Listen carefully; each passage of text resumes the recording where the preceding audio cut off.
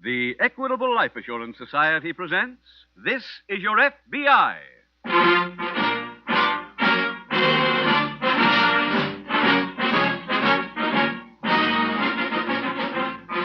This is Your FBI, the official broadcast from the files of the Federal Bureau of Investigation. Presented transcribed as a public service by the Equitable Life Assurance Society of the United States and the Equitable Society's representative in your community.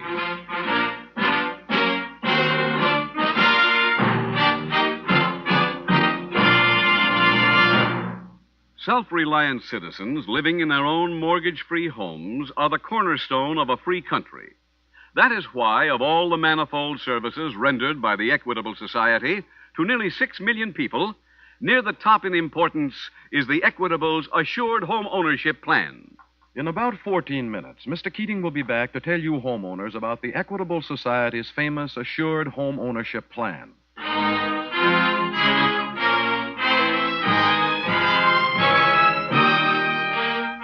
Tonight, the subject of our FBI file, Jewel Theft.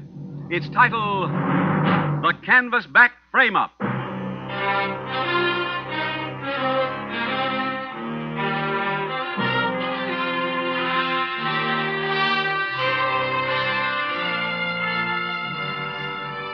Have you ever given any thought to the high cost of crime in the United States?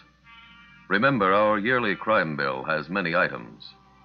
It includes all the millions of dollars worth of goods lost in robberies, plus all the money spent in running down criminals, plus the huge cost of maintaining police forces, criminal courts, and prisons. Speaking before a group of Midwestern economists, FBI Director Hoover said, "The cost of crime in this nation annually can be figured not in millions of dollars, but in billions." Tonight's case from the official files of your FBI was selected because it points out a simple way to cut down this staggering crime bill, because it shows what measures respectable citizens like you can take to avoid being victimized by some member of the underworld.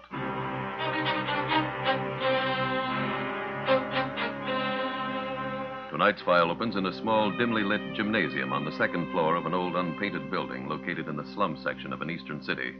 In one corner, a big heavyweight punches the bag as a lean, gray-haired man approaches. Hello, Johnny. Huh? Oh, hello, Mr. Ramsey. Well, kid, sharpening up the old left hand? Yeah. Yep. Yeah, you look like you've been losing a little weight. Yeah, I've been working heavy every day. Good. Still want to come back, huh? Oh, sure. As soon as I get me a manager. Johnny, you got a manager? No, you walked out on me, Mr. Ramsey. Oh, no. Wait a minute, boy. It isn't like that, son. I turned you loose because I wasn't able to book you myself. I figured now that maybe somebody could do a better job than me. Get a little more shoulder into those punches, son. Attaboy. There you do. That's the stuff. That's it. You like to get back into action, Johnny, huh? Are you kidding? No, I got a bout for you. Okay, let's hear about it. Well, it ain't delivered yet. I wanted to make sure first that you'd take it. Oh, I'll take anything. Who's it with? Tiger Young.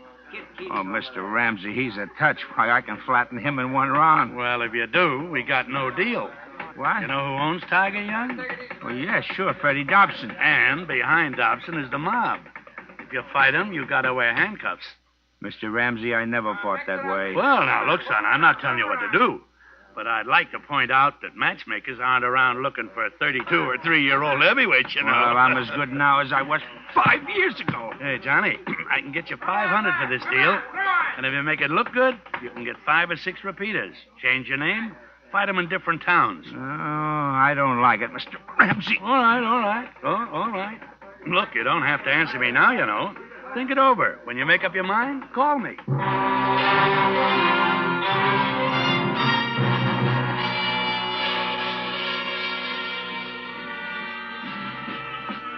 Now, did Miss Caldwell get in yet? Yeah, Champ. She's in her dressing room. Oh, thanks, Al.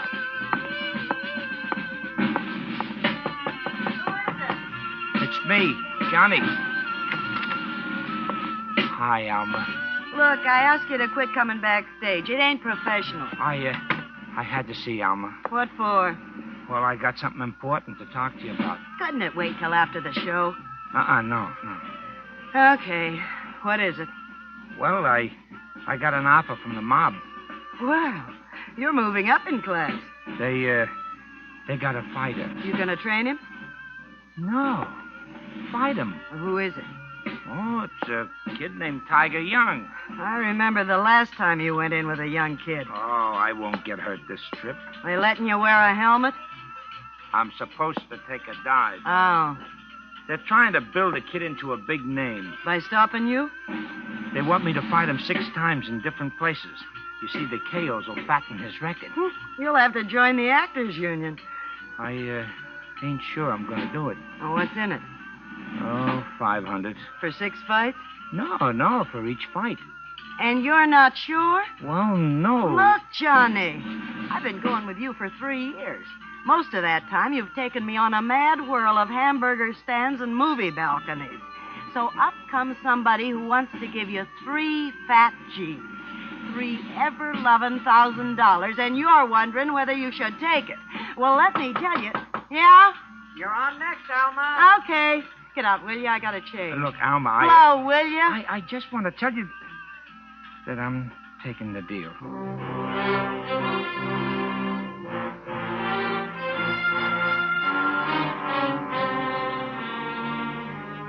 The following morning at the local FBI field office, Special Agent Jim Taylor approaches the desk of Agent Bill Manning.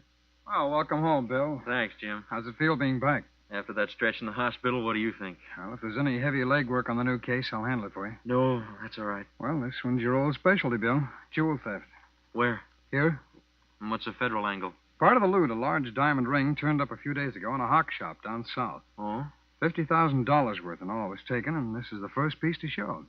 Only pros bury their stuff that way. Who pawned the ring? Now, his name's on my desk, but I remember he's in the prize fight business down south. Doing what? He owns a gym. Claims he won the ring in a crap game at his place Christmas night. Their stories haven't changed. Well, apparently this isn't an alibi. Don't tell me he remembers which player gave it to him. No, but the police records show that a crap game was raided there that night. And the owner was in it? That's right. Who else was arrested? 9 others, but some used fictitious names. No point checking that angle, then. This gymnasium owner got any record? No, police down there say he's clean. Unless he talks, Jim, I don't see where we go. I'm having a list made up of fighters, managers, and everybody else in the business who were in that town at the time. When it's ready, we'll start moving.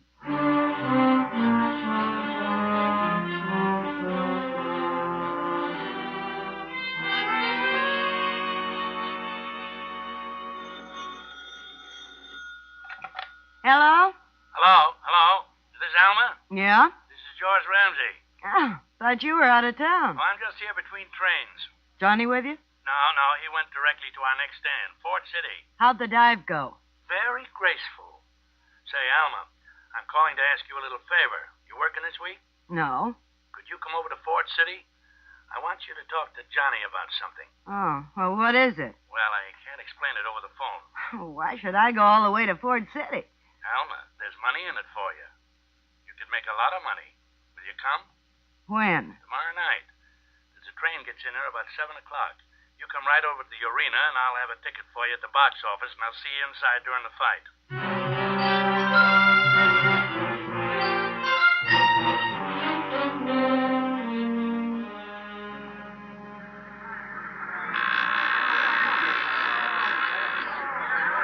Can I get through, please? Hi, George. Oh, hello, Alma. Well, kid, you look cute. What delayed you? The train was late. That's Johnny fighting? That's him. Oh, how come you're not in his corner? Well, his name is K.O. Drew tonight. I'm not even supposed to know him. Oh. Is that Tiger Young in there with him? Yep. He's a stiff. Well, that's why I sent for you. You want me to fight him? That's pretty good. No, I just want you to sell Johnny a small bill of goods. Like what? Well, the price of this fight tonight is 10 to 1. It'll be the same next week in Centerville.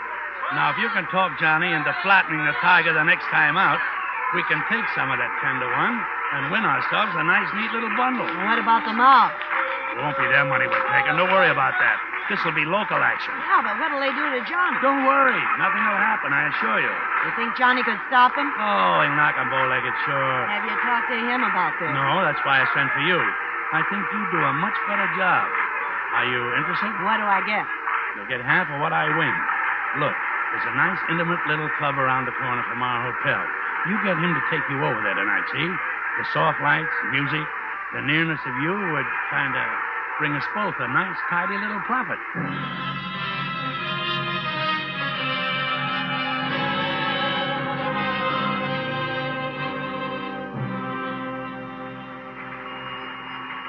You've been looking for me, Jim? Oh, yeah, Bill. I wanted to bring you up to date. I re-interviewed the victim and learned that she went to a fight here at the stadium the night she was robbed. Wearing all that jewelry? That's right. That was practically an invitation. Well, what do you got there? Oh, it's a teletype that just came in. These are all the people in the fight game who were around that gymnasium where they had the crab game. I'm cross-checking it with a list of the names of everybody who fought at the stadium the night of the robbery. Any duplications? Just one so far. Say, Jim, look what's coming in on the machine. What is it? More of the loot. A necklace and another ring turned up. Oh, where? Ford City. The police raided a fence and found him.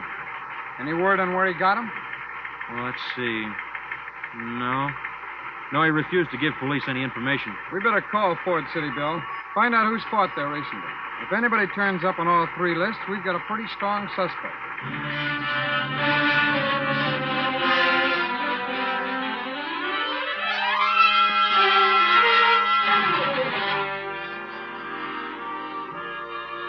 You want to dance, Alma? No, honey, let's just sit here. Well, how about another drink? No, thanks. You know, Alma, I can't get over your coming here. What a surprise. I told you, I just got lonesome. Yeah? Well, I hope you keep feeling that way. Not when you're with me, I mean, but when I'm away from you. I will, honey. Hey, I got an idea. How about coming on to the next stand? Oh, I'm afraid I couldn't. I start rehearsing again next week. Well, you could come for a few days. Oh, but I'd be in the way. Oh, are you kidding? Well, look, I might as well tell you. I just don't want to see you take another dive. Oh. You know, I got so mad tonight. I kept saying to Ramsey all during the fight, if this thing was on the level, Johnny could murder that guy. You could, too, couldn't you? Yeah, sure, I could take him. Knock him out? Yeah. Then why don't you do it? Well, When you fight him again, why don't you level and put him away? Alma, honey, do you know what you're saying? Yes. But the dough I'm getting, honey, before I left on this thing, you told me to take the 3 Gs. Maybe you could get more dough this way. What do you mean? Well, Ramsey says the price on both fights so far has been 10 to 1 against you. If you were to take some of that, knock the tiger out, we'd make a hatful. Honey, you're forgetting the mob owns this guy. If I flatten the tiger, I can use the dough for a coffin. Not if you tell the whole story to the papers. How they hired you to throw these fights. How you did toss a couple. And you got so you couldn't sleep nights thinking about it. No, The Alma. papers would eat it up. You'd be a hero. Alma, honey, you've been seeing too many movies. Look, you might even get a return match with a guy. A legitimate match that could draw, say 50,000. Alma, I ain't gonna do it. Oh, you fool. Huh? You stupid, punch-drunk fool. Here's your chance, your last chance to do something, to get something. I don't want it, Alma. Okay, then you don't want me either. Alma! I'm leaving.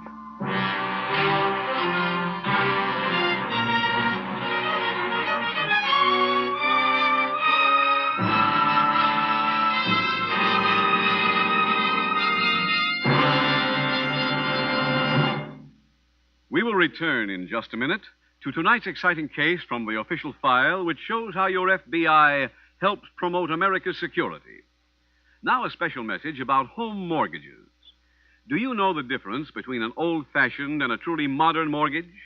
A modern mortgage plan should have, first, a painless method of paying off the mortgage years ahead of time. And second, emergency protection for you and your family against foreclosure and disaster. Believe it or not, a plan like that actually exists. It is known as the Equitable Assured Home Ownership Plan. Membership in this plan is restricted to a select group of homeowners.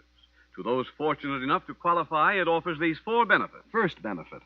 This plan provides an easy way to pay off the mortgage years ahead of schedule. Here's how this works. In the Assured Home Ownership Plan, a low-cost first mortgage is combined with life insurance protection. The insurance element creates a cash loan fund which increases steadily. Each year, the mortgage grows smaller and the cash loan fund bigger. That's how I paid off my mortgage 6 years ahead of time. Now I own my home free and clear. Second benefit. The cash loan fund is a friend in need when sickness or unemployment threaten home security. 1 year, the company I worked for went out of business. Meeting my mortgage payments would have been pretty tough without that cash loan fund. Third benefit. If the owner dies, his widow doesn't inherit a mortgage. She inherits her home free and clear. What's more, the Equitable Society not only cancels the mortgage, but also returns to the widow every cent her husband had paid to reduce the principal. Lastly, the mortgage draws interest not at 6, not at 5, but at 4%. And closing costs are low. Naturally, a plan like this can't be offered to everyone. Your Equitable Society representative will tell you whether you can qualify for this money-saving, home-saving, assured homeownership plan. Or write care of this station to the Equitable Society. That's EQUITABLE. The Equitable Life Assurance Society of the United States.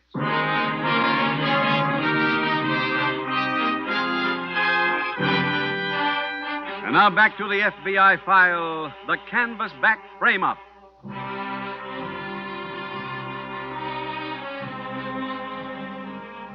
This evening's FBI file involves crooked prize fights. This week's headlines report an almost parallel situation. The black plague of crooked gambling has again invaded amateur basketball. While there is little excuse for the boys who betrayed their college, their teammates, and their parents, except their youth and inexperience, most of us feel inclined to put the major share of the blame on the vermin of professional gamblers and bookmakers. But forgetting excuses, isn't there a reason that goes far deeper than most of us admit? Isn't it the get-something-for-nothing spirit that has infected present-day society, the get-it-while-the-getting's-good philosophy of our times? That such a spirit should be reflected in our youth may shock us, but it should not surprise us. No field is safe from attempted encroachment by criminals. They will move in where the situation allows. It is up to you, the people, acting individually and together to stop them. Your FBI can tell you one heartening fact. Through your efforts, they can be stopped. Tonight's file continues the following week at the local FBI field office. Bill, I think I found our jewel thief. Who? He's a fighter named Johnny Boone. He was down south Christmas week. He fought at the stadium here the night the jewels were stolen, and he was in Ford City last week. Boone. That's it.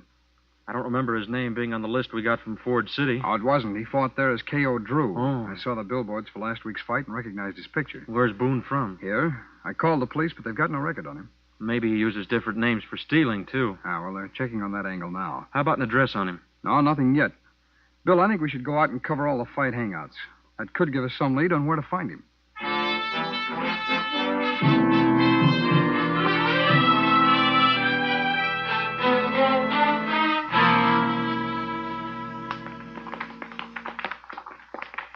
All right, hold it. Now that you girls have shown me how to stumble, suppose you give me an idea of how you dance. Al, those kids are dead tired. They've been rehearsing 6 hours without a break. So have I. Sitting in a chair. How about some lunch? Okay. Take 30 minutes. Thanks. Hey, Alma. Oh, Alma. Oh, hi, Mr. Ramsey. Oh, okay. I was hoping I'd find you here. How come you're not in Centerville? Well, the fight's not till tonight. I came down especially to see you. What this time? Now, look, I want you to take another shot at persuading Johnny. No dice. Now, look, there's plenty of time. We can get our bets down. I don't want any part of it. I'm through with the guy. Alma, I want to show you something. Look, baby, I got a box here. Trying to bribe me with candy? Honey, this isn't candy. Take a peek. Jewelry. Is this stuff real? Every piece of it. What are you worried about winning a bet for? Well, you see, the stuff is a little bit warm. The longer it cools off, the more it's worth.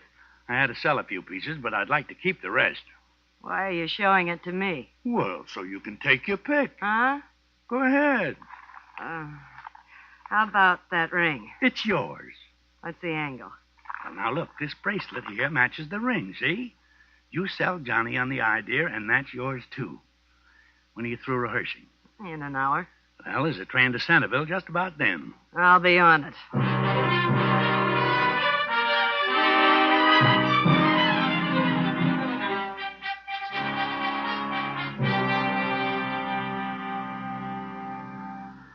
Hey, kid.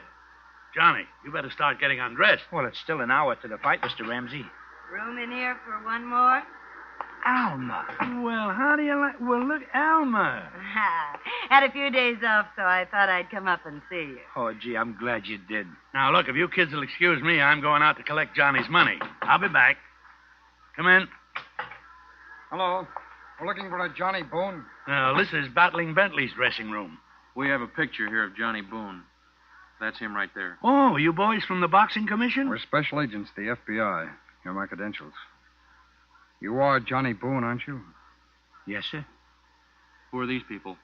Well, I'm George Ramsey. I'm the kid's manager. And you, miss? I'm Alma Caldwell. Yeah, she's his girl. Mr. Boone, we came to get your story on that jewelry. What jewelry? A ring was lost in a crap game down south on Christmas night. You were in that game. Last week, a fence in Ford City bought 2 other pieces of loot. You were there for a fight.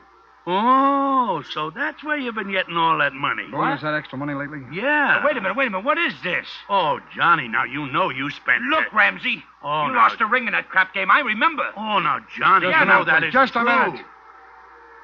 Miss Caldwell, that ring you're wearing, may I see it, please? Well, why? Bill, will you let me have the description list of the stolen jewelry? Yeah, sure. Here. Thanks. The ring, please, Miss Caldwell. Okay. Thank you. All right, it's on the list, Bill. Miss Caldwell, where'd you get this ring? Well, Either one of these men give it to you? yes. Which one? Johnny. What? You did, Johnny. Look, she's framing me. They Mr. both Boone, are. Mr. Boone, you better come along to the office with us.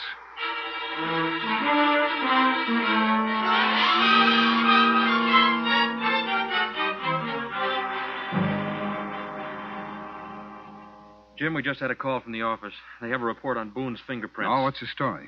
The only card they've got on him shows that he was in the service. No arrest records at all. Uh-huh. Did you interview him again? Yeah, he still denies everything. Claims he was back at the training camp at the time of the robbery. Why would he go back there after the fight? He says to pay his bill and spend a quiet night. Well, that should be easy enough to check. I called the camp. Oh? Nobody remembers whether he came back or not. Uh-huh. How'd you make out with the manager? He's well covered. Claims he wasn't even managing Boone in Ford City. I'm having that checked now. Good. How about the girl? She still insists that Boone gave her the ring. Well, everything points to his guilt, all right. But I don't know. There's just some... Oh, I'll get it done. Hello? Oh, yes, Lieutenant. You did where? Yes, please. Thanks very much. Bill, the police just found a box containing some more of the loot. Where? At the arena, under Johnny Boone's locker.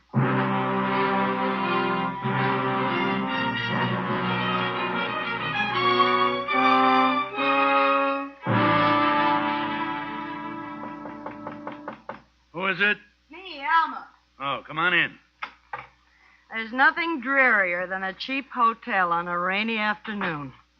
Well, how about a little drink? No, thanks. You know, George, I kind of feel like a heel. Why? Doing what I did to Johnny.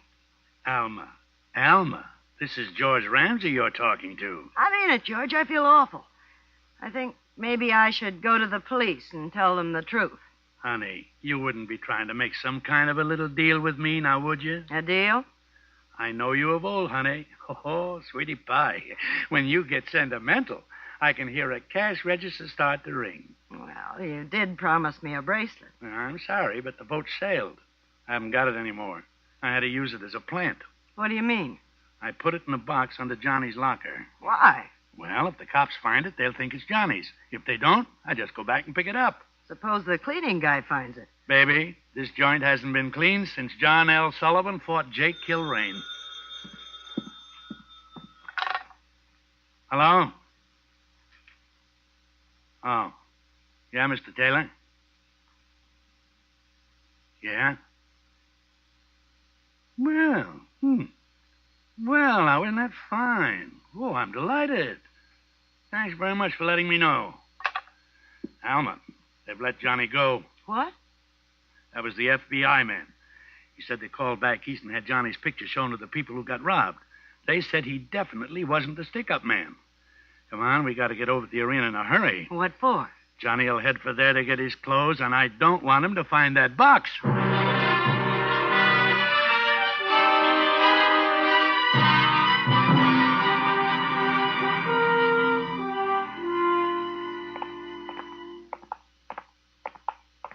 Is this his dressing room? No, keep going. It's down the end of the hall. Wait a minute. Huh? Look, Johnny coming out of the dressing room. Has he got the box? I don't know. I don't see it. Johnny, we heard you got out. Is that a fact? Wait around, kid. We'll split a cab up the hotel. I don't want to talk to either one of you. But, Johnny, now, look. Just leave me alone. That'll be a pleasure. Come on, let's go and get that box. Go ahead. Thanks. Where'd you put it? Right under the locker. Is it still there? Wait a minute now. No need to hurry. Let's see. Yeah, here it is. I'll take that bracelet now. All right. Now, don't be impatient. Look, All right. will you let me get it? Hey. What's the matter? This thing should rattle. Well, open it. Empty. Let me look. Here you are. See for yourself. Ah. Johnny must have found it. Yeah. He'll have to go back to the hotel. Ditch the box. That's it. Let's go. Hold it, Ramsey. What do you want? We figured somebody'd come back for that box. What box? Bill, get the lamp ready, will you? Right, Jim. Hold out your hands, please. What for? Do as I ask, please. You too, Miss Culver. What's that thing supposed to? George! My hands, they're purple. Oh, look. So am I. You're both under arrest.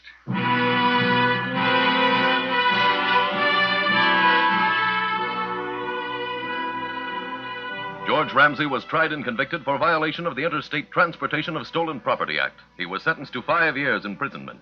Alma Caldwell was convicted of accessory after the fact and received a sentence of 2 years in a federal penitentiary. When Special Agents Taylor and Manning received the box containing the rest of the jewelry, they decided upon a way to determine which suspect was guilty. After removing the jewels and having the box dusted with fluorescein, they returned it to its hiding place under the locker. Fluorescein is a powder invisible under ordinary light. However, anyone touching it retains enough to show splotches of purple when the skin is exposed to black light. By using a portable machine, the two special agents were able to establish Johnny Boone's innocence when he left the dressing room, and as you have seen, to establish the guilt of George Ramsey and Alma Caldwell.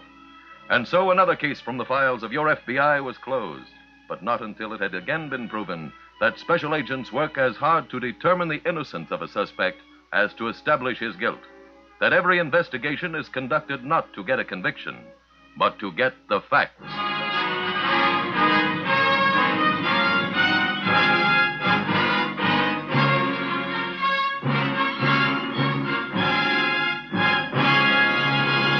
Now, one last word on mortgages. If you're a homeowner, wouldn't it give you a thrill to be able to say... No more mortgage to worry about. Now we own our home free and clear. And it's an even greater thrill to be able to say those words while you're still young, with many carefree years ahead of you. Ask your Equitable Society representative to explain how the Equitable Society's Assured Home Ownership Plan can make that dream come true years ahead of time. See your Equitable man soon. Or send a postcard care of this station to the Equitable Life Assurance Society of the United States.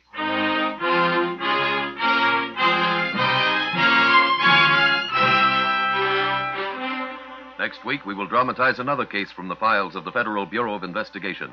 Its subject, safecracking. Its title, The Tin Can Killing.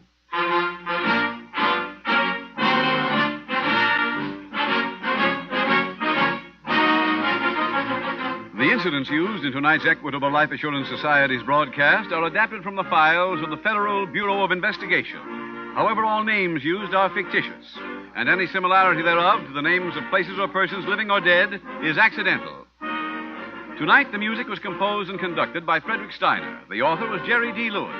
Your narrator was William Woodson, and Special Agent Taylor was played by Stacey Harris. Others in the cast were Walter Catlett, Dick Crenna, Marlo Dwyer, Wally Mayer, and John Sheehan. This is Your FBI, a Jerry Devine production, was directed by Sid Goodwin. This is Larry Keating speaking for the Equitable Life Assurance Society of the United States and the Equitable Society's representative in your community, and inviting you to tune in again next week at this same time when the Equitable Life Assurance Society will bring you another thrilling transcribed story from the files of the Federal Bureau of Investigation, The Tin Can Killing on This Is Your FBI. Stay tuned for the adventures of Ozzie and Harriet. There's fun for the whole family when Ozzie and Harriet come your way next. This program came to you. The Equitable Life Assurance Society presents This is Your FBI.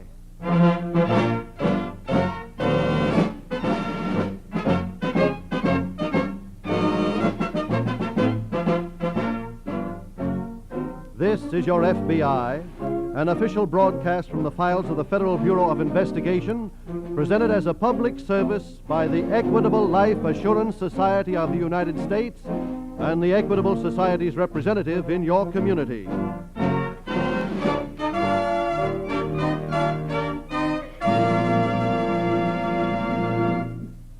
Are you one of the 50 million Americans covered by Social Security? If so, have you any clear idea of your rights and benefits under Social Security?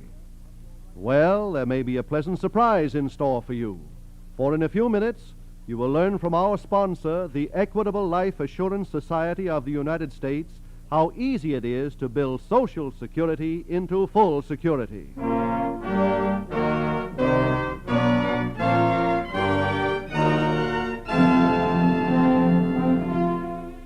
Tonight's FBI file, The Careless Kidnappers.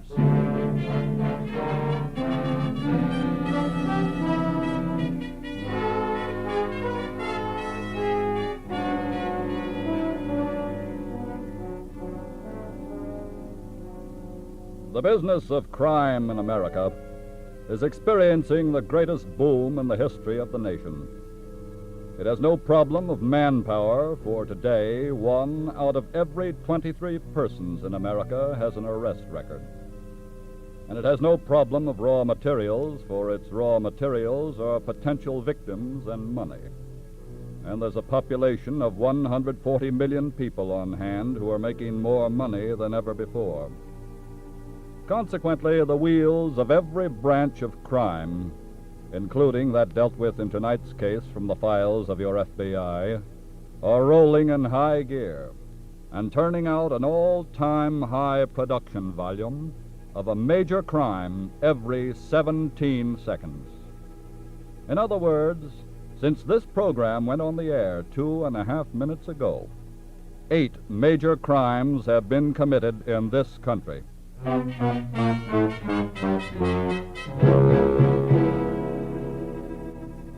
Pearl Bedford was, you might say, one of the most even-tempered persons in all the world. Unpleasant all the time. And her disposition is being far from sweetened at the moment by 3 things. The stifling mid-afternoon heat which is making a furnace of the Chicago apartment, the sight of her husband sprawled on the couch, and the brassy trumpeting of Satch, an unemployed friend who has been sharing the apartment. Pearl paces the floor, then suddenly stops and addresses her husband. Listen, stupid. Yeah, honey? I want you to go across the hall and stuff that bugle down that guy's throat. I will when I get tired of it. He's been blowing his brains out for an hour now. I like it. I don't. Oh, quit beefing, will you? I'll stop beefing when you get out and get us some money. Look, don't start that again. Well, what are you waiting for? Woods are full of suckers with dough, and everybody's getting their share. Everybody but you.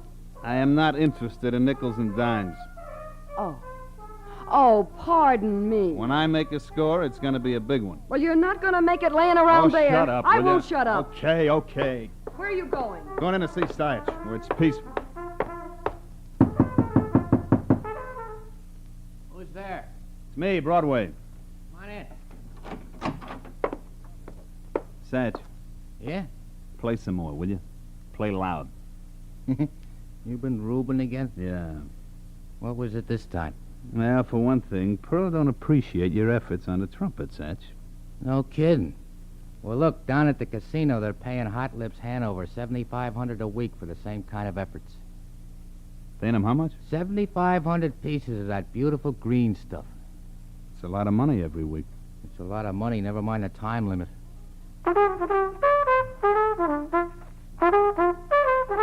Hey, Satch. Yeah? I guess this Hanover character would hate to stop working right now, wouldn't he? While he can make that kind of dough? Hey, look, if I was making that kind of money, What do you mean? You come up with any idea yet how we can make a big touch? Ah.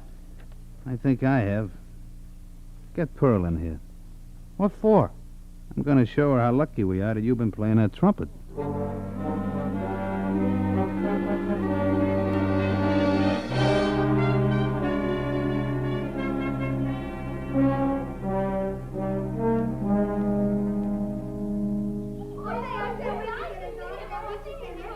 Oh, will you get a load of those Bobby Soxies out there? Broadway, you're taking a chance parking right in front of the stage door. Quit beefing, will you? Satch. Yeah? You sure you're right about Hot Lips Hanover playing that benefit tonight? Yeah, as soon as he finishes his last show here, he's going right over to the Lakeside Hotel. If he can get through those kids around the door. Here he comes Hot Lips now. All right, take the wheel, Satch. Make room in the back seat, Pearl. I'll go get him. Mr. Hanover! Mr. Hanover! Yeah? I'll see if I can get you away all in one piece. I beg your pardon? The car's waiting right over here. The car? Did they tell you they were sending somebody over from the benefit to pick you up? No, they didn't tell me. Mr. Hanover, can I have your autograph, please? No, not right now, honey, not right now. That's what we're here for. Come on. Hold on to me. Let's see if we can make it to the car. All right, let's go. All right. Come on. All right, let us through here, will you, kids? Come on. Excuse me, kids. Excuse me. Please. All right, get in, Mr. Hanover. Yeah. Take it away, Satch.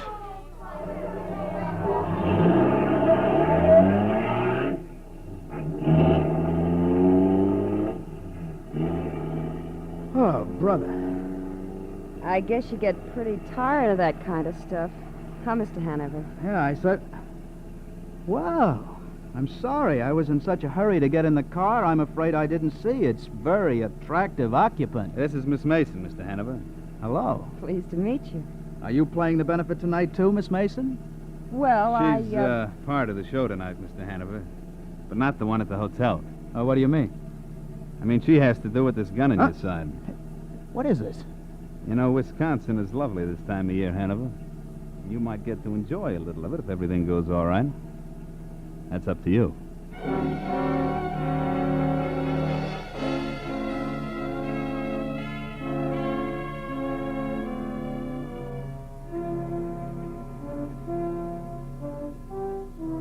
It was shortly before noon the next morning when a little man with a big cigar dashed into the Chicago office of the FBI, where he was ushered into the presence of Agent in Charge Dixon and told his story excitedly.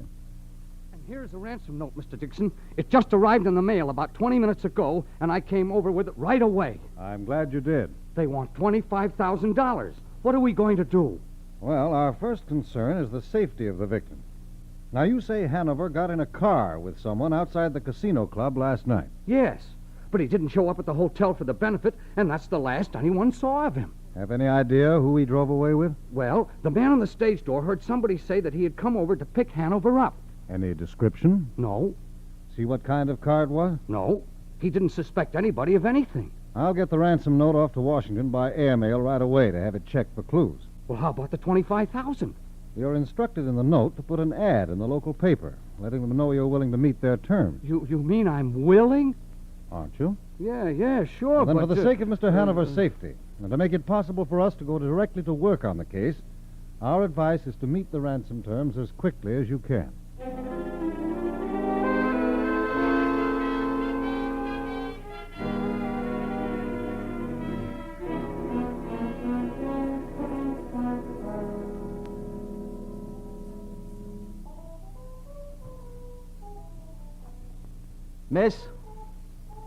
Miss, Yeah? that guy inside there playing the trumpet. Does he have to do that? Why, Mr. Hanover, he's a fan of yours. He's got a strange way of showing it. That's how the snatch happened in the first place. What do you mean? He told us how good you were, how much dough you were making. That's what gave us the idea. Oh, now I really feel bad. Look, how much longer are you going to hold me here? That depends. On what? A car just stopped outside. I think you'll get your answer real soon. Hiya, honey. What's the word? Hanover, it looks like you'll be out of the woods by tomorrow night. Oh? What do you mean, Broadway? The ad in the paper says they'll pay off. Here's where you come in, baby. How? You're going to pick up the dough. Are you kidding? Why? This is your party, sweetheart. If you think I'm going to be Shut up and listen. Satch keeps Hanover here. You and I drive into Chicago tomorrow morning. At 11 o'clock, a woman in a blue dress wearing a gardenia will be standing at the perfume counter in Gordon's department store. I don't get it. You'll be standing next to her. When she leaves, she'll accidentally drop her bag. You pick it up and start after her, but instead of catching up with her, you go out the other way and bring the bag to me in the car. And there'd be 25 grand in the bag? That's right. What's that? Are you deaf? Just follow the sound of those musical notes. Oh.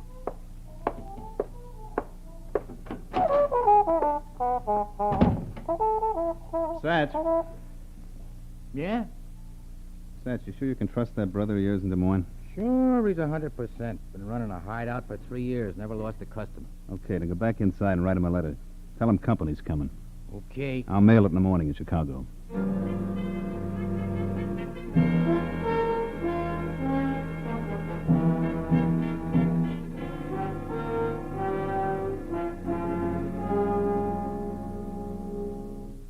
Can I come in, Mr. Dixon? Come ahead, Webb. How'd you make out? I located a couple of the kids who were standing outside the casino stage door that night. But all they remembered was a big black sedan. I see. Did you hear from Washington? Yes, I just received a teletype. The ransom note was written on cheap stationery that you can get at any store for a nickel. Mm-hmm. The handwriting doesn't check with any on file, and there were no fingerprints. What next? The ransom money is being picked up in the department store at 11 o'clock. Yes? At least we'll have a picture of whoever comes for the money. Well, how's that? I planted Jackson with a camera on a stepladder a couple of counters away, as though he's making pictures for display ads. And he'll get a shot of whoever picks up the bag. Right. And as soon as Hanover is safe, the hunt begins.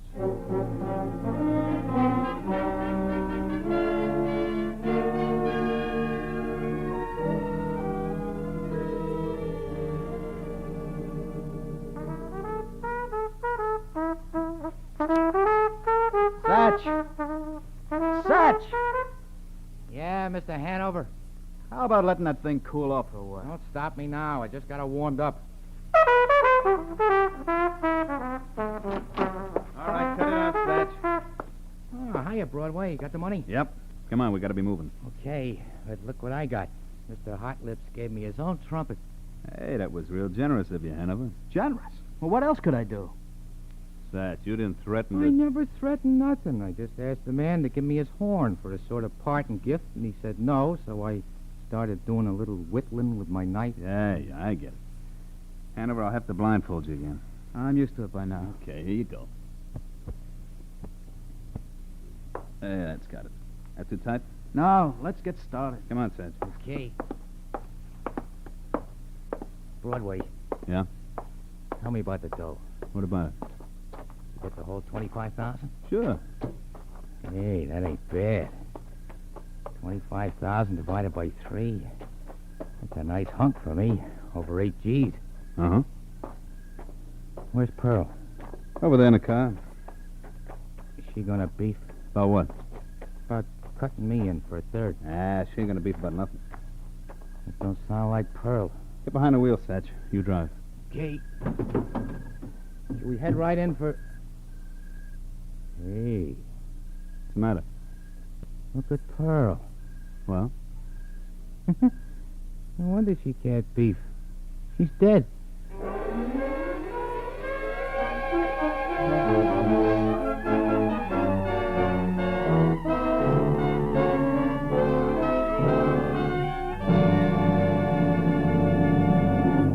We will return in just a moment to tonight's case, which shows how your FBI helps provide national security. Now, let's listen in on a conversation about social security between a man named Fred Cameron and his friend, the Equitable Society representative. Listen, Milton, you've been holding out on me. Last night, that brother-in-law of mine was bragging how he was going to retire on a nice, comfortable income when he got to be 65. That's right, Fred, he is. Yes, and he said you worked the whole thing out for him. You showed him how to make Social Security and life insurance dovetail. He said it was amazing how little it costs to build Social Security into full security. That's what we Equitable Society representatives are always saying. Well, why not say it to me? You're supposed to be my friend, too. All right, Fred. With your 2 children, ages 5 and 3, your Social Security is equivalent to about $13,210 worth of life insurance. And that makes a mighty good foundation on which to build full security. I'll say it does. Let's hear some more. Yes, Fred, most Americans are amazed when they find out what a valuable asset they have in Social Security, when they discover how easy it is to build Social Security into full security through life insurance.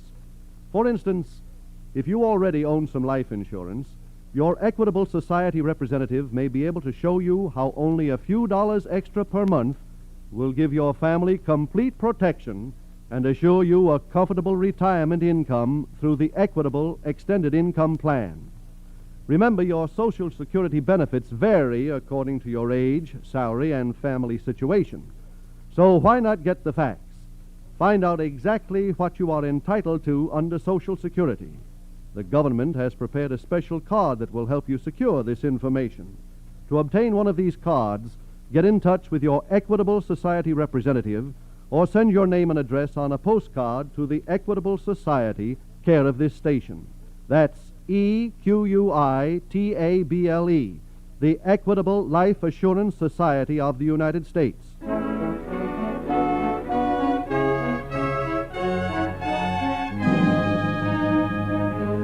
And now, back to the FBI file, The Careless Kidnappers.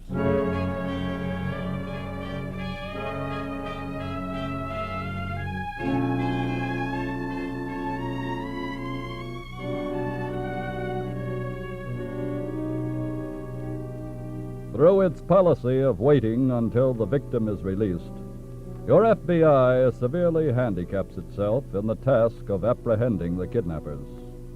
But the safety of the victim comes first, and strict adherence to its rule of waiting has meant, in scores of cases, the difference between life and death for the victim.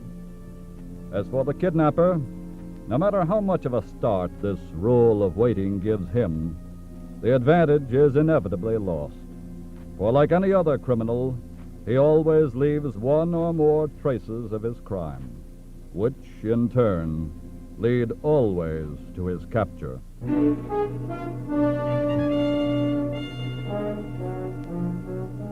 Released by his kidnappers shortly after dark in a suburb of Chicago, the victim, Hanover, identified himself to a passing police patrol and was driven swiftly to the city to FBI headquarters, where he gave an account of events up to the time of his release. I was still blindfolded when they put me out, so I was unable to get a good description of the car. They've probably gotten rid of it by now, anyway. But the body of that woman was still in the car. They've probably gotten rid of that, too, Mr. Hanover.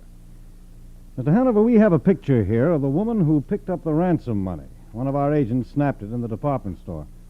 Here it is. Uh-huh, that's her, all right. They call her Pearl. We haven't been able to identify it yet with anybody in our files or at police headquarters. I see. Webb, Yes? get a teletype off to Washington right away on those nicknames. Broadway and Satch? Yeah, that's right. Washington may be able to find something on them in the nickname file. Right. Mr. Hanover, you said we might be able to find the cabin where they held you. Yeah.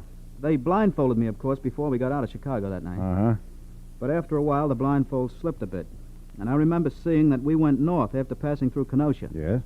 Then they discovered the blindfold had slipped and fixed it back. Oh? But about 15 minutes later, we passed over a wooden bridge. I could hear the planking rattle. Uh-huh. I got a sudden idea. As soon as we were off the bridge, I snapped on the second hand on my wristwatch here. It's a stopwatch model, you see. Oh, yes. We turned right. And when we stopped at the cabin, I stopped the watch. Good. But when they took the blindfold off, I noticed that we had traveled 4 minutes and 28 seconds from the bridge. Good for you. I wish all kidnapped victims would be that alert. Now, how fast was the car traveling, would you say? Well, Broadway kept warning Satch to hold the speed to 35 miles an hour because of the highway police. Uh-huh. Hanover, this may be the lead that helps crack the case, if we can find that cabin.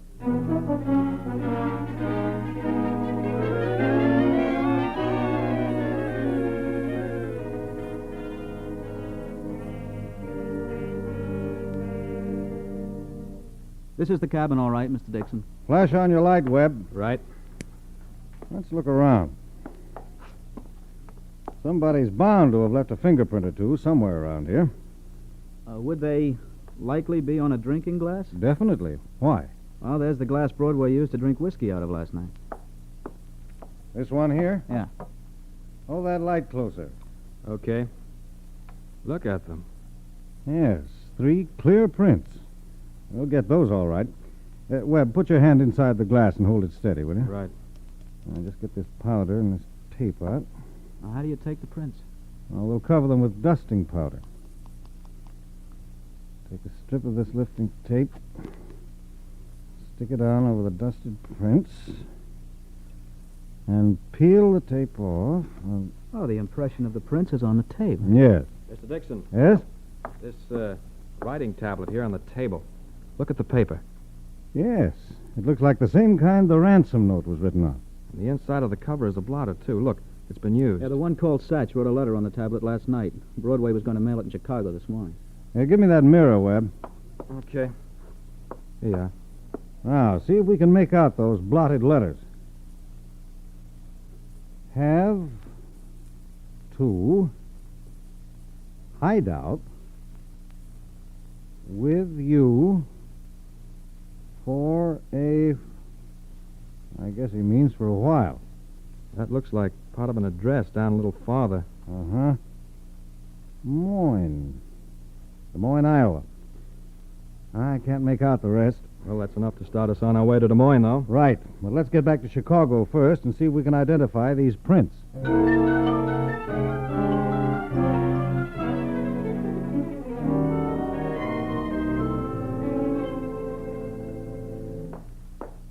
Hey, Broadway, Yeah? you see my trumpet? It's under the couch. What you doing there? I put it there. Why? I couldn't take any more of that playing. You just don't like music. Not that kind of music. You're unhappy because you got lots of money and you can't get outside to spend it. Yeah, maybe that's it. How long do you think we ought to stay here with my brother? Till the heat's off. How long will that take? Another 10 days or so. Oh, that's a long time. Wish I had my Hanover records out here so I'd have something to play against. That's all we need. Wait a minute. Hmm? I just thought of something. What? The radio. They should be playing them on one of the stations out here. Hey, give me my trumpet.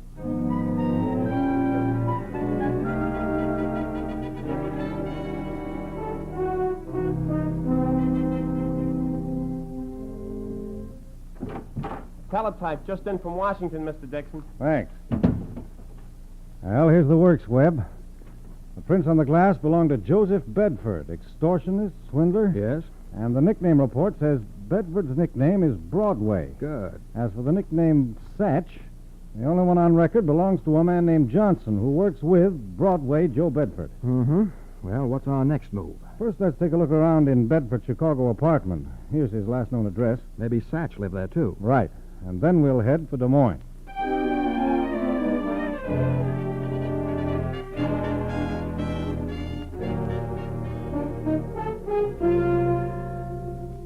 What luck, Webb? Well, I've combed all the record stores here in Des Moines, Dixon, and nobody answering Satch's description has bought any Hanover recordings. I don't understand that. There must have been at least 100 Hanover records in his Chicago room. It's a cinch they have gone under here somewhere.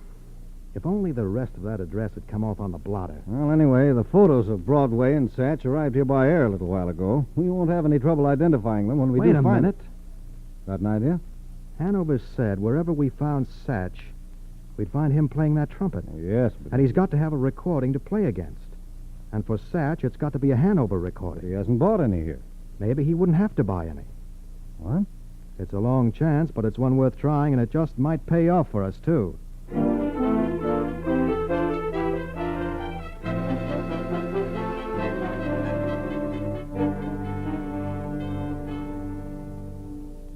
Well, so much for Swoonlight Sinatra, folks. And now all of you bugle bugs get set for some blazing blasts from a Tara trumpet. Because here's a request recording by Hot Lips Hanover. That's my boy, Broadway. Drop the needle and give us a downbeat, son.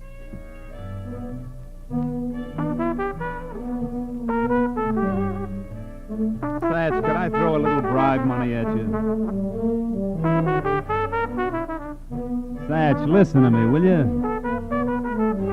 Satch. Did you say something, Broadway? I'll give you $50 for that trumpet. Hey, look, this horn is a Hot Lips Hanover original, remember?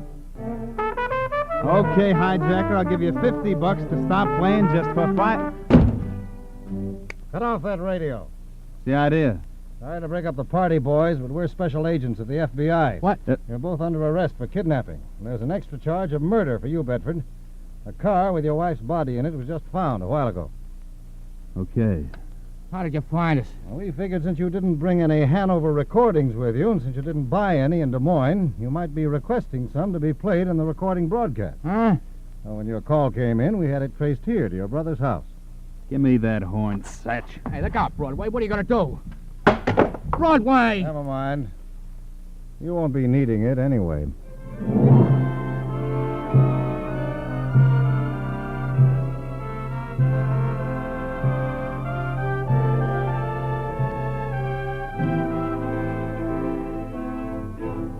For their crime of kidnapping, Joseph Bedford and Robin Johnson are serving life terms in a federal penitentiary. Bedford was not tried for the murder of his wife, inasmuch as she was her husband's accomplice in crime, and he has received a life sentence anyway for kidnapping. Although fewer kidnappings are committed than any other major crime, their number has increased proportionately with the alarming upsurge of crime in America. According to Mr. J. Edgar Hoover, director of the Federal Bureau of Investigation, crime has increased 13% in the last 6 months, as compared with the corresponding period last year.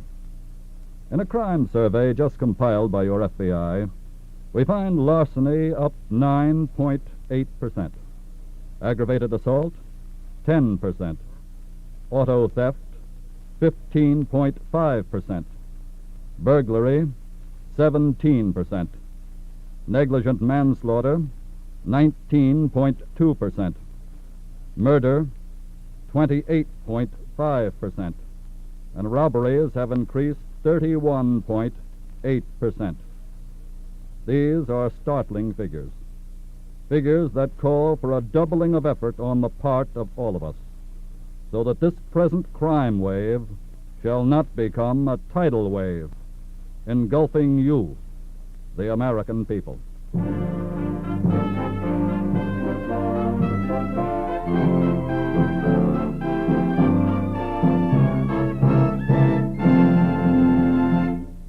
In just a moment, we'll tell you about next week's colorful story from the files of your FBI. And now, once again, friends, let me remind you that no matter how much you earn, you have a valuable asset in Social Security. And your Equitable Society representative will gladly show you how easy it is to build your Social Security into full security. He will explain to you how Social Security and life insurance can work together for your complete protection, and will help you determine exactly where you stand under Social Security. No obligation, of course. Phone him tomorrow. Your Equitable Society representative is listed in your local phone book under the name Equitable, E-Q-U-I-T-A-B-L-E, the Equitable Life Assurance Society of the United States.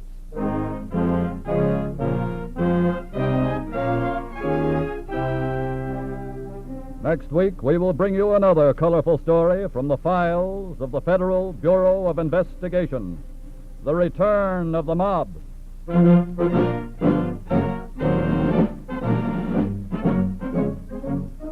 The incidents used in tonight's Equitable Life Assurance Society's broadcast are adapted from the files of the Federal Bureau of Investigation. However, all names used are fictitious, and any similarity thereof to the names of persons living or dead is accidental. Tonight, the music was composed and conducted by Frederick Steiner. The author was Frank Ferries, and your narrator was Dean Carlton. This is Your FBI is a Jerry Devine production. This is Milton Cross speaking for the Equitable Life Assurance Society of the United States and the Equitable Society's representative in your community, and inviting you to tune in again next week at this same time when the Equitable Life Assurance Society of the United States will bring you another colorful story from the files of the Federal Bureau of Investigation, The Return of the Mob, on This is Your FBI. This is ABC, the American Broadcasting Company. This is Your FBI.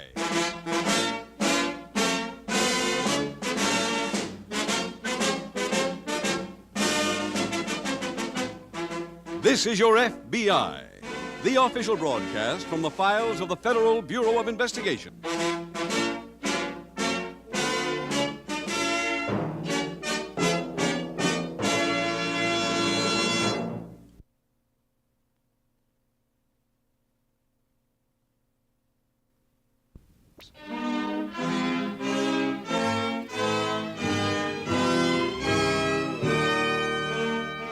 Tonight, the subject of our FBI file, Larceny. Its title, The Adopted Thief.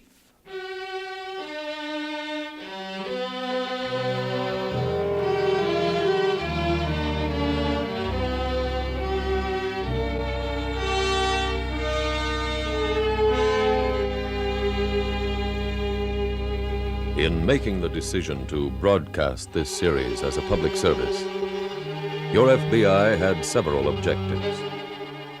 One of the most important was to focus the spotlight of publicity on what goes on behind the scenes in the underworld. For the more thoroughly you, the people, are alerted to the stratagems and techniques of criminals, the better able you are to recognize a crime in the making, to take steps for self-protection, to make the moves that help bring criminals to justice. There comes a moment in many criminal acts when, if the intended victim is on guard, the whole plot will fall to pieces. Tonight's FBI file illustrates such a case.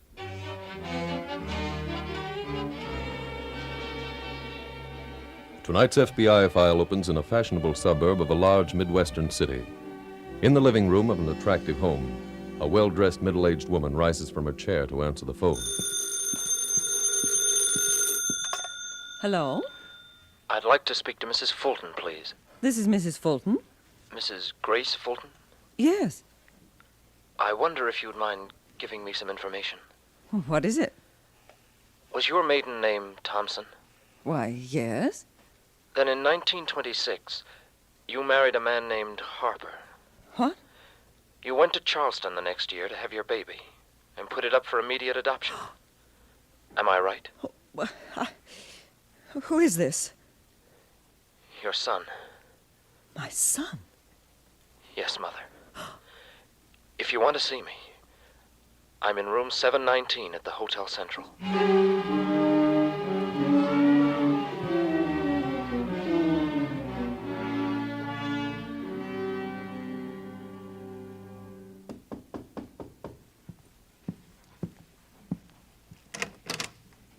Hello?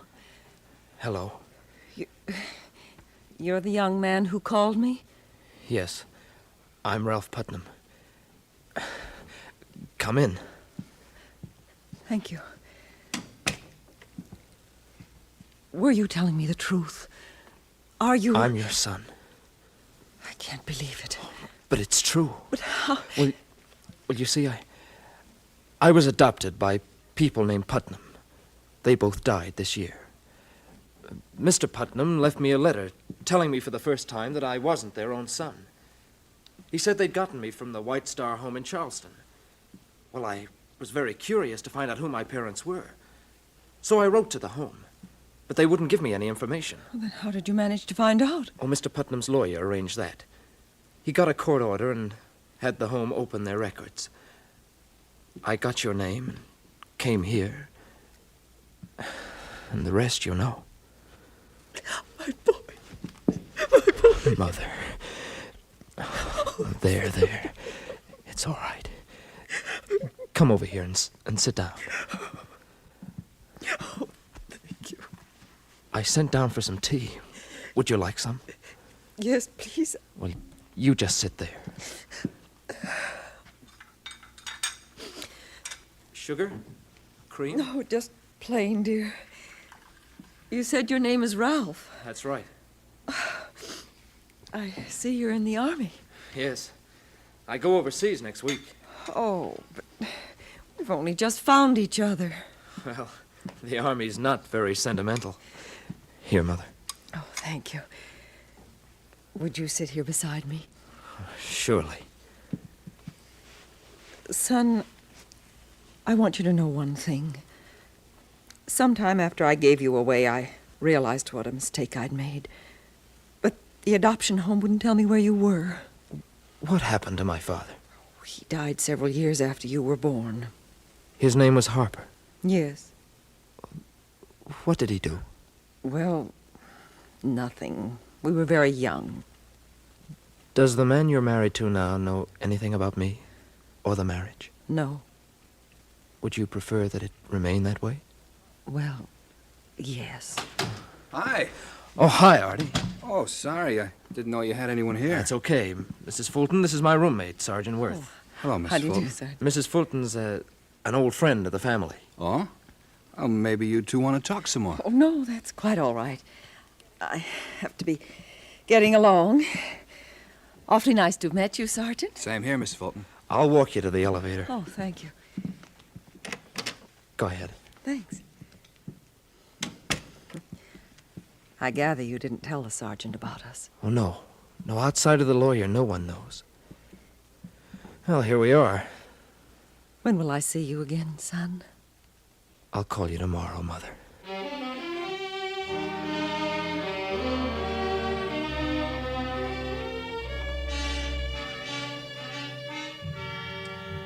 Meanwhile, at an FBI field office about 100 miles away, Special Agent Jim Taylor approaches the desk of Agent Leo Graham. Hello, Leo. Hi, Jim. I was by looking for you a couple minutes ago. Oh, I just got back from the music hall. Oh? I think I've got a lead on that stolen car. I haven't had a chance to crack that file. Can you fill me in? Sure. There's not much to it yet, though. Well, where does the music hall fit in? Well, after the place closed last night, the manager noticed a car in the parking lot. When it was still there this morning, he called the police. Uh-huh. Turned out it was stolen day before yesterday near Pittsburgh. The owner says he gave 2 soldiers a lift near the entrance to the turnpike. Another hitchhike job? Yeah. When he stopped to make a phone call, they took off and stranded him. He can't give us a description of either man. All he remembers is they called each other Ralph and Artie. What's the lead? Well, I examined the car and found a couple of things. Book of matches from the Chelsea Motel in Pittsburgh and some empty beer bottles in the back seat. Did you check the motel? Yeah, the motel gave me the names of 2 soldiers who stayed overnight just before the car was stolen. I sent them to Washington along with some prints. Where'd you get prints? Off the beer bottles. The owner says they weren't in the car when it was stolen. Well, with names and prints, we might have a quick ident. Yeah. Well, minute anything comes in, I'll pass it along.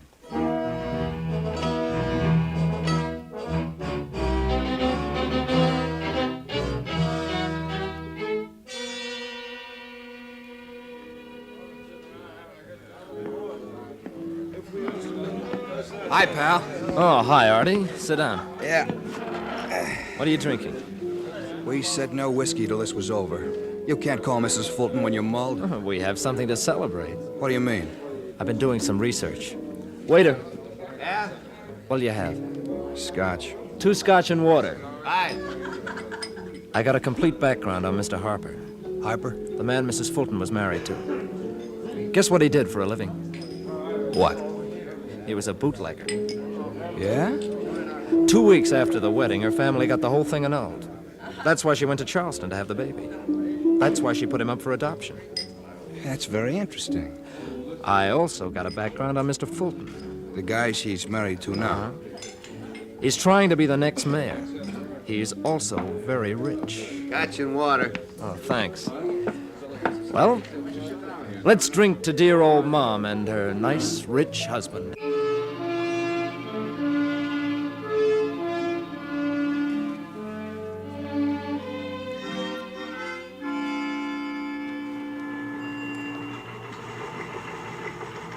Jim, anything in from Washington? Yeah, Leo, but I don't understand it. Ident says those prints belong to 2 men named Paul Clark and Arthur Worth. Well? Well, they're not soldiers, and the owner of that stolen car said the men called each other Artie and Ralph. Maybe Ralph's a middle name. Ident says Paul Clark has no middle initial. So I guess we'd better concentrate on Worth. If we find him, we might get both of them. We have any pictures? They're on the way. We've got complete descriptions. How about record? Clark was arrested 3 years ago for car theft. Worth was convicted last year for posing as a collector for a couple of charities. And now they're both posing as soldiers. That's it. Teletype also has a note that Worth's brother's in the Army at Fort Andrews. That's near Pittsburgh, isn't it? Yeah, that's right. They may have gone there to see him, so I've wired the Fort Andrews MP outfit. Covered all the local angles? No, not completely, Leo. Let's clean them up and then meet back here.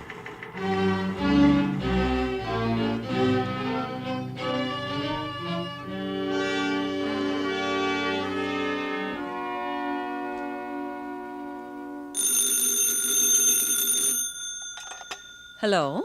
Mrs. Fulton, please. Speaking. Oh, hello, Mother. This is Ralph. Hello, dear. I have some bad news. What's that? I'm leaving. What? My orders came through this morning. But you said you'd be here till next week. Well, the Army changed its mind. Oh. I guess maybe I'd better not be writing to you. Why not? If Mr. Fulton sees mail from a soldier overseas, wouldn't he start asking questions? Well, I suppose he would. Will you write to me, though? Surely.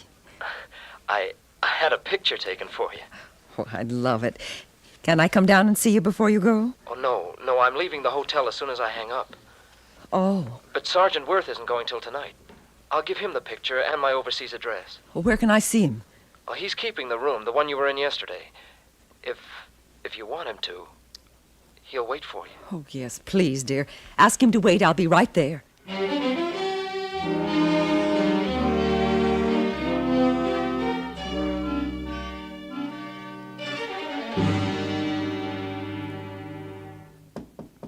Just a minute. Oh, hello, Mrs. Fulton. Hello, Sergeant. Won't you come in? Thank you. Has Ralph gone? Oh, yes. He left almost an hour ago. I hurried over here hoping that somehow I might still see him. He felt very badly about not seeing you. He said he'd leave his address. That's right. I've got it right here. Oh, thank you. And he also mentioned a picture. Oh, it's over here. I'll get it.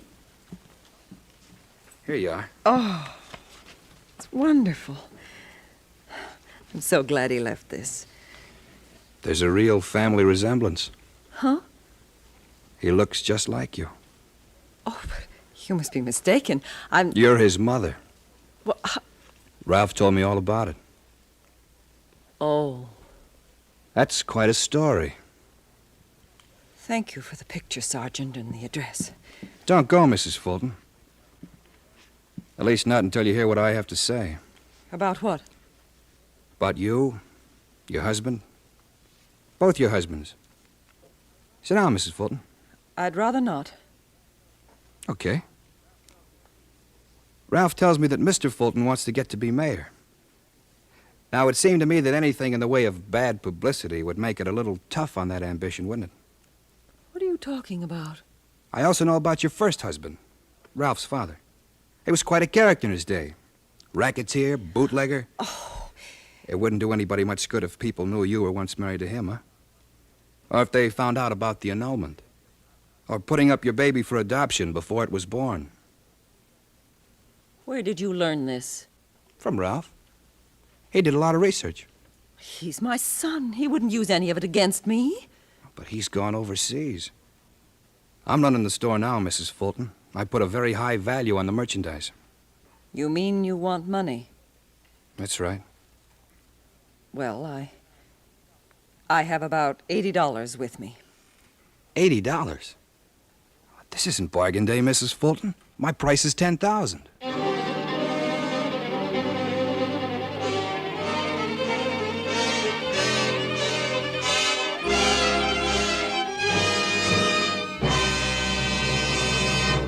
We will return in just a moment to tonight's exciting case from the official files of your FBI.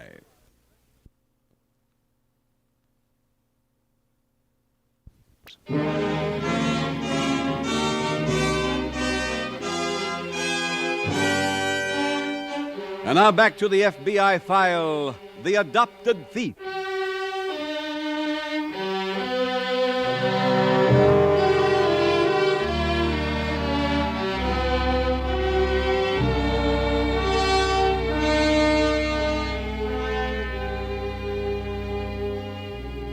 Fear dulls our senses and our thinking.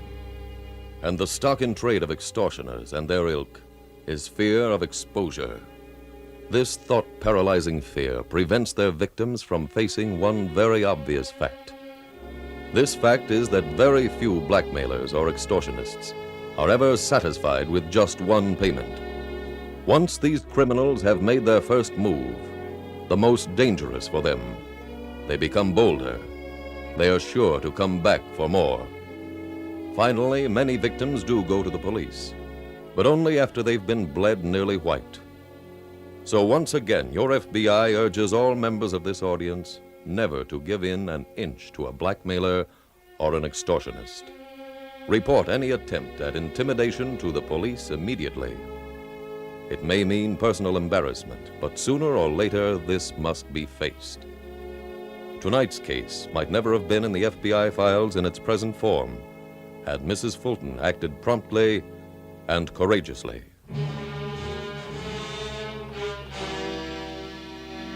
Tonight's file continues later that day at the FBI field office. Leo, we might have a break in that stolen car case. What have you got? Do you remember the owner reported that the soldiers called themselves Ralph and Artie? And there was no Ralph in the record. Well, there is now. I think Paul Clark's masquerading as somebody named Ralph Putnam. Where'd you get that? The Fort Andrews MPs just interviewed Worth's brother. The brother reported to them that the two fugitives had a letter in their possession belonging to a GI in his outfit named Ralph Putnam. Mm-hmm. This letter contained some information about the Putnam boy's real mother. Miss Putnam had been raised by foster parents, and he got a lawyer to check his adoption records, but he was shipped overseas 2 days before this letter came for him. How'd Clark and Worth get hold of the letter? And that Worth's brother didn't know. He's clean. He also says they told him they were going to make a big score with the letter. You see, it seems Putnam's real mother is quite wealthy. Clark uses the name Ralph Putnam and moves in on the mother. Yeah, that's it. Well, let's get there first. No, Worth's brother doesn't remember the name of the lawyer who wrote the letter. Did he see it? Yeah, he says it was from Charleston. The lawyer's first name was William, but he doesn't remember the last name. I told the SAC about it, and he wants me to make the trip, so I'll see you when I get back.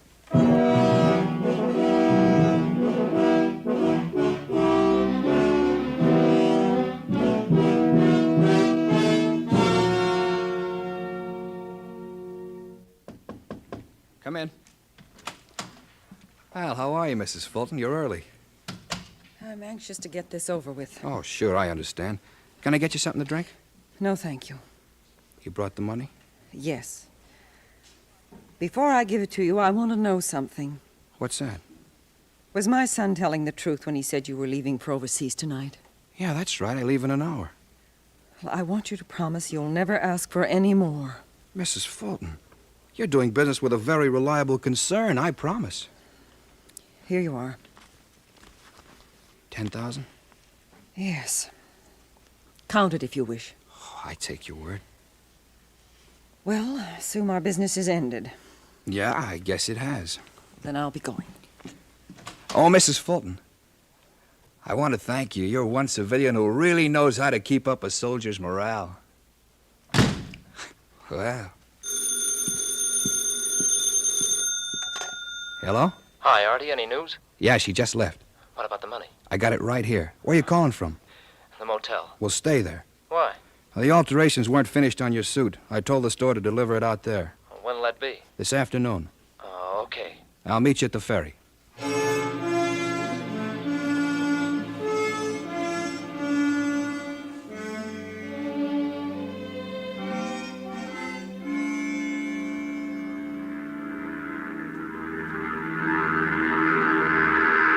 Leo, over here. Oh, hi, Jim. I didn't get your message until a couple minutes ago. Oh, it's okay. You're on time.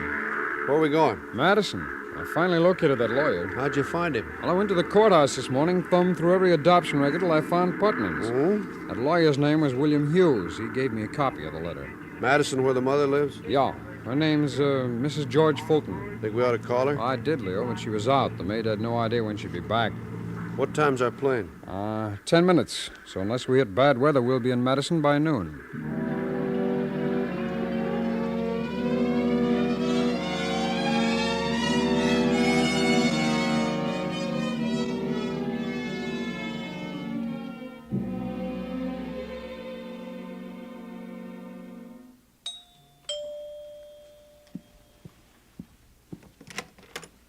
Mrs. Fulton? Yes. We're special agents of the FBI. Here are my credentials. Oh. Please come in. Thank you. Mrs. Fulton, this is Agent Graham. Oh, how do you do? How do you do? We'll get right to the point. Have you been contacted by anyone calling himself Ralph Putnam? Well, that's our answer, I guess. Yeah. Leo, will you show Mrs. Fulton those pictures? Mm-hmm. Are these the men you saw? Oh, yes, but I don't understand. Well, they're not soldiers at all, ma'am. This may come as a shock to you, but the young man calling himself Putnam isn't your son. Isn't my... His name's Paul Clark. Well, then, how did he know about me? Well, he and that man in the other picture there intercepted a letter to your son and used that information. Oh, no. Your boy didn't get the letter because he's on his way to Korea. This is terrible. I gave Sergeant Worth $10,000 so he wouldn't tell my husband about Ralph. I knew I was wrong. Where did you give him that money? Please, Mrs. Fulton, every minute may be important. In his room at the Hotel Central. Thank you. Come on, Leo.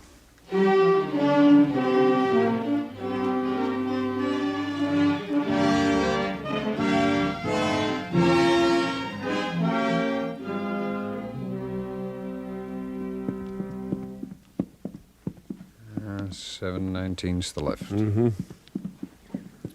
See, that ought to be third room down. How long ago did the manager say Worth checked on? 2 hours, but they haven't cleaned the room yet. Here it is. Yeah. Go ahead, Leo.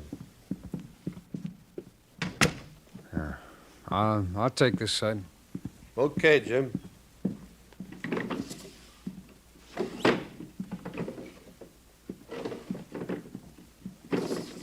Nothing in the desk.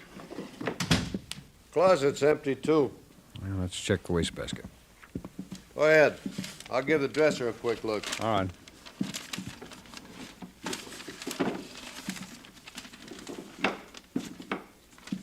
They didn't even leave beer bottles in this place. There's not much in the basket either. That thing a letter? Yeah, it's the one from the lawyer to Putnam. Any phone messages? No, none so far. Wait a minute. What's that? It's a sales slip from Smith Brothers Department Store. White shirts, silk neckties, argyles. Hey, they're switching to civilian clothes. That'll make them even tougher to locate. Maybe yes, maybe no. Let's use that phone and find out.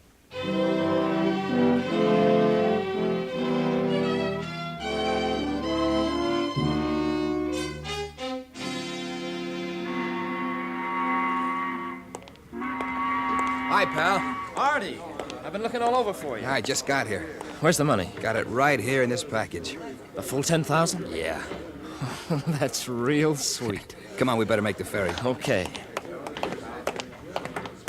Hey, I'm not used to seeing you in civilian clothes. Did you count the dough? Yeah, it's all there. Hey, you got change? Uh-huh. Go ahead.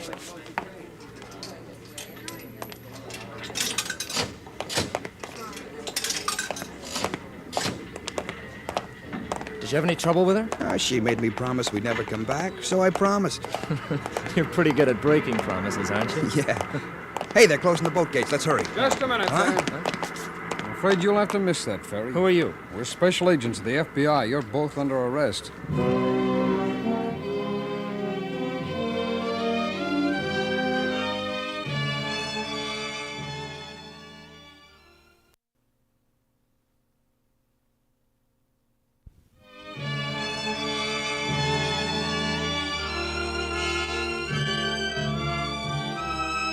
Paul Clark and Arthur Worth were each convicted of violations of the statutes covering interstate transportation of a stolen motor vehicle and also illegal wearing of an Army uniform. Each received a 5-year sentence.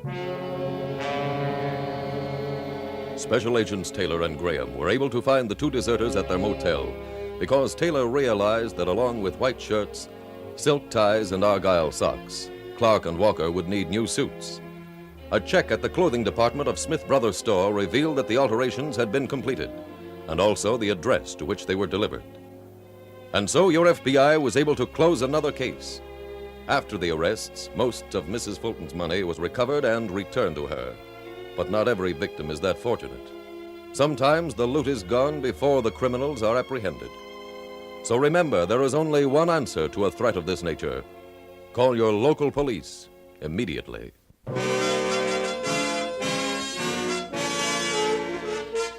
This has been a Jerry Devine presentation, distributed by the Colas Hoffman Organization.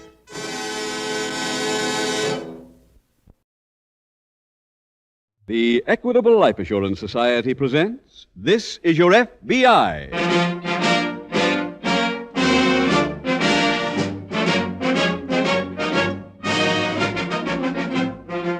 This is Your FBI. the official broadcast from the files of the Federal Bureau of Investigation. Presented transcribed as a public service by the Equitable Life Assurance Society of the United States and the Equitable Society's representatives in your community.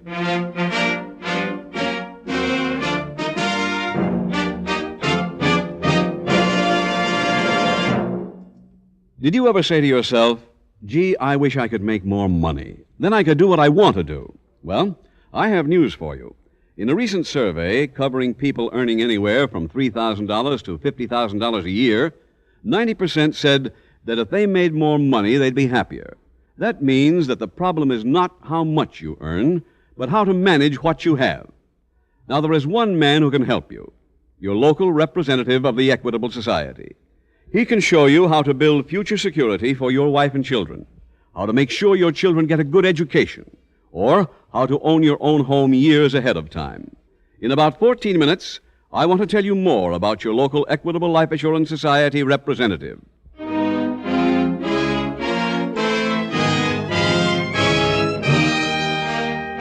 Tonight, the subject of our FBI file, Homicide. Its title, The Sightseeing Killer.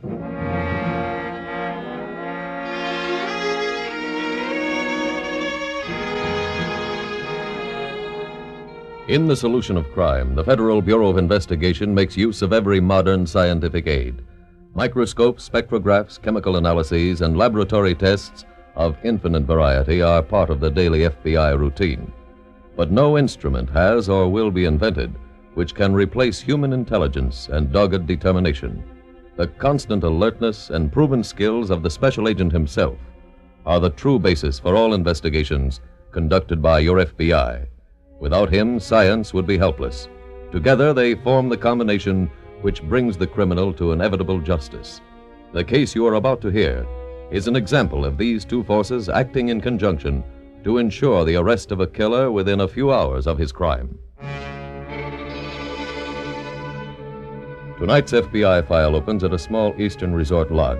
In the sitting room, the owners of the inn, two elderly gray-haired women, are placing white sheets over the stiff Victorian furniture which lines the walls. Oh, be quiet, Jenny. Quiet, quiet. You'll have to cover her up, Cora Sue. But Clara, she isn't bothering anyone. They've all checked out. Now, Jenny, you be a good bird. Come on, dear, come on. There, that's better. You're just lonesome, aren't you, poor Jenny? You get used to having people around all summer, and then when the season ends, there's nobody to talk to. Jenny, want a cracker? Well, of course she Cora does. Sue, I'm waiting for you to help me with this sheet. Oh, I'm sorry. Tuck your end under the cushion. Yes, of course. Oh, dear. What's the matter, Clara? Oh, the upholstery is almost worn through. We'll have to get this sofa recovered next spring. Hardly seems worth it. What do you mean by that? Well, we barely make a living out of the lodge as it is, and with that new motel opening up next year, We'll still have our regular customers. People who've been coming to stay here since before Father died. I guess so, but they're fewer every year. And I'll wrap these miniatures in tissue paper, and I'll pack them in this box. All right. Oh, it's cold tonight. Winter seems to come earlier every year. That's your imagination. I don't like it here when we're all alone. I wish we could close up now and stay overnight in Meadville. We'll leave tomorrow. For 20 years, this inn is closed on the 1st of October. And I see no reason to change that schedule because of some whim of yours. Cora Sue, that was Mother's favorite picture. I couldn't help it, Clara. I saw something. What? At the window behind you. It looked like a face. Oh, stuff and nonsense. There's no one out there. Will you be quiet, Jenny? Now get hold of yourself, Cora Sue. See if you can find the broom and clean up this mess. Now you see you've got me upset, too. Don't answer it, Clara. Don't let anyone in. We aren't in a position to turn down customers, Cora Sue. Every $3 helps. Good evening. Can I help you? I hope so. I need a place to stay tonight. Please come in. I'm sure we can take care of you. Thank you. You'll have to forgive the way things look. We close up tomorrow. Oh? Well, that's a shame. I was hoping I could stay on for a few days. Well, I'm sorry, but we always close on the 1st of October. Well, I guess I'm lucky to get in at all, even for one night. Oh, hello. This is my sister, Mr. Johnson. Sam Johnson. How do you do, Mr. Johnson? My name is Clara Dalton, and my sister is Cora Sue Dalton. Pleased to meet you both. How do you do? Is there something wrong with me? Oh, no. You were giving me such a strange look, I was beginning to wonder. Oh, don't pay any attention to Cora Sue, Mr. Johnson. She's been carrying on all evening. Just a few minutes ago, she thought she saw a face at the window. Clara. Oh, she saw a face all right. It was mine. What?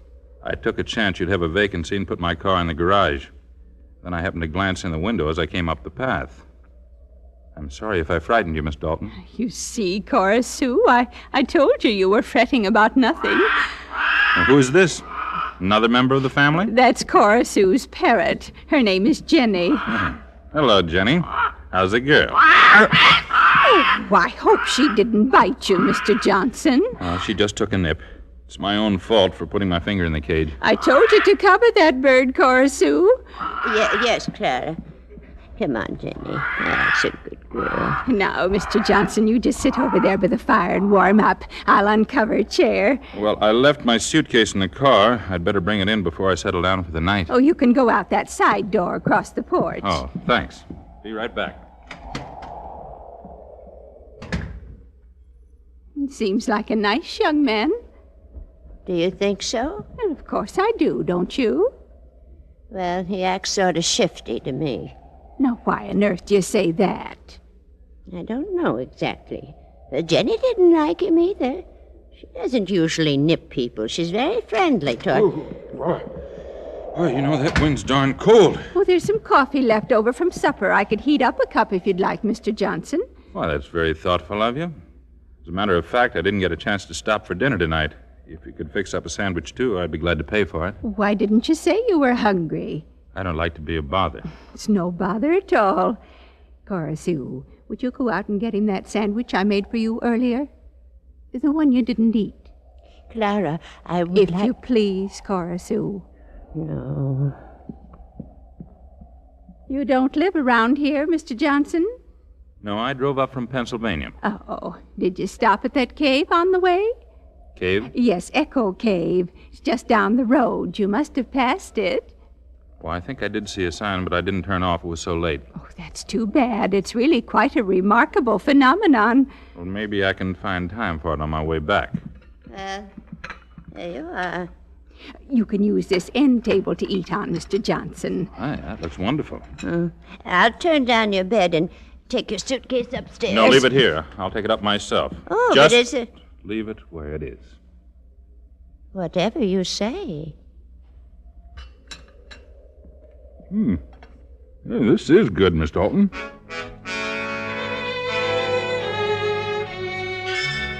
Down the road at Echo Cave National Monument, Park Service Ranger Evans leads Special Agent Jim Taylor along a blood-stained trail which winds into a clump of bushes. How'd you happen to stumble onto this, Evans? I was making a routine patrol about an hour ago. Saw some blood up there near the road and tracked it down. I'm glad you called the FBI field office right away. Well, this being a national park, I knew it came under your jurisdiction. Jeff Hoffman was liked by everybody. You know him? Just to speak to. Worked at the souvenir counter over by the cave entrance. Well, here's the body, Mr. Taylor. Yeah, it's not very pretty, is it? No. Looks like it was robbery as well as murder. I wonder, Hoffman carry much money? Probably the day's receipts from the souvenir stand. It's pretty late in the season, wouldn't amount to more than $30 or $40. Killings for less than that. Hey, there's something over there behind that bush. Man's cap. Oh? I may have some fingerprints on the shiny visor. There's a name band here on the inside. G. Collins. Well, let's get back up to the road, huh? I'd like you to help me make some plastic casts of the tire tracks up there.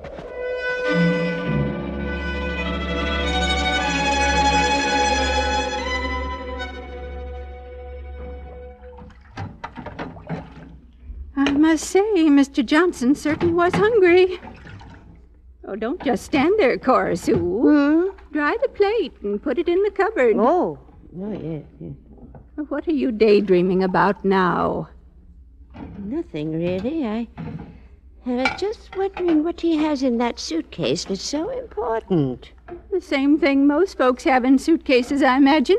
Clothes. Then why did he get so upset when I started to take it upstairs? It probably was too heavy. It wasn't heavy at all, Clara. Oh. What are you so jumpy about? The phone startled me. But it isn't our ring. I know, but it still startled me. Now, don't you go out there and listen in. I've told you time and time again, the Logans don't like it. Maybe somebody's sick or something. I only want to find out if the call is important.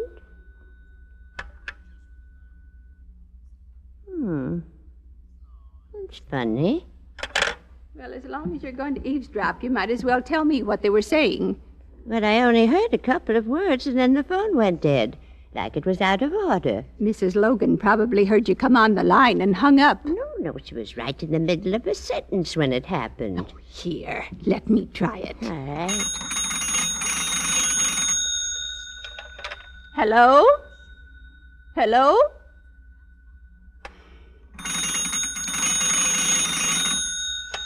Operator? Operator? There's something wrong with it, all right. Must be the storm. They're supposed to disconnect it tomorrow anyway, so it doesn't make any difference. What was that? Now, Cora, I've put up with all the nonsense from you tonight that Shh. He's out and back again. I can hear him. He's upstairs asleep. You saw how tired he was. There. You heard him too, didn't you? Well, it did sound like somebody closing the barn door. But the way you've been acting up, it's a wonder I'm not seeing things instead of just hearing them. Maybe that's why the phone went dead. Maybe he did something to it. Oh, bosh. Where are you going? Upstairs. I want to see what's in that suitcase. Cora Sue, I won't stand for this. Do you hear me, Cora Sue? He's a perfectly respectable young man. You see? He isn't in there. Well, see now. Oh, there's the suitcase over by the bed. If he comes up and catches you... Oh, I don't think it's even locked. No, it isn't. Well? There's a jacket and a shirt and a souvenir from Echo Cave. That's strange. He said he didn't stop there. Oh, there's something else. It feels like metal. Clara, it's a gun. Oh, it looks like it's covered with blood. That's right, Oh, Miss Dalton. no. You'll pick it up, please, and give it to me. Oh, yes, of course. Stay where you are. It isn't loaded, Miss Dalton. Don't come any closer. I told you to give me that gun. There. Oh. Now, that's better. Now, both of you better do exactly what I say. I don't like to frighten you, but even though this pistol is empty, I used it to kill a man. And if necessary, I'll use it again.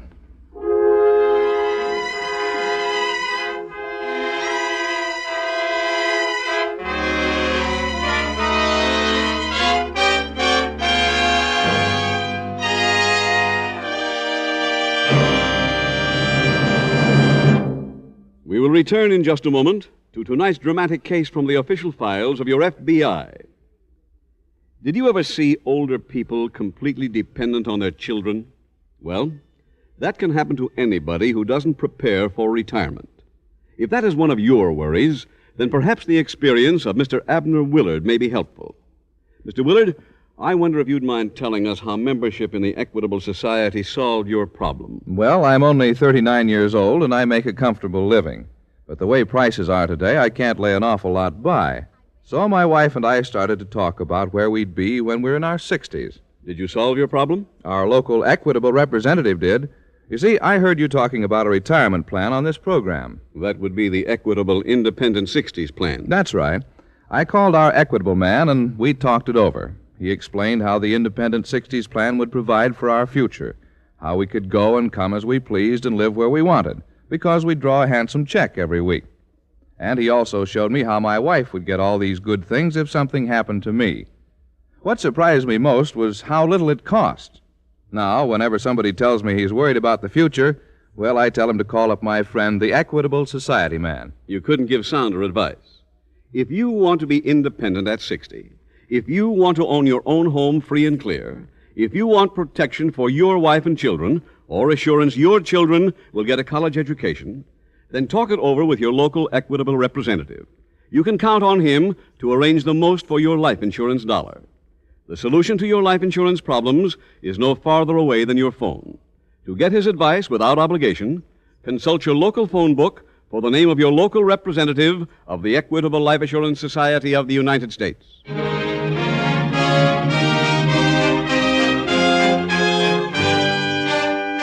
And now back to the FBI file, The Sightseeing Killer.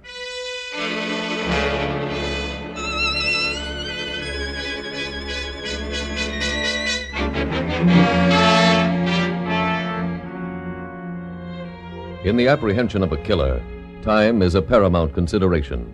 Any delay may give the criminal an opportunity to kill again. Your FBI is always ready to move at top speed to bring the guilty to justice.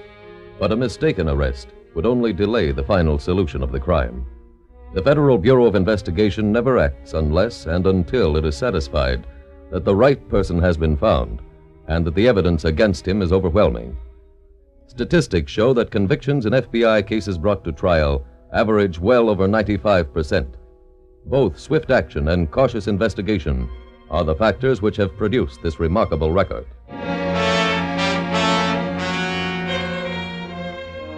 Tonight's file continues a few hours later at the Meadville FBI field office. Special Agent William Bates has just entered the office where Agent Taylor is working.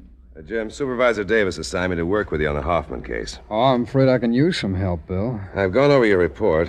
Anything new turn up? No, not much. We got a description of Hoffman's car, and I sent out a 5-states alarm, but there's nothing on the killer so far. How about fingerprints? Well, there were a couple of sets on the visor of a cap that I found near the body. We've checked them against the dead man's, but they don't match. I sent them and the plaster cast of the tire tracks on to Washington on the 11 o'clock plane. Ought to be hearing something soon. Oh, the coroner's report came in. Here, if you'd like to look at it. Yeah, thanks. Time of death about 6 p.m. Blunt instrument. Probably the butt of a pistol. That's what's got me confused. Why didn't he shoot if he has a gun? Yeah. Wait a minute. Maybe I got the answer for you. No? A report came in from Chief Watson here in Meadville this afternoon. I checked through to see if our office had any jurisdiction. And? We didn't, at least not on the face of it. But it may tie in. The filling station on Davis Street was held up about 4 p.m. The man forced the attendant into the washroom. Attendant jumped him, but the man didn't fire, just ran off. Apparently his gun wasn't loaded. Did you get a description? Not much detail. Medium height, medium build, brown suit, and a cap with a shiny visor. That fits. The cap I found fits that description. I think you've got something, Bill. Isn't Davis Street where the tourist buses leave for Echo Cave? Well, sure. All he had to do was lose himself in the crowd, get on a bus, and ride out there. Probably didn't want to take a chance on coming back through Meadville, so he stuck around until Hoffman drove by, got rid of him, and stole his car. Yeah? Jim, Yeah. this just came in on teletype. It's a report on those fingerprints you sent down to Washington tonight. Oh, fine. Thanks very much. Here we go, Bill. Listen. Gerald Collins, 34, 5 feet 8, 162 pounds, black hair, convicted assault with deadly weapons, served 5 years, wanted in California for burglary and violation of parole. Sounds like our man. I'll send out an alarm.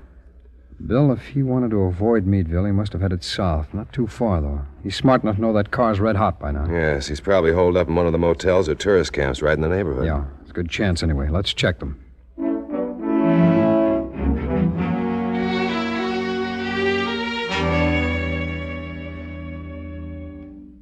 Where do you think you're going, Miss Dalton? Why, I wanted a drink of water. I'm sure you're not really very thirsty.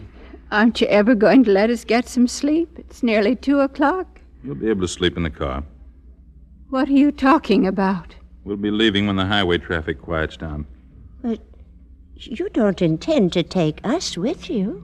Well, I can't very well let you stay behind, can I? Well, that's kidnapping. I know. Oh, by the way, we'll have to go in your car. I don't think it'd be wise to continue on in the one I've been using. Oh, Clara. Don't make any noise. Whoever it is has seen the light. He knows there's somebody here. I'll answer it myself. Don't either of you move. Yes? I hate to bother you this late, but I ran out of gas about a mile down the road. I wonder if I could use your phone. I'm very sorry the lodge is closed for the season. The phone's been disconnected. Oh. Well, then maybe you could let me have a little gas if you can spare it. I'm afraid not. There isn't even a car here. We're completely shut down. Oh, I see. Well, thanks anyway. I guess I'll have to hoof it down to the next station. Wish I could have been of more help. Good night. Good night. Well, I think we can start getting underway now. I'll bring down my suitcase. You'd better put on your things. Clara, what are we going to do? I don't know. Whatever he says, I guess. I'll get our coats out of the... What's the matter? I just remembered the hall closet. That's where Papa always kept his pistol. It must still be there. I saw it when we were doing our spring house cleaning. But, Clara, you couldn't fire a gun. You couldn't shoot a man. Maybe I could, Cora Sue. At least maybe I can frighten him off. He told us his pistol wasn't loaded. Now, where did I put Papa's gun? I thought it was on the top shelf, right behind this hat box. Is this what Clara? you were looking for, Miss Dalton? Where did I thought you might have an overcoat I could wear, so I glanced through that closet while you were in the kitchen. You should never leave a loaded gun lying around. It can be very dangerous.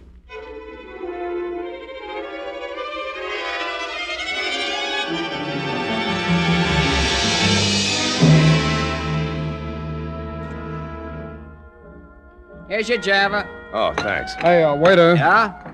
Where's the next tourist camp or motel? Someplace we can get a bed for the night? We've been hunting all over. Everything seems to be filled up. You headed south? Yeah. Well, then I'd suggest Echo Cave Lodge. It's about a mile further on. A couple of nice old ladies run it. The Dalton sisters. They'll have lots of room. Fine, thanks very much. Say, I don't mean to interrupt, but you're giving them a bum steer there, waiter. Huh?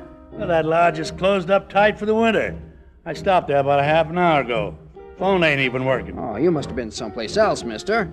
The Dalton sisters never close before October 1st. It's been that way ever since I can remember, and October 1st ain't until tomorrow. I don't know nothing about no sisters. It was the fellow who talked to me, but it was Echo Cave Lodge.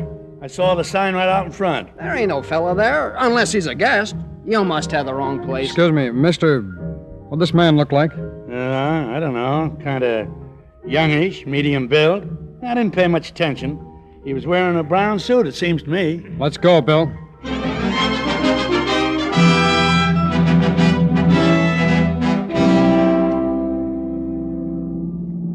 There's a sign, Jim. Echo Cave Lodge, 100 yards ahead. Yeah. Yeah, I see the place now. Hey, look. There's a car pulling out from the Lodge Road. Yeah.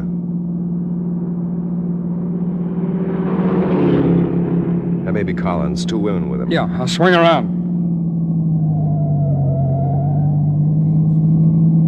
He's turning off toward the cave. Hang on.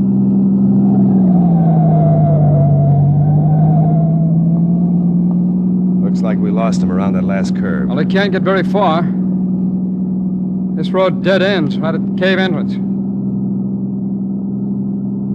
There's a car. It stopped.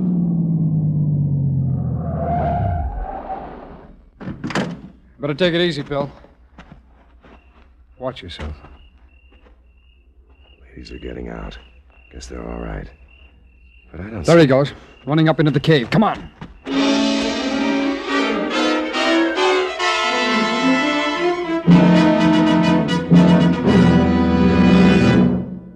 Know anything about this cave, Jim? Just that it's pretty big. This is the only entrance. Well, I'll see if I can raise him. Collins! Collins, we're special agents. FBI!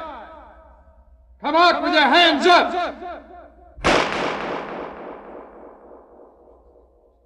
He's got bullets this time. Yeah. Collins! Give yourself up!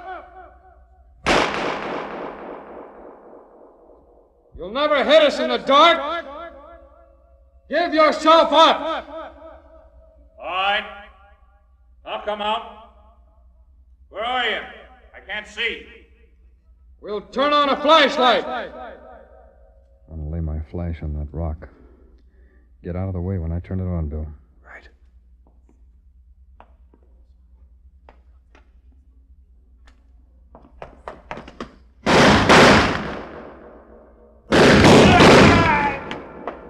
I think you hit him, Jim. Yeah, come on, let's move in. Here he is. Out cold.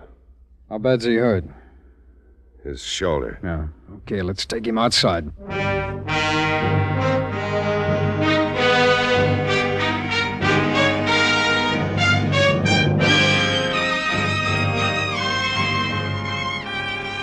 Gerald Collins was found guilty of murder in federal court and was sentenced to death. In tonight's file, you heard another example of the cooperation and teamwork which enables your FBI to serve you. The report from a local chief of police furnished the killer's motivation. The quick action of a member of the National Park Ranger Service enabled the special agent to get an immediate start on the case. And the laboratory blood tests, plaster casts of tire tracks, and fingerprints in Washington made Collins' conviction a certainty. This is the kind of teamwork which no criminal can circumvent. And you are part of the same team. Your willingness to cooperate with local, state, and federal authorities is absolutely necessary for the prevention and discovery of crime. Remember, if these agencies are to serve you, you must help them do it.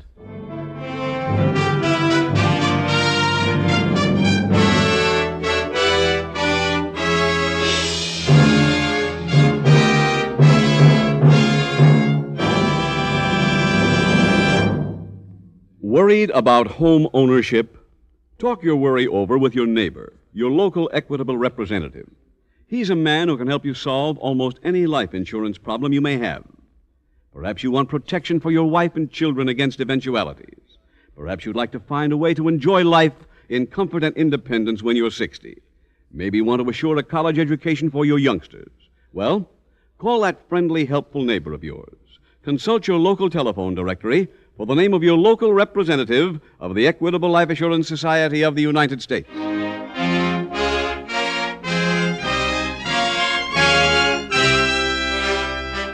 Next week, we will dramatize another case from the files of the Federal Bureau of Investigation. Its subject, Flight to Avoid Prosecution. Its title, Roundup.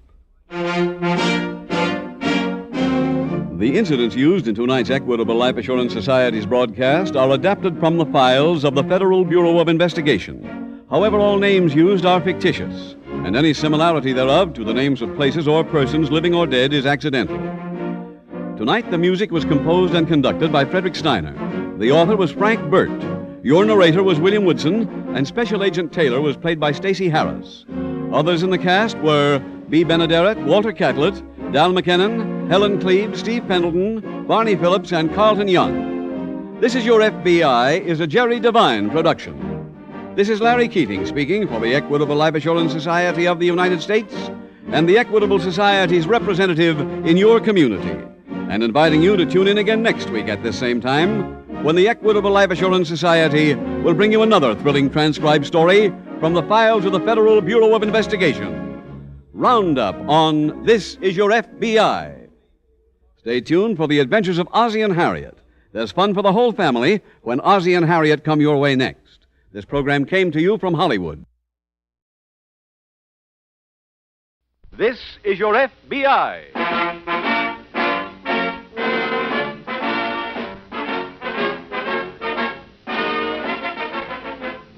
This is Your FBI, the official broadcast from the files of the Federal Bureau of Investigation.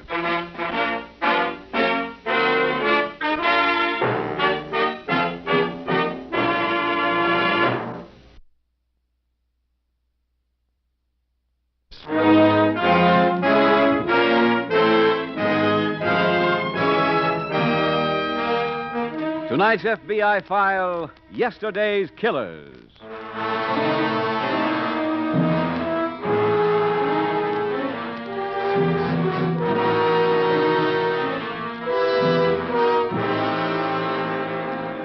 More and more, you hear people who tend to weave a veil of romance about the names and escapades of Al Capone, of John Dillinger, of Ma Barker and Alvin Karpus. The gangsters who made Prohibition first a laughingstock and then a serious business. Some who listen to this program tonight were not yet born at that time, were not alive to see the mobs of hoodlums who made illegal whiskey the basis for criminal syndicates, were not yet reading a newspaper that morning in 1929 when a trigger-happy gunman walked into a Chicago garage wearing a stolen police uniform and mowed down 7 men. A killing that became famous as the St. Valentine's Day Massacre. Those were the days, you hear people say. And they are right. Those were the days when Al Capone had 3 entire floors in a large Chicago hotel, when the word bootlegger was in some circles a badge of honor, when decent people struggled to get a card of admittance to a smoke-filled cellar so they could drink while rubbing elbows with the dregs of human society. It is one of the jobs of your FBI to make sure that such days never return.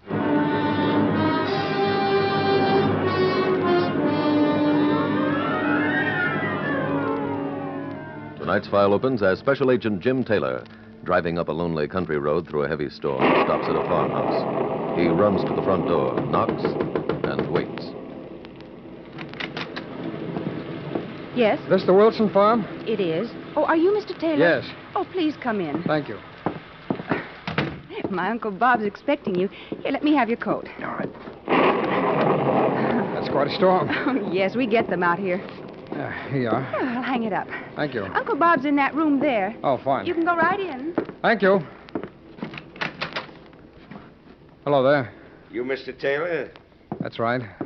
Well, you made good time getting out here. Considering the storm, I guess I did. Sit down. Thanks, Mr. Wilson. Well, I suppose you're wondering what this is all about. I couldn't tell you. I think I know what it's about. Charlie Madison being killed last night, right? Yes. And you know I was there. That's right. We went through his papers today. I can even answer that one. You found a note saying that I was going to kill him. You admit writing it? Sure.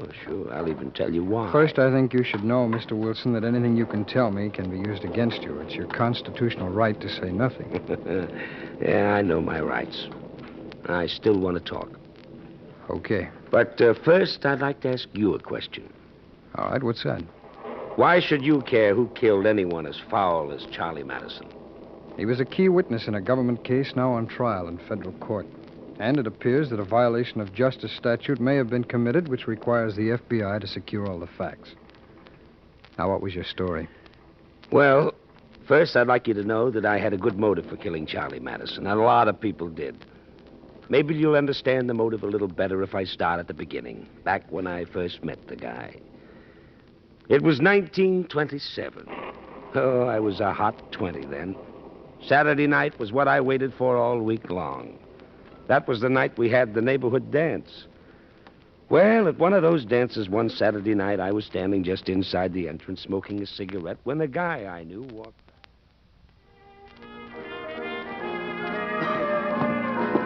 Hi, Bob. Oh, hi, Al. Hey, want to get some exercise? What kind? The guy right under the club banner, you see him? Uh-huh. We're going to work him over. You want to play? Nah, not tonight. Okay.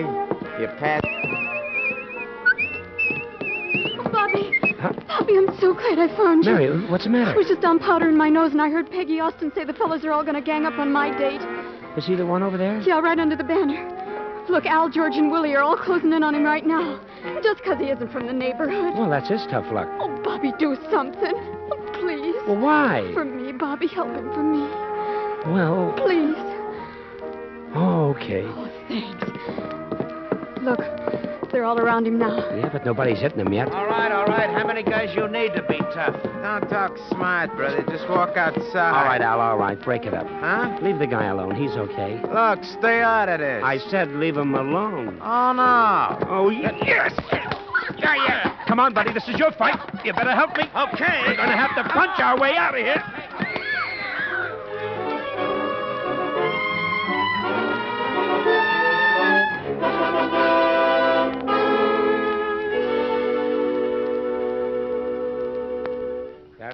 I first met Charlie Madison, Mr. Taylor. I look back now, I know that was the tip-off. I was always going to be the guy to get him out of a jam. Say, you want a drink or maybe some coffee? No, thanks. Go on with your story. Well, the next time I saw Charlie was the night of the Dempsey-Tunney fight. I had a job as an usher. The 7th round had just started, and I figured nobody else was coming. So I started down the aisle to find a place to watch.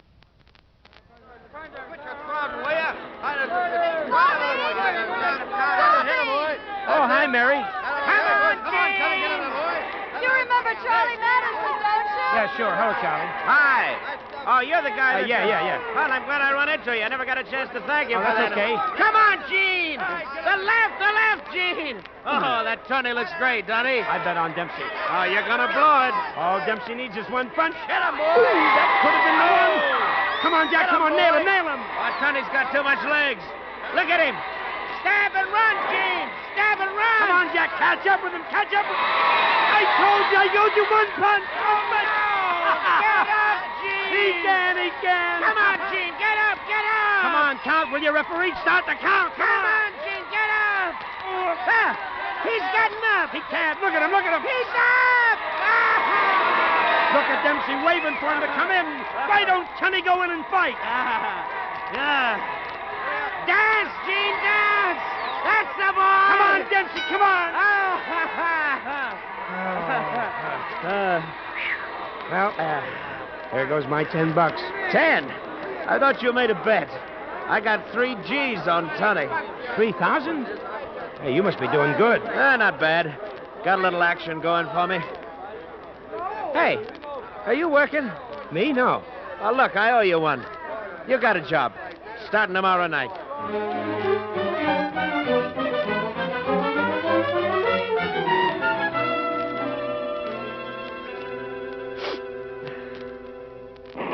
So that's how you went to work for him, huh? Yeah. He wasn't my kind of a guy, Mr. Taylor. But it gave me a chance to see Mary. You probably figured it out already. I was in love with Mary. But to her, there was nobody but Charlie. Well, he had a roadhouse out on the turnpike. I started as doorman at the place. Then one night I was at the bar when I heard the guy say Charlie wanted to see me in his office. I started right away because Charlie didn't like to be... You sent for me, Charlie? Yeah, Bob. Sit down. Okay. You remember I told you last night I was tired of being a penny ante guy? Well, I did something. I'm moving up. What'd you do, by Lake Michigan? No, better than that. I bought 4 guys from Lefty Banning's mob. What for? They're crossing him. He's got a shipment of booze coming in, but he's not going to get it. We are. Charlie, just in case you're interested in some advice, I don't think it's a good idea. Why?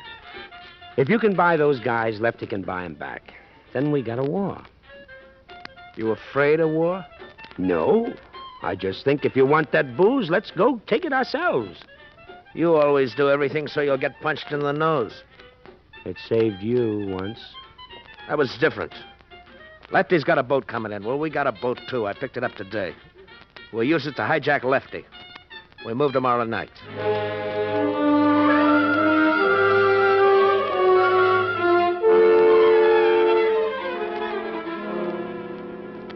Well, Mr. Taylor, we did the job. And it went off just like Charlie laid it out. The next night, I was in the roadhouse when I saw Mary sitting alone at a corner table. Hi, Mary. Hello, Bobby. Sit down. Thanks. Didn't expect to see you. Why not? Figured you'd be celebrating after last night's job. Understand you're all in the big time now. Suppose I ought to say congratulations. Well... I ought to, but I won't. What do you mean? Oh, I don't like it. Mary, you'd better tell it to Charlie. I've been trying to, but he won't listen. It's too big, Bobby. Oh, talk to him, will you? Try to tell him that this is... Bob, I want to see you. Excuse us, Mary. Go ahead. Lefty Banning's on his way out here. What? He got a couple of torpedoes with him. How do you know? I just got a call in the office. Who told him it was us? One of those guys I bought.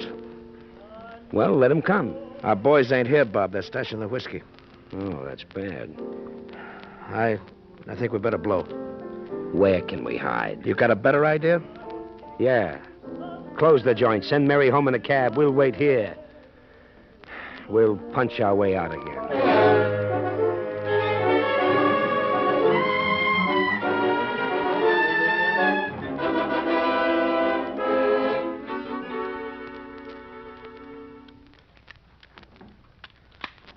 What are you doing? Checking my gun. Well, don't get too frisky with it. What do you mean? If we stay behind these tables, they'll be the targets, not us. We don't waste bullets till we get a real good shot. Hey, what about the windows? What about them? Suppose they start shooting through them. They'll have to break them first, then we'll see them. They won't see us without lights. Well, maybe we've got... Hold it. Car coming in. Uh-huh. Stopped. Yeah. Could be Banning. Uh-huh.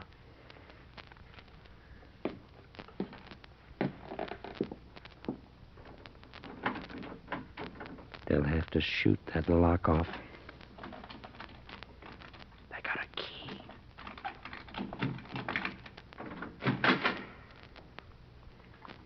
All right, Madison, come on out. That's Lefty.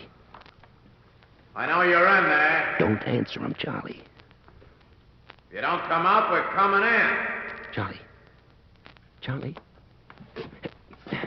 Where are you?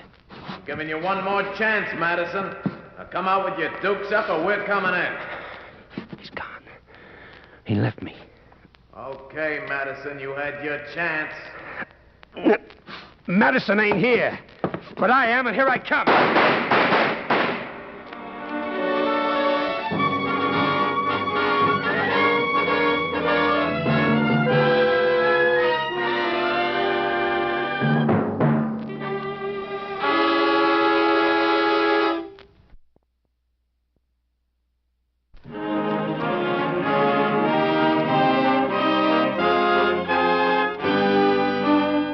And now back to the FBI file, Yesterday's Killers.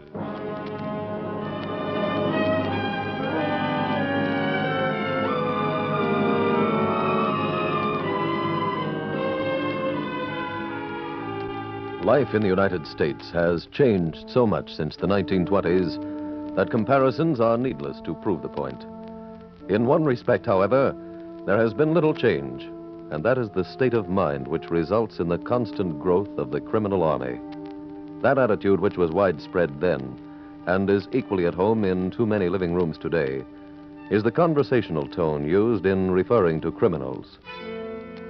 How many parents ask if the other has seen the story in the evening paper, the one about that bank robber who got away with $100,000?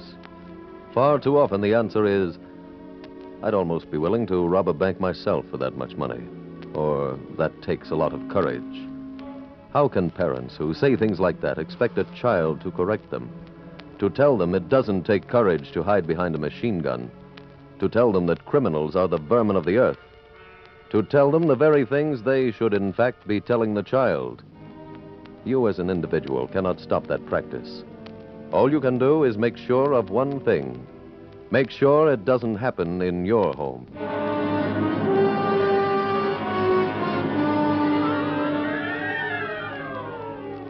Tonight's file continues at the farmhouse where Bob Wilson and Special Agent Jim Taylor sit talking. They shot me up a little as I came through the door, but Lefty Banning wasn't interested in me. He wanted Charlie Madison, and Charlie had gone.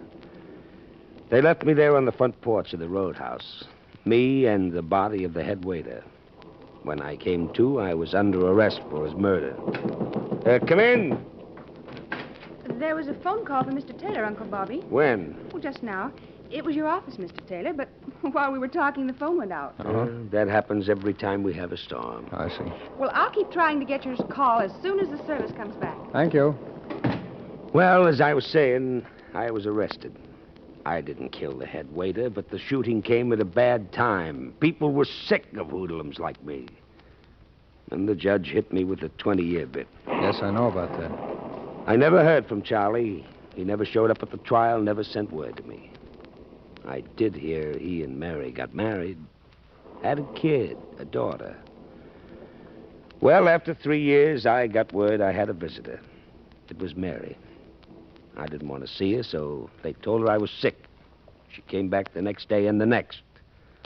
Finally, I went down to the visitor's cage, and there she was. Hello? I'm sorry you've been sick, I ain't been. but they told me. I didn't want to see you. Look, there's a reason for my not having come here. Charlie told me you double-crossed him. What? He said you were trying to get some of your friends to kidnap our little girl. Mary, you believed him? I was in love with him. Was?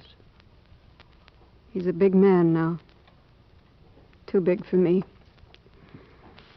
His lawyer's arranging for a divorce. I'm going away. Where? I don't know. But I'll write to you. You're going to be close enough to visit me again? I don't know. If I am, I will. If you're not, we've got a date in 17 years.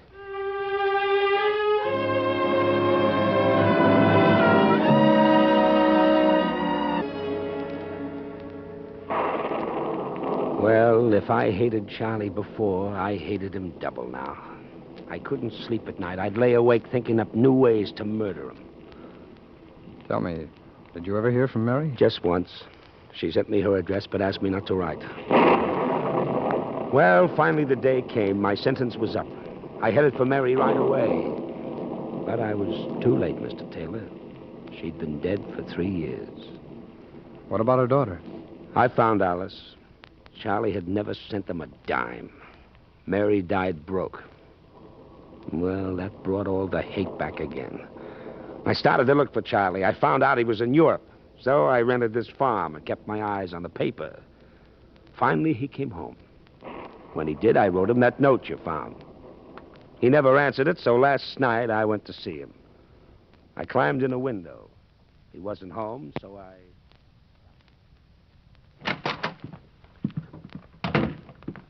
Hello, Charlie. Huh? Remember me? Bob Wilson. Oh, sure. Sure. Hello, Bob. This ain't a social visit. Okay. I've come to have a talk with you. A talk I've been waiting for 20 years. Look, Bob, it's late. Why don't you come around tomorrow? We're talking tonight. Okay. What are we talking about? Your wife and your daughter. My wife's dead. I know. You sent flowers. That's right. Why didn't you send something when she was alive, like dough? I didn't know where she was living. You're a liar. Now, wait a minute. Listen, you've lied about everything from the first day I met you. Look, is that what you came here to tell me? No. No, I came here about your kid. What about her? You've got a chance with her, Charlie. A chance to make up for all the things you didn't do for Mary. Whatever I do with the kid is my business. Oh, no. No, I'm making it mine. You're going to give that kid dough. A lot of dough. $50,000 worth. 50, that...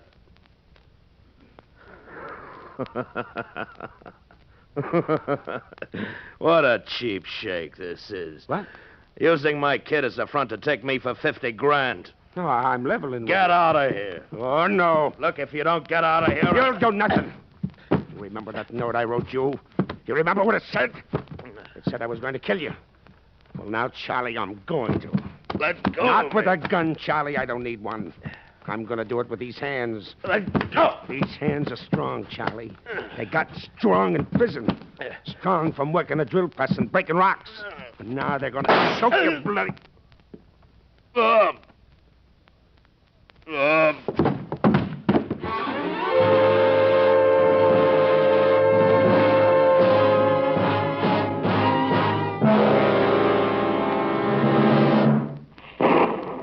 Mr. Wilson, didn't you tell Madison you didn't have a gun? I didn't. That shot was fired through the window. Oh? Well, why didn't you report that to the police? After you've spent 20 years in jail, you do what I did. You leave quietly. Mr. Wilson, I wonder if you'd come down to the office with me. You don't believe me about not killing them? I'm an investigator, not a jury. I just collect the evidence. 12 people in that box decide whether or not it's true. Oh, Mr. Taylor. Yes? I was just coming in to get you. I've got your office on the phone. Oh, thank you very much. It's down there, end of the hall, and turn left. Thanks. I won't be long. Oh, you going out, Uncle Bob? Yes. I have to go into town with Mr. Taylor. Oh. If the roads are bad, I won't try to come back tonight. All right. So you'd better get your things and go over and stay with the Albrights. Okay. Call me at the Albrights when you get to town so I know you're safe, too. Yeah. Don't you go worrying about me. Well, the highway will be slippery tonight, and, well, I'll feel better if I know you're there. Here, help me on with this coat, will you, dear? Oh, sure. No point in your putting on your coat, Mr. Wilson. Huh? Trip won't be necessary. My office tells me the case is closed. They've caught the person we wanted. Who is it? Someone who waited a lot longer than you. Lefty Banning. Well. So good night, Mr. Wilson. And good night, Miss, didn't you two introduce yourself? No. Well, Mr. Taylor, this is Alice Madison.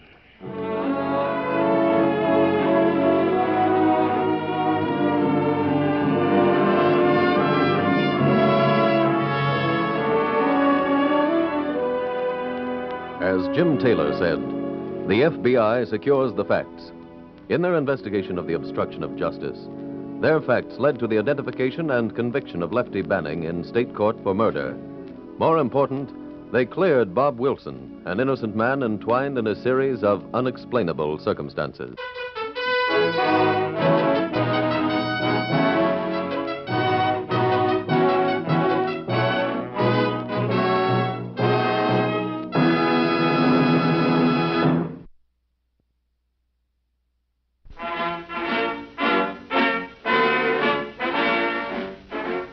The incidents used in tonight's broadcast are adapted from the files of the Federal Bureau of Investigation.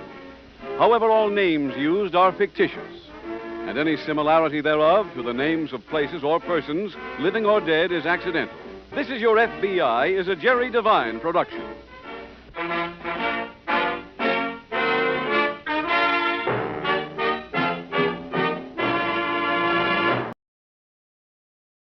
The Equitable Life Assurance Society presents This Is Your FBI.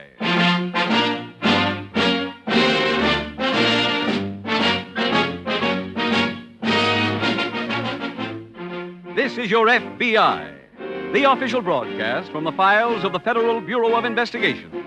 Presented transcribed as a public service by the Equitable Life Assurance Society of the United States and the Equitable Society's representative in your community.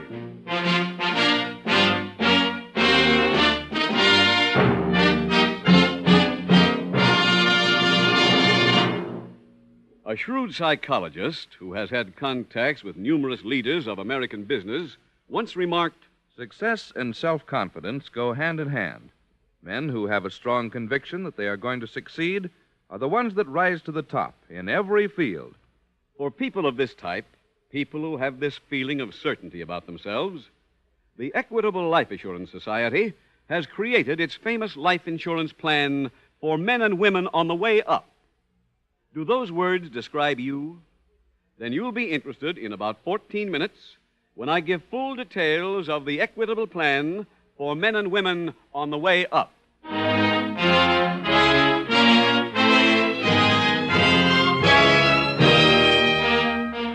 Tonight, the subject of our FBI file, extortion. Its title, The Hollywood Shakedown.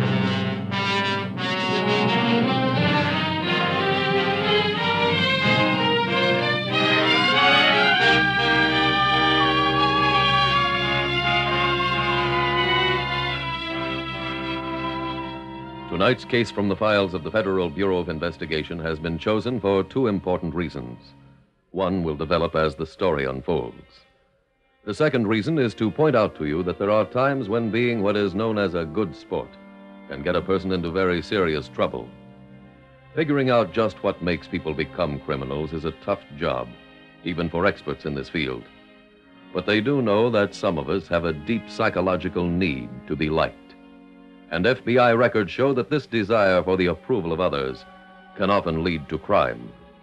In the beginning, the favor asked may seem only just a bit shady to those who can't say no at the right time.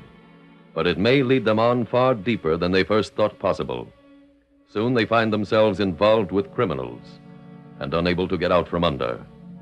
Tonight's case from the official files of the FBI shows what happens to a person who takes the first step into crime, motivated by nothing more than a weak good nature.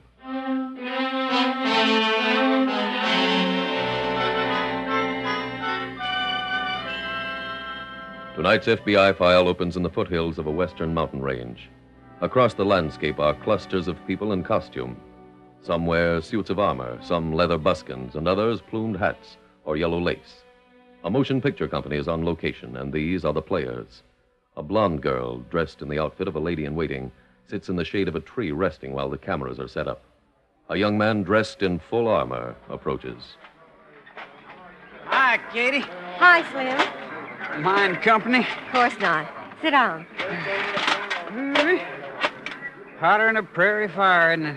Must be great in that tin suit. Got any cigarettes in there? Sorry, I got the early model. No pockets. Ah, here you are, Katie, my girl. Oh, hello, Mr. Stone. I thought you were coming by my trailer to cool off. Well, I got this far and couldn't walk another step. Oh, that's too bad. I had a martini chilled. Well, I am sorry. Oh, don't feel too badly. It didn't go to waste, Katie. I understand this celluloid chamber of horrors is not shooting tonight. So if you'll join me in a nice quiet dinner, Well, we gee, can Mr. take Stone, I can't. But I found a charming inn by the lake. I promised myself I'd rest after work. Oh, we could eat early and you could still Seems go... to me like the lady said no. Young man, I was not issuing a mass invitation. Katie, you want to go with him? I can't. You heard her, mister. Now scat. I'll be in my trailer, dear, if you decide to improve the quality of your companions. Hope you don't mind me butting in. Don't be silly. Thought he was such a big married fella. Oh, pardon me, Slim. I've got to talk to someone. Go ahead. I'll see you later. Phil? Oh, hello, Katie. I haven't seen you all day. I know, honey. I've been busy. Busy reading the racing form? Look, I got to get over and load this stuff into the camera. I'll come by later. Maybe I made a mistake. What? Grant and Stone invited me to dinner, and I turned him down. I thought you'd want to see me. I do. Phil, I'm tired of running second to a camera. Look, honey, I'm in trouble. What is it? I'm stuck $1,000 to a bookie, and he sent me word this morning I pay when we get back to the studio or else. Oh. That's why I haven't been around to see you. Ladies in waiting, front and center. That's me. I gotta run. Yeah, go ahead. I'll meet you later.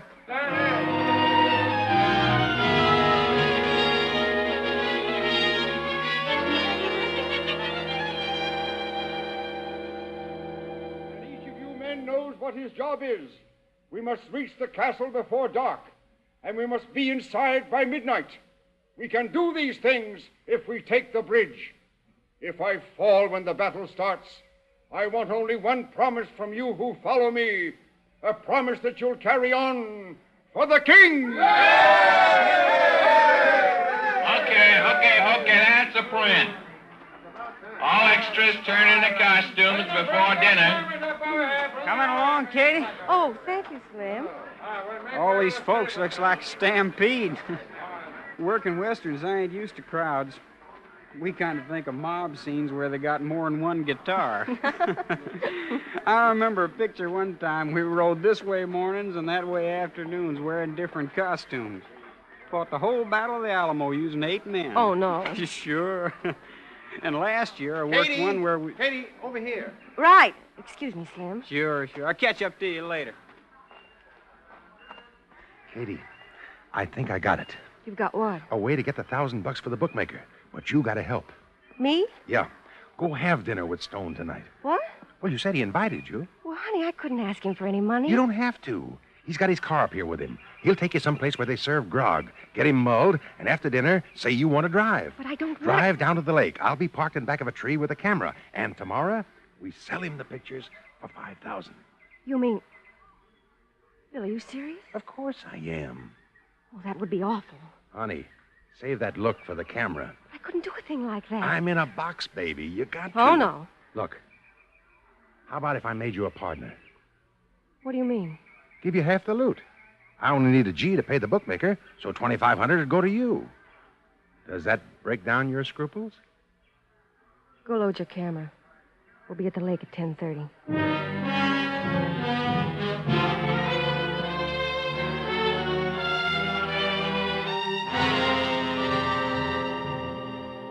Nearby at a local FBI field office, Special Agent Jim Taylor greets Agent Vic Brown in the teletype room. Vic, have you ever worked on tracking down those 16-millimeter prints? No.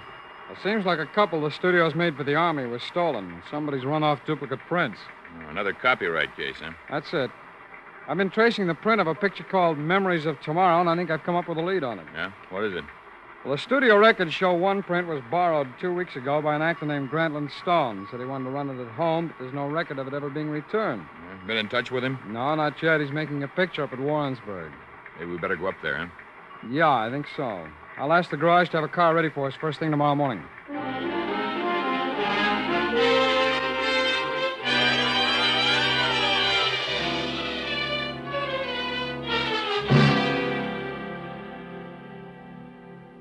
Katie, Yeah, honey? see what you think of this. Dear Mr. Stone, I have 3 pictures of you and Miss Katie Knox embracing each other in your car. I'm willing to give you the pictures for $5,000. If you don't pay, your life won't be worth 5,000 cents. Leave the lights burning on your trailer if you're willing to do business. How's that sound? You left something out. What?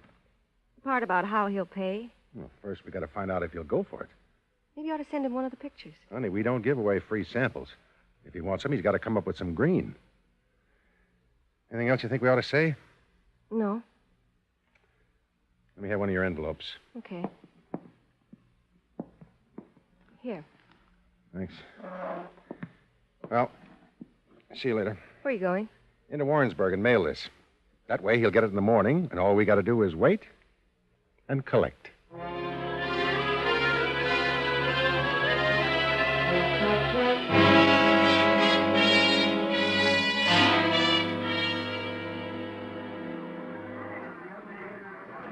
Pardon me. Yeah, partner? Where can we find Grantland Stone? That there's his trailer. Oh, thanks very much. Come on, Vic. I never thought I'd see that. What? King Arthur's Knights playing gin rumming. How about that pair in plumed hats over there working on a hot rod? They might be better off shooting this instead of the picture. Yeah. This is it here, Vic. Come in. Come in. Good morning, Mr. Stone. Huh? Oh, I thought it was my press relations man. No, sir. I'm Special Agent Taylor of the FBI. This is Agent Brown. Oh, well, just sit down, please. Thank you. Thanks. I always heard you men worked fast, but I never thought you were this quick. How did you ever find out? I checked the studio records. But this letter wasn't open till I got it. Mr. Stone, I don't think we're talking about the same thing. We came here because you're supposed to have borrowed a print of Memories of Tomorrow from the studio. Oh? Did you borrow the print? Yes, I always get the ones I'm in. You remember what you did with it? Well, I returned it, naturally. Not according to the studio records. Gentlemen, I had trouble about a print once before. My secretary now gets a receipt each time from the messenger. Did you get one for this? She must have. If you'll call her at the studio, I'm sure she'll show it to you. Fine. Thank you, Mr. Stone. Gentlemen, just a moment. As you noticed, I was rather confused about the purpose of your visit when you arrived. Yes, sir. Before I tell you the reason, let me ask, can I discuss a matter with you in confidence? Of course. Well, I'm a married man. I'm not making excuses, mind you, but on a trip like this, away from home, I get so I want some female companionship. And last night, I took one of the extras to dinner. Afterwards, she asked to drive. We went to the lake. I probably kissed her. I'm not a memory expert after a few drinks, but I don't guess anybody is. Mr. Stone, I don't like to interrupt, but why tell all of this to us? Well, when the mail was delivered this morning, this blackmail letter was in it. I'm to pay $5,000 for pictures of the young lady and myself, or I'll be killed. Oh, may I see that letter, please? Oh, surely. Thank you. Mr. Stone, do you recognize the handwriting? I've never seen it before. This girl you say you went out with last night, what is her name? Katie Knox. Known her very long? Oh, she's done some extra work in a few of my pictures, but I can't really say I know her. Well, Vic, this is definitely an extortion case. What would you advise me to do, Mr. Taylor? Turn on your lights. But that's what the note says. Exactly. From here on, Mr. Stone, you follow every instruction. All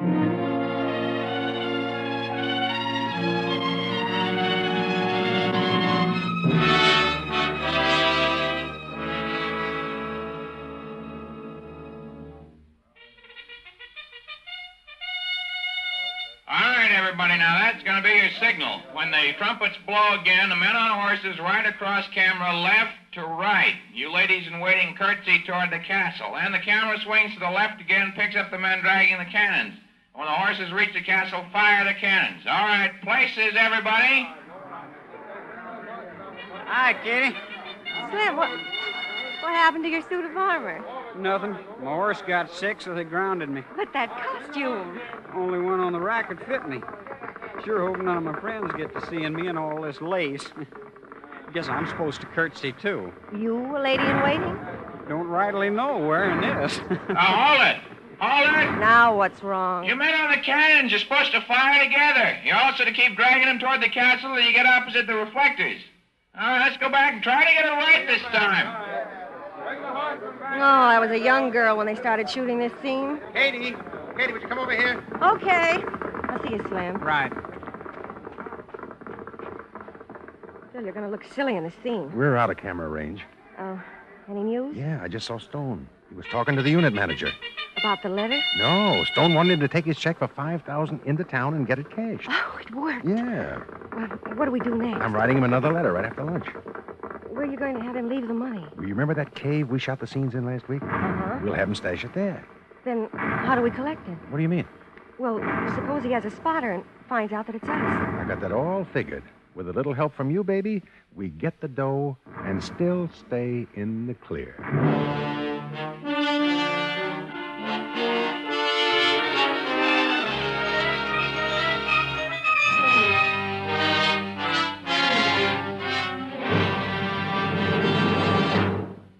We will return shortly to tonight's case from the official files of your FBI. Now, for a moment, let's consider an entirely different type of case. The case of John McDonald, a man who's proved that life does begin at 40. As a youngster, John loved to fool around with cars, take them apart, put them together. But circumstances made John a bookkeeper. For many years, he worked at a job he didn't have his heart in. But when he was 40, he traded in his pencil for a monkey wrench and opened his own service station. Then what happened, John? I began enjoying life, and my income almost doubled overnight. Yes, he knew deep inside that someday he'd do the work he loved to do and really go places. He also learned from his Equitable Society representative that Equitable had a special policy for people like him, people who are bound and determined to get ahead. It's called the Equitable Plan for men and women on the way up. Its big feature is flexibility. It keeps your income and insurance in perfect balance.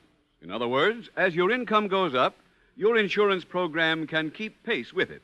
When I started making more money, I fixed up my insurance to fit my new needs by taking advantage of one of the options in my Equitable Plan. Another very important thing about this Equitable Plan is its exceptionally low cost to start with. Yet, while you're waiting for your ship to come in, your family gets the insurance protection they need. I was sure thankful for the low cost during the lean years. Paying the premiums never put us in a hole. Why not take a leaf out of John McDonald's book? Ask your Equitable Society representative for full details of this plan for people like you, ambitious men and women on the way up. Or send a postcard care of this station to the Equitable Society. That's EQUITABLE. The Equitable Life Assurance Society of the United States.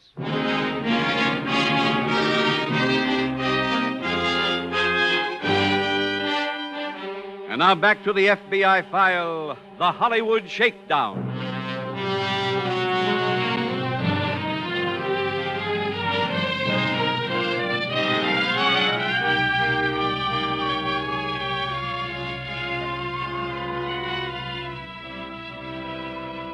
The crime of obtaining money from people by threats of exposure or violence is known as extortion. This crime has been likened to an iceberg, most of which is underwater. On the same principle, Students of criminology estimate that the majority of all extortion schemes are never reported to any police agency. For that reason, it is impossible to know exactly how much money the American people annually pay the criminals who ply this trade. There is little doubt that it runs high in the millions. This amount could be reduced to absolute zero almost overnight. It can be done very simply. Every victim singled out by an extortionist should follow the example of Grantland Stone in tonight's file. The facts should be reported immediately to the police if a local statute has been violated, and to the FBI if a federal crime is indicated. They will do everything in their power to keep you from receiving unwelcomed publicity. They are experts in dealing with this type of criminal. They are always eager to cooperate in taking the profit out of crime.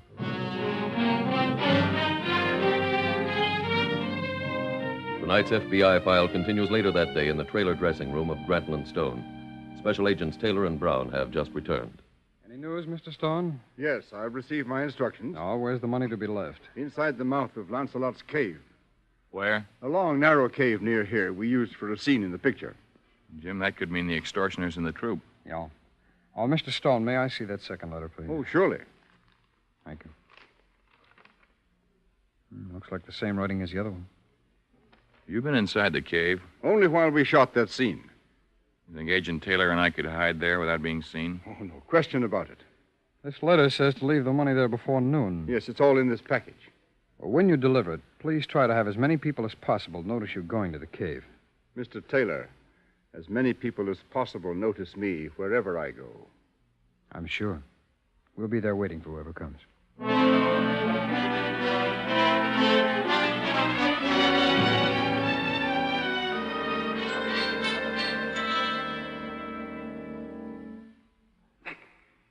I'm here, Jim. You flash the light on for a second. Yeah. Now let's get a little closer to the money, huh? Okay, this is Turn the light on, will you? Tough getting used to the dark again. Mm-hmm. We don't have to see whoever comes, huh? I guess not. We'd only be sure. Why? Someone's coming.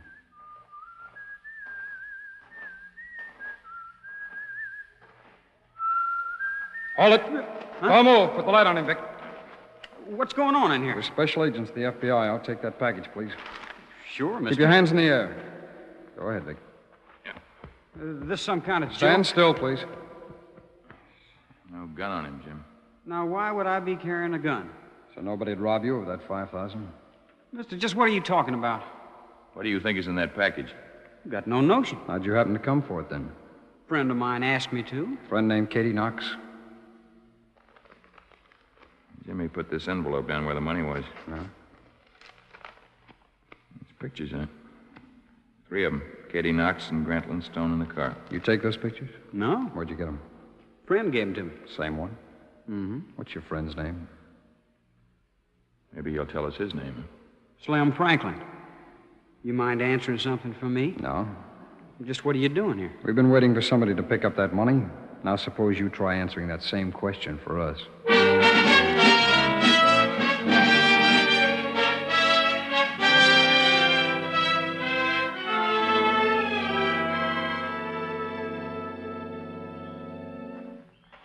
Franklin still denies everything, Vic. Oh, did you get through to the office?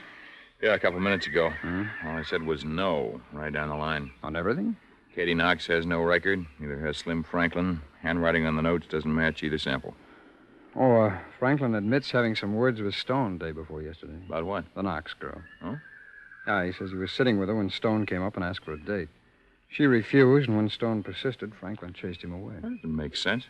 She did have dinner with him. Yeah, I know. Has he said anything else about Miss Knox? Plenty, except when I asked if she's the one who sent him there. Could mean they're both in on it. Well, Vic, I can't tell you why, but I just don't think Franklin's mixed up as deep as it looks. You haven't changed your mind about the girl, have you? No. She's my candidate. Hey, maybe Franklin will open up to you about her. Want me to try? Yeah, will you? I'll go see what she has to say about him.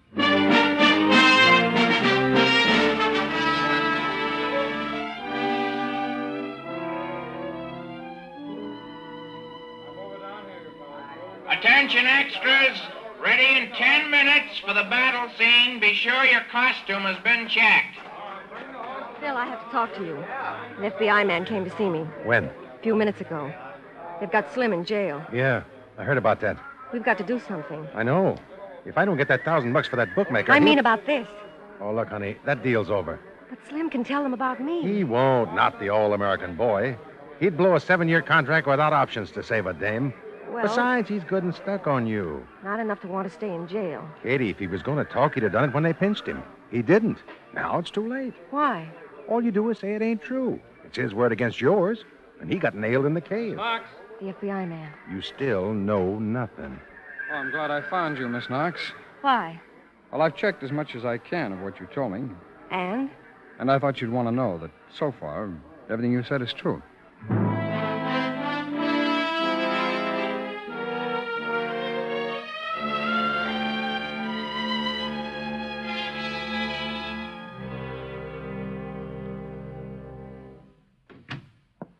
Any news, Mr. Taylor? Oh, no, not very much, Mr. Stone.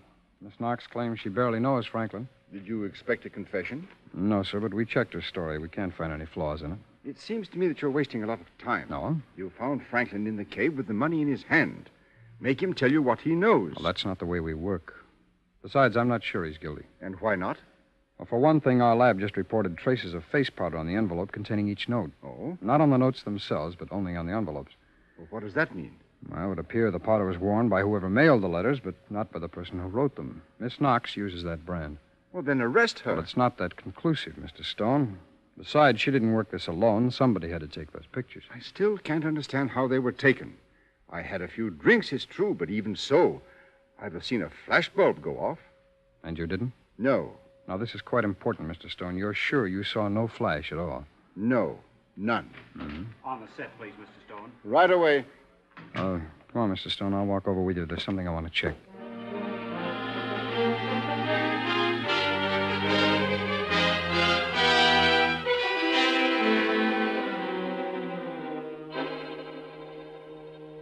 Remember, there is more at stake in the battle we are about to fight than personal glory. For lying in the balance is our honor as a people. Do we go to the struggle with your blessing? Okay, that's a print. That's a print. Katie, I'm going. What? I'm leaving. Well, you can't. We're not through shooting. Look, the bookmaker called. He won't wait, so I better hit the ever-loving road. No, you don't. You're not running out on me. This was your idea, Phil, and you're not leaving me holding... Who's that? The FBI guy. He's coming around the truck. Just a minute, please. See you later, Katie. Oh, you too, Adams. What's wrong?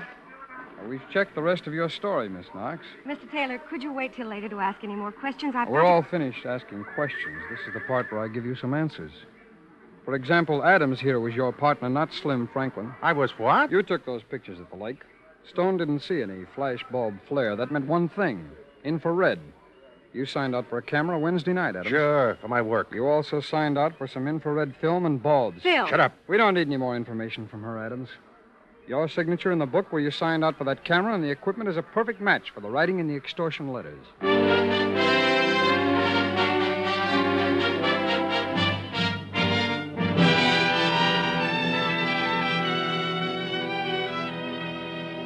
Katie Knox and Phil Adams were convicted in federal court of violation of the extortion statute and sentenced to 2 and 5 years, respectively.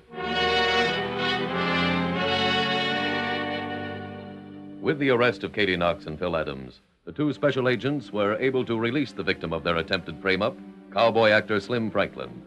And so not only was your FBI able to close another case, but also to maintain its reputation for working as hard to free the innocent as to help convict the guilty. Because of that policy, the Federal Bureau of Investigation set a record last year of which it is justly proud. Almost 98% of all people arrested by special agents were later found to be guilty when their cases came to court. This record is convincing proof that your FBI never makes arrests unless there is overwhelming evidence of wrongdoing. This is the American way, in complete accord with our ancient tradition of safeguarding the rights and freedom of every law-abiding citizen.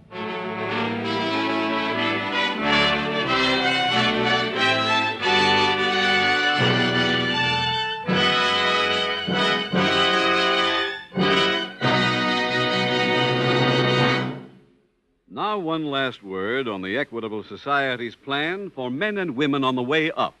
A plan made for the man who's looking forward to the day when his boss will say to him, Ed, you're getting Olson's job with a very substantial increase in salary. Are you that kind of man? Then don't wait another day. Ask your Equitable Society representative to work out your personal plan for a man on the way up. Or send a postcard, care of this station, to the Equitable Life Assurance Society.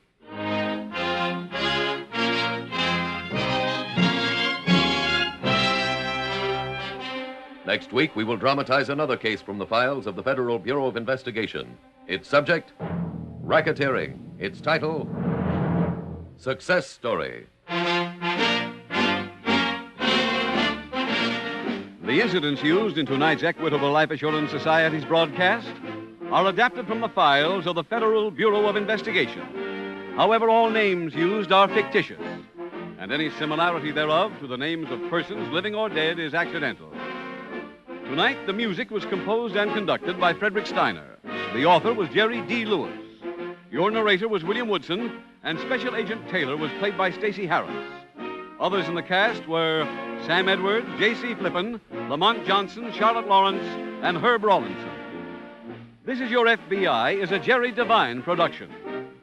This is Larry Keating speaking for the Equitable Life Assurance Society of the United States and the Equitable Society's representative in your community, and inviting you to tune in again next week at this same time when the Equitable Life Assurance Society will bring you another thrilling transcribed story from the files of the Federal Bureau of Investigation.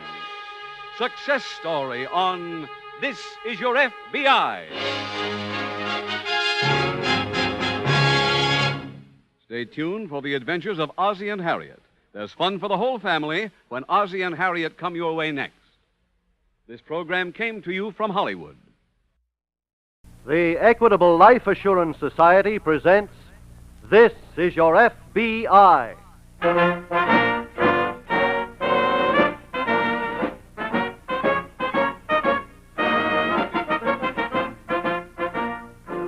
This is Your FBI, the official broadcast from the files of the Federal Bureau of Investigation, presented as a public service by the Equitable Life Assurance Society of the United States and the Equitable Society's representative in your community.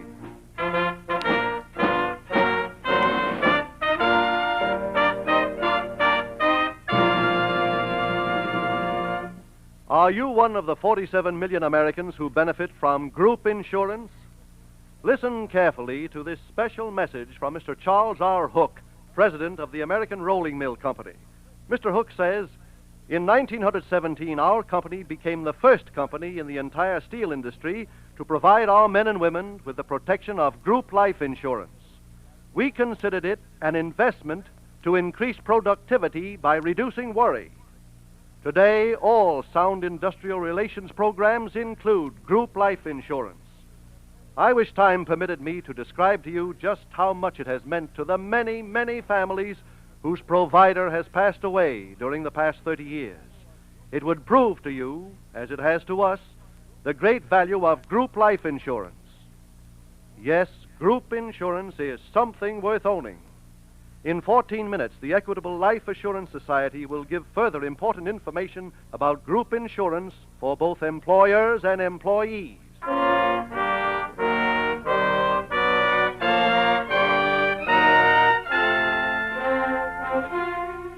Tonight's FBI file, The Honest Embezzler.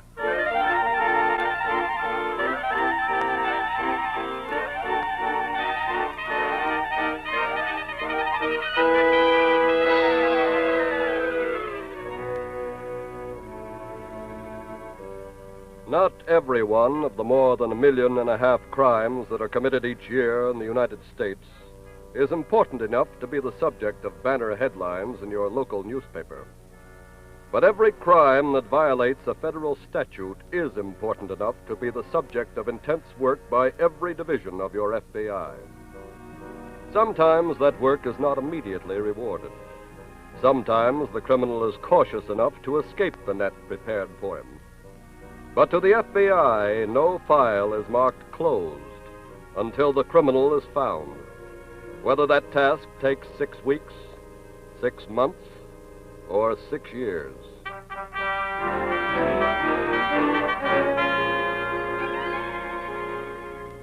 Tonight's file opens on the grounds of a carnival that's playing in a Midwestern city. In a small tent located behind one of the main attractions on the Midway, we find one of the performers, Lily Fenton, resting on a canvas cot. Miss Fenton, Yeah? may I come in? That you, Pop? Yeah. Yeah, come ahead. Brought you over a pail of coffee. Well, thanks, Pop. A little nip in the air this evening. I thought you might catch a chill. You're wonderful. Tell me something, Pop. What's that? How's a nice old guy like you to come to be with a carny? Well, after Lily died, Lily? that was my wife's name, too. No kidding. When she died, I just couldn't stand the house anymore. I saw her sitting in every chair. Oh. Here, cut up some of this coffee with me. No, thanks. I'd better get back to my job. Come on. Well, Here. all right, thanks. Now I know why you're always so nice to me. Well, I'll tell you, Miss Fenton. Why don't you call me Lily? No, I couldn't do that. I couldn't call anybody else Lily. Oh, I'm sorry. Forgive me. That's all right. You're a real nice girl, Miss Fenton. Thanks, Pop. I wish I really were your pop. I wouldn't let you work here. Oh, this isn't as bad as it looks. The dough's good, and business is good. It's good tonight, isn't it, Pop? Yes, very good. Oh, it'll still suit me to get out of this town. Too many squares. Squares? Yokels. Oh. Still having trouble with carny talk, huh, Pop? Well, I'm gradually catching on. Well, don't get too hep. I like you better this way. Hi, Lily. Oh, hello, Marty. What are you doing here, Pop? He's visiting. Why? Who's taking tickets? Bob relieved me for a few minutes. I was just going back. Look, finish your coffee.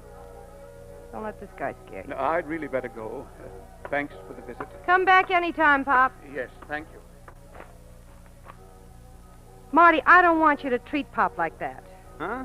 You practically chased him out of here. So what? He's a nice old guy. He's also a scared old guy. What do you mean? He's a lone wolf. Listen, baby, I've been around carnies long enough to know that kind is on the lam from something. Oh, stop. Honey, I know. Look at the way he talks, the way he dresses.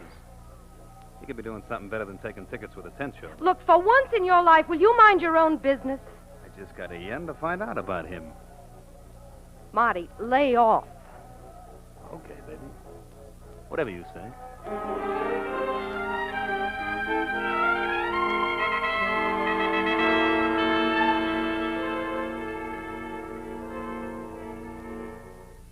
In an FBI office several hundred miles from the carnival grounds, Special Agent Jim Taylor has been given a case which will eventually lead him to that carnival.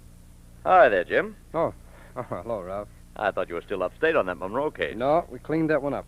I got back last night. What are you working on? Some unfinished business. Oh? Yes, I'm looking for a man named Earl Corey. He was teller at the National Bank. Yes? Disappeared about 6 months ago. When they examined his books, they found a shortage of over $9,000. Was this just reported? No, we've had a file on it right along. It's just been handed to me. Those are always tough ones. Well, this one's no exception. Any leads at all? Not a one. What's the background on this man, Corey? Well, he was 62 years old, had been married.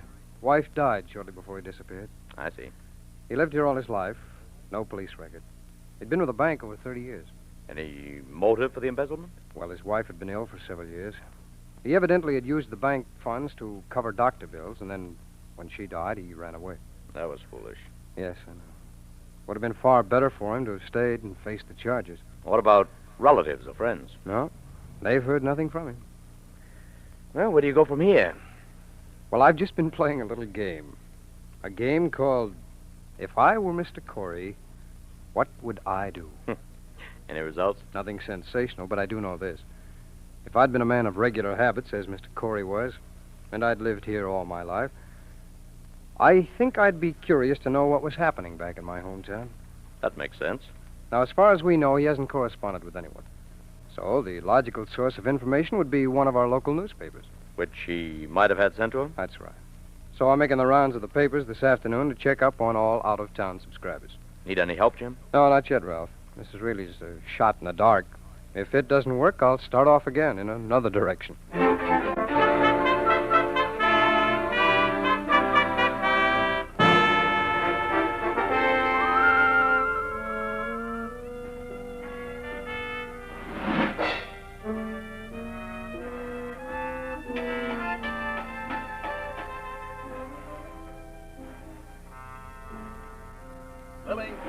I'm in here, Marty. Huh? What's the idea? Of what? How come you're not working this show? My contract says I take off one show a day. This is it. Well, who's on out there? Daisy. Oh, that's kind of a tired routine. And what's with all the clothes? The word came in. Dress up or we're slouched. Oh, By the way, yeah? I saw Pop a while ago. He's very grateful for what you did. What was that? Finding his wallet. Oh, well, that was nothing. I just happened to be walking along the midway and looked down. Stop, will you? Huh? Who are you kidding? What do you mean? The only reason you returned that wallet is because you had somebody lift it in the first place. What would I want with that old geezer's pokey? So you could dig who he really is. Now, wait a minute. Marty, don't lie to me. I can always peg it, see?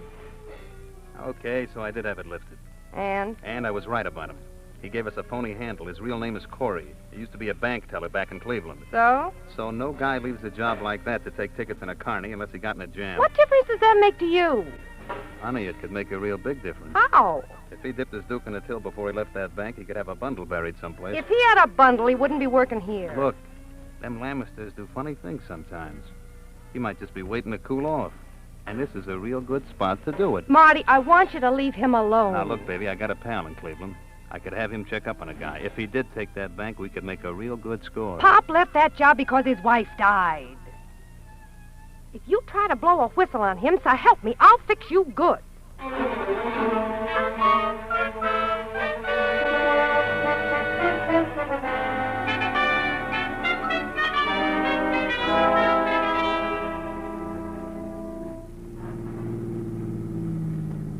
Jim? Oh, Jim. Oh, hello, Ralph.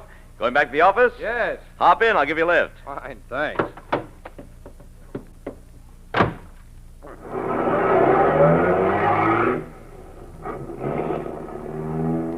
Got a lead on that bank embezzler, didn't you? Yes, how did you know? I could tell by the way you were walking down the street you were about 2 feet off the pavement. Well, it was that 100-to-1 shot that came through, Ralph. You got it from one of the newspapers? That's right. I checked subscriptions for the past 6 months. I'm practically positive that the handwriting on one of them is Corey's. I'll have it confirmed in the lab. Where is he? Well, right now he's in Fort Wayne, Indiana. Any address? No, he received the papers care of general delivery. Well, you could have a surveillance set up at the post office there and pick him up. I don't think that'd work in Fort Wayne. Why not? Well, beginning tomorrow, his address will be Lansing, Michigan. He'll be there for a week. I see. Whatever he's doing, he's really been on the move. He spent exactly 1 week in a whole succession of cities. Did you get a list of these places? Yes. Well, that'll be a help in determining what sort of work he's doing. Yeah, I know. But I don't think I'll have to dig into that. I have an idea they'll pick up Mr. Corey at the general delivery window in Lansing.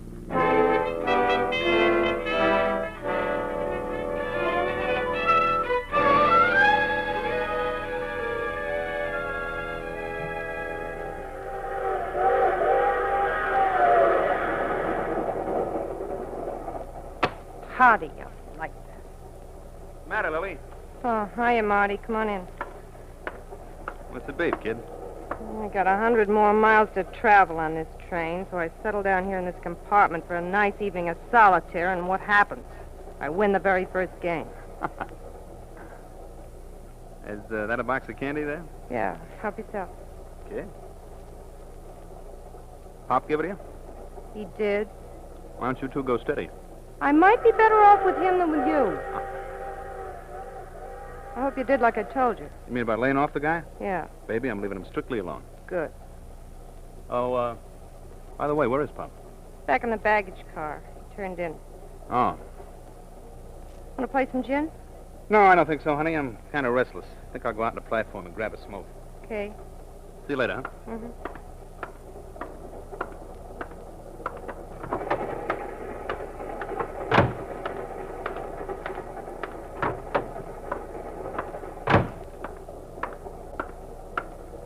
Hiya, Matty. How about a drink? No, not now, Joe. Later, maybe.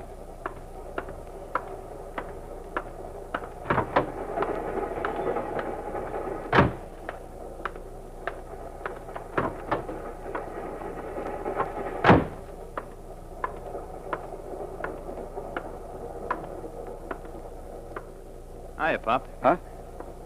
Oh, hello, Mr. Burns. Got you packed in with the baggage, huh? Oh, I don't mind that. Nice and lonely in here, huh? Yes, You like to be alone, don't you? sometimes. Want a smoke? No, thanks. I have my pipe. Okay. Pop, Yes? something I want to talk to you about. Well? It's about that wallet you lost. Oh? According to an identification card that was in it, your real name is Corey, and you used to be a bank teller in Cleveland. Now, look, Mr. Burns. Let me finish. I talked on the phone this afternoon to a pal of mine who lives in Cleveland. You see, I figured it was worthwhile finding out why you changed your name and hooked up with a Connie. Now, see here, My pal called me back and gave me the answer. Seems you left the bank owing him a little. About $9,000. That right? Yes. That's a lot of potatoes, Pop. Where you got it stashed? I haven't got it. Huh? I spent every cent of it. Now, wait a minute. That's the truth, Mr. Burns. I took that money only because my wife was desperately ill. Every cent went for her doctor bills.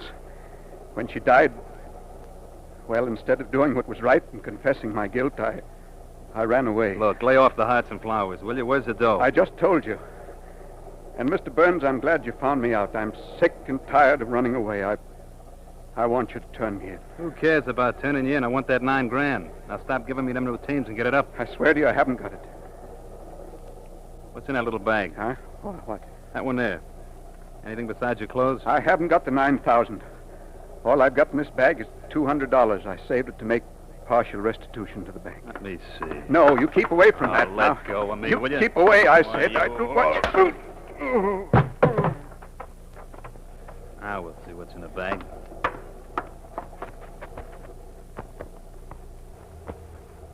Ah, you were telling the truth. All right, Pop, where have you really got to do? Answer me. Come on, Pop. Holy.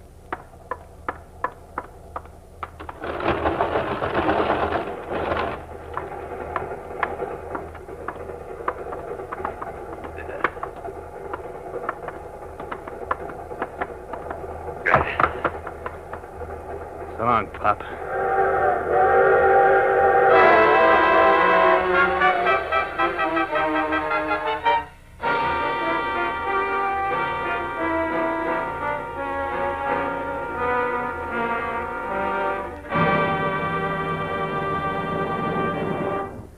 We will return in just a moment to tonight's file, which shows how your FBI protects national security. Now let's hear from a typical American worker who has attained greater personal security. It sure was a red letter day when the boss signed up for complete group insurance protection. Man works better when he's got peace of mind. Well, you certainly get plenty of peace of mind from complete group coverage, for that takes in life insurance, accident and sickness insurance, and a retirement income, plus hospital, medical, and surgical benefits for yourself and your wife and children. All in one package from the Equitable Life Assurance Society, and no medical examination to get it. One thing stumps me, though. It's how little that package costs. Well, your employer pays a part of the cost. Also, since he employs a number of workers, you get the benefit of what you might call the wholesale price for insurance. It sure was a bargain for me last winter. A bad case of the flu really had me down. Doc Brady even had my chest x-rayed. Those bills would have set me back for a long time. But they were all paid for by my group insurance. You know, group insurance was originated by the Equitable Life Assurance Society in 1911. Thomas I. Parkinson, president of the Equitable Society, says, "Group insurance is the most inspiring life insurance development of our time. If your company does not have group insurance, or if your company's group program is incomplete, your management can get in touch with the nearest Equitable Life Assurance Society office." That's EQUITABLE. the Equitable Life Assurance Society of the United States.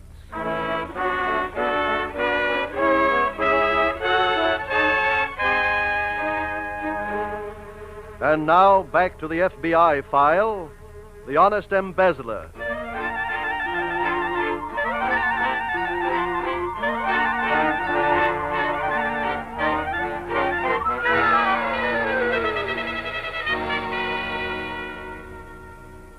The law, as we have molded it in 170 years, is not an impersonal, harsh set of rules written by vindictive men. It has compassion, and the quality of its mercy is available to all. Running away is the foolhardy course, for, as tonight's case from the files of your FBI proves, the cloak of justice affords more warmth, even to the criminal.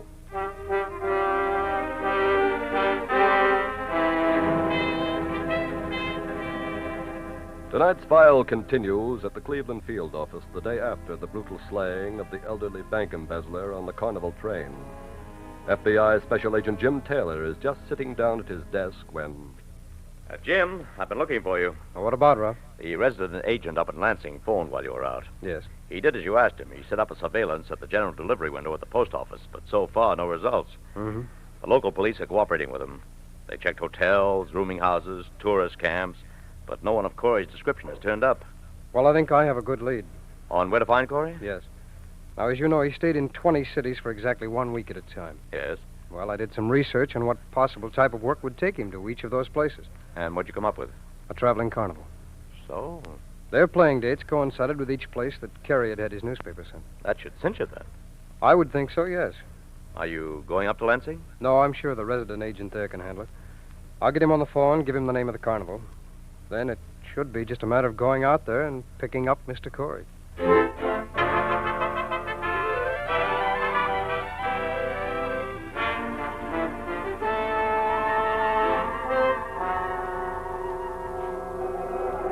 Hurry, hurry, hurry, hurry. It's your big chance, your last chance to catch this performance of the biggest show in the Midway. See the sensational Princess Lily do a breathtaking fire dance. See the lovely Dolores, the Sultan's favorite. It's girls, girls, girls. So hurry, hurry, hurry, hurry. That does it, folks. The show is starting. Next performance in exactly half an hour. Marty. Marty. Oh, hi, Lily. Why aren't you backstage? I'm not on for 5 minutes yet. Come here. I want to talk to you. Okay, sweetheart. What's on your mind, kid? Did you hear about Pop? Yeah, I took a powder, huh?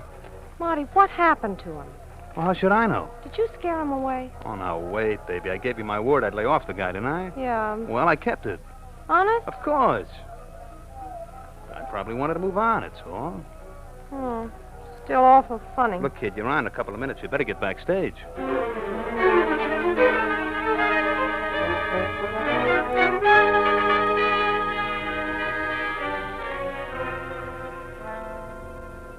Any word from Lansing, Jim? Yes, Ralph, and it isn't good. What happened? Well, our resident agent went out to the grounds. He talked to the owner. Yes? He was told a man answering to Corey's description had worked with the show. He'd been a ticket taker at one of the attractions, but he suddenly disappeared. That sounds pretty convenient. Yes, I know. However, some of the other employees around the show verify the story. You think they could be covering for him? That's possible, yes. Under what circumstances did he disappear? Well, he took the special train with the rest of the troop from Fort Wayne. Seems that he slept in the baggage car. But when the show arrived in Lansing, he was gone. Now, of course, he could have gotten off any place along the route. What stops did the train make? Well, that's being checked now. Well, Jim, where do you go from here? Well, I've just been figuring that. I think I may have the answer. What is it? Corey was a ticket taker for one of the shows, so his job must be open now. Yes? I'm going to see if I can get permission from the boss to go up to Lansing and apply for his position. And do some inside work? Right. Our resident agent can't do that. They already know him up there now. You ever been around a carnival, Jim? Well, when I was in college, I worked for a circus during summer vacation. Trapeze artist? No. Peanut vendor. But that should be background enough for me to find out all I want to know.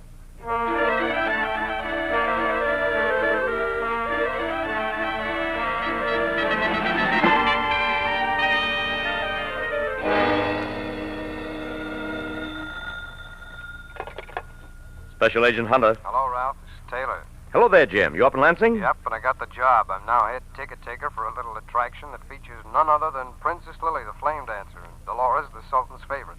But so Jim, far, I haven't... I was just going to try to contact you. What for, Ralph? You can stop looking for Mr. Corey. What do you mean? His body was found beside the railroad tracks about 60 miles outside of Fort Wayne. So? Well, I guess this trip was a waste of time. I'm not so sure that it was. Why not? From the preliminary information that we've received, there's a suspicion that Corey might have been murdered. Really? Yes. From the condition of Corey's body and the position in which it was found, the medical examiners say it's very possible Corey was dead before he left the train. Ralph, did you have any money on him? Only $1.20 in change. Oh, that makes it look like robbery.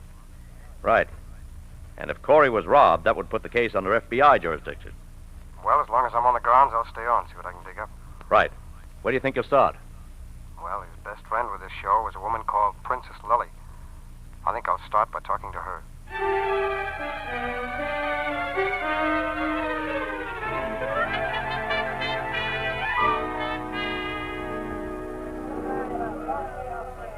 Well, Miss Fenton, Yeah? may I come in? Oh, you. Yeah, come on in.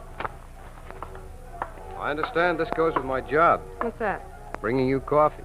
Oh, thanks. Old Pop used to do this, didn't he? That's right. That's too bad about him, isn't it? You mean he's leaving the show? No. Oh, about his body being found. What are you talking about? Oh, haven't you heard? No. Well, one of the boys out front just told me. He was found beside the railroad tracks about 60 miles outside of Fort Wayne. Oh, no. Yeah. According to the story I heard, they seem to think he was murdered. Murder? Yes. The FBI's working on the case right now. Knew it. What did you say? Nothing. Yeah. Look, honey, I didn't know you had company. Look, will you clear out of here? I want to talk to Marty alone. Sure. Well, get moving, will you, Mac? Okay. Glad you got rid of him, honey. I wanted... Marty, Yeah? I just heard something about Pop. No kidding. His body was found by the railroad tracks out of Fort Wayne. His body? That's right. Oh, that's tough. Poor old guy. Save that. What do you mean? You told me you hadn't bothered Pop, that you'd let him alone. That's right. You said you weren't going to dig up why he left that bank in Cleveland. I didn't. You're a liar. What? You got a telegram about an hour ago. It was from your pal in Cleveland. How do you know? Because I opened it and read it. You had no right to do that. So I read it anyway. He wanted to know what luck you had with the information he gave you. That was on an entirely different matter. Don't give me that. You went to Pop on that train, didn't you? You told him what you knew about him. You know you're crazy? No, I know how you operate.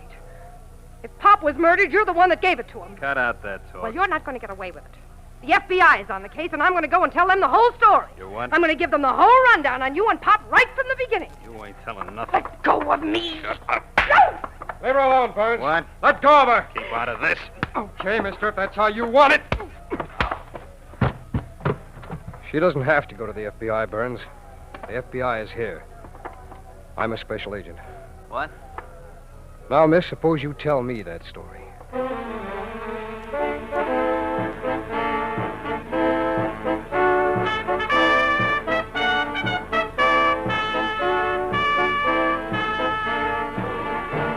Martin Burns was tried and convicted of murder in the state of Michigan and was sentenced to life imprisonment. Stated as simply as possible, tonight's case from the files of your FBI offers merely another proof that crime does not pay.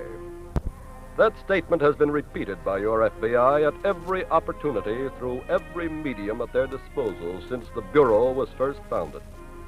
But for some strange reason, strange because Americans are an adaptable people, the self-evident truth that crime can never be made a profitable career has been ignored.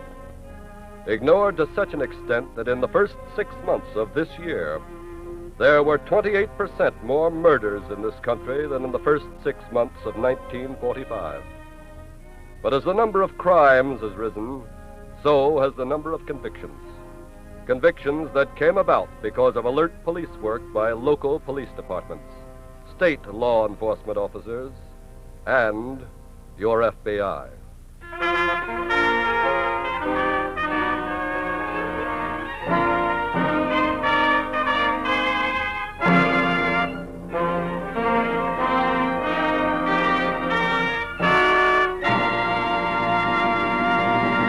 In just a moment, we'll tell you about next week's exciting case from the official files of your FBI.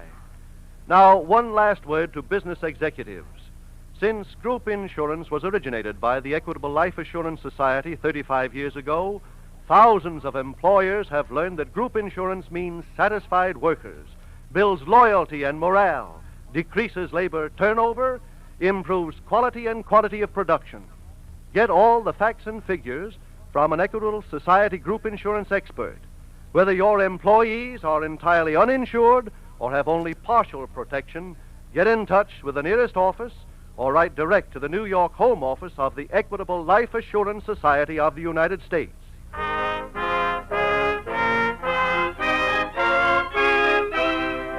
Next week, we will bring you another colorful story from the files of the Federal Bureau of Investigation, The Fixed Election. The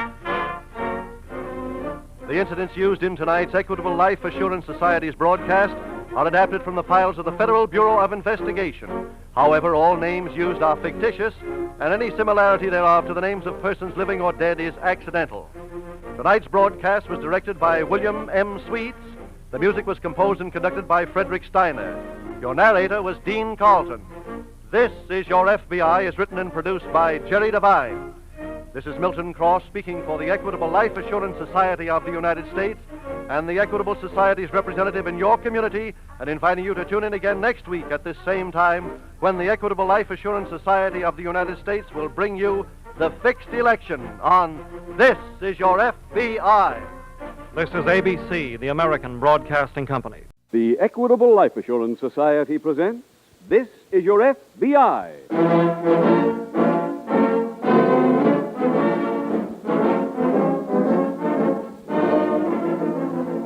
This is Your FBI, the official broadcast from the files of the Federal Bureau of Investigation.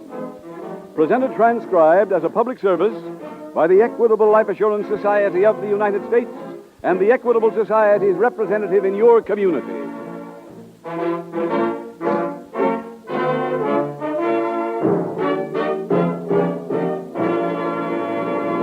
Now a word to fathers and mothers. If you're a typical American parent, you want your children to go to college. You want them to succeed, right?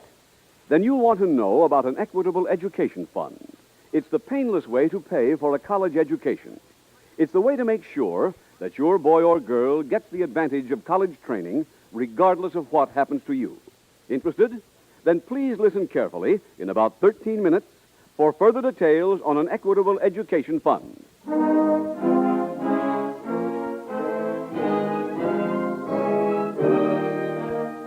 Tonight, the subject of our FBI file, bank robbery. Its title, The Hostage.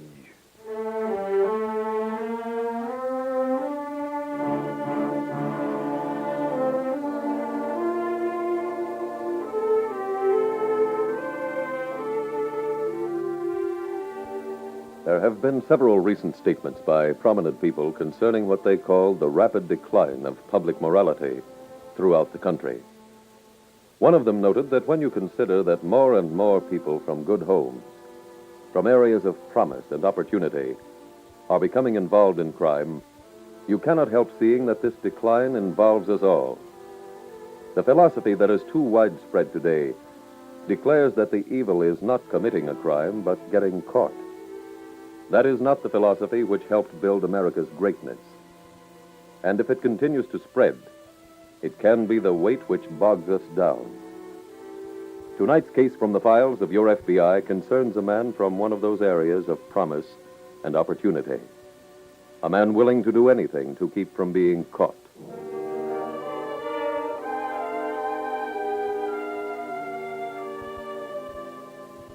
Tonight's FBI file opens in a large Midwestern city. It is late afternoon as two customers sit at the bar of a small corner saloon. One of them, a good-looking young man, fingers an empty glass. Al, another bottle of beer, please. Sure, Jack.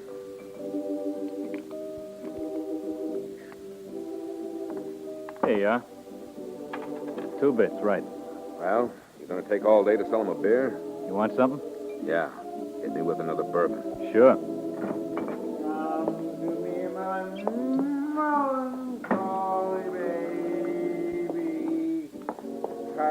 That'll be a half. Okay. I ain't trying to steal it.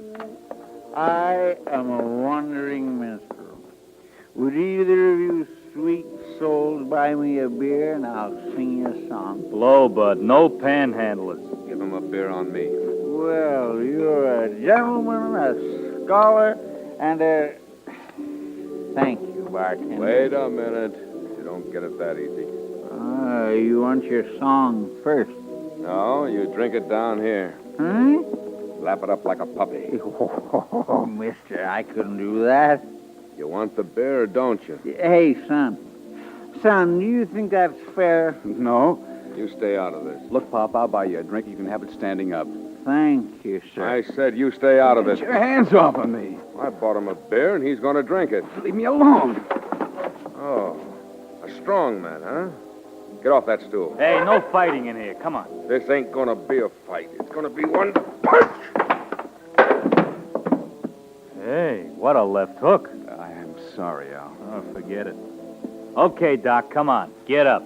Just didn't want him pushing me around. Hey, I was a wise guy. You Had can't it coming. just lay there. Mister. Mister? Is he out cold? Yeah. I'll give you some water for him. I don't know what good it'll do. What do you mean? He ain't breathing.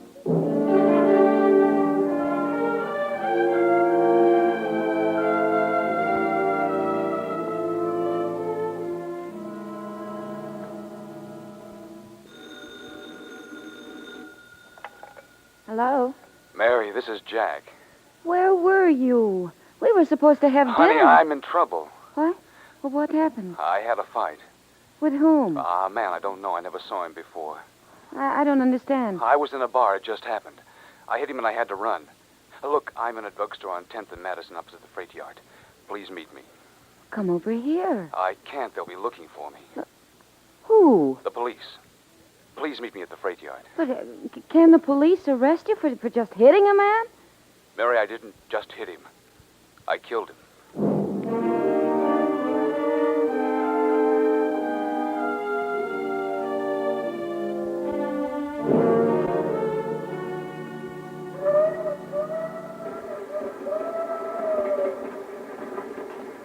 Hey, son. Yeah? Think you ought to wait any longer for your girl? I told her to meet me here. Yeah, but there's only one more freight tonight. I want to wait for her. Okay, but you're taking a chance on not getting away from here. I just been wondering about that. About what? Whether I should run away. You killed a guy. But he started it. That makes it self-defense. You got any witnesses? Well, you. Oh, the cops would never believe an old bum like me.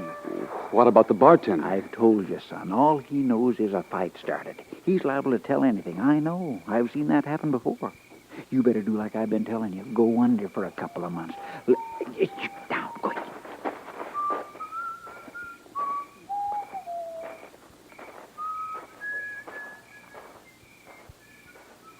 Railroad cop. He won't be by again for 20 minutes.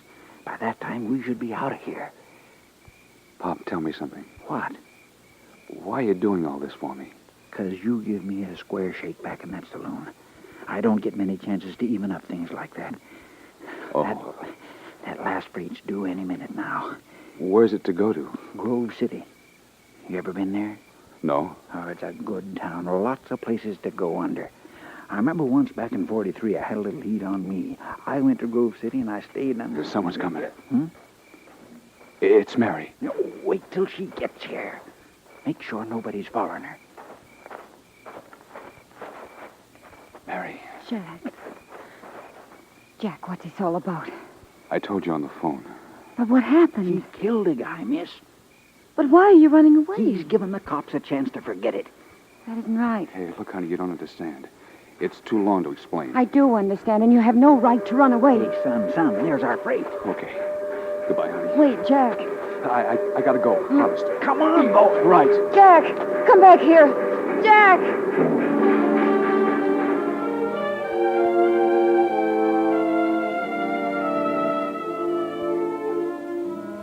The following afternoon, at the local FBI field office, Special Agent Jim Taylor is working at his desk as Agent Fred Mason approaches.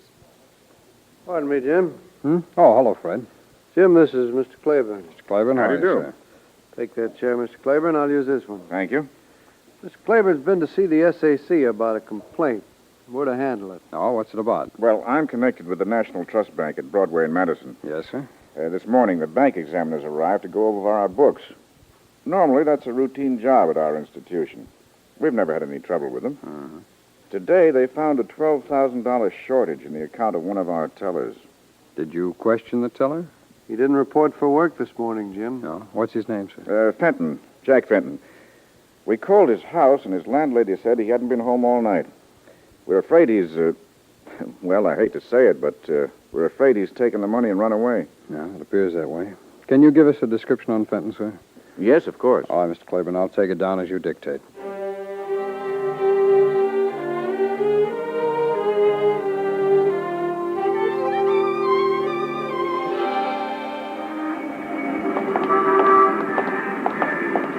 We made it, son. We made it. Huh? Oh, look at it.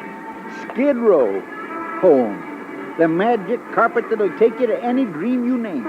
You can breathe it, taste it, smell it. You can sure smell it. Donut grease. That's the perfume of the road. Take a whiff, boy. Come on, son, I'll show you around. See that guy? That's Farmer Adams, the old fighter. Ain't a little early in the day for him to be drunk? He's not drunk. He weaves like that all the time. Oh. Maybe we'll see him tonight. When he's got the 40 cents, he kips at the same flop house we're going to. Hey, watch this guy get tattooed. That's the professor with the needle. If you're going to get any wiggly girls on your arm, let him do it. He's the best. He is an artist. Uh-huh. You want to wait and get one now? No, thanks. Okay, we can come back. It's great so far, ain't it, son? Come on now, be honest. Did you ever see so much action? No. Morning, man. Who are they? The only father and son choir on the street. And do you know something? They're such good friends you'd never know they was related. Like to hit the shooting gallery? No, thanks. In back, they got a flea circus. The greatest tricks you ever saw. I don't want to see it now. Okay, we'll come back. Easy, boy, easy. Here, let's put it back. But it's empty. There's enough in it to smell. That man'll want a whiff when he gets up. Hey, you still got that $11? Uh-huh. Then let's hit this joint. Oh, we better go easy. $11 won't last long. What are you saving it for? You want to die rich? No, but... Come on, boy. This place gives you the best quarter slug of grog on the street.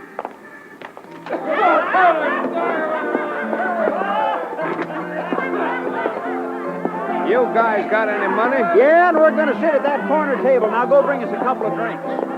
When you're holding, you can be as tough as any waiter on the road. Uh-huh. Go ahead, son. Sit down. Hey, look, I'm not so sure I can handle this. Son, wait till you have a couple of drinks. You'll forget you ever lived anywhere else.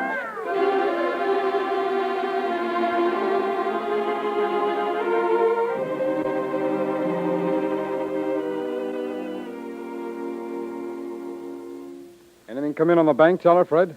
Oh, I'm just going over these reports on him. Nobody recognized his picture at the airport, the bus terminal, and the railroad station. You check hospitals? Yeah. I also covered hotels, rooming houses, and the morgue. You get anything? Yeah, an address book of his was found at the bank. I've been contacting the names in it. So far, none of them know where he went, though. Did you cover everyone? Oh, there are 5 names left. I'm going out and check on them now. They all in one neighborhood? No, 3 are on the west side. 2 are on the other side of the bridge. Well, why don't I take the west side name? Okay, fine. Here, it's the 3 on top, Fred. Right. I'll contact the other 2 and meet you back here. Hey,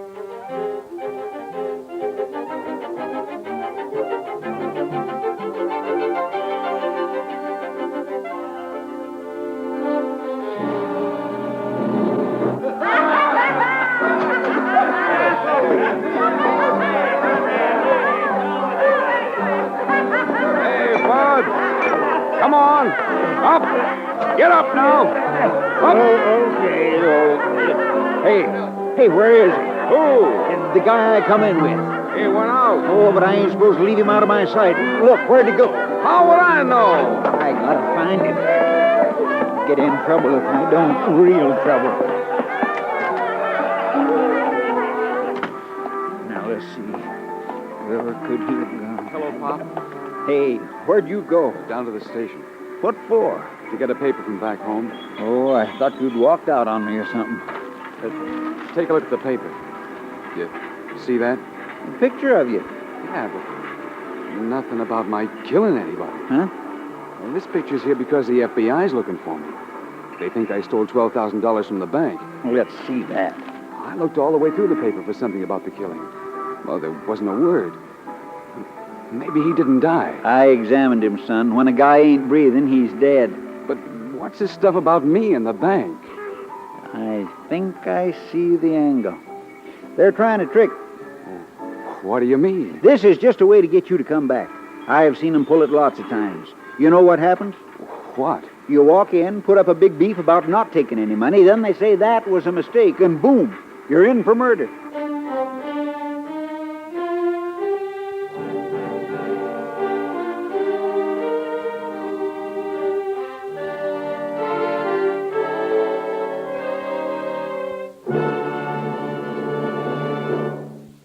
We will return in just a moment to tonight's exciting case from the official files of your FBI.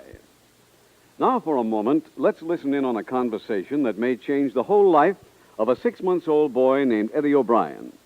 In the living room of his home, Eddie's father is talking to Fred Barton, his Equitable Society representative. And another thing I wanted to ask you about is this college education insurance. Might be a good thing for me to start for my kid one of these days. I'm hoping you'll go to my old college in the class of 1972. It is a good thing, Mr. O'Brien. A very good thing. In the Equitable Society, we call that kind of insurance an Equitable Education Fund. Actually, it's an endowment life insurance policy that's paid up when your boy's ready to enter college. The money's there, ready and waiting for him.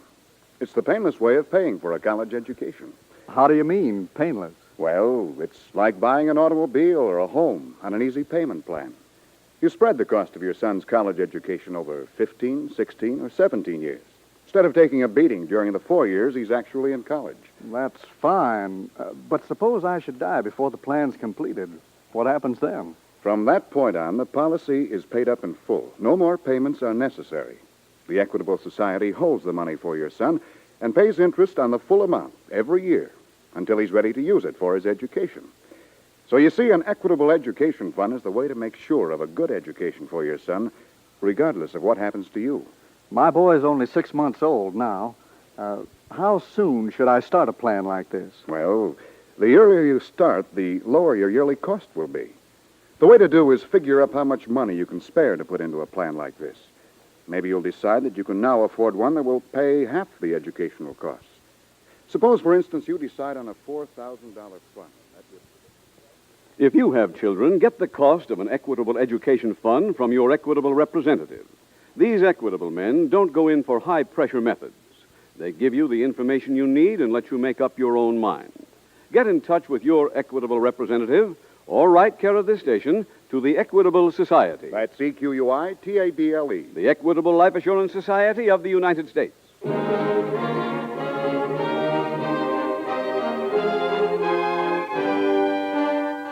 And now back to the FBI file, The Hostage.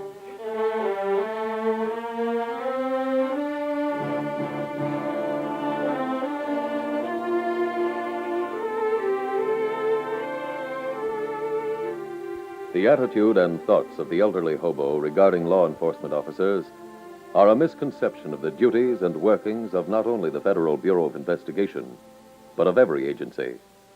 Unfortunately, those mistaken beliefs are held by many law-abiding, decent citizens. Let us examine your FBI, for example. Since the Bureau is a group of public servants, it is important for you, the citizen, to know how it operates. Your FBI does not initiate any investigation unless a complaint is made and evidence received of a crime over which it has jurisdiction. Further, all special agents are specifically instructed not to evaluate the information developed by their investigative efforts. The reports they file make no recommendations and set forth no conclusions. Your FBI is not an accuser, a prosecutor, or a judge in any case. Its job is to get the facts, and that is the only job it does.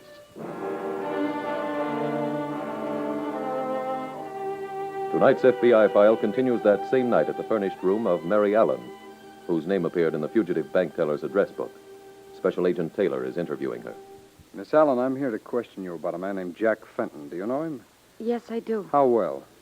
We were engaged. Oh. Tell me, have you read the story that appeared in the papers today about Mr. Fenton allegedly stealing money from the bank? Yes, I just saw it. I tried to call the bank and they were closed. I know that story isn't true. But he's disappeared. That was for another reason. Oh, what reason? I can't say. Now, look, Miss Allen, you've a chance to help me and also help him. I'm so confused. But you do know why he disappeared.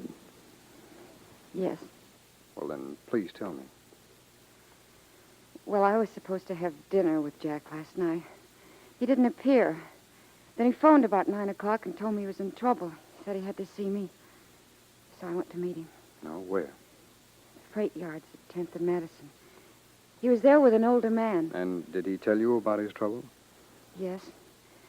He said he went into a bar for a drink after work. He got into a fight and hit a man. He said the man died, but I looked in the papers today, every paper, and I also called the police, and they had no record of anything like that happening. Did he tell you where the saloon was? No. Who was this older man he was with at the freight yard? Well, I'd never seen him before, but I gathered he was helping Jack to run away. Can you describe him? No. I just remember that he was shabbily dressed. I presume they boarded a freight car? Yes. Any idea what time? I remember I looked at my watch. It was exactly 9:30. Thank you, Miss Allen. If you hear anything from Fenton, will you please notify our office?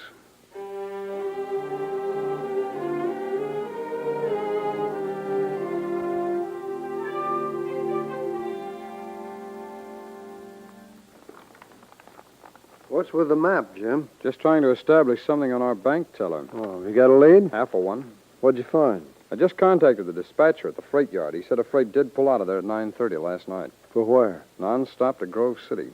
Well, at least one part of the girl's story could be true. Yeah. I sent Fenton's description to our agent up there. Oh, say, did you get over to police headquarters? Uh-huh. They don't have a report on a homicide of any sort yesterday, Jim. Oh? I think Fenton took the money and told the girl a fight story. Well, could be. But I think we should run the fight story down anyway. That's why I've done the map work here. What's that? Well, the X marked here is the bank where Fenton worked. Uh-huh. This letter H is where he lived. Mm-hmm. Now, if he dropped in for a beer after work, it would probably be in a bar between the 2 points, X and H. Mm-hmm. I checked the city directory, then put a circle at every point here where there's a saloon. How many did you come up with? 22. Now, if we're going to run that phase of the story down, I think we ought to cover all those saloons.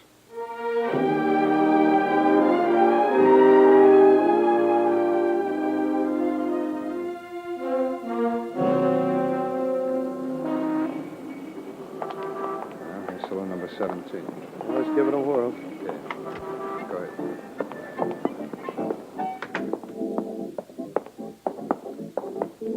Sorry, men, we're just closing up. We're from the Federal Bureau of Investigation. Here are my credentials. Oh. I'd like some information, please. Did you work yesterday? Every day I own the joint. Here, this is a picture of a man named Jack Fenton. Do you know him? Sure, he comes in pretty regular. Why? Was he here yesterday? Yeah. Now, tell me, did he have a fight with anybody? A fight? Mm-hmm. Oh, the rib, you mean? That was a joke. Oh, what kind of a joke? Well, a guy named Harry West came in day before yesterday and gave me $50 to help him rib young Fenton.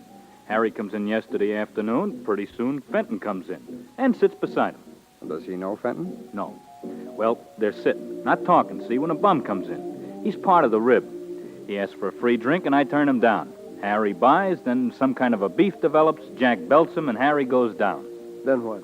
Well, the bum bends over, listens to Harry's heart, turns to Fenton and says he ain't breathing. Then he grabs Fenton and hustles him out. That's all there was to it. Is this Harry West a regular customer? Well, he used to be when he ran a book around here. This is the first time I seen him in, I guess a year. Where can we find him now? Oh, let's see. Try the Jungle Club. He hangs out there, but they'll be closing about now. Yeah, well, thanks very much.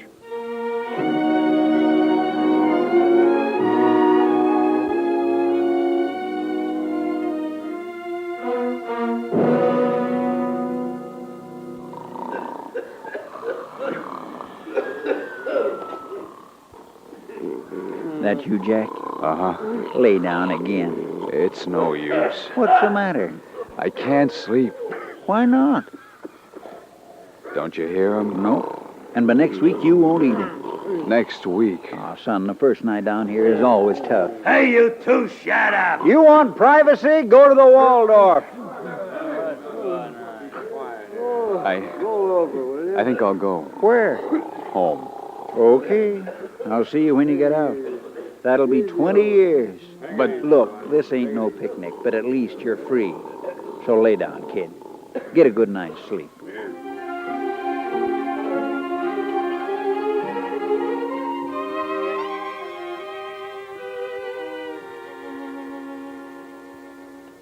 Fred, I just saw Harry West. Did he talk? Yes.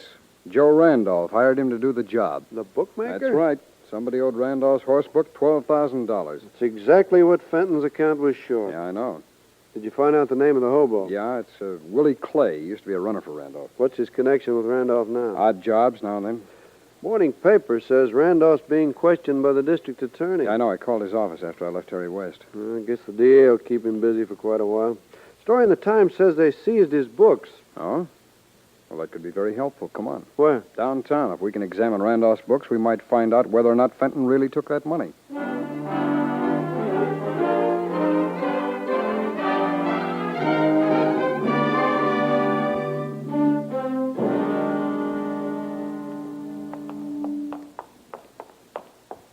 Pardon me, Mr. Claiborne. Oh, hello there. We have some news for you about that shortage of funds. Oh, that's fine, but I'm really not the one to talk to.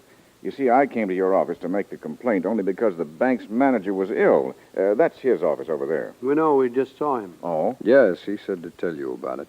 Well, if he wants me to handle it, of course I'll be happy to. Please sit down. Thanks. You say you had some news? Our agent in Grove City found Jack Fenton this morning. Good. He was living up there in a flop house on Skid Row. I wish I could feel sorry for him. Mr. Claiborne, Fenton denies any connection with the shortage. Of course. I imagine all thieves do when they're caught. But if he didn't take the money, why did he vanish? Well, sir, a fight was staged on Monday afternoon in a bar down the street. Fenton knocked a man down. He thought the man was dead, and he ran, but it was all a trick. Someone had a ghoulish sense of humor. Someone wanted Fenton to leave town in a hurry. Why? So he could cover up a $12,000 loss to a bookmaker named Joe Randolph and make it look like Fenton took the money? Who'd do a thing like that? Well, not many people, I'll admit, but we did find one. Who's that? You. What? We found your name in Joe Randolph's ledger. You paid him $12,000 the day that Fenton disappeared. Come on, Mr. Claiborne.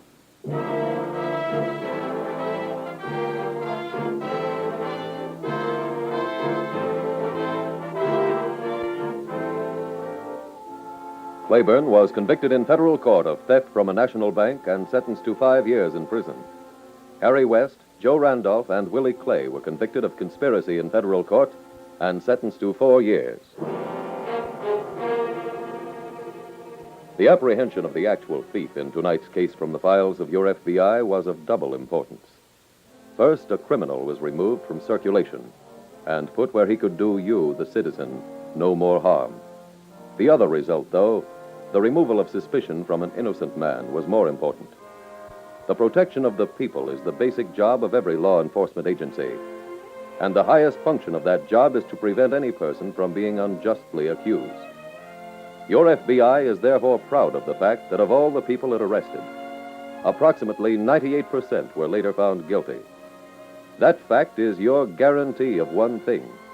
The Federal Bureau of Investigation is not primarily interested in arresting people, but in locating the true criminals. Upon such facts is your freedom based, the freedom of every person in the nation.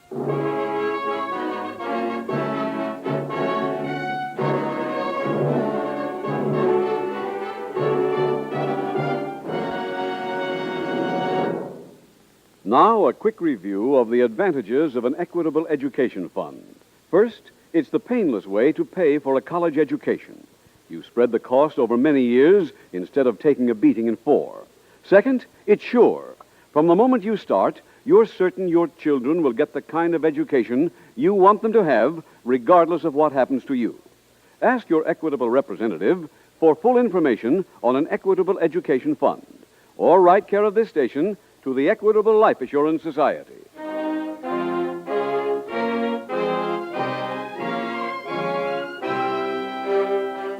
Next week, we will dramatize another case from the files of the Federal Bureau of Investigation. Its subject, Hijacking. Its title, The Tropical Frame-Up.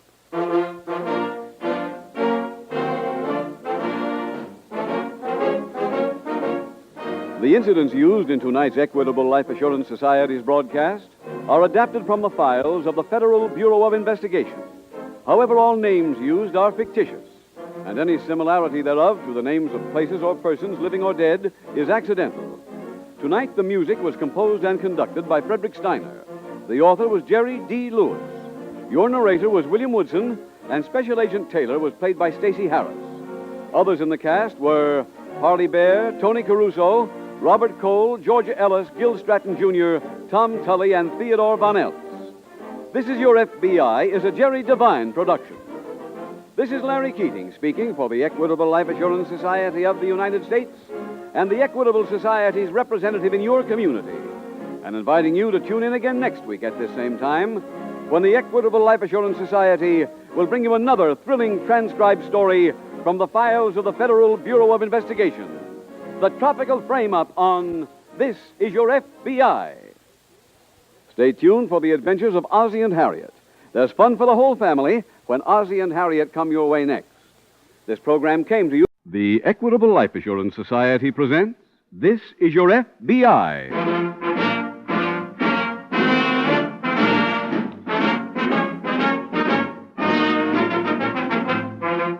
This Is Your FBI. The official broadcast from the files of the Federal Bureau of Investigation.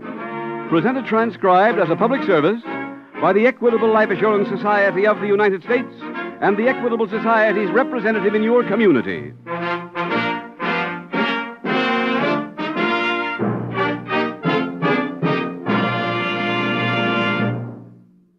A famous French general once pointed out that the great advantage of the American soldier was his ability to think and act for himself in an emergency. That, of course, is our American way. We Americans like to be independent and self-reliant. That's why the Equitable Life Assurance Society of the United States today has 5 million policy-holding members who freely chose this form of personal security. Today, the Equitable Society is represented from coast to coast by more than 8,000 agents. In about 12 minutes, we have something to tell you about these men whose job it is to show how you, too, may enjoy the advantages of membership in the Equitable Society.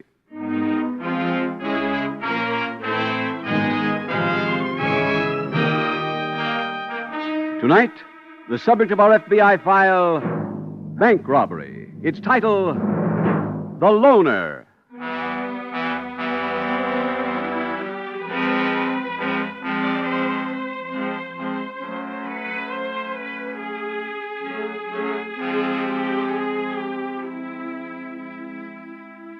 Tonight's case concerns one of the most serious problems facing law enforcement agencies throughout the country, and thus facing you, the people. That is the problem of parole. The Federal Bureau of Investigation wishes to make perfectly clear that it is not opposed to the concept of paroling eligible and deserving prisoners. Do you know how paroles are handled in your section? Take the trouble to find out through one of the good government groups in your community.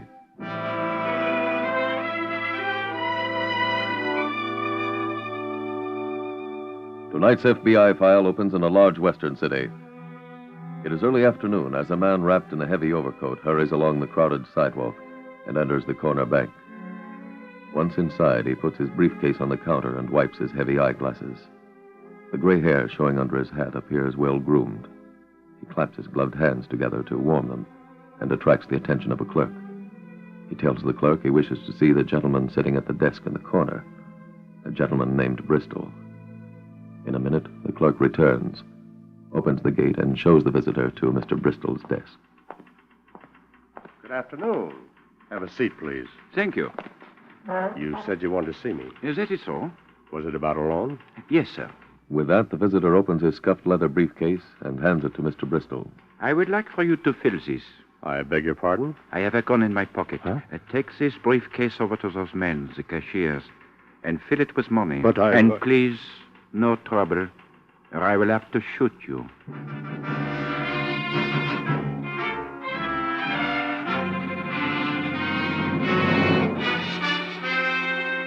An hour later, at the local FBI field office, Agent in Charge Carter is at his desk when Agent Putnam approaches. Pardon me, Mr. Carter. Yes, Putnam? I've just been to the security bank. The amount stolen was $11,300 in cash and $7,000 in negotiable bonds. Any serial numbers? No, not on the money, but the bank's preparing a list of the bond numbers. Have it distributed as soon as it's ready. Yes, sir. The bandit left no prints, spoke only to a clerk and an official at the bank. The clerk didn't remember anything, but the other man, a Mr. Bristol, gave me a description. Round face, heavy eyeglasses, gray hair at the temples, and he spoke with a French accent. I don't know how much good the description will do us, though. Mr. Bristol said the man might have been using makeup. The gray hair, for example, showed traces of powder. The police already have a suspect, a parolee named Don Conway. He's an expert at makeup. And how about that French accent? Conway always fakes an accent. He also usually covers one employee and makes him go around and collect the loot. Shall I notify the police? I've already heard from them. They're going to have Conway brought in. See to it that Bristol has a look at him in the lineup.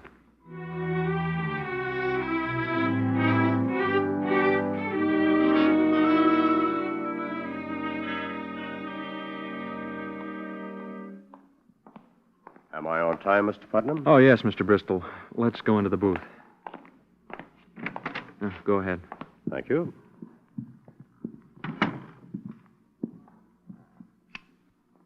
All right, jailer. Please bring the men onto the stage.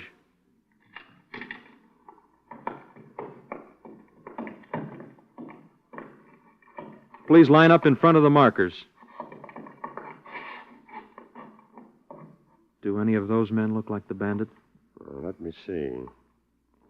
No, I don't seem to recognize any of them. Would you recognize the bandit's voice without the accent? I might. Conway, will you please step forward? Please repeat after me. I have a gun in my pocket. Take this briefcase and fill it with money. I have a gun in my pocket. Take this briefcase. What was the rest? Hold it. Like to hear him say any more, Mr. Bristol? No, he's not the man.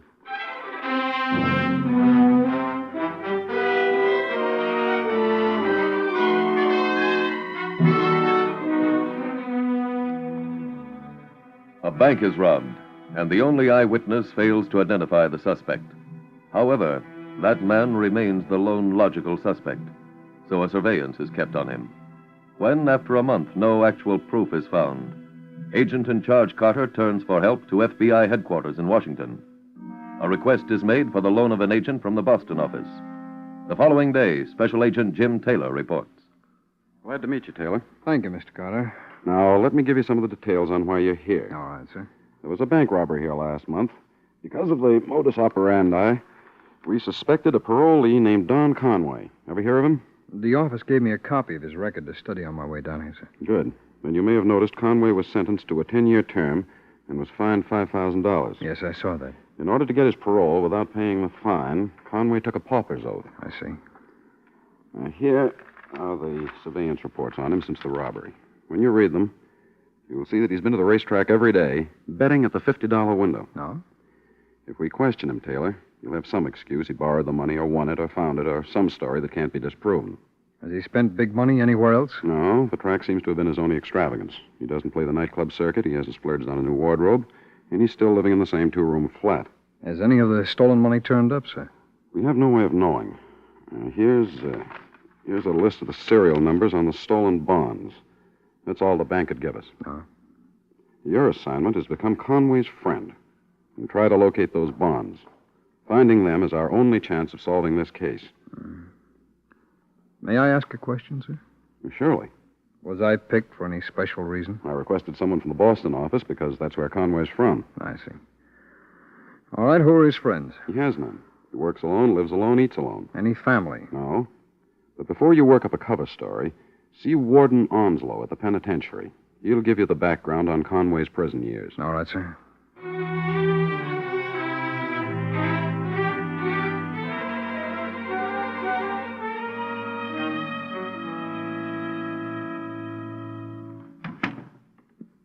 Have a chair, Mr. Taylor. Thank you, Warden. Now, wait till I find those Conway papers. Okay. Oh, here they are. Now, shall I start at the top? Yes, if you will, please, sir. Conway had an IQ of 103 when he entered. That's pretty high. He's got native intelligence and a fair education. Who were his friends, he wouldn't? He didn't have any. Conway doesn't trust people, not even other criminals. Oh, who did he talk to?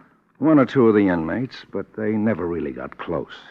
You have a list of his visitors there? No, he never had one. How about mail?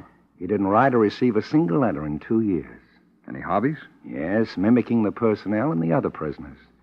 He has the ability to hear a person a few times and imitate his speech perfectly. Anything else? Makeup. Makeup? Yes, we allow the prisoners to put on plays. Last year, Conway made up the entire cast to look like movie stars. Did an amazing job. Did he participate in any other prison activities? No. With that IQ, he might have used the library, huh? He did. Here's a list of the books he read. Oh, thanks. All on horse racing. He seemed to be interested only in trying to work out a system for beating the racers. I understand from his ex-cellmate that he was very proud of a formula he evolved just before his parole. Oh, I see. Here's a copy of his complete prison record. Thanks very much. Anything else I can do for you? No, I don't think so. And thanks again, Warden. If I have any other questions after I've read this material, I'll call you.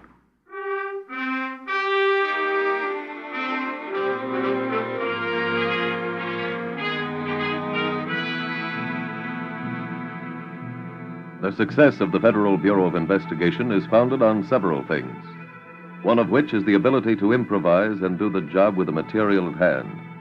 In this case, Agent Taylor studied the character of Don Conway, went over every report and record, then returned to see Agent in Charge Cotter.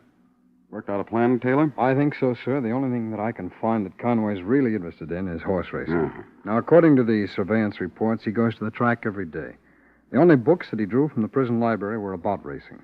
His only interest is some elaborate system that he has for picking the winners. Well, then I imagine your plan's tied in with horses. Yes, sir. Now, Conway takes the racetrack train around noon every day. Well, I'm going to ride on the same train, sit next to him. He won't be easy to strike up a conversation with. Well, I've been reading a few books myself. One of them has a very complex method of picking the best horse. Oh, I see. So I'll have a racing paper, and when I start writing figures down on the margin, adding some and subtracting others, I think it might arouse his curiosity, sir. Well, don't forget, he likes his privacy. So take your time. Try to make him come to you. All right, sir. And remember, all we're interested in is, has Conway got those bonds? Yes, sir. When do you expect to start? This afternoon on the racetrack train.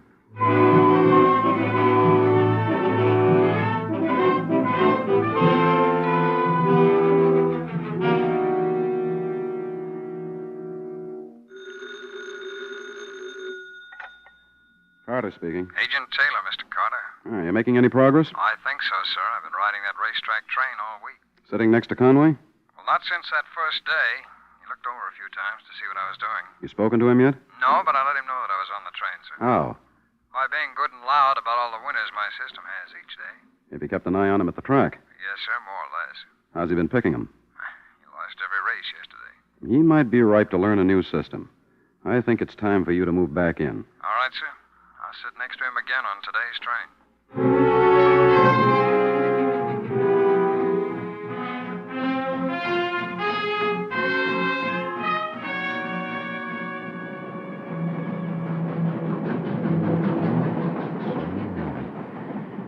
$163 minus 15 is 48. Divide that by half is your 74. A Mac. Yeah. Is that a system? Yeah. How's it been going? No losing days yet. What are you making the first? Jamie. I don't put Jamie in the money. How do you figure him on top? By my system. What system's that? It's kind of tough to explain. You got to really know the horses. Let's see it. Okay. Yeah. Now, you take the speed ratings of each horse for the last 3 races. Add all 3 ratings. Now, you throw out anything on an off track.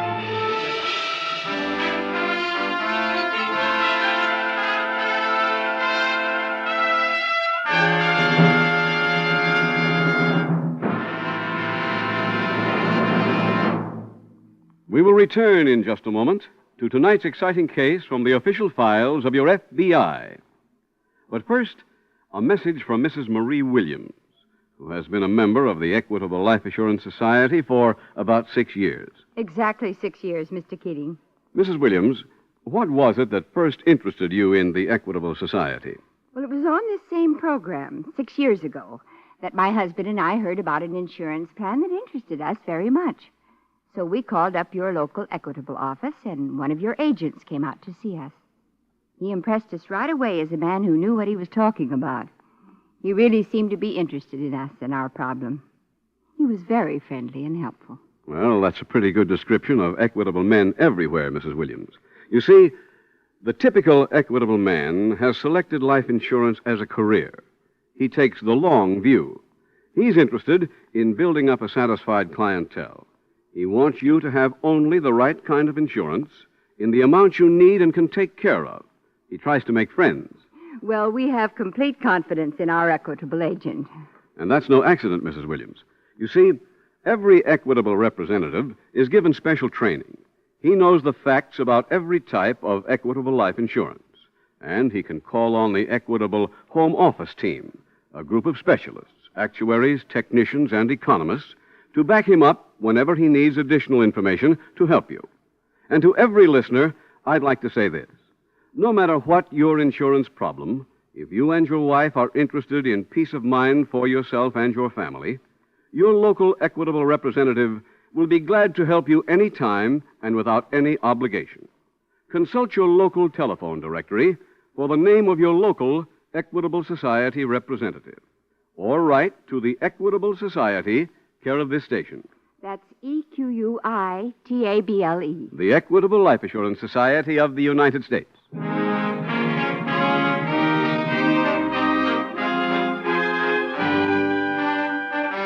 And now back to the FBI file, The Loner.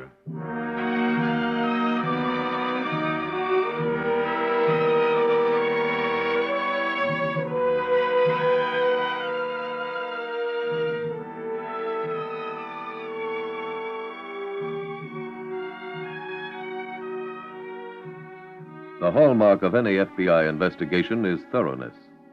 In this case, you have seen a plan based on that meticulous attention to details. A plan designed to gain the confidence of a suspected bank robber. Gaining that confidence is half the battle. But there is another half, which consists of getting the evidence. That was the part on which your FBI now embarked.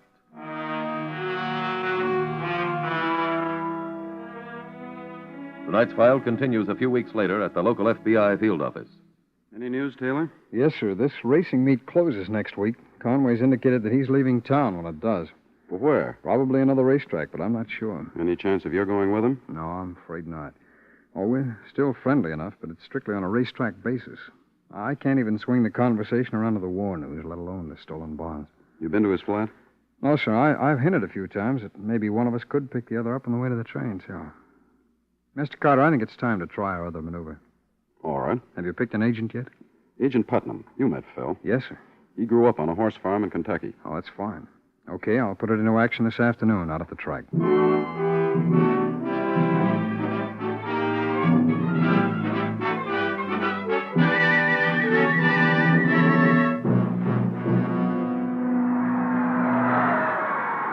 the stretch is competitive by annals, faded out by a race of royal foes. It's competitive and faded out and competitive.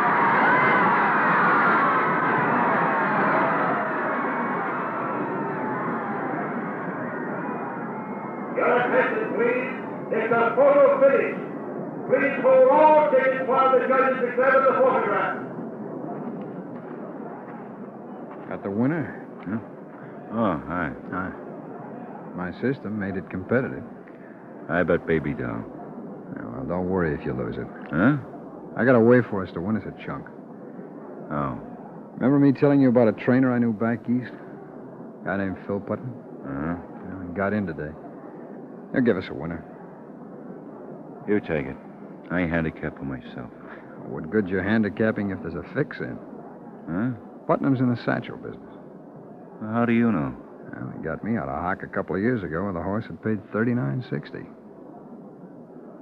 Maybe this guy won't be able to do any business here. What's the matter with you? You think he came all the way from Boston just to give his horses a train ride?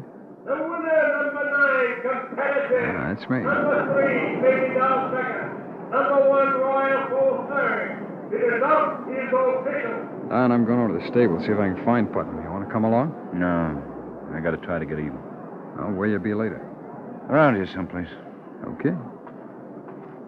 Wait a minute. Yeah? In case you miss me, you better take my address and phone number.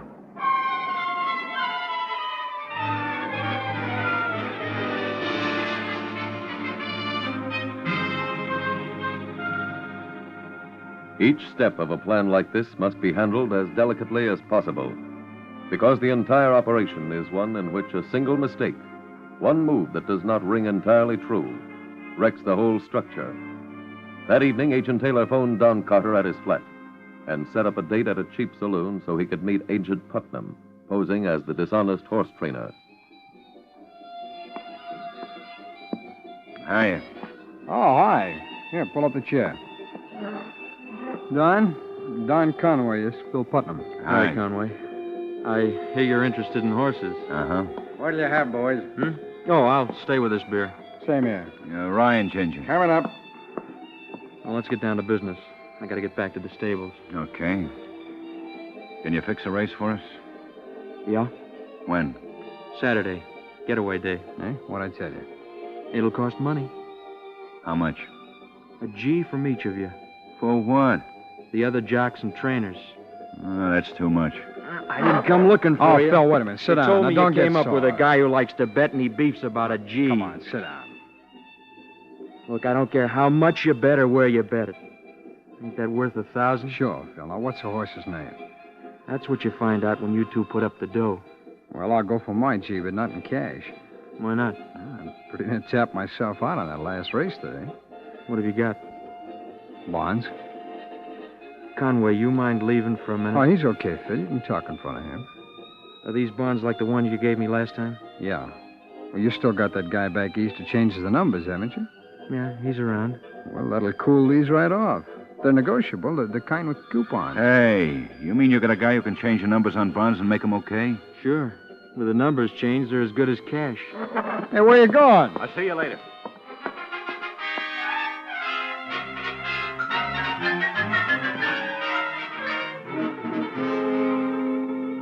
Agents Taylor and Putnam stayed in the cheap saloon for a while, waiting for Don Conway to return and explain his sudden exit. An hour later, they received a call. The agent keeping a surveillance on Conway after he left the saloon reported that he had now returned to his flat. That was the word Agent Taylor had been waiting for. Now the next step could be taken. Who is it? Taylor. Come in. What's the matter? You ducking a phone call? Oh, I've been trying to get you. I just got here. What happened to you? Why'd you brush your guy off like that? I want to get some bonds. Where? Out of a trash can in the alley on the next block. Huh? That's where I threw them this afternoon. I figured they were too hot to hold on to. Well, let's see him. I'll tell you. By the time I got back, the cans had been emptied. They're gone.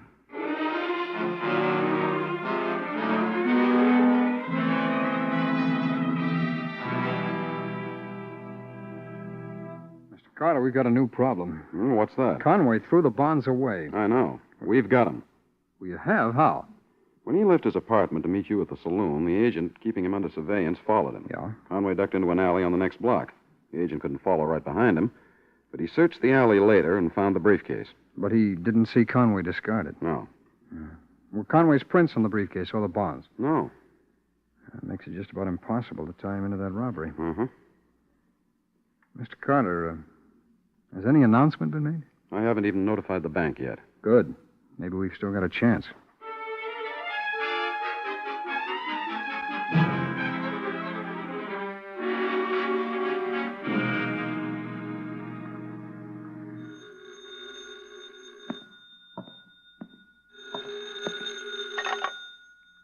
Hello? Conway? Uh-huh. It's Taylor. Look, I just called the sanitation department. They're trash from that alley is dumped at lot number 6. Usually takes a whole day before this stuff gets shoveled into the incinerator. So what? Well, so the bonds must still be down at the dump. Let's try and find them. And all that junk? Well, the guy at the sanitation department thought there was a chance. Let's give it a try. We can't tonight. Well, how about tomorrow morning? Well, okay. Okay, I'll pick you up as soon as it's light.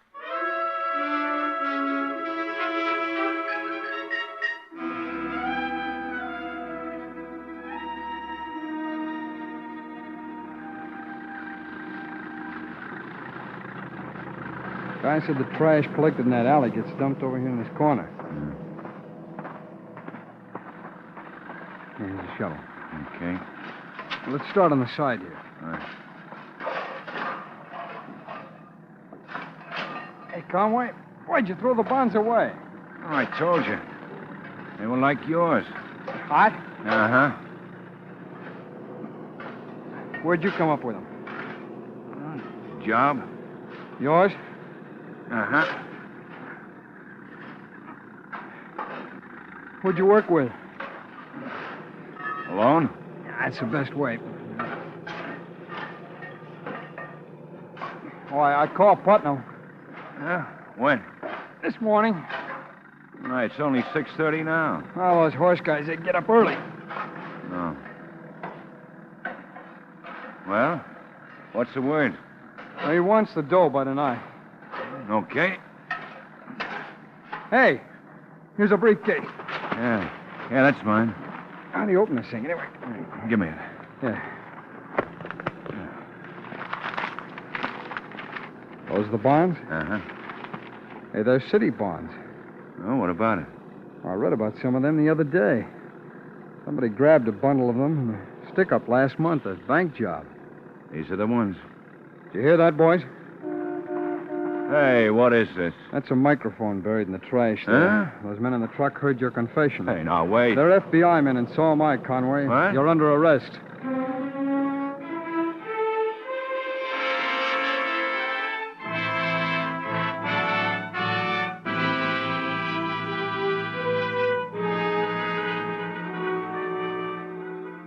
Don Conway was convicted in a federal court and received a substantial sentence. Not only did the special agents in the truck at the city dump hear Don Conway's confession, but his words were transcribed with the tape recorder they operated. When Conway heard it played back to him, he immediately signed a written confession. Thus, your FBI not only apprehended the guilty man, but also recovered almost the entire amount stolen from the bank. In the early 1930s, rising young gangsters looked upon bank robbery as one of the most promising underworld professions. Bank robberies rose to a high of more than 600 in a single year, an average of almost 2 for every business day. Since 1934, when the Federal Bureau of Investigation was given jurisdiction over most bank robberies, the number has been greatly reduced. Another illustration of how your FBI protects your freedom, your life, and your property.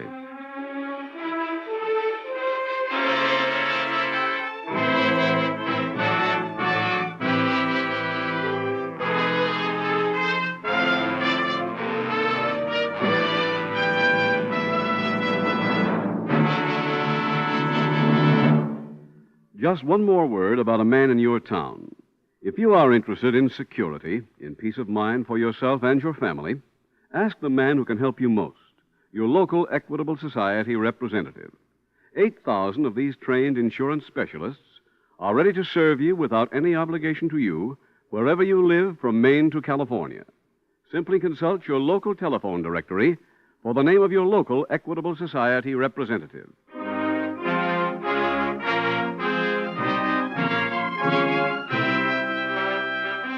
Next week, we will dramatize another case from the files of the Federal Bureau of Investigation. Its subject, subversive activities. Its title, The Courier.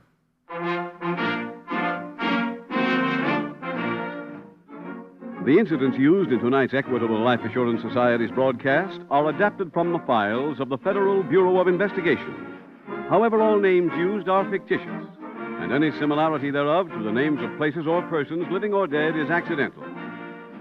Tonight, the music was composed and conducted by Frederick Steiner, The author was Jerry D. Lewis. Your narrator was William Woodson, and Special Agent Taylor was played by Stacey Harris. Others in the cast were Dick Crenna, Joe Forte, Tony Hughes, Bill Johnstone, and Vernon Rich. This Is Your FBI is a Jerry Devine production.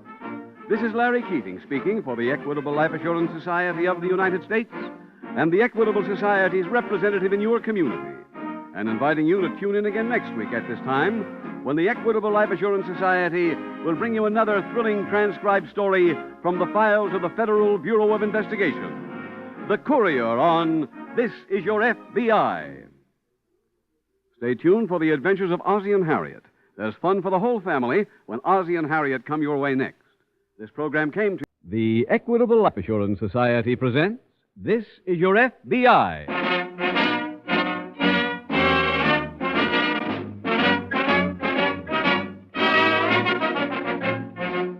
This Is Your FBI, the official broadcast from the files of the Federal Bureau of Investigation. Presented transcribed as a public service by the Equitable Life Assurance Society of the United States and the Equitable Society's representative in your community.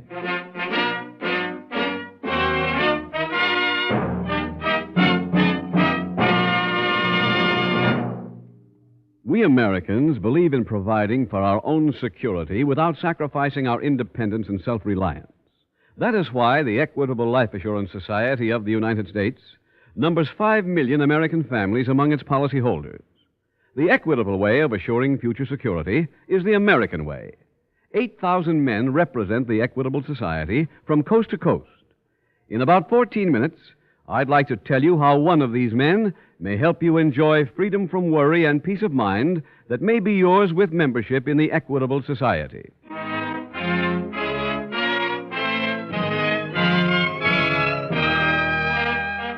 Tonight, the subject of our FBI file, Impersonation. Its title, The Punch and Judy Shakedown.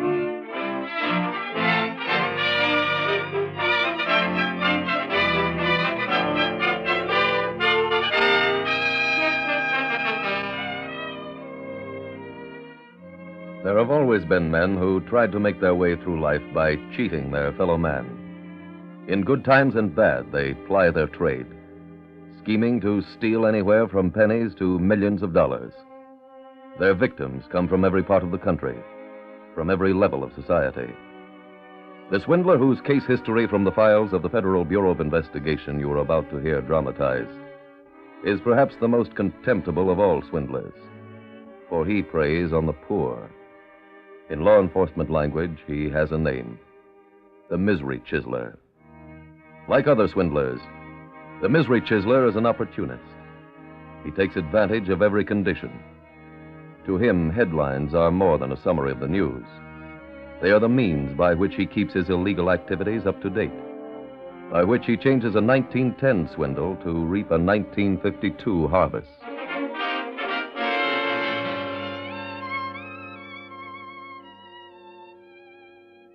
Tonight's FBI file opens in the shabby tenement district of a large eastern city. An elderly man is carefully packing a collection of Punch and Judy equipment into a suitcase when a young girl enters the flat. Margaret, where you been? The teacher kept us after school. Ah, you were a bad girl? No, Grandpa. She made the whole class stay. Come, pack your dolls. Are we doing a show? The children's party. Don't you remember? Oh, I forgot. I'm sorry, Grandpa. I'm sorry, too. You should be out playing with the other children, not helping me make a living. I like working with you. And Princess, too. Hello, Princess. Hello.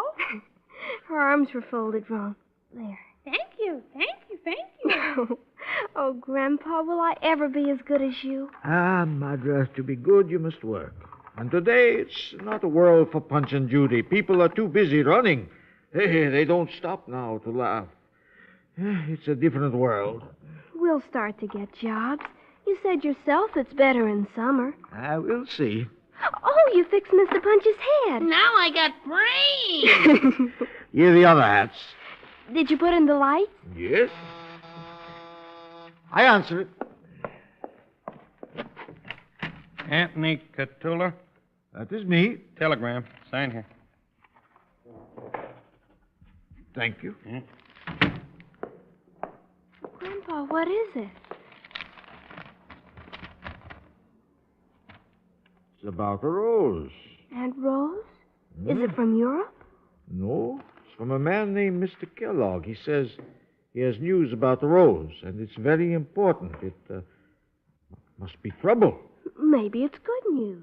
Good news does not come in telegrams. What does Mr. Kellogg say? He is coming to see me tonight. Here? Yeah, 9 o'clock. And we must be at the party then. Can't you call him? Well, I don't know where. This just says his name. Oh. Maybe Mrs. Tonetti can leave her door open and watch for him. You finish packing. I'll go ask her.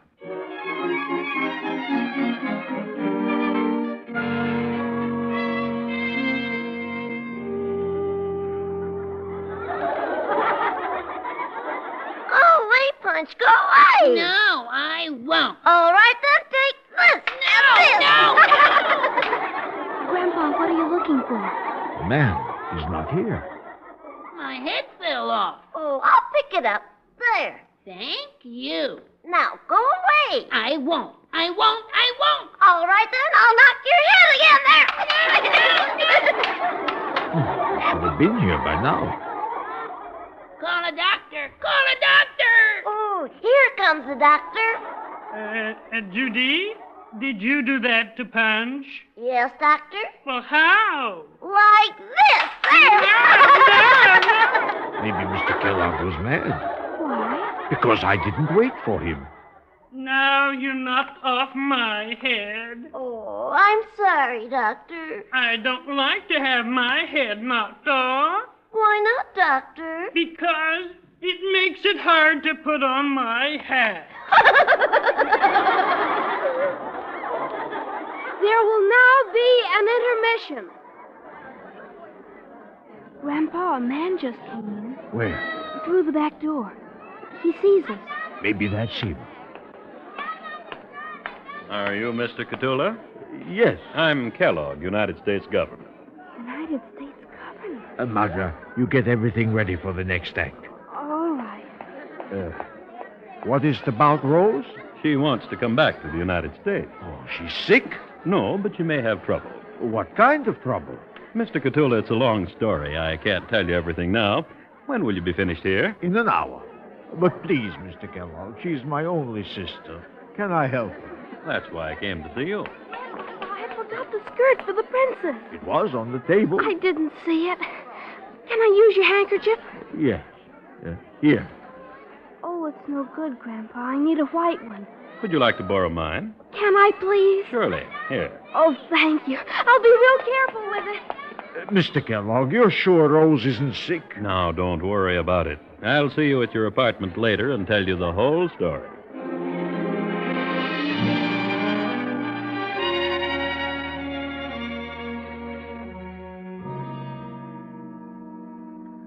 Sit down, Mr. Kellogg. Thank you. Mother, get Mr. Kellogg a glass of wine. No, thanks. I don't have much time, so I'll get right to the point. My work for the government took me to Europe last month, and I saw your sister. She's all right? Yes, but she asked me to give you a message. As I told you before, she wants to come to the United States. But I do not understand. 3 years ago, she went back to live out her years. Why does she want to come here again? Haven't you been reading the papers? Yes, but who can understand them? Your sister said there may be a complete political upheaval soon, and she's right.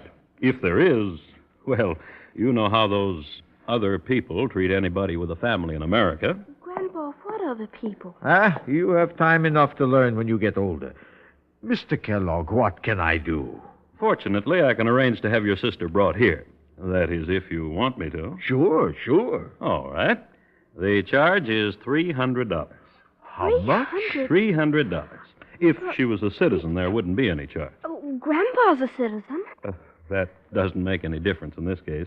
But if I can't pay... Then I'm afraid your sister will have to suffer. The government, it would leave her there? Mr. Cthulhu, we can't bring people here free. It costs too much. As it is, the government loses money, but this way it doesn't lose everything. Well, I see how much I have. Martha, run and get the sugar bowl. All right. I would be glad to pay you, Mr. Kellogg, if my business was good, but today, all kinds of dolls you see on this television for nothing. Is there something you could sell? My gold sword. Maybe somebody would buy that. Here, Grandpa. Oh, thank you, Martha. Turn it over. I'll count the silver. $5, 10, 11, 21, 22. Here's a 10. That's 32. 33, 38, 39. That's all you have? And 20 I get for tonight. That's 59. There's $2.25 here. 61. That leaves a balance of $238.75. Can you have it for me tomorrow? I'll try my best.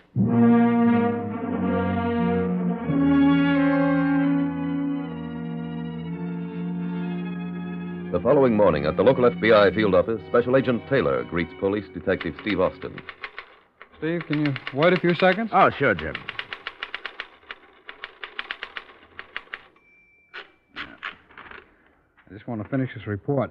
Get ready to write another one. Oh, on what? A misery chiseler who's been operating around town for the past month or so. Who is he? I don't know. He's used a different name each time. Here's his description. Thanks.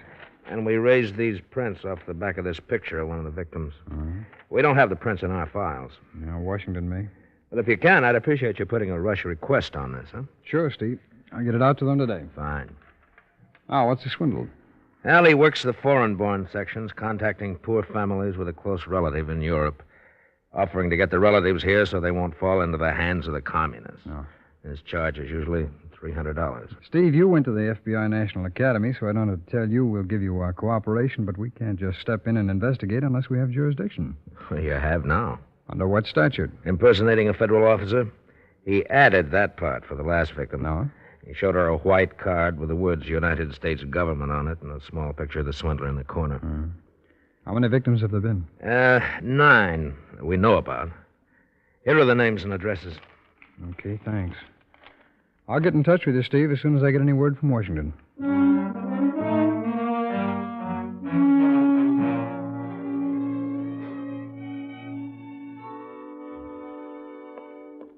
Grandpa, did you get the money? Yes, Mother. Oh, tell Aunt Bettina so she won't worry. How does Bettina know? She called before, and I told her. Oh. That was all right, wasn't it? Sure. Where did you get the money? From a pawn shop. I finally found a man who gave me $250 for the sword. Grandpa, was that sword really gold? Oh, yes, my child. I always thought you were fooling me. I answer. All right. You do your homework. Hello? Yes, Bettina. Oh, all right for an old man. Yes, I know. What did she say? When? You still have it? I'll come over. Yes, right away. Is something the matter with Aunt Bettina? No, she got a letter today from Aunt Rose. I'm going over to see it. Aren't you going to wait for Mr. Kellogg? No. If he comes, tell him I'll be back very quick.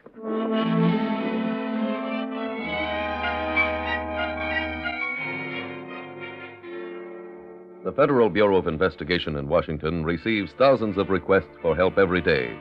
Those requests come not only from FBI field offices, but also from state, county, and local law enforcement agencies, to whom the facilities are available without cost.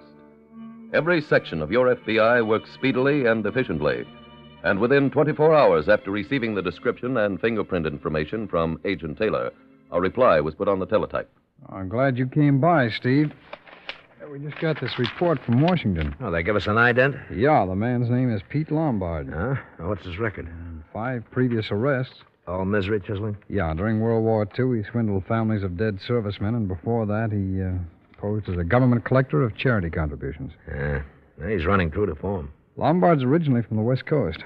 I teletyped our San Francisco office to see if they could get a lead for us. What's his pattern? Well, I haven't had time to study the record yet. How about pictures? They're being wire-forwarded. We should have them, within the hour. Fine. When they get here, let's call on one of the victims and double-check the ident. Okay.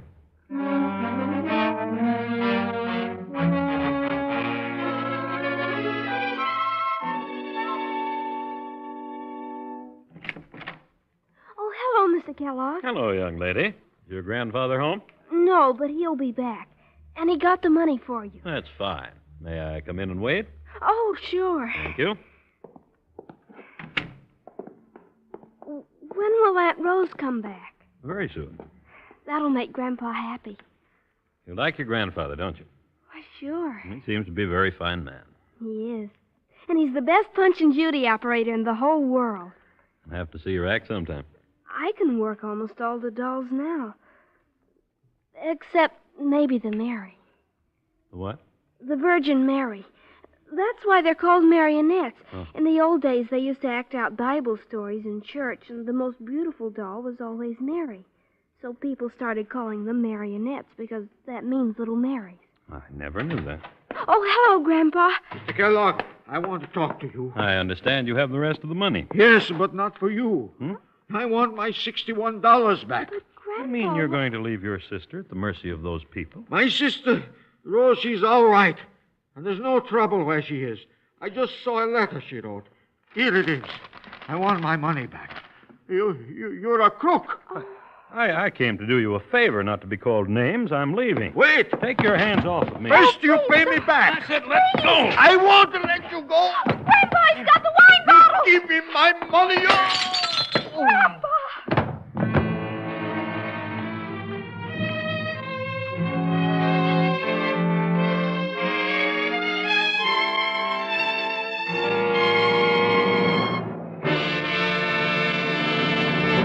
We will return in just a minute to tonight's exciting case from the official files of your FBI. But right now, here's a message from Mr. Frank Harrison, a policy-holding member of the Equitable Life Assurance Society for 2 years. Would you tell our listeners, Mr. Harrison, what led you to join our Equitable Society? Well, one night, my wife and I were listening to this program, and we heard about a life insurance policy that appealed to us. So we got in touch with our local Equitable agent for more information. He didn't act like a salesman at all, more like a friend discussing a problem with us. But he really knew his business. He had all the facts and figures at his fingertips. And he showed us how we could get the right kind of insurance that fitted our budget and provided the kind of security we were looking for. What he seemed to be interested in most was in making sure we were satisfied. Well, that's the way Equitable men are. They want every member to have the kind of policy that gives him the most for his insurance dollar. After all, Equitable Society representatives, all 8,000 of them, are insurance specialists. Life insurance is their career. And like any professional man, doctor, or lawyer, they want to build up a satisfied clientele. That's just good business. Now, Equitable men are not only specially trained, but they are backed up by a team of experts. These are the Equitable Home Office actuaries, technicians, and economists, whose job is to serve the members and prospective members of Equitable. And that's what I'd like to have all of our radio listeners remember. If you have an insurance problem, if you are planning for the future security and the peace of mind of yourself and your family, talk it over with the man who can help you most. Consult your local telephone directory for the name of your local Equitable representative, or write the Equitable Society, care of this station. That's EQUITABLE. The Equitable Life Assurance Society of the United States.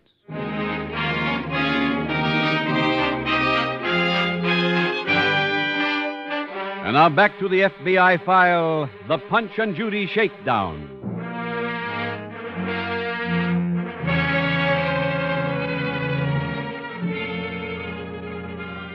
Your FBI knows that among the millions of people now listening to this program, there are a few who regard the criminal in tonight's case as clever, for he has swindled a handful of people out of some money, and he appears to have gotten away with it. This message, then, is directed at those few people, and at any others, young or old, who might at some time in the future feel a temptation to follow the misery chiseler's example. Take the financial side of this picture only, forgetting for the moment the morals involved. In the most profitable year of his past criminal history, this criminal cheated people out of $7,000. When apprehended, he had in his possession slightly more than $5,600. That money was used to make partial restitution to his victims, leaving a total of some $1,400 which the criminal had spent. After his conviction, he was sentenced to serve 6 years, which meant that for those 6 years, he worked for the sum of 64 cents a day, or 8 cents an hour. Tonight's FBI file continues at police headquarters. Special Agent Taylor is approaching Detective Austin's desk. Steve, we got another report on Lombard. From Washington? No, the San Francisco office did some checking for us.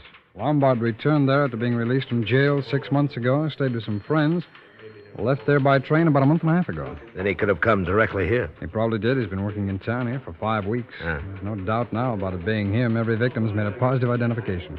I'm afraid he might be gone. No, I don't think so, Steve. We've checked every hotel and rooming house. Yeah, I know, but according to his record, he usually stays in an area at least 3 months. Oh, pardon me a minute, Jim. Oh, sure, Steve. Detective Austin. Yeah, that's right. What? He did when? Yeah. Repeat that address, huh? Uh-huh. Yeah, I got it. Okay, right away, thank you. Jim, that was the 9th precinct. They just had another complaint about Lombard. From where? A family at 71 Baker Street. Lombard slugged an old man named Cthulhu. Let's get over there.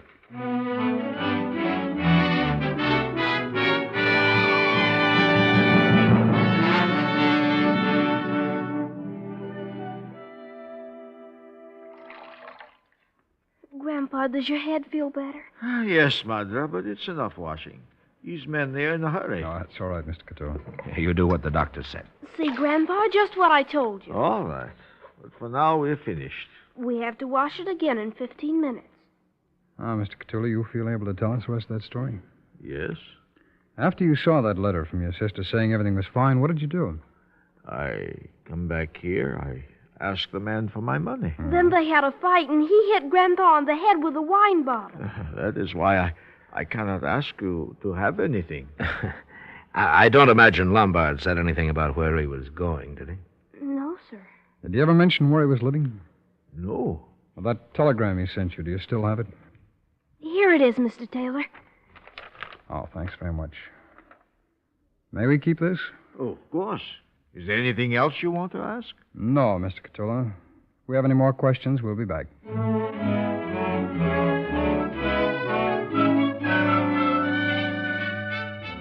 In Swindle investigations, the most important thing to establish is the exact pattern of the criminal's operation. Agent Taylor and Detective Austin re-interviewed the victims, trying to establish some common denominator among them. A few evenings later, at the crippled children's ward of a local hospital, a benefit show is in progress. A benefit show being given by the great Cthulhu family. Grandpa, don't fall. I will. Does it still hurt? A little. Hey, my head fell off. Oh, I'll pick it up. There. Thank you. Now, Mr. Punch, go away. Go on. All right, then I'll knock your head off again. There. What's the matter? I'm a little dizzy. Should we stop? No. These children can't go out to a show. Call a doctor. A doctor. All right, here comes the doctor. Judy, did you do that? Yes, doctor, I did. How? Like this. Grandpa, What? look at the princess. Oh, she's all right. Now you knocked off my head. Oh, I'm sorry, doctor. I don't like to have my head knocked off. Why not, doctor? Because it makes it hard to put on my hat.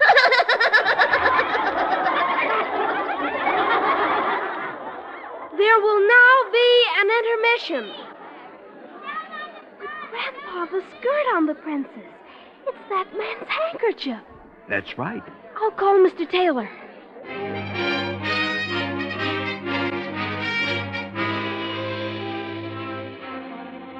A lead like that can be important or of absolutely no value. Each case is different. But in every case, the same procedure is followed. After receiving evidence of this nature, it is immediately sent to Washington to the FBI laboratory. Any news, Jim? Yeah, we've got a couple of reports on that handkerchief. A couple? Yeah, the lab found an invisible laundry mark from a firm in San Francisco. Well, Lombard's hometown. That's right. But a check showed the handkerchief didn't belong to Lombard. It was sent to the laundry by a man named Arthur Gillespie. No? Another criminal? No, legitimate citizen. He had his bag stolen during a trip east about 6 weeks ago. A train trip from San Francisco? Yeah, that's right. It's very possible he and Lombard were on the same train. Teletype, Mr. Taylor. Oh, thanks very much. It's another wire from the San Francisco office. On Lombard? No, it's a bio on Arthur Gillespie. He's 47 years old, lawyer. Civic leader, now field representative, OFORG. OFORG? From the Overseas Food Organization. They send those food packages to Europe. Oh, yes, of course. Steve, they've got an office here in town. Maybe they've got the lead we want.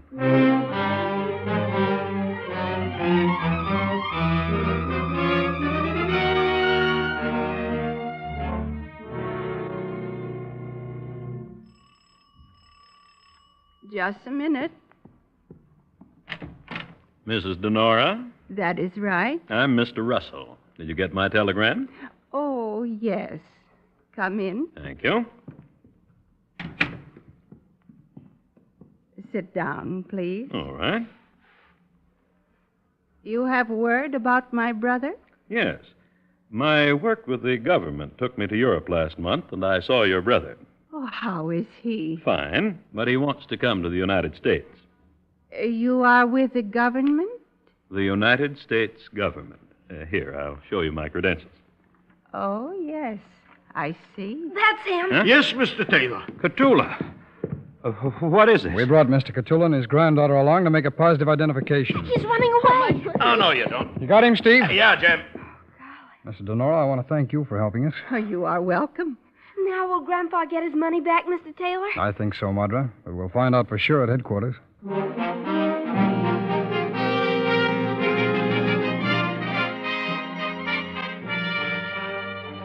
Peter Lombard was convicted for a violation of the federal impersonation statute and sentenced to a term in a federal penitentiary. At the office of the Overseas Food Organization, Agent Taylor and Detective Austin secured a list of people who had sent food packages to relatives in Europe. On that list, in perfect order, were Peter Lombard's victims. By waiting at the flat belonging to the next person on the list, the two law enforcement officers were able to apprehend this misery chiseler. However, his arrest and conviction does not mean this type of swindling has been wiped out. This very minute, there are other criminals working equally detestable schemes. Your name may appear on some list. Almost everyone's does, and you may be contacted. Your FBI can give you one piece of advice on how to avoid being victimized. If any stranger appears and offers to do an important favor for you, be cautious. Examine every element of the offer. And if you have the slightest doubt about any part of the story, call your local police. If the man is innocent, you have done him no harm by asking the police to help. If he is a misery chiseler, you will have removed another one from circulation. You will have saved yourself money and performed a public service. Remember that. When in doubt, call the police.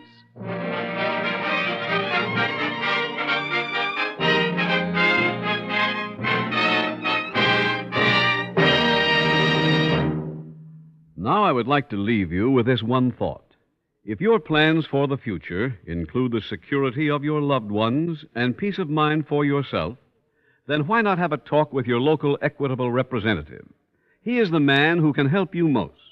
He'll be glad to discuss your problems at any time and without any obligation to you whatsoever.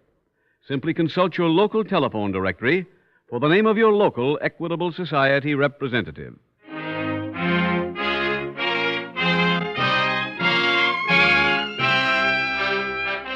Next week, we will dramatize another case from the files of the Federal Bureau of Investigation. Its subject, fraudulent bankruptcy. Its title, Manhunt. The incidents used in tonight's Equitable Life Assurance Society's broadcast are adapted from the files of the Federal Bureau of Investigation. However, all names used are fictitious, and any similarity thereof to the names of places or persons, living or dead, is accidental. Tonight, the music was composed and conducted by Frederick Steiner. The author was Jerry D. Lewis. Your narrator was William Woodson, and Special Agent Taylor was played by Stacey Harris. Others in the cast were Bill Conrad, Helen Klebe, Dal McKinnon, Lou Merrill, Marion Richmond, Victor Rodman, and Ann Whitfield. This Is Your FBI is a Jerry Devine production. This is Larry Keating speaking for the Equitable Life Assurance Society of the United States and the Equitable Society's representative in your community, and inviting you to tune in again next week at this same time when the Equitable Life Assurance Society will bring you another thrilling transcribed story from the files of the Federal Bureau of Investigation.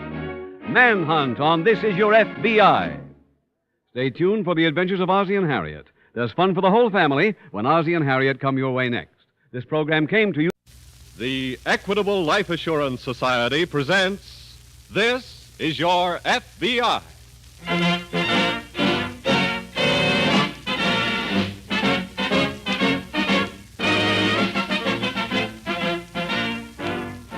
This is Your FBI, an official broadcast from the files of the Federal Bureau of Investigation, presented as a public service by the Equitable Life Assurance Society of the United States and the Equitable Society's representative in your community.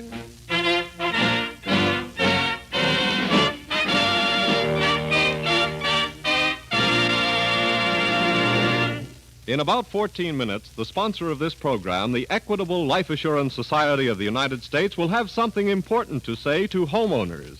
A message which over the past 8 weeks has led thousands of Americans to request more information about the Equitable Society's Assured Home Ownership Plan. So, Mrs. Housewife, if your husband is not listening to this program, better send one of the children to fetch him. Tell him he's going to hear about America's finest plan for home ownership. A plan that can save you money.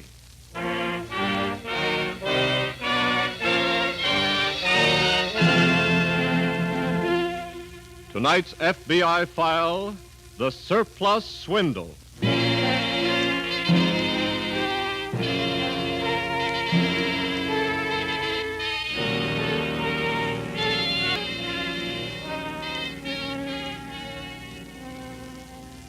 Upon whom should rest the greater weight of guilt for illicit operations? The criminal operator himself, or the professing good citizen with his double code of ethics, who denounces the criminal on Main Street and trades with him in the alley?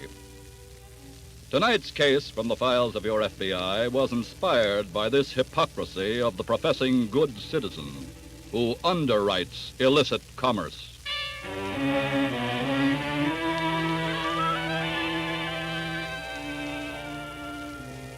In a Chicago apartment hotel overlooking Lake Michigan, an attractive young woman dressed to go out for the evening is pacing the floor in a fit of ill temper.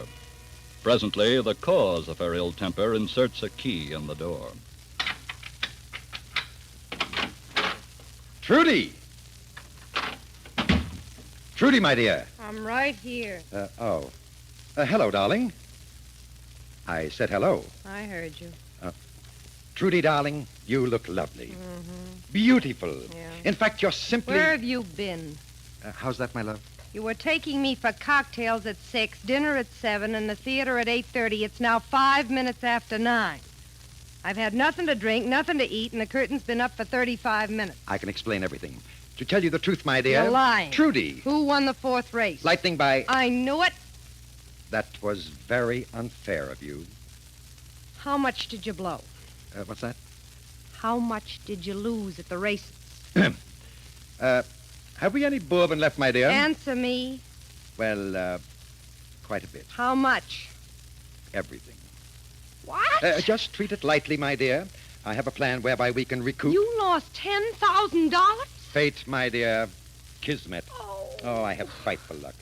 Even the horses I was afraid of were running out of the money. I knew this had happened. Now, Trudy, We spent 3 months on the swindle that got us that $10,000, and you drop it in one afternoon. Darling, you must be philosophical. Easy come, easy go. Easy go is right. You get out of here. What? I said get out. And don't come back till you got that $10,000. Trudy, darling. I'm warning you, if you don't get that money, I'll turn evidence for the government in that Oklahoma swindle and put you out of circulation. Now beat it. Where will I sleep? Just get that dough.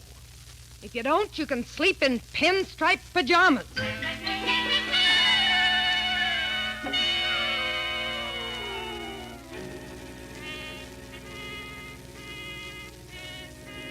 Earlier that evening, in the Chicago office of the FBI, an assistant to the agent in charge was sitting at his desk when... Mr. Adams? Yes? I'm Special Agent Roan of the Indianapolis office. Oh, come in. Thanks. What brings you over here?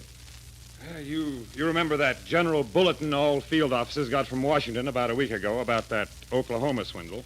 Oh, sure. The man who posed as a government land agent and sold some drilling rights. Yeah, that's it. John Fremont was the name he used. You got something new on it? Fremont is in this area somewhere now. How do you know? Police checked on a car this afternoon that was parked in an Indianapolis garage 4 days ago. Had a Oklahoma license. It belonged to John Fremont? That's right. Well, I guess that calls for a little teamwork on our part. Yeah, I've started a check on Indianapolis hotels. But the garage manager believes he overheard Fremont say he was taking a train over here to Chicago.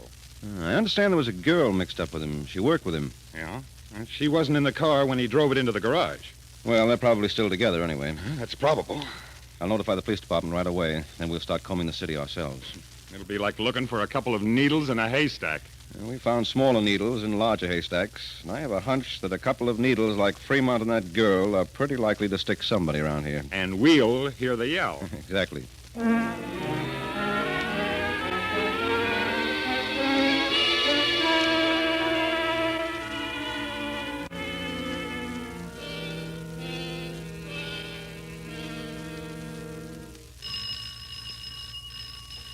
All right.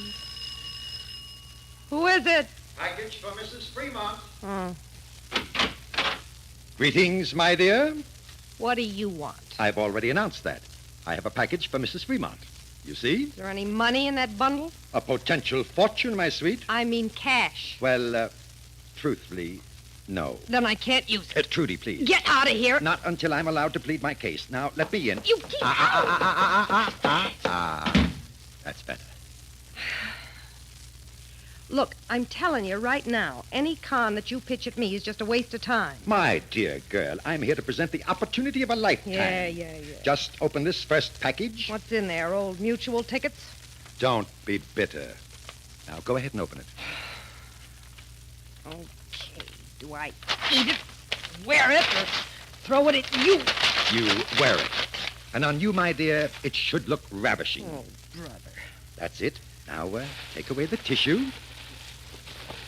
What the... A uniform? A whack uniform, darling. Look, what's the gag? I'm making you a member of the armed forces. Now, wait a minute. A lieutenant in the service of your country. In fact, my personal aide. Huh? This is my uniform here. Who are you, MacArthur? No, just a colonel. Look, Colonel, I don't know what this is all about, and I hate to disillusion you, but the war is over. Granted, my dear. But there is still an army, and there is still Larceny. I intend to capitalize on both. Here we go again. This is my most colossal creation. I don't want to hear it, Colonel Fremont. From now on, my dear, a nom de plume. Colonel Edmonds. Edmund Schmedmonds. I ain't playing. Kindly wait until you hear my plan of attack. No! You are undoubtedly aware there is a shortage in the consumer market of many items of which the Army has an abundance.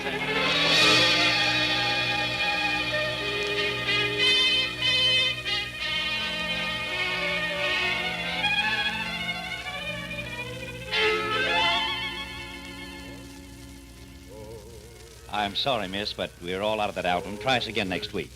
And now, what can I do for you, miss?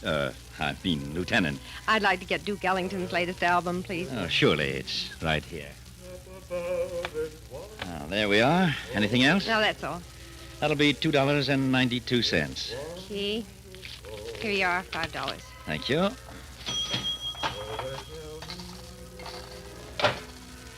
$2.92, $3 for 5. Thanks. Oh, by the way, what can you do for me in the way of a radio? Well, I'm afraid I can only take your order. I can't promise when you'll get delivery. Oh, it's that bad, is it? Yes, and no telling when it'll get better. I see. Perhaps I can do something for you. Beg your pardon? Would you like to buy some radios? Would I?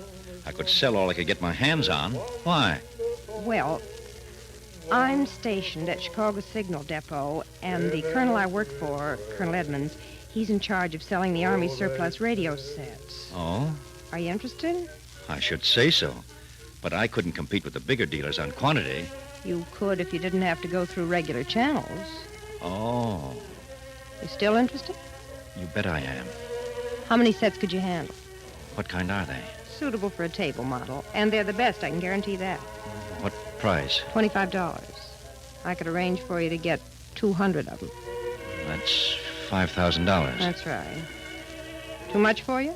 Well, no. Naturally, the colonel could transact no business with you at the post, you understand? Of course not. And this would be an all-cash deal. You'd be making it on your own responsibility. I understand.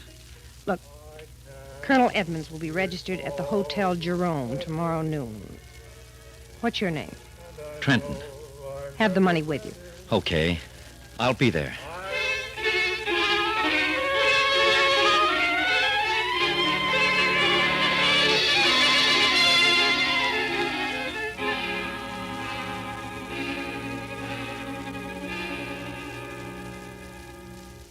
Well, how's the needle in the haystack hunt coming along, Mr. Adams? Well, it's rather slow business, Roan. That's an advantage we have in Indianapolis. There are not so many hotels to check.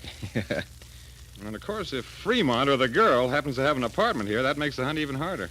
Well, wherever they are, hotel or apartment, I'm sure they're using other names. Yeah. We've alerted detectives in all major department stores. Oh, in case the girl spends some of the Oklahoma money that way, huh? That's right. And we've alerted all the banks in case Fremont tries raising money the hot check way. Good. All we can do for the present is finish the hotel check, which will take a few more hours. And if that doesn't turn them up? I still believe they're bound to try another swindle.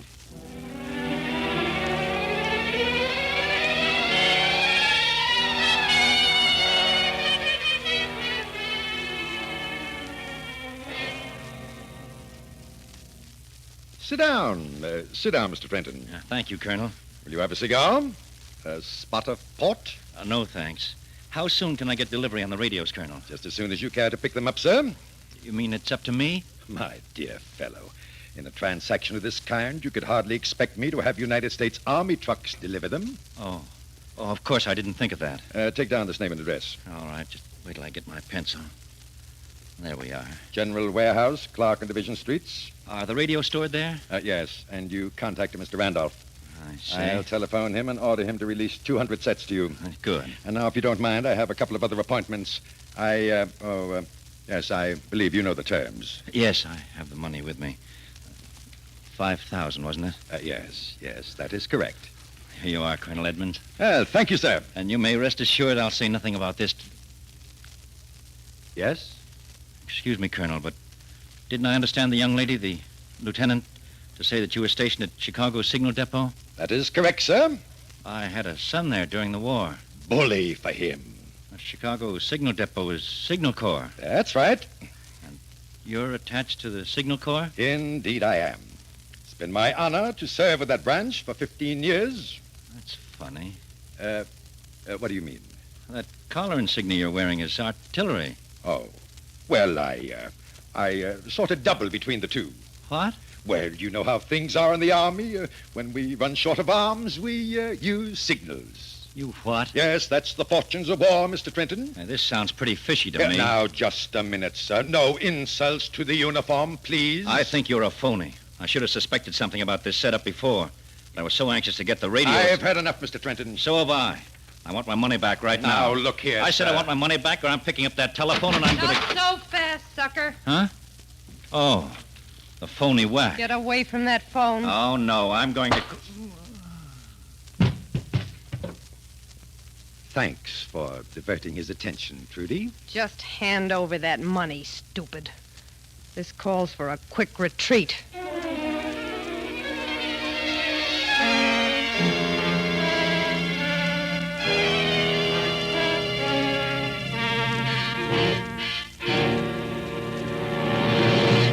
And now, before the FBI file on the surplus swindle resumes, as it will in just a moment, here's that important message for homeowners and home buyers. For 8 weeks, I've been telling you about America's finest plan for home ownership. But next week, the Equitable Society will have a new and different message. So it's very important for you to listen carefully tonight, to get firmly in mind how to finance the mortgage on your home for maximum and economy. Remember, the largest single investment the average man makes in his life is in his home. After careful comparison with other plans, over 80,000 American families in 900 communities have chosen the Equitable Society's Assured Home Ownership Plan because it combines these 5 important advantages. 1, the mortgage is canceled, paid off in full if owner dies. And besides, every dollar previously paid on principal is returned in full to the widow along with the canceled mortgage. 2, a special cash fund is built up, ready to be used if financial emergencies threaten the home. 3, this cash fund increases as the mortgage shrinks. It can be used to shorten the term of the mortgage. Pay off a 20-year mortgage, for example, in as little as 14 years, saving 6 years' interest. 4, mortgage interest not at 6%, not at 5%, but at only 4%. 5, liberal allowance to cover title search, lawyers' fees, and other closing costs. No broker's commission or bonus charges. Well, frankly, there is no other plan like this anywhere. The Equitable Society calls it America's finest plan for home ownership. It protects you against the 2 major hazards of home mortgages, death and hard times. So if you're planning to buy or build a house, or if you now own a home, get complete information on the Assured Home Ownership Plan from your Equitable Society representative. That's the Equitable Society. EQUITABLE.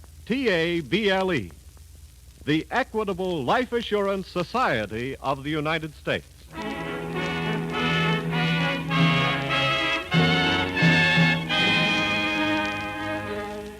And now, back to the FBI file, The Surplus Swindle.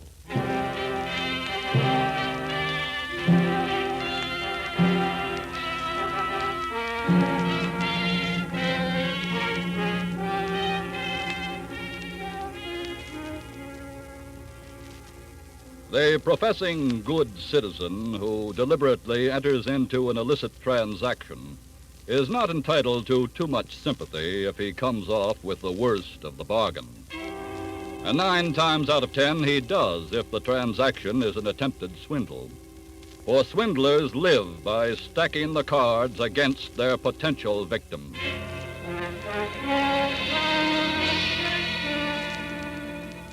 Some 30 minutes after the bogus Army colonel had struck him down and fled with his money, the man called Trenton regained consciousness and made his way to the Chicago office of the FBI, where he has just finished giving a brief account of what happened. Well, that's about all I can tell you, Mr. Adams. I don't think it is, Mr. Trenton. What do you mean? You've left out some details that would put you in a bad light, haven't you? I beg your pardon. The girl posing as a whack. She more than likely told you the deal for the radio sets would be an off-the-record transaction, didn't she? Well, she's... You've been in business long enough to know it was irregular. I'm as much entitled to those radios as anybody else.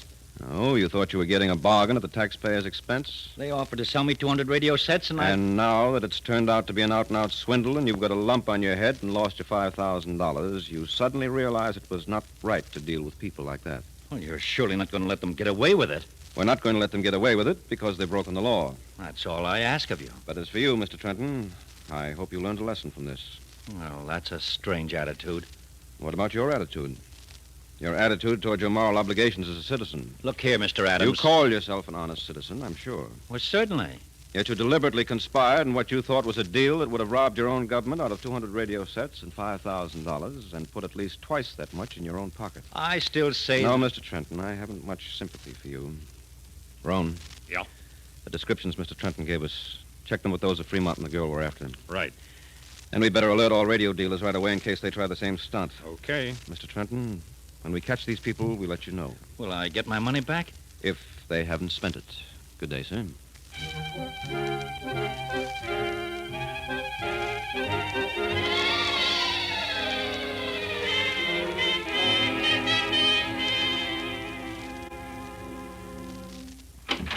Sailing, sailing over the bounding main. Good afternoon, Trudy. Where have you been? I just took a stroll downtown. I thought we were supposed to stay under cover. This was a business mission. You know, the cops have got to be looking for us by I'm now. aware of that. What you got in those packages? Something for our next job? There ain't going to be any next job. Not in this town. We've got time for one more score, my dear. Now, let's take advantage of it. Oh, no. We're getting out of here today. Here's one package for you and one for me. Wait a minute. More uniforms? That's right. Open it up, my dear. I should say not. Why? No more costumes. You couldn't have done any worse than that last job if you'd been dressed as a Nazi spy. We got the money, didn't we? And this will get us more. Ensign, salute your lieutenant commander. Oh, no. Yeah, come on. We'll get to work right today. I won't do it. I've got a scheme figured out this time that's absolutely foolproof. I'm not listening. Now, here are your sailing orders.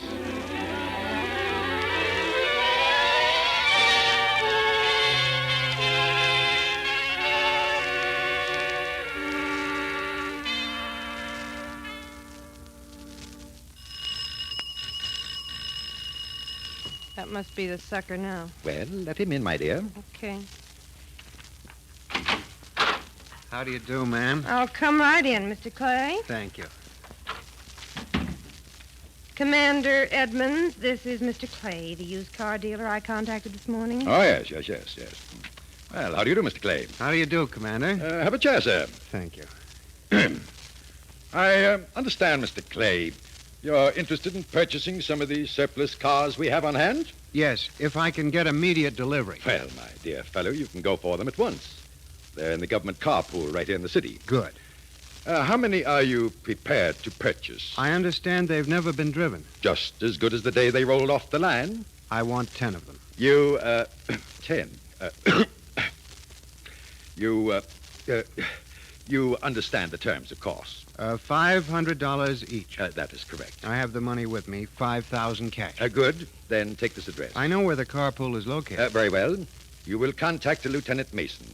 I shall telephone him meanwhile and order him to release 10 cars of your own choosing.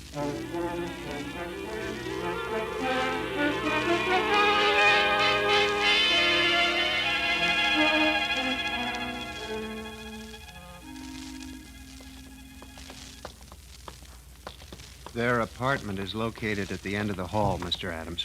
At least you came off better, Mr. Clay, than their last victim. He got a lump on his head. I guess I deserve one myself.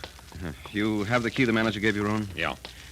When did you discover you had been swindled, Mr. Clay? When I went to the carpool a while ago. I just left here 2 hours ago. That's given them a pretty good start. Here's the apartment. Open it up, Roan. Right. Go ahead. Thanks. They sure lost no time getting out. Look at the mess. But they couldn't have gotten very far. It's like I said, Mr. Clay, 2 hours is a good start. Yes, but... let's take a look around and see if we can pick up any clues, Roan. Right. Can I help you with anything, gentlemen? No, thanks. Anything in those papers in the desk drawer? Nothing that means anything. Looks like they've cleaned out everything that might have given us a lead. I better call the office and get agents checking on train, bus, and airline terminals. Hello, operator. Get me Central... Wait a minute. Not now, thank you. What's the matter, Mr. Adams? I just noticed something that might be something. What's that? Where? Look at this scratch pad here by the phone. Oh, what about it? There's an impression of something that was written on a sheet of paper that was torn off. Can you read it? Yes. 902C. You think that might be something? It's bound to be, or it wouldn't be written there. Could it be an apartment number, maybe? It could be, but 902C. What in the world could that stand for? 902... Wait a minute. Got an idea? Yes. This pad was right by the phone. Let's check the switchboard, operator. See if she has a record of Fremont's calls.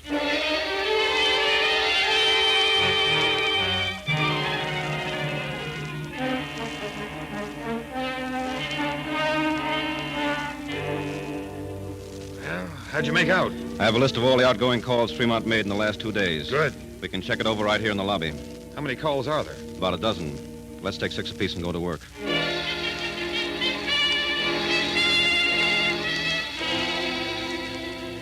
Mr. Adams? Yeah? How are you coming along? I've checked 3 of them so far. No luck. Well, I finished my list. They were all to bookmakers. You take one of these numbers here. I'll finish up on the other 2.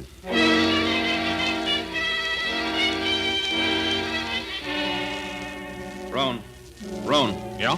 That think I've found what we're looking for. Really? Yes, get the office on the phone. Tell them we're leaving town on the first plane.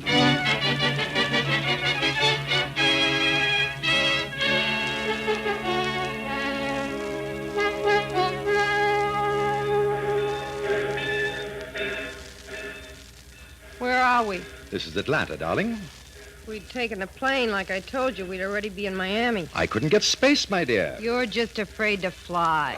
Oh, nonsense. What time do we get to Miami? We'll be there bright and early in the morning. You'll just be there early. What? Skip it.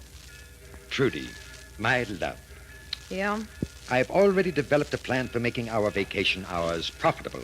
You better head if you want any spending money. I'm holding on to this $10,000. It's all yours, my sweet. You bet your ever-loving... What's the idea? Probably the conductor wants to check our tickets. Yes? Mr. Fremont? You must have the wrong compartment. I think not. This is car 902, compartment C, isn't it? Say, what is this? We're special agents of the FBI, miss. What? And thanks for jotting down your space number on your telephone pad, Fremont, or this might have taken us a little longer. I don't know what you're talking about. Just come along with us. I think we can arrange for you to wear a government uniform that you've missed.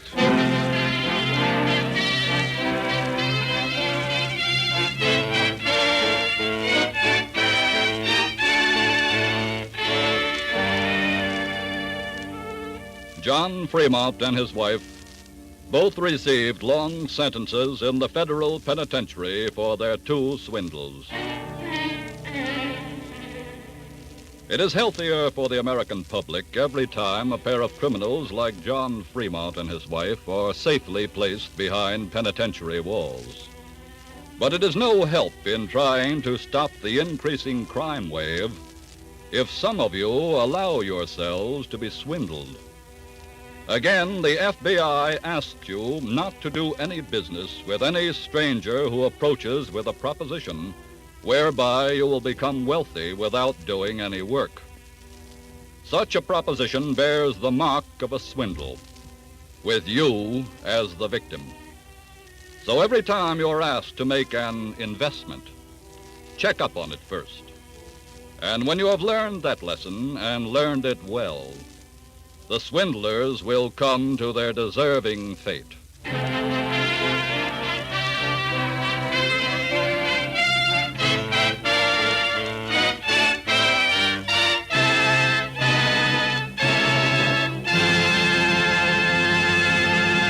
Next week, another thrilling case from the files of your FBI. We'll tell you about it in just a moment. But now, let me refresh your memory on the more important features of the Equitable Society's Assured Home Ownership Plan. Remember that the mortgage interest is only 4%. Remember that if the owner dies, the widow owns the home without any mortgage at all. Yes, the Assured Home Ownership Plan is practically foreclosure-proof. To get the full story, talk to the Equitable Society representative in your community. Ask him for literature that gives all details. You'll find his name in your local phone book under the name Equitable, Equitable. The Equitable Life Assurance Society of the United States.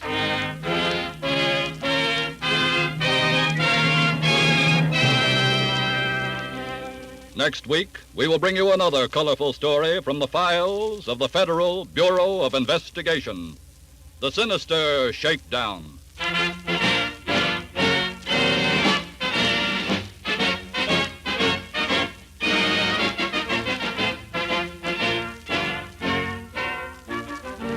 The incidents used in tonight's Equitable Life Assurance Society's broadcast are adapted from the files of the Federal Bureau of Investigation. However, all names used are fictitious, and any similarity thereof to the names of persons living or dead is accidental. Tonight, the music was composed and conducted by Frederick Steiner, the author was Frank Ferries, and your narrator was Dean Carlton. This is Your FBI is a Jerry Devine production. Now, this is Carl Frank speaking for the Equitable Life Assurance Society of the United States and the Equitable Society's representative in your community, and inviting you to tune in again next week at this same time when the Equitable Life Assurance Society of the United States will bring you another colorful story from the files of the Federal Bureau of Investigation. the sinister Shakedown. On This Is Your FBI. This is ABC, the American Broadcasting Company. The Equitable Life Assurance Society presents This Is Your FBI.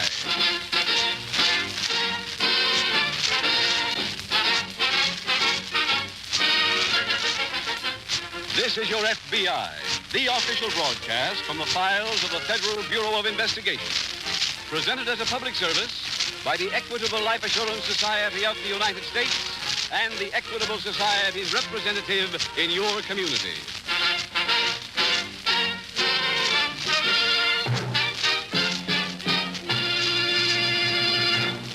Homeowners and home buyers, please listen closely. In about 14 minutes, the Equitable Society has important news for you. It's about the amazing Equitable Assured Home Ownership Plan, a money-saving, worry-saving, home-saving plan that combines a low-cost mortgage with life insurance protection. So listen carefully for all the facts about the Equitable Assured Home Ownership Plan, one of the finest services offered by the Equitable Life Assurance Society.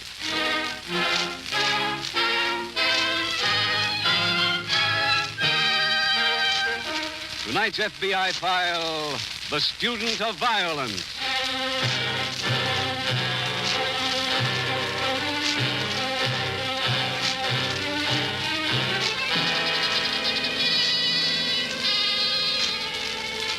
Murder is a crime that is committed under many different circumstances. Sometimes because of passion, other times for profit. Still other killings are perpetrated because of a desire for revenge. But whatever the reason might be, it is always a crime committed by a person with an inflated ego, because no one but an egomaniac could possibly believe that he had the right to take the life of another human being.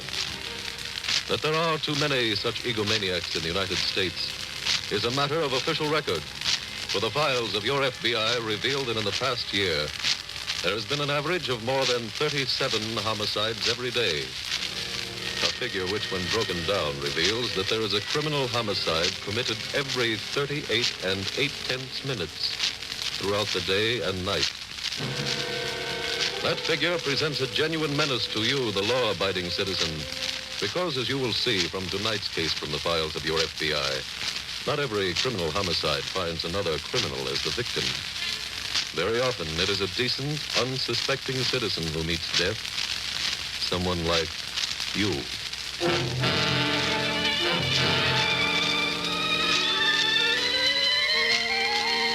Tonight's file opens at the White Pine Inn, a popular summer resort. A young, rather attractive girl is at the telephone. Hello, honey boy. This is Olive. I'm over here at this White Pine Inn.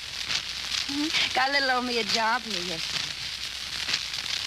Yeah, I got your letter. I guess I just got especially lonesome for you after I saw your picture in the paper. With that cute little gal like Miss Patricia something. Scott, that's it. I must say you two made a real cute couple. Huh? I had to come here, honey boy. I had to protect my interests. Oh, no, sugar. I couldn't think of a divorce. I want to keep on being married.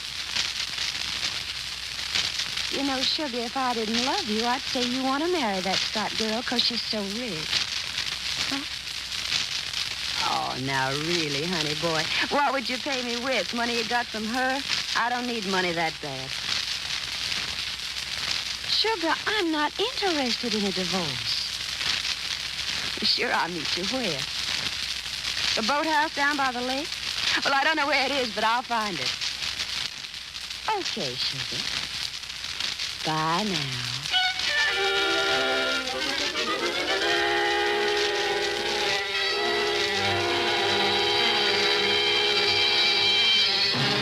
2 days later, in a nearby city, Sergeant Montgomery, a state trooper, approaches the desk of Special Agent Jim Taylor at the FBI field office. Jim, your agent in charge says that you might be able to help me on a case I'm working on. He said you know Greene County pretty well. That's right. Well, this thing happened at Lake Beaver. Huh?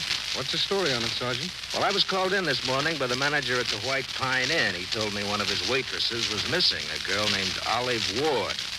She'd been missing for 2 days now, and I thought maybe she'd gone home until I searched her room and found a threatening letter. Sergeant, I assume the agent in charge explained to you that we don't have any jurisdiction unless the note was sent through the mail? Yes, he did. Oh, good. This note was sent to the girl at Centerville, New Jersey, where she used to work, and the postmark on the envelope was Lake Beaver. Any signature? Well, just the initial J.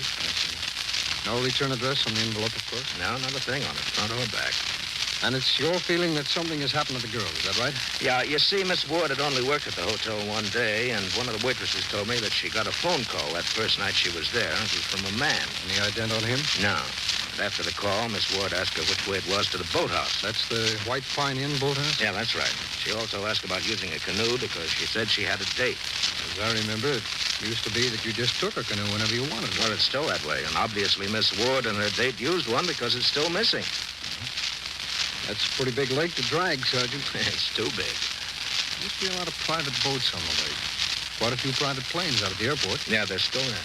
Well, we might organize them and start a searching party.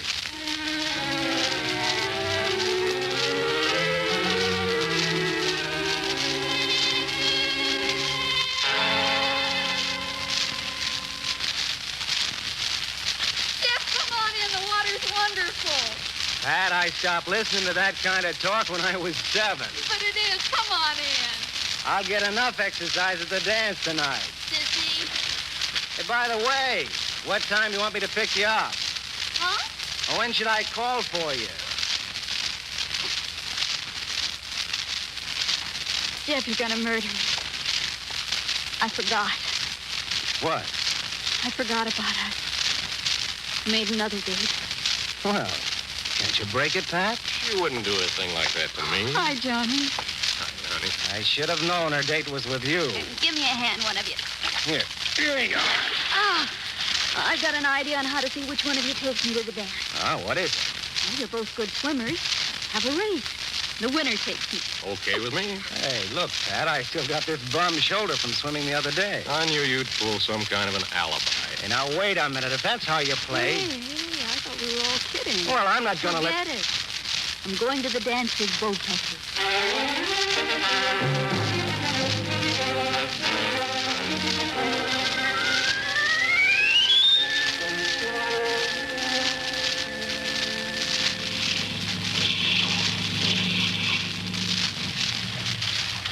Hi, Sarge. Let me give a hand there. Thanks, Jim. Here the coroner came out here. Yeah, he made a preliminary examination. Said that Miss Ward had been dead for 2 days.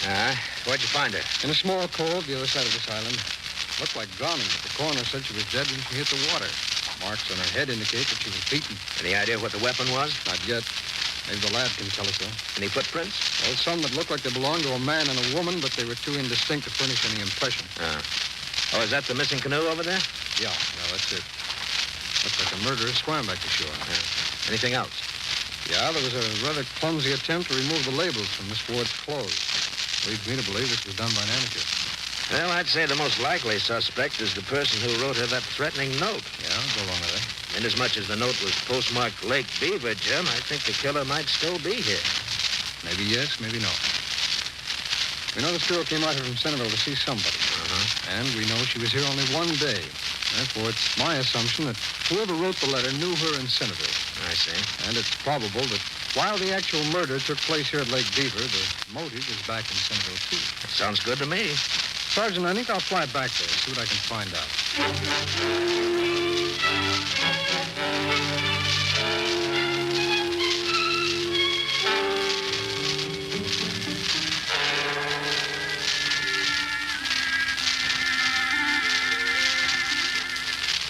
You know something, Pat?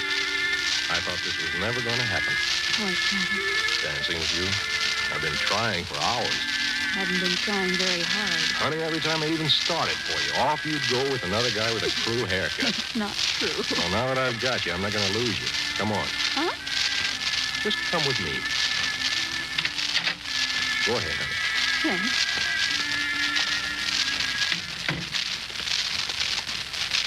A little less competition out here on the terrace. See, the lake's beautiful. Mm-hmm. May I have a cigarette? Sure, honey. Here.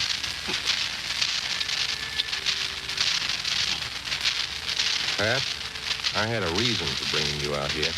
Mm-hmm. It has to do with you and Jeff. Well? I never really knew Jeff, although we did go to the same school at the same time, but I know some fellas who are friends of his. They all think Jeff's a real nice guy. Johnny, what's this all about? Well, I think you ought to marry him. Huh? Mm-hmm. You're both nice guys. You'll be happy with it. Look, answer one thing for me. Is the John in your name for John Alden? I'm serious, Pat. I am, too. If you're not John Alden, stop imitating me. Pat, you're engaged to the guy. We were engaged. Huh? Gave him back his ring last week. Oh, I didn't know that. I was telling you all this about marrying him, I mean, because I wanted to bow out gracefully. Johnny, I don't want you. Huh? I don't want you to bow out.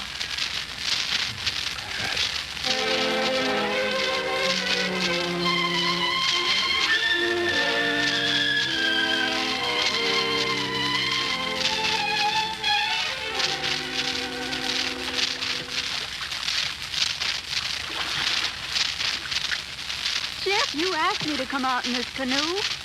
Been on the lake for 10 minutes and I'm tossed out. What's the matter with you? I saw you go out in the carriage with Johnny. Oh. What happened to us, Pat? Oh, I don't know, Sheriff. You went away to finish college. Well, I guess maybe I grew up. Pat, I still want to marry you. I'm afraid you're too late. What do you mean? Johnny asked me to marry him tonight. Pat, you didn't accept it. Yes, I did. But you can't. Please, Jeff. I won't let you.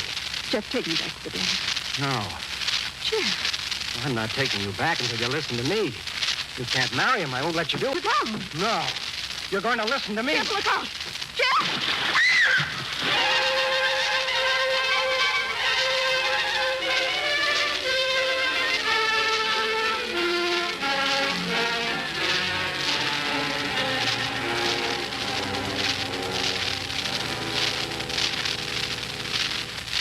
We will return in just a moment to tonight's file, which shows how your FBI protects American citizens and American homes. Now a word about another type of home protection. Protection against mortgage foreclosure. A plan that has made it possible for thousands of homeowners to have a mortgage burning celebration like this. All right, Peggy. You strike the match. Now, light the mortgage at this end. There she goes. Look at her burn. No more mortgage at our home. We own it free and clear. Yes, it's an old American custom to burn a canceled mortgage. And when you have an Equitable Society assured home ownership plan, the great day when the mortgage is paid up often comes much sooner than you originally expected. This money-saving, home-saving plan combines a low-cost first mortgage with special life insurance protection. Thanks to the life insurance side of this plan, a special cash fund is built up. It's always ready for use if sickness or unemployment threaten home security. As the mortgage shrinks, this cash fund increases. For example, it can be used to pay off a 20-year mortgage in approximately 15 years. In addition, the Equitable Assured Home Ownership Plan protects the home against the greatest hazard of all, the death of the breadwinner. In the Assured Home Ownership Plan, if the owner dies, the Equitable Society cancels the mortgage. It's paid off in full. What's more, every dollar previously paid under the plan to reduce the principal is returned to the widow along with the canceled mortgage. And last but not least, the mortgage interest is only 4%. And there's a liberal allowance to cover title search, lawyer's fees, and other closing costs. So all in all, a man is very fortunate if his health, age, income, home, and its location qualify him for an Equitable Assured Home Ownership Plan. The way to find out if you qualify is to get in touch with your Equitable Society representative. Look in the phone book or write care of this station to the Equitable Society. That's EQUI-TABLE. The Equitable Life Assurance Society of the United States.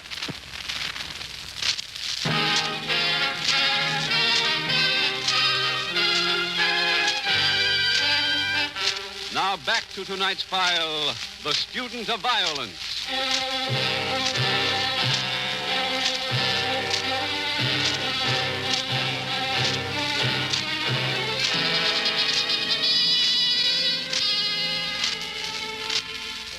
In many respects, murderers are like all other criminals. And perhaps the most pointed similarity is that they do not necessarily look like criminals. A killer can be male or female.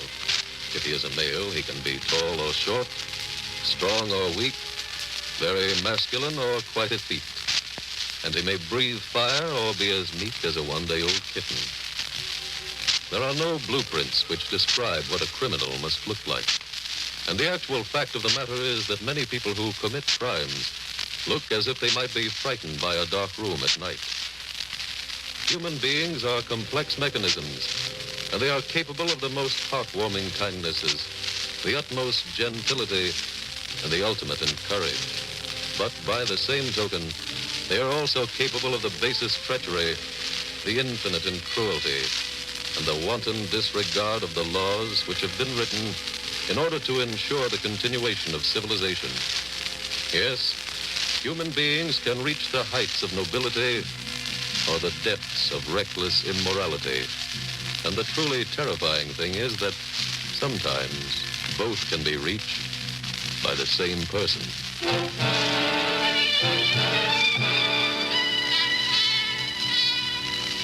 Tonight's file continues at the State Trooper Barracks in the office of Sergeant Montgomery. Well, Jim, are you back from Centerville already? I got in about 15 minutes ago. How'd you make out?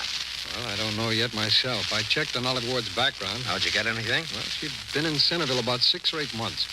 She came there from Spartanburg, Alabama, and got a job as a waitress at one of the sandwich shops, a place that caters to the college crowd. Well, a pretty girl must have fit into a place like that. Oh, from what the proprietor told me, she didn't make too many dates. Oh? And then he said that a couple of months ago, she got married to one of the boys from the school. Hey, that could be the lead we're looking for, Jim. That's what I thought, except neither the proprietor nor anyone else seems to know whom she married. The only thing I could find out is that when he graduated, he left her. But there must have been a marriage license filed. Well, it's not on record in Centerville or in any of the surrounding towns. I see. No, one other thing. I got a warrant, and I went to the rooming house where the girl used to live. Landlady gave me this ring. Huh? Yeah, take a look at it. Thanks. She said Miss Ward left it there when she moved out. It's a graduation ring. The numerals on it there are 46. Well, there are initials inside. Yeah, those are her initials, O.W. I went back to the sandwich shop, asked the proprietor if he had ever seen the ring before. He said he had. On her? Yes, he said that she used to wear it. That's when he told me that she came from Spartanburg. Well, what do you do now, Jim?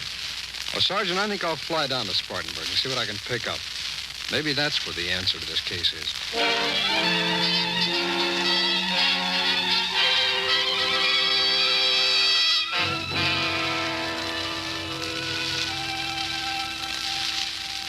Mr. Johnny, the doctor doesn't want anyone to stay with Miss Scott too long this morning. Well, then I won't even bother going in. Oh, he said it was all right for you. She's been asking for you. Oh, thanks. Johnny, Uh-huh. come in.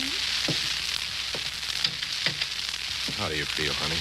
Better, thanks. You had me scared there for a while last night. I must have swallowed an awful lot of water. Don't even remember swimming ashore. You didn't? Well, then how... I was on the shore. I jumped in and pulled both of you out. Jeff, too? Yeah. He wasn't doing much swimming when I got to him. He said later that he was hit on the head with the point of the canoe when it turned over. I see. Darling, I don't have to tell you how grateful I am. Oh, stop, honey. I'm just glad you're here.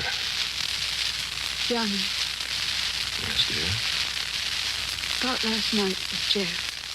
Yeah? I don't know how to say this. Maybe it's just my imagination. When I told Jeff that we were going to be married, well, it almost looked as if he turned the canoe over on purpose.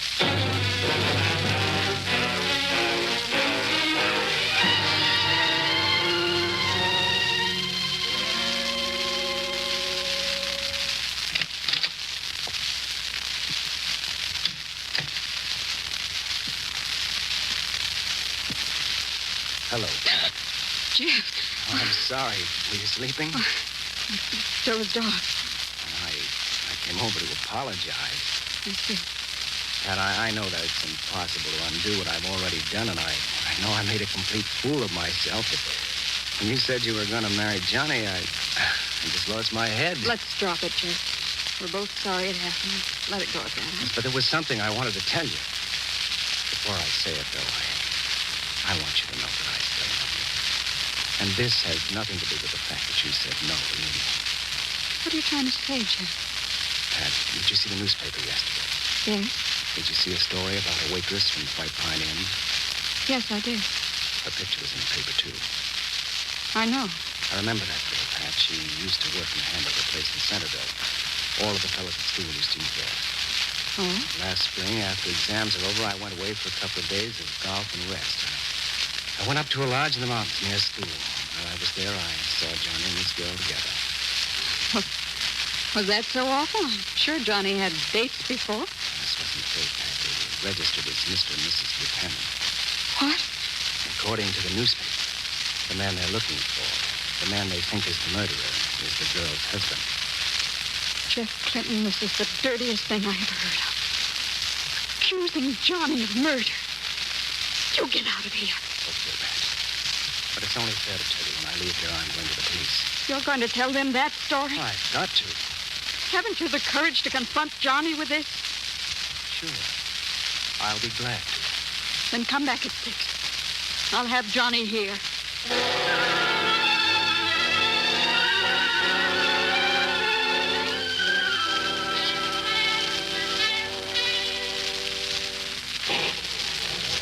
Hi, Sarge. Hello, Jim. You just got in ahead of the storm. Yeah. Did you find the answers in Spartanburg? Well, not all of them, but some. I got there and looked up the name Ward in the phone book. There were 33 of them. I checked every single one. None of them knew the girl. Oh, fine. So I went to the Board of Education and checked through their records. No one named Olive Ward graduated from any school in 1946. Maybe the ring threw us off. No, it finally worked out. I kept thinking about that ring and how it might help us, and I finally came up with the right answer. What was that? Well, I figured that if she graduated in 1946, then her picture should be in one of the school's yearbooks. Yeah? So I checked the ring to see which school it was made for. I looked through their yearbook and finally found her picture. I don't understand, Jim. You just said that the Board of Education didn't have any Olive Ward on their records. Well, that's because her name wasn't Olive Ward. She graduated as Olive Warcheski. She's a Polish girl. Oh, I see. Sadly, she has no relatives left in Spartanburg because I couldn't find any other Warcheskis in the city. I even checked all the voting records. Oh, excuse me. Certainly. Hello. Sergeant Montgomery speaking. Oh, yes, just a minute. See you, Jim. Oh, thanks. Hello. Yeah. Oh, it's fine. Will you... Wait a minute while I write that down. Okay, go ahead. Yeah. Yeah, I got it. Thanks very much. Sergeant, here's the answer we've been looking for. Who was that? That was the license bureau at Blackport. That's a little town near Centerville. A lot of college kids go there to be married, so I wired them and asked them to check their records. Well, did they find the name of the man who married Olive Ward? Yeah. Well, let's get a warrant and close this case.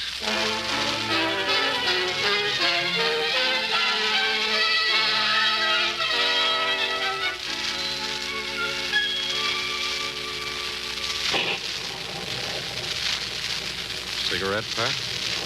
No, thanks. How about a drink? Not right now. Pat, is anything bothering you? Honey, I've been trying to think of a way to slide into an unpleasant subject. You haven't changed your mind about us, have you? No. Well, then, what is it, honey? Jeff Clinton was over this afternoon. Oh? He told me a horrible story. What was it? An alibi for last night? No. He said that you knew that waitress from the hotel who was found dead this week. He said I knew her? Yes. He said she used to work in a restaurant in Centerville. Did you know? Well, I might have said good evening to her a couple of times when I went down to have a late hamburger, but I didn't even know her name. I'm glad. Why? Oh, Jeff said that you went away for a weekend with her and that you were registered as man and wife. Well, that's the biggest schoolboy trick I ever heard of. That's what I told him. And I'm very pleased that you can tell him he's a liar when he comes here. He's coming back? Yes, he said he'd be here by 6. What do you bet he doesn't show up? He said he would. Oh, I know that guy, Pat. I know how he operates. Well, this time he isn't going to get away with it. I'm going to find him and make him come here and tell you he was lying. Wait, Johnny, he could be on his way. I don't want to wait. I want to clear this up now. That's a good idea, Johnny. Huh? Jeff. Let's clear up the whole thing. Oh. You mean that phony story you told her? It isn't phony, Johnny. You know that. He didn't even know the girl, Jeff. Let him speak for himself, Pat. Sure. I didn't know that girl any better than you did, Jeff. I didn't even know her name until I saw her picture in the paper. You're a liar. Oh, look. Will you go to the police with me? Certainly, you'll go, won't you, Johnny? No. What? Well, I don't have to prove myself to you, do I? If you've got nothing to hide, why are you afraid of the police? Well, look, I've heard enough of this. You get out of here, Jeff. I'll get out when you come with me. Johnny, why don't you go with him? Pat, are you on his side? Johnny, all I'm trying to do is... You're trying to frame me. John. I didn't know that girl. John, I saw you. Shut up. I'm leaving here now, and I'm leaving alone. Johnny, honey, what are you doing? Stay where you are. Hold it, Buchanan. Huh? Almost. Who are you? Special agent of the FBI. All right, Buchanan, you're coming with me.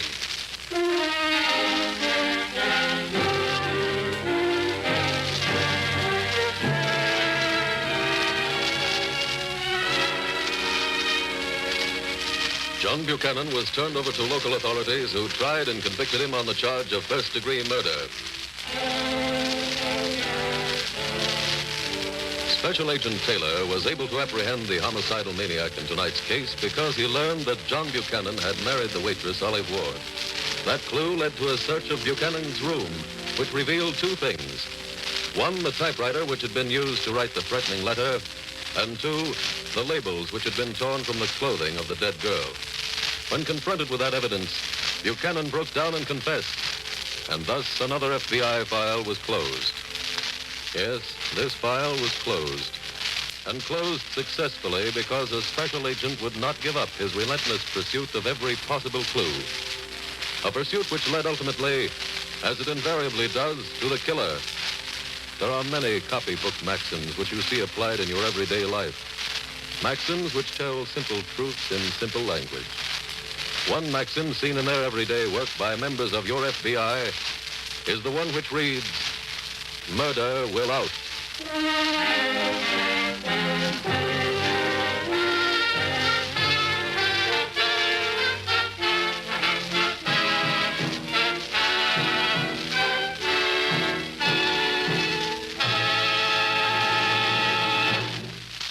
In just a moment, we will tell you about next week's exciting case from the files of your FBI. Friends, if you were impressed a few minutes ago by what I told you about the Equitable Society's assured home ownership plan, if the idea appeals to you of a low-interest rate first mortgage combined with life insurance to protect your home against death and hard times, then I suggest that you get in touch with your Equitable representative soon.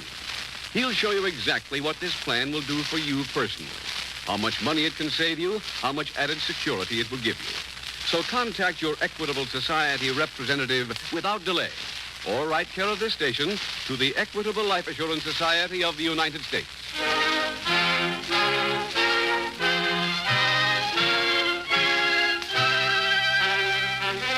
Next week, we will dramatize another case from the files of the Federal Bureau of Investigation. A colorful story of a manhunt on the Western Plains. Its subject, draft evasion. Its title, The Hollywood Horseman. The incidents used in tonight's Equitable Life Assurance Society's broadcast are adapted from the files of the Federal Bureau of Investigation. However, all names used are fictitious, and any similarity thereof to the names of persons living or dead is accidental. Tonight, the music was composed and conducted by Frederick Steiner. The author was Jerry Lewis. Your narrator was William Woodson, and Special Agent Taylor was played by Stacey Harris. This Is Your FBI is a Jerry Devine production. This is Larry Keating speaking for the Equitable Life Assurance Society of the United States and the Equitable Society's representative in your community, and inviting you to tune in again next week at this same time when the Equitable Life Assurance Society will bring you another thrilling story from the files of the Federal Bureau of Investigation. The Hollywood Horseman on This Is Your FBI. This is ABC, the American Broadcasting Company. The Equitable Life Assurance Society presents This is your FBI.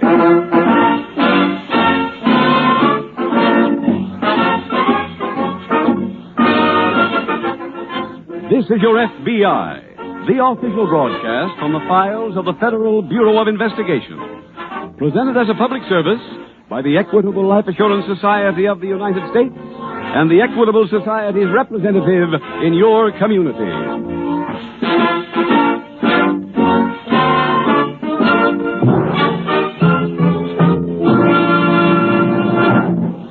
A-H-O. A-H-O. All over America, thousands of families now own their homes free and clear because they found out the meaning of the letters A-H-O. They stand for Assured Home Ownership, a money-saving, home-saving plan created by the Equitable Life Assurance Society. This plan combines a low-cost first mortgage with life insurance protection. In just 14 minutes, the Equitable Society will give you further information. Please listen carefully for more details on this ideal plan for homeowners offered by the Equitable Life Assurance Society of the United States.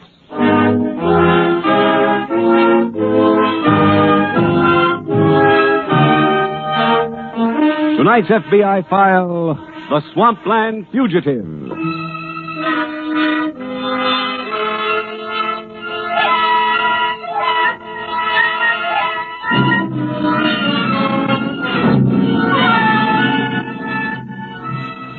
The number of criminals in this country is constantly increasing, and it climbs so fast that it is impossible to bring you an up-to-the-minute count.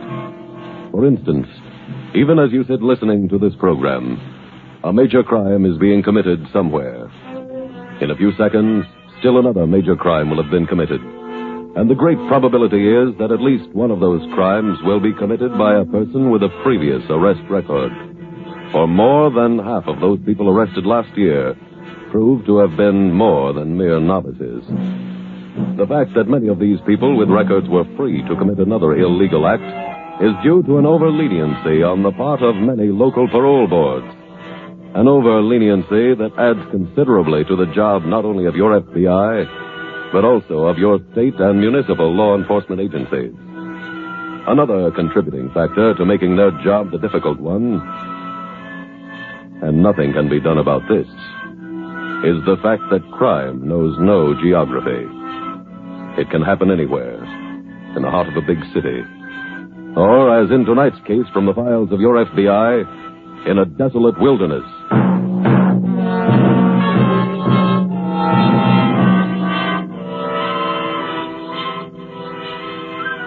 Tonight's file opens in the middle of the swamp country. It is early evening, and a small group of men is being led through the marshes by bloodhounds who are straining at their leashes. The dogs head toward a small frame house on stilts, and one of the men in the posse makes his way to the front door.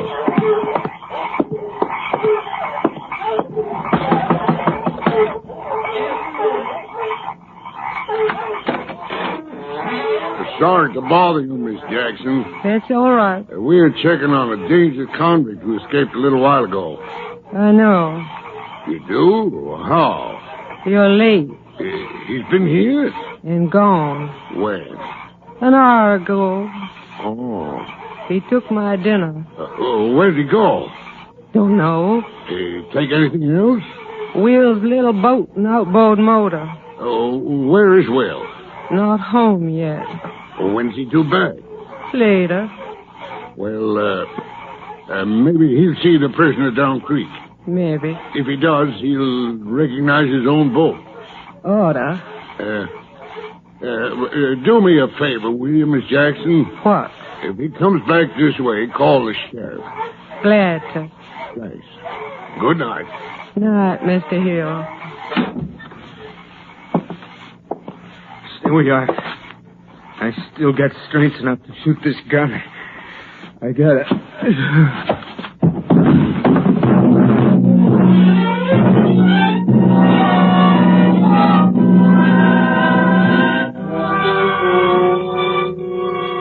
Meanwhile, in a small office located at the edge of the swamp, FBI Special Agent Jim Taylor is approaching the desk of Sheriff Tom Leonard. Sheriff Leonard? That's right. Jim Taylor, FBI. Oh, yes, Jim. Any word yet on Paul Rutledge? Not yet, but we got searching parties covering every finger of the swamp. And if he's still in it, we might find him. How'd he get away this time? One of my men arrested him at a local saloon last night. We knew he was dangerous, so we didn't want to keep him here in our little jail. We decided to put him in the state pen till you came to get him. Well, what went wrong? The deputy who was going to take him relaxed for a minute. Rutledge grabbed the gun out of the deputy's holster. Did Rutledge shoot him? Yeah. Wounded him critically. He's in the hospital now. Well, then what? He took the car the deputy was going to use and escaped. We recovered the car a little while ago. Oh, where? A little way from here, where the road into the swamps comes to an end. That's why we're pretty sure he's in there. Your deputy isn't the first man to be shot by Rutledge. Yeah, I know. Did you recover the deputy's gun, Sheriff? No. Rutledge must still have that with him. Oh. How about ammunition? He took the deputy's belt with 24 rounds on it. Well, that's going to make him a little harder to take. I'm afraid so. Have you had any leads on him at all? Just one. Oh, what's that? One of the posse saw something move quite a way down creek. They fired at it, made their way down to see what it was. And? When they got to the spot, they found bloodstains. You think they wounded Rutledge? Yeah. They came back and got bloodhounds. They're out with them now. When do you think you'll hear from them again? Oh, maybe any minute now. As soon as we do, we can start giving them a hand.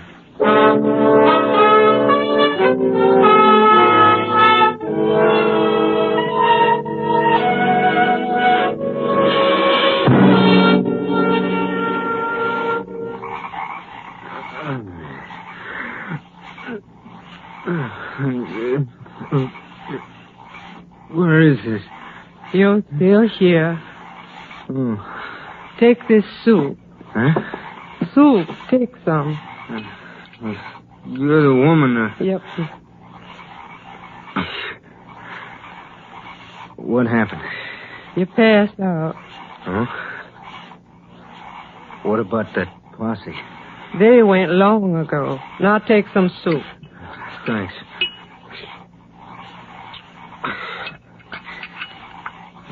You got a phone here. Yep. Why didn't you call the posse back? Decided not to. Why? I tended that wound of yours. Put a clean cloth on it. That don't answer my question. Why didn't you call? 'Cause I want you to get away. You're on my side? I'm on anybody's side who can get out of here. Oh. You ever lived in a swamp? No. You wouldn't know what it's like then. How long you been here? Since the day Will and me got married. Over 20 years. It's a long stretch. Wasn't so bad at first. Things were new to me then. But year after year, seeing the same things, hearing the same things, doing the same things, I hate it. Why don't you get out? Where would I go? Look, lady, maybe I can get you out of here. What? Maybe I can make a deal with you. What are you saying? If I can get out of this swamp, I'm in the clear. I can head for one of those big cities up north. You know these swamps, don't you? Sure. You know all the paths and creeks? That's right. And here's my proposition. You come with me. Lead me out of this swamp, and I'll take you along up north. How's it sound to you? Up north. What? That's my husband's boat. Huh? It's Will. He's coming home. Hey, I better do something. Where can I go? What? I don't want any more trouble. Where can I hide so he don't see me? There's a lean-to back. Go out there. I'll come back later.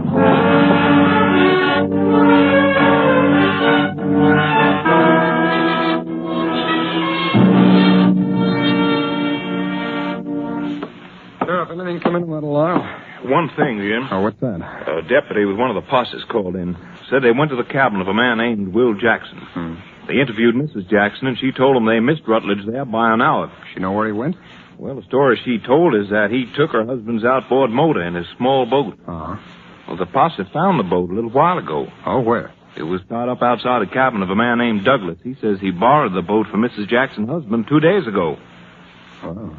You think this Douglas might be hiding Rutledge? Oh, no, I grew up with him, Jim. He's as honest as any man in the county. Uh-huh.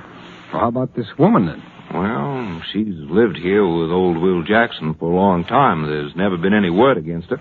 What does Jackson do? He's a fishing guide. Do you think it's possible that Rutledge might steal a boat and not have the owner miss it for a while? Not likely, no. The folks around here know every boat in the swamp and who owns it. If they was to see a stranger in a boat they knew, they'd call us first thing. Oh, I see. Well, there's only one thing left for us to do, Sheriff. Now, Rutledge is known to have been at the Jackson cabin, right? That's correct. Then that's the last place we know anything about for sure. Let's check out there and see if we can find any leads the posse might have overlooked.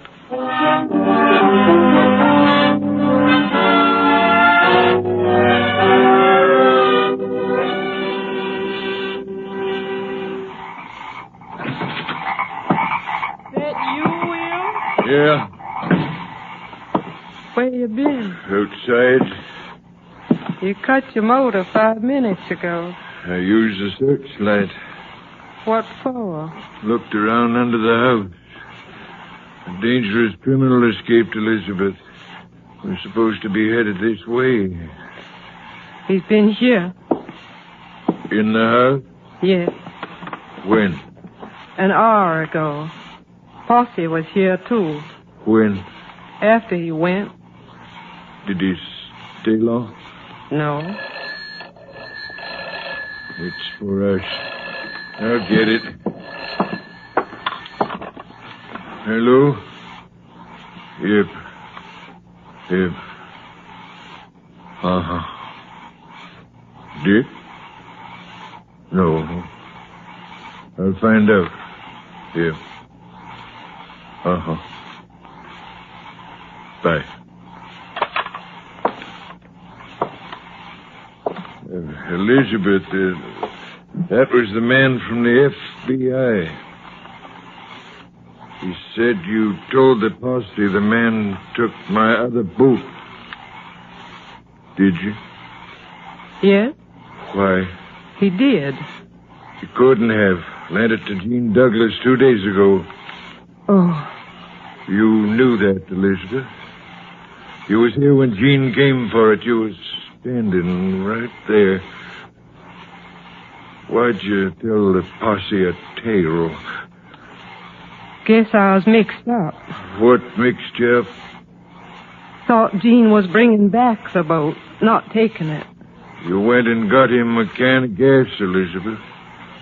What'd he need the gas for if he were bringing it back? I'd better call the FBI man back. What for? He said he wanted to know how come you said what you did. What you gonna tell him? Nothing. Then why you calling? So you can tell him yourself. Don't pick up that phone. Huh? I got a gun here, mister. Just stay put. You're the one they're looking for. Yeah, that's right. Elizabeth, you knew he was here, didn't you? Sure she did. She fixed this bandage. Elizabeth, why'd you do this? I'm going away with him, Will. What? I'm leaving here. Elizabeth. Don't get upset, mister. You're coming with us. What? He's taking us out of the swamps. In his boat.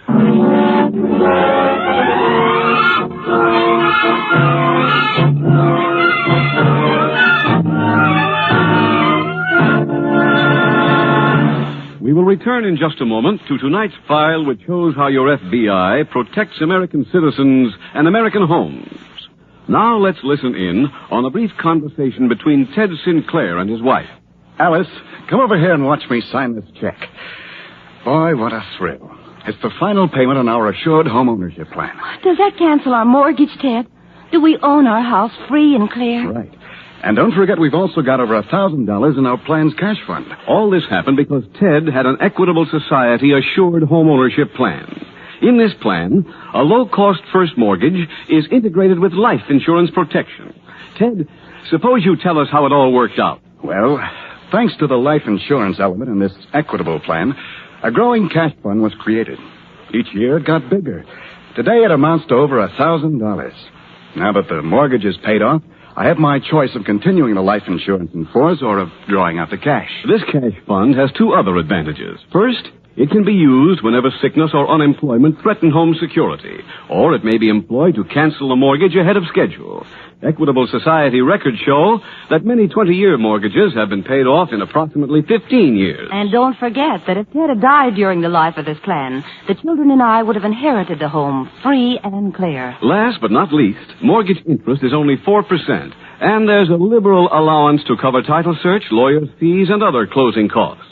So for many reasons, a man may consider himself lucky if his health, age, income, and the location of his home enable him to qualify for an Equitable Assured Home Ownership Plan.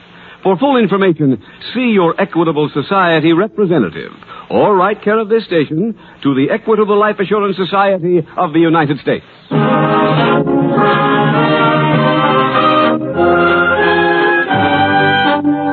Now back to the FBI file, The Swampland Fugitive.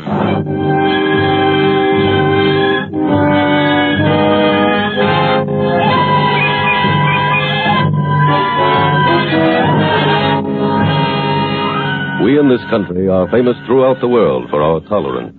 This is the land where every man is innocent until proven guilty, where the police work just as hard to prove a man did not commit a crime as they do to prove he did, where the government is composed of men of all political parties, all sections of the country, all races and creeds. Some of that tolerance on the part of the people, however, has been misplaced. Tolerance such as that exhibited by the woman in tonight's case. If this woman were the only one in the Federal Bureau of Investigation's history who had displayed that feeling toward a criminal, this file would not have been chosen for tonight's dramatization. Unfortunately, her attitude is all too widespread.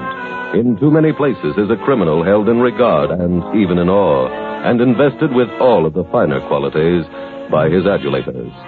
The truth is that no criminal has any of those qualities in any degree. If he had, he would not have turned to crime. For by its very nature, crime is a business in which the practitioner must be a parasite. The time has now come for you, the people, to wipe out any vestige of that regard in which any criminal is held. For only by a concerted effort on the part of an educated public can your FBI and other law enforcement agencies win the fight they are making for you, the fight against crime.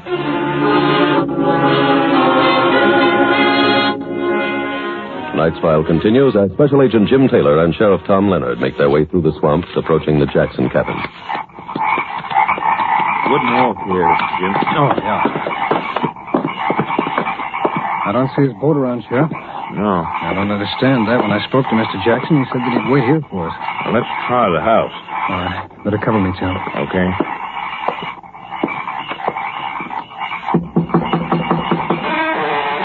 It's open. See anything? No, not from here. Now, let's go in.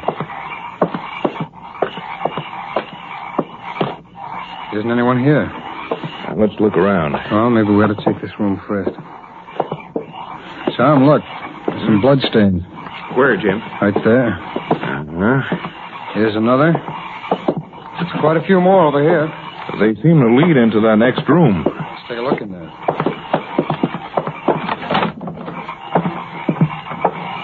Well, I guess the absence of the boat told the story. Mm-hmm. They're gone. Look, there's some bloodstains on the bed. Yeah, I see them. That means that Mrs. Jackson was lying when she said Rutledge came here, took some food, and then left in that boat. We know she was lying about the boat, Jim. And now we know the rest was a lie. She never seemed like the type to put up a criminal. I don't understand it. Well, if you don't mind a guess, and it's strictly a guess, I'll try to reconstruct what happened. Well, go ahead. Well, Rutledge probably came in, used his gun to make Mrs. Jackson lie to the posse. When her husband came home, Rutledge forced him to try and take him out of the swamp in his boat. Well, even if that's all true, Jim, it doesn't help us catch him. Yeah. Have you got a description of Mr. Jackson's boat? Well, not on paper, but I know it like I know the back of my hand. Good. Well, the first thing to do is send out an alarm on that boat. Yeah, I'll call my office and have them do it right away. I guess it's too dark to send up a plane, huh? Well, we don't have one, even if it was light. Sheriff, how many ways are there out of this swamp? Maybe 100, and we got no way at all of knowing which way they'll try to go. Well, why don't you make that phone call, Sheriff? Send out the alarm. Okay. And let's get back to your office. We'll work from there.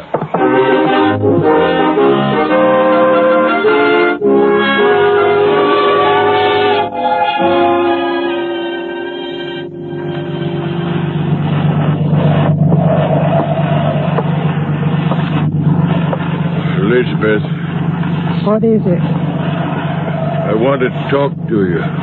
Go ahead. Why do you want to do this? Why do you want to go away? That don't matter. To me, it does. I'm sick of swamps. You never said nothing to me. You never listened. That's not true. You never took notice then. You didn't see what was happening. I guess maybe I didn't.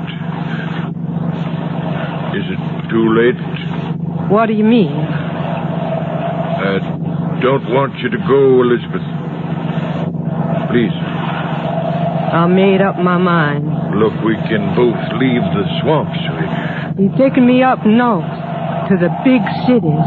Look, you can't go. You hear me? What's the trouble? She ain't going with you. Take it easy. I still got this gun.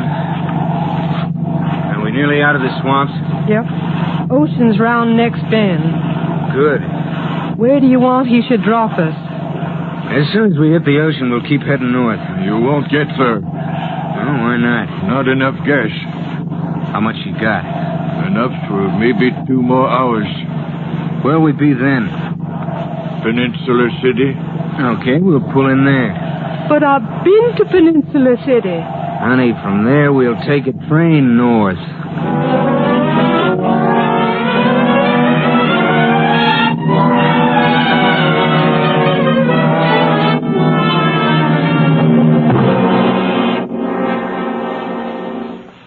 I see that map of the swamps again, Sheriff. Oh, sure, Jim. Here. I'll lay it out on the desk. I called everybody in my half of the list, spoke to at least one person who lives in each of the canals that runs off to the left of the creek. No luck? None at all. Well, that could mean that they're still in the swamps. If they are, we won't find them tonight in this fog. I think I'll try and get a plane from the Coast Guard in the morning. That's a long time to wait, Jim. Yeah, I know. Especially when every minute might be the difference between life and death with a killer like Rutledge. Sheriff, I just thought of something. Yeah, what's that? Gasoline. We haven't checked the marine fuel stations. Maybe they've seen Jackson's boat. Yeah. I got a list of the stations right here on my desk. Good. Let's get back to those telephones.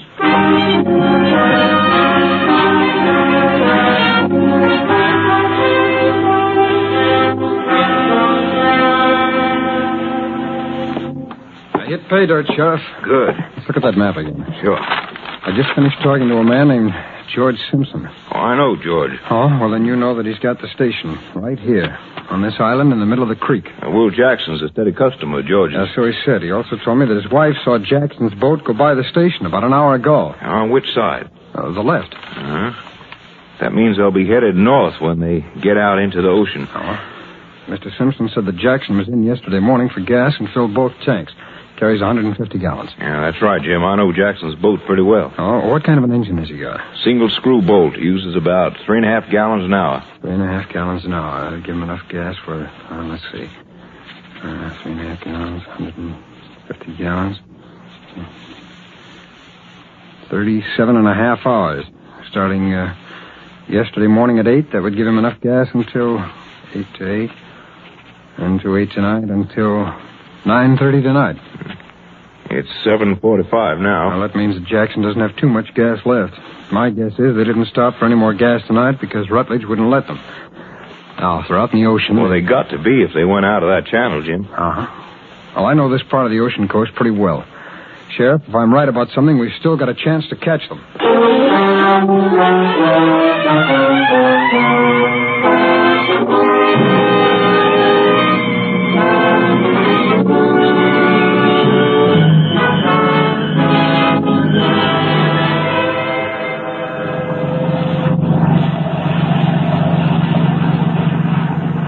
beside the breakwater now. How far's the pier? We're right close to it. Good. I better tell your husband to pull right up to the pier. Will we get on a train right away? Hey, you heading for the pier? Yes, dead ahead. I pull right up to it. What about the train? When will we get on it? Hey, there's the pier now. I see it.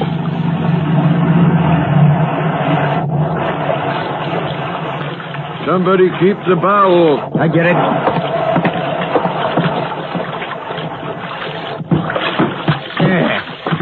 Yeah, that's okay. Now, I want you to listen to me, both of you. I'm heading down that pier, and I don't want to hear any noise from either one of you. Wait. You understand me? What about me?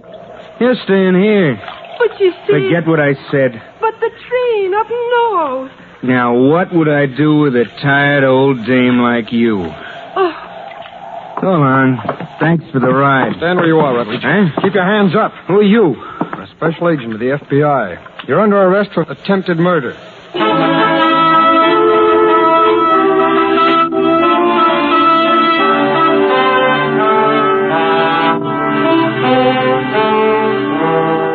Paul Rutledge was convicted in federal court for kidnapping and given a life term, to begin after he has served the 25-year sentence from which he was paroled.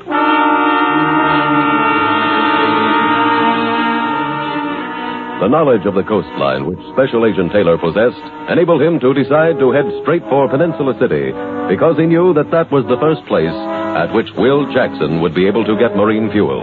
He also knew that Jackson would have to stop there because he needed that fuel. And so, another dangerous criminal was apprehended by a special agent of your FBI. However, there was an element present in this case which is present in a great percentage of the files. And that is that Special Agent Taylor would not have been able to make the arrest if it hadn't been for the wholehearted and complete cooperation he received from a local sheriff's office. Cooperation of that kind from every local law enforcement agency throughout the nation has come to be the general rule. And the Federal Bureau of Investigation would like to take this public opportunity to thank those local police and to hope that the splendid feeling of mutual aid which exists now between them and your FBI continues in the future. For along that road lies defeat for the common enemy, the American criminal.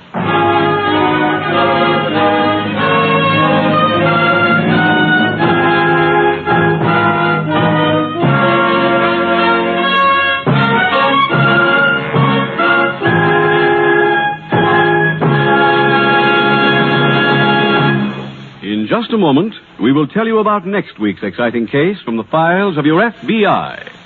Now, a quick summing up of the advantages of the Equitable Assured Home Ownership Plan, created to protect you against the two greatest dangers in home mortgages. First danger, the death of the breadwinner. In this Equitable Plan, the widow inherits her home free and clear. Second danger, illness or hard times. The Equitable Plan provides a growing cash fund that's always ready when emergencies threaten home security. For full information, get in touch with your Equitable Society representative without delay, or write care of this station to the Equitable Life Assurance Society of the United States.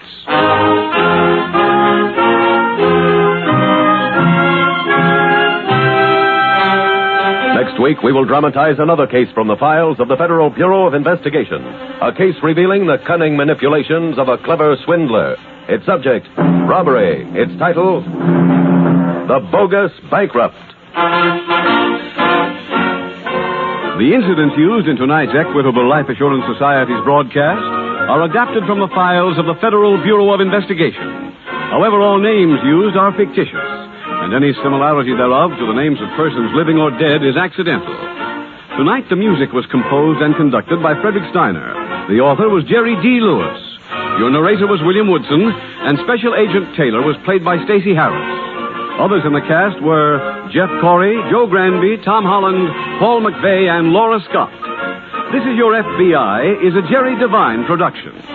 This is Larry Keating speaking for the Equitable Life Assurance Society of the United States and the Equitable Society's representative in your community, and inviting you to tune in again next week at this same time when the Equitable Life Assurance Society will bring you another thrilling story from the files of the Federal Bureau of Investigation. The Bogus Bankrupt on This is your FBI. This is ABC, the American broadcast.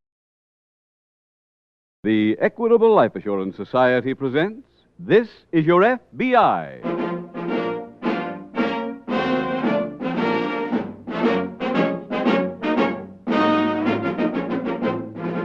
This is Your FBI, the official broadcast from the files of the Federal Bureau of Investigation. Presented transcribed as a public service by the Equitable Life Assurance Society of the United States and the Equitable Society's representative in your community.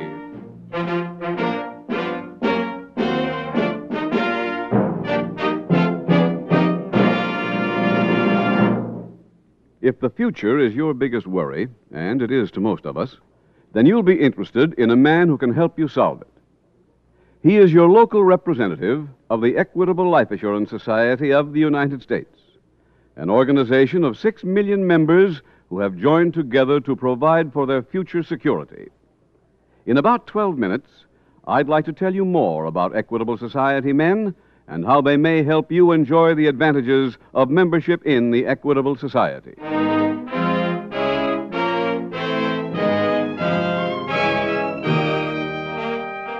Tonight, the subject of our FBI file, Armed Robbery. Its title, The Larceny Express.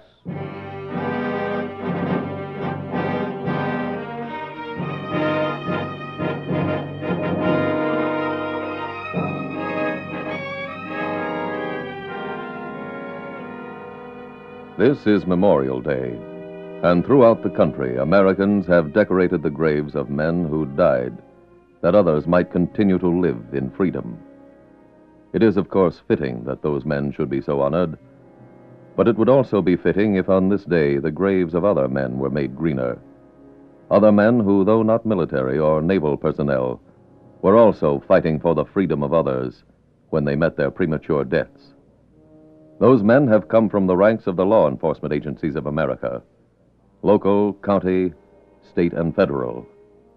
The job of law enforcement officials is to fight our homegrown army of criminals, an army which, like any other, uses various instruments of death. No police officer knows when the phone will ring and call him, nor, like the soldier, does he know in advance where his assignment may take him or whether he'll survive.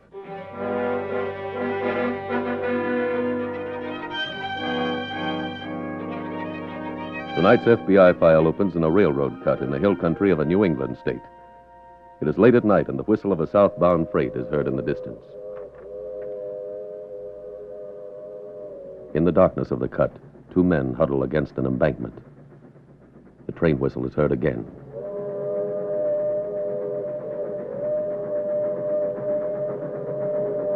One of the men steps forward, cups his hands, and yells, "Okay, Pete!" With that, a man at the far end of the cut steps onto the tracks and lights a flare.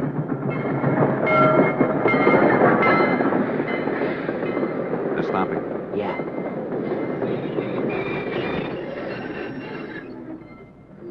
Because the flare which stopped the train has been planted at a carefully chosen point, the train is strung from one end of the cut to the other, and right opposite the point where the 2 men had been huddling is a sealed freight car. This is a car, Harry. Right.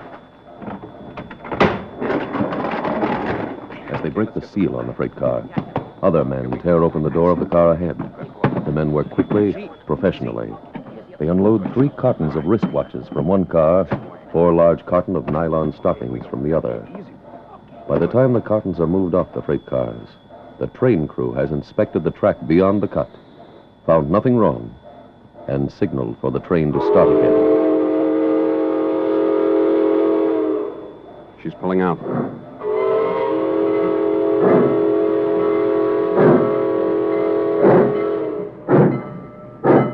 Okay, start moving the stuff out.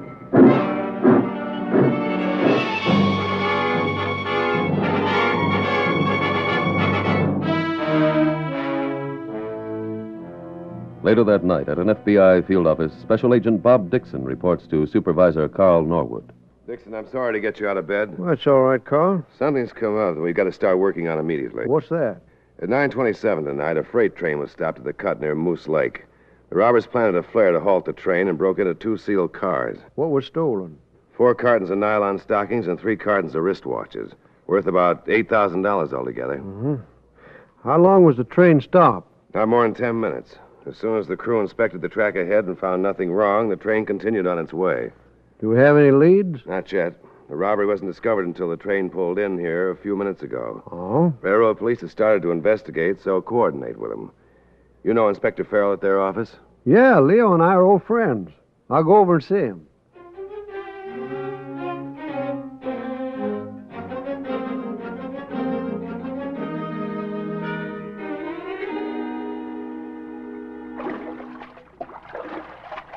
Joe, let me give you a hand. No, I can make it. Everything okay here? Mm-hmm. Where are the other guys? Out in the boat.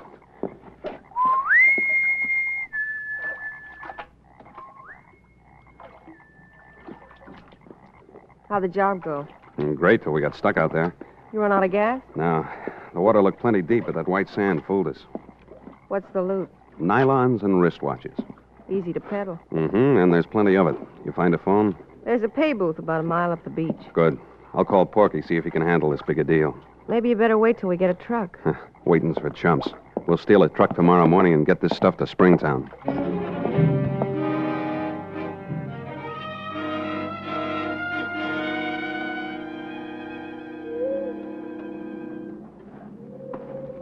Bob? Hi, Leo. You on the freight car case? Yeah. This one of the cars they broke into? Yeah, they're over there on the next siding. Huh? We got one lead already. What's that? Sheriff Guthrie called from Moose Lake and said there was a boat reported stolen tonight from the hillside of the lake. Guthrie, huh? Yeah. While we were talking, word came in that it was found floating free. He's out inspecting it now. Good. He also sent down the flare that was used to stop the train. Oh, here we are. Hey, these look like fresh scratches on the lock. Could be tool marks. Yeah. Wait till I get some chalk out of this kit. Here we are. Well, it's just so we don't forget to shoot a picture of it. Nothing else on the door there. Want to go in? Okay. I got it, Leo.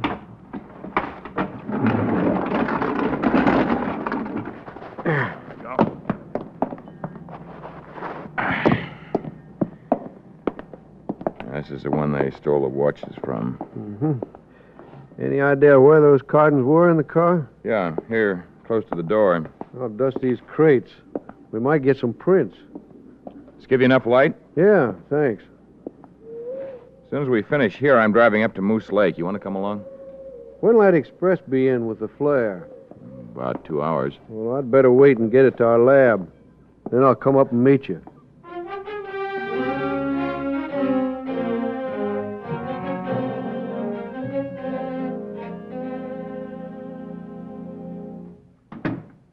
That you, Joe? Yeah.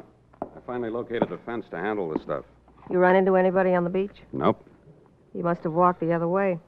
Who? The sheriff. Oh? He was here a couple of minutes ago asking a lot of questions. He come in? No, but he might want to when he comes back. Maybe he won't be back. He's got to. His boat's tied to the dock. Better wake the other guys. They're gone. They went into Pittsfield to get the truck. They said to be back as soon as it gets dark. Oh. Joe, we can't stall that sheriff till then. If you don't find anything along the rest of the beach, you'll want to come in. Forget about him. But, Joe, he didn't come here by accident. Must have found out some way you brought the stuff over here last night. Once he comes in and gets a look at those boxes... Look, don't worry. When he gets back, I'll take care of him.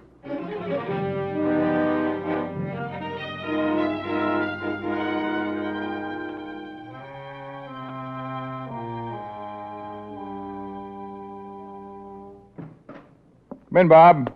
I'd been here sooner, but I waited for the report on that flare. Yeah? They bring up any prints? Not enough to get an ident.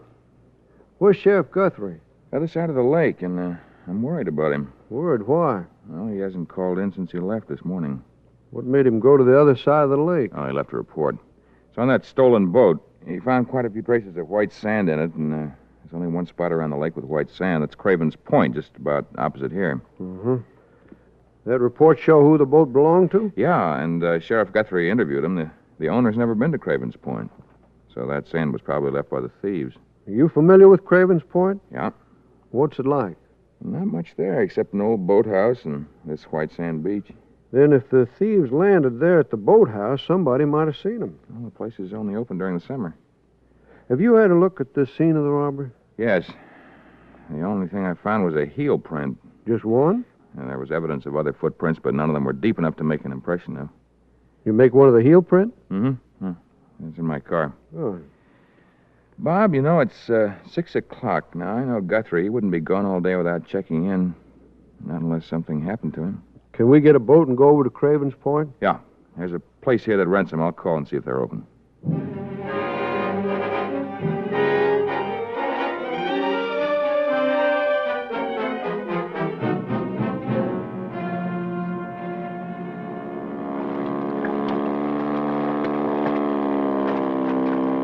See anything, Leo? That's the dock. What does Guthrie's boat look like? Speedboat. About a 30-footer. Oh? Has county sheriff's office across the stern and a star on each side. Star? What color? Mahogany. Pretty tough to see this time of night. I'm afraid so. Leo, is that a boat? Where? Tied to the dock. Yeah, it is. Well, keep your gun handy. I'm going to pull up next to it. Bob? Yeah? That's Guthrie's. Got the rope. Hook it. Now, wait till I see if I can reach his boat. There, I got it. Empty. Yeah. Maybe they're holding him inside the boathouse. Uh-huh. Cover me. I'm going ashore. Yeah. Okay. Come on. No lights in the house. How do you get in there? Well, there's a door on either side and one in front. What's beyond the house? A dirt road to the main highway. Anybody living along the road? A few farmers. Hold it. Huh? I saw a light. Where? Down there through the slats in the dock. In the water? Yeah. It's shining on something. It looks like a flashlight. It is a flashlight. Leo, look beside it. A body. That's Guthrie.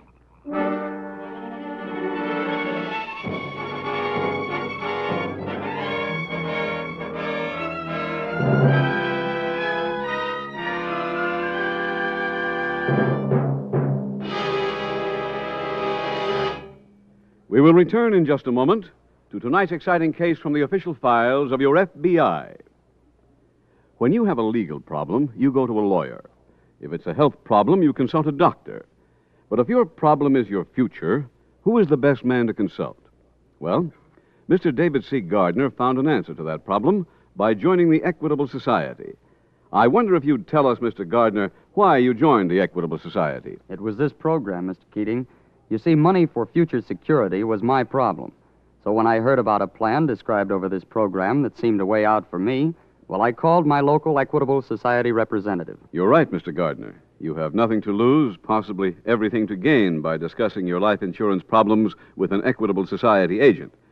How did it turn out, Mr. Gardner? Well, I did myself and my family a big favor. My Equitable agent worked out a plan that gives me security and peace of mind I've never known before. Well, that is the goal of every Equitable Society representative, helping provide economic freedom for American families. Life insurance is his career. He has made an intensive study of all forms of life insurance. He knows the advantages of each. He can show you how to get the most from your insurance dollar. And he is backed by a staff of highly trained experts in the home office, actuaries, technicians, economists. Millions of families like Mr. Gardner's have discovered this. The right Equitable Society plan can assure you peace of mind and future security. If that's what you want, don't put it off. Get acquainted with the man who can help you most. Consult your local telephone directory for the name of your local Equitable representative. or write this station. That's EQUITABLE. The Equitable Life Assurance Society of the United States.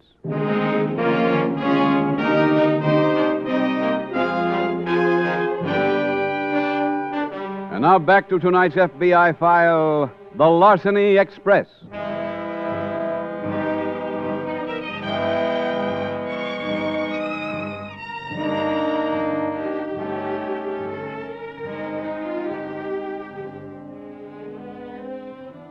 Special Agent Dixon and Railroad Police Inspector Leo Farrell immediately removed Sheriff Guthrie's body from the water and began artificial respiration. However, it was impossible to revive him. The county coroner's preliminary examination established that Sheriff Guthrie's death was due not to drowning, but to a skull fracture incurred when he was struck from behind with a blunt instrument. That changed the status of this case.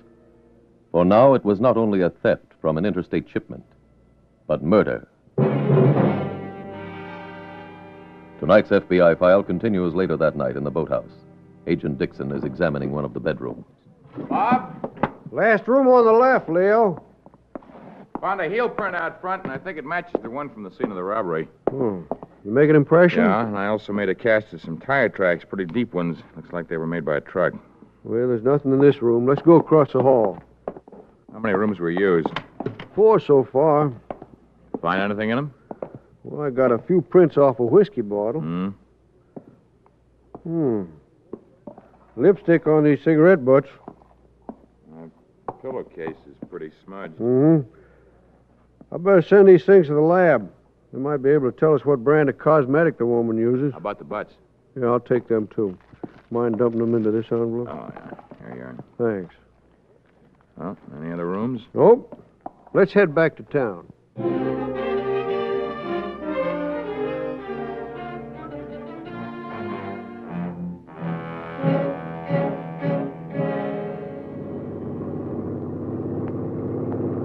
Katie.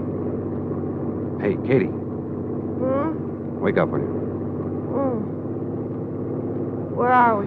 Locked from the garage, can't you see? I can, now that my eyes are open. Light already? Mm-hmm. You been driving all night? No. Harry had the wheel for a couple of hours. He and back with the others? Yeah. Sorry I wasn't better company. That's okay. What are you going to do about this truck? Oh, after we unload, Harry takes it and leaves it. Where? Any place. Without a truck, how do we get the stuff to the fence? Part of the deal was he's got to move it himself. Oh. What are you stopping out here for? I don't know if I can get into that garage. You can't unload on the sidewalk. Stick your head out and watch that overhead door. Okay. Okay, so far. Keep going. Easy. It's awful close. Can I make it? You're okay so far. Go ahead.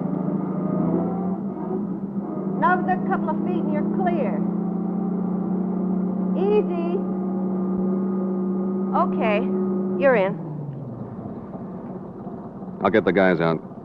We'll unload.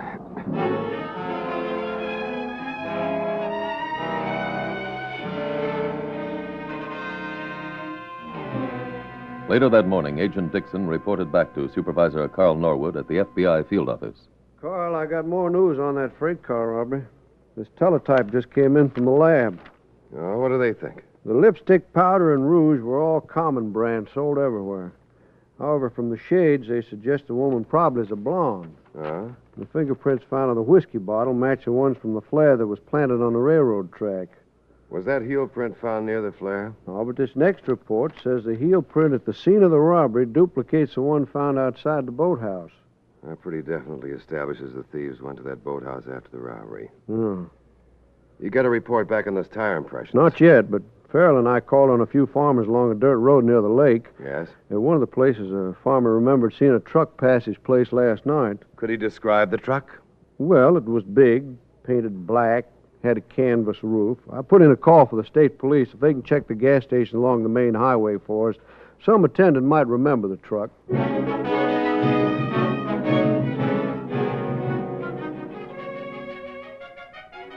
At the FBI laboratory, technicians were busy examining the plaster tire impressions and comparing them with various standards. Every tire company uses different shaped treads, and a sample of each style is kept on file for use in cases like this, where a single set of fingerprints can be identified in a few minutes out of a collection of more than 123 million sets. Matching a tire impression frequently takes longer. However, a few hours later... Carl, we got that laboratory report. On the tires? Yep. They're made exclusively for Pioneer trucks. Quite a few Pioneers around. They've got a district sales office here. Try to get a list from them of every truck they've sold in this area.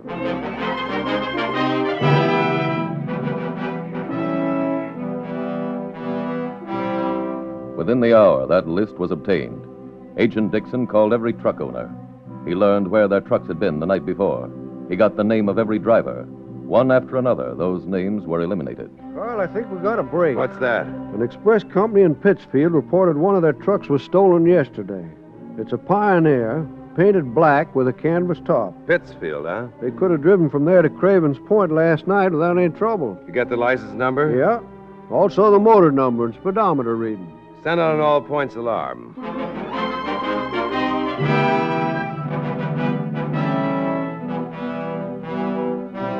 All local and state police in the surrounding area were notified by teletype.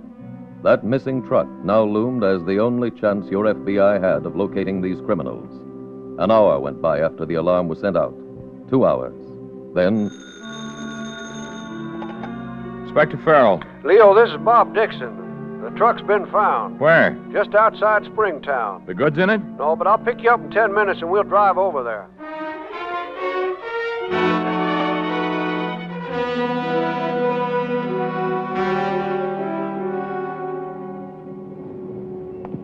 Leo, the speedometer reads 9,460. I know what it was when the truck was stolen? Yeah, 9,138, so it's been driven... Yeah, pencil? No, I got one, thanks. Truck's been driven 322 miles. Well, it's 43 miles from Pittsfield to Craven's Point. Well, that leaves, let me see, 279. That chart give the distance between Craven's Point and Springtown? Well, it should. 274 miles. Well, that leaves 5 miles unaccounted for. So they stayed on a pretty straight line between Craven's Point and here. And they probably wouldn't drive too far after unloading the loot. Well, we can't search every building in Springtown. No, I guess not. Well, let's look over the truck. Right.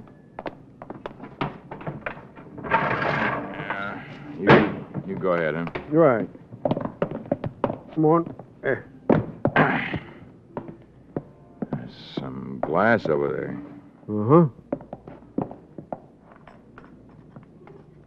Painted green. It's kind of thin, too. Yeah, it might be from a window pane. Leo, there's a slit in the canvas top right above us. Yeah. That could have been ripped by this glass. This is a bigger than average truck. Might have trouble getting into a regular garage. The kind that has a front door swinging overhead? Yeah. About the only places using those overhead doors are warehouses and big garages. Leo, the chief of police here went to the FBI National Academy. Maybe he has a list we can work from.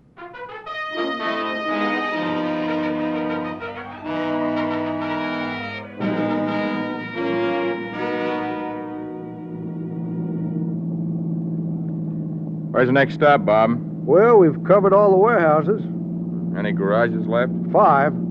Turn right on the corner. Okay. It's a couple doors down. At the place? Here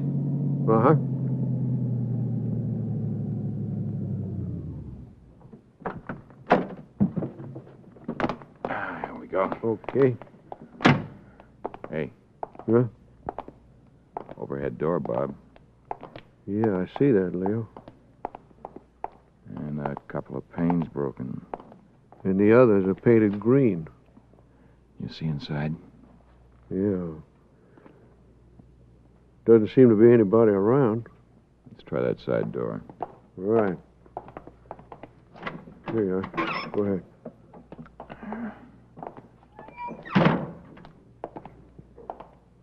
Leo. Huh? Those cartons in back. What about them? Well, look. This is the loot, all right. The boxes are still full. Oh. Yeah, now all we've got to do is... 2 men and a woman. Down, they're coming this way. Guess we got no beef. That ain't exactly enough to retire on. Yeah, we're not quitting. We'll do another job after we sell this stuff. Yeah, without me. Why? When we get paid, I'm laying off till I'm broke. You'll never get to be a big operator that way. Neither will you. What? Joe. Don't reach. You're all under arrest.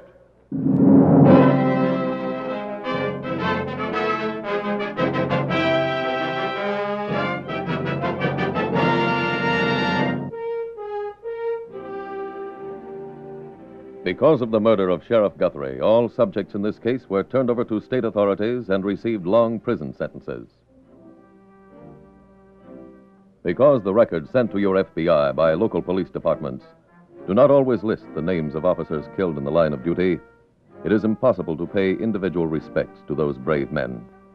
However, on this Memorial Day, the Federal Bureau of Investigation wishes to take this opportunity to do homage to every law enforcement officer who throughout the years has lost his life, including these 16 FBI special agents: Edwin C. Shanahan, Paul E. Reynolds, Albert L. Ingle, Raymond J. Caffrey, Rupert B. Surratt, W. Carter Baum, Samuel P. Cowley, Herman E. Hollis, Nelson B. Klein, Wimberly W. Baker, Truett E. Rowe, William R. Ramsey, Jr., Hubert J. Tracy, Jr., Percy E. Foxworth, Harold D. Haberfield, J. Cordis Delworth. May they rest in peace.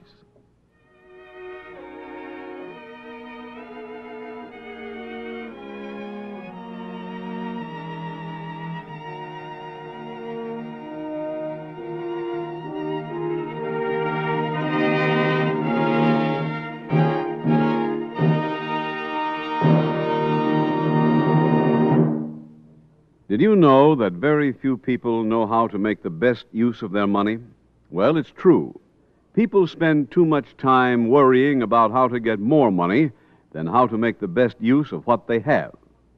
Now, there is one man who can help you make every dollar count.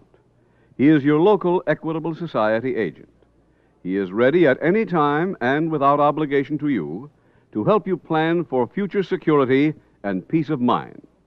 Simply consult your local telephone directory for the name of your local representative of the Equitable Life Assurance Society of the United States.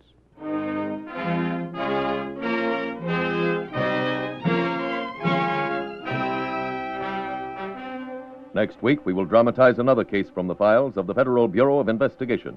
Its subject, interstate transportation of gambling devices. Its title, Jackpot.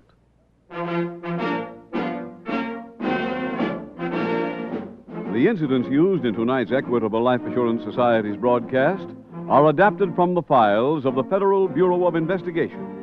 However, all names used are fictitious, and any similarity thereof to the names of places or persons, living or dead, is accidental.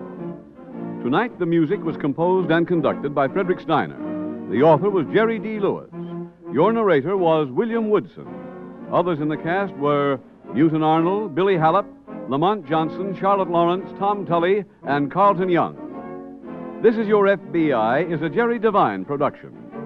This is Larry Keating speaking for the Equitable Life Assurance Society of the United States and the Equitable Society's representative in your community, and inviting you to tune in again next week at this same time when the Equitable Life Assurance Society will bring you another thrilling transcribed story from the files of the Federal Bureau of Investigation. Jackpot on This Is Your FBI. Stay tuned for the adventures of Ozzie and Harriet. There's fun for the whole family when Ozzie and Harriet come your way next.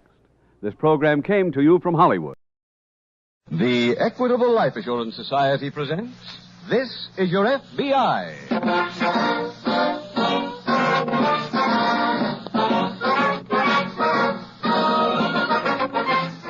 This is Your FBI, the official broadcast from the files of the Federal Bureau of Investigation. transcribed and presented as a public service by the Equitable Life Assurance Society of the United States and the Equitable Society's representative in your community.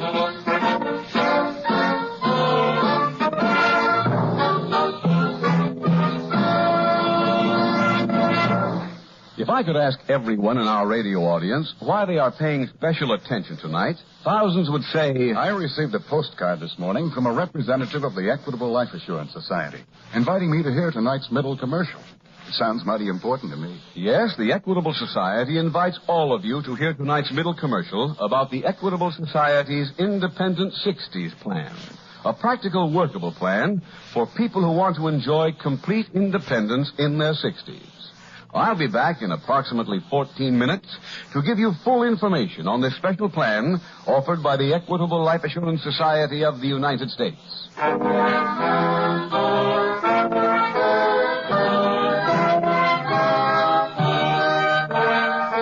Tonight's FBI file, Out of the Storm.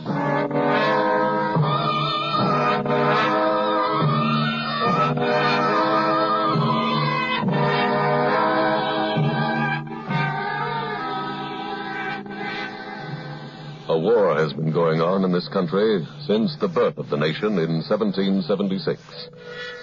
We refer to the war against crime, a constant battle which is being waged on every front 24 hours a day between criminals and law enforcement agencies. In this fight, the criminal enjoys one great advantage. He and he alone decides when a crime shall be committed. Sometimes it is possible for the special agents of your FBI or for your local police to be on the scene and to prevent that crime. But for obvious reasons, that rarely happens. In most cases, it is possible for the lawbreaker to strike and run. The problem of crime prevention is complex and not one which can be dismissed by the recital of a simple panacea. However, there is one thing which more and more crime commissions are recommending after their studies. That is to enlarge your local police force. For the past 20 years, the population of every big city has jumped appreciably, and yet, in most cases, the police have remained at the same strength they had in the 1920s. Enlarging a police force costs money, which means taxes, which means that you have to foot the bill. Cost is an important item, not only in these days, but all the time. However, money spent for law enforcement is an investment in the future. An investment that will pay off with a victory in this 173-year war, the war against crime.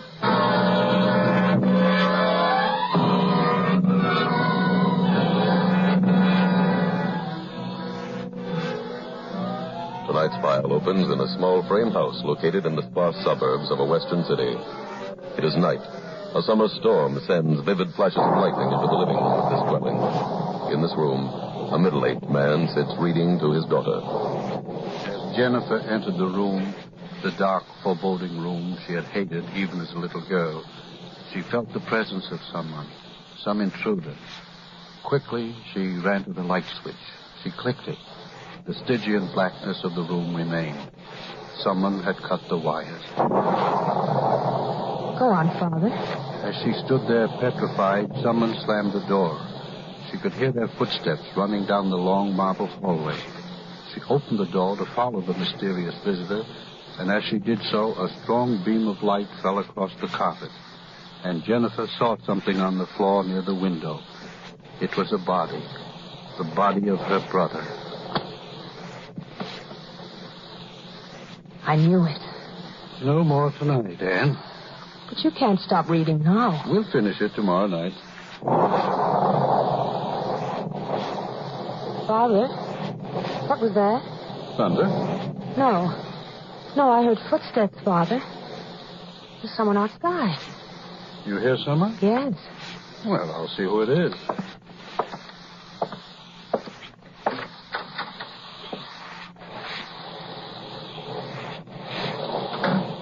Down there. That's odd. I was sure I... That story I read you that made you... There, you see, I knew someone was there. Mr. Sandy? Yeah?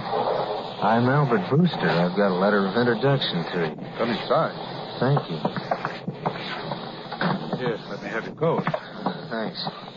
Who is it, Father? It's a Mr. Brewster. This is my daughter, Annie. How do you do? Hello? May I see the letter, please? Surely. Here you are. Mr. Brewster, Yes? why did you stand outside so long? What do you mean? You were outside when Father opened the door the first time. I heard your footsteps.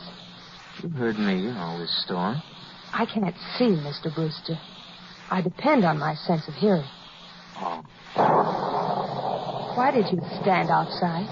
Well, I wasn't sure I had the right So, place. you're the new man in this territory for Shelby Jewelry. Yes, sir. What does he want, Father? Mr. Brewster's company sent me some stock on consignment. I haven't been able to move it, so he's going to take it back. Oh. Would it be too late to go down to the store now, sir? Yes, I'm afraid it would be. Well, I've got some business tomorrow morning about 100 miles from here. Well, if I could get it tonight... I'm sorry, Mr. Brewster. Not in this storm. Well, I have a problem, sir. What's that? I stopped at the hotel on my way through town. I had to pull up. If you don't give me the jewelry now, I have no place to stay. Oh. Well, I guess you can stay here tonight, Mr. Brewster. I'll get the jewelry for you in the morning.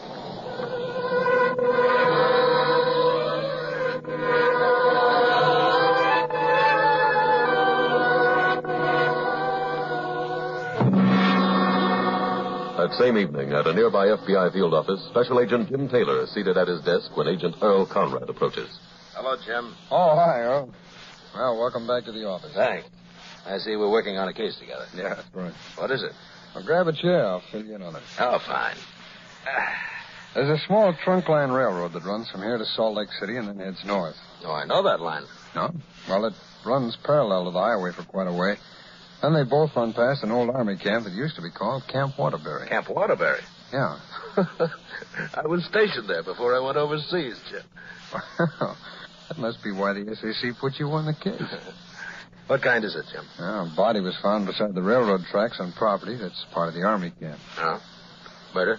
Well, at first I didn't think so. Oh, why not? Well, I went up there. The first thing I did was to examine the body. He was dressed in ragged clothes. Uh-huh. He had a bad head wound, and I thought he might have been killed falling off a train. Tracks take a pretty bad curve right at that spot. Then closer examination showed he had a fresh haircut, clean shave, and a new manicure. It doesn't sound like a tramp. No, I was sure he wasn't. Any idea who he was? No. I contacted the nearby towns. They have no one reported missing. It still leaves a lot of territory to be checked. Yeah? How about fingerprints, Jim? I sent them along to Washington as soon as I got them.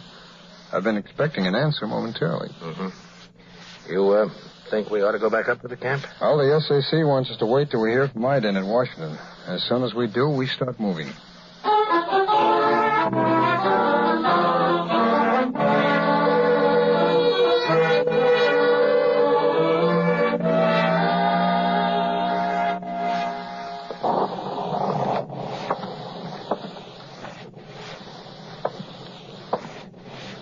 Father? Huh? Oh. It's Mr. Brewster. It is you, isn't it, Mr. Brewster? Yes, Miss Sanders. I thought you went to bed. I got thirsty. Wanted a glass of water. You've been in every room but the kitchen. Just trying to find my way around. The kitchen is behind me. I'll show you. All right. Where's the light? Oh, sorry. Find your way around. Here's a glass. Thank you.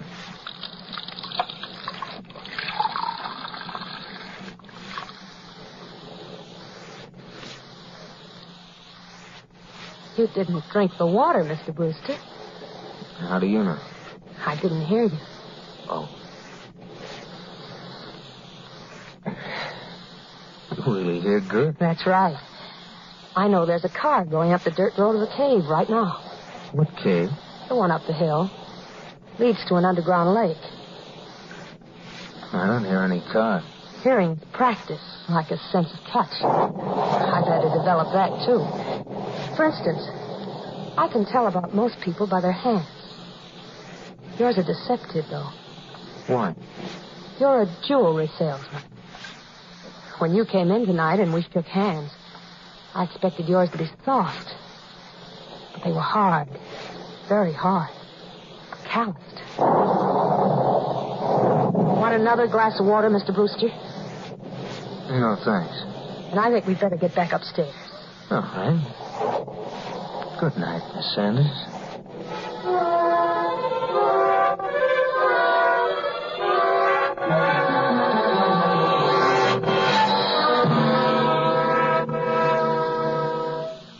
Got lucky, Euro. What do you mean, Jim? Well, the report just came in from my end. The man didn't have a criminal record. I don't understand what you mean by lucky. Oh, he took a civil service exam 2 years ago and filed his prints with the application. Oh. His name was Albert Brewster. Well, what'd you get on him? He was a jewelry salesman. How'd you find that out? Well, I got the address he gave on his application and put in a call. Uh-huh. Married? Yeah. I had to give the news to his wife. Ouch. That's a rough assignment. Yeah. This one was doubly rough. Mrs. Brewster just had a baby a month ago. Yeah. I guess the motive was robbery. Wow. Sure sounds like it. Any idea how much jewelry Brewster was carrying? No, not yet. His wife told me he was working for the Shelby Jewelry Company in New York. Well, with a time difference, their offices are closed by now. Mm-hmm. Did she give you any other information? She said that her husband was traveling this territory for the first time. On a train? No, he was traveling by car. Company's? No, his own. And the murderer must have taken the car, too. Any description on it? Yeah, complete. He could have covered a lot of territory in 2 days, not telling where he is. Well, if he's on the road with the car, we've got a good chance. I sent out a 5-state alarm. Oh, good. Well, nothing else to do tonight, Earl. Let's meet back here tomorrow morning and put that call through to the Shelby Company. Right. And as soon as we get his route from them, we can start our search for the killer.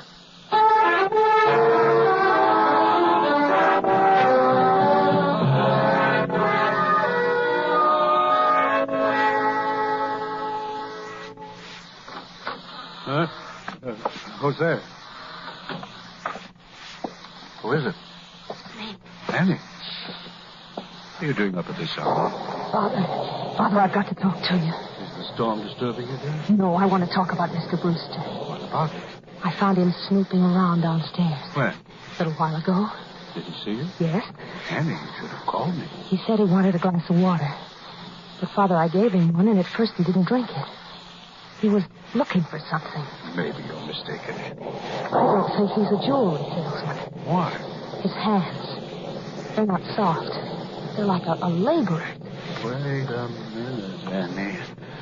In this afternoon's mail, there was a letter from the Shelby Jewelry Company. Wait, I'll turn on the light and get it. I was so tired when I came home, I didn't even open it. There it is. And it says they're sorry that Mr. Brewster will come here. That they hope we'll do business in the future. That Mr. Brewster is the new man in this territory. But Annie. What? Listen to this. Mr. Brewster is anxious to help you and will give you every chance to salvage what you can. We have given him the Western Territory because we felt that his knowledge of the district gained through traveling for the past 20 years for the Acme Gasoline 20 Company. years? Yes. But he's a young man. I know. Annie, we're going downstairs. What for? To call the police. I don't know what's happening here, but this man is an imposter. Come on. All right. Stand where you are. What? You're not calling the police or anybody else.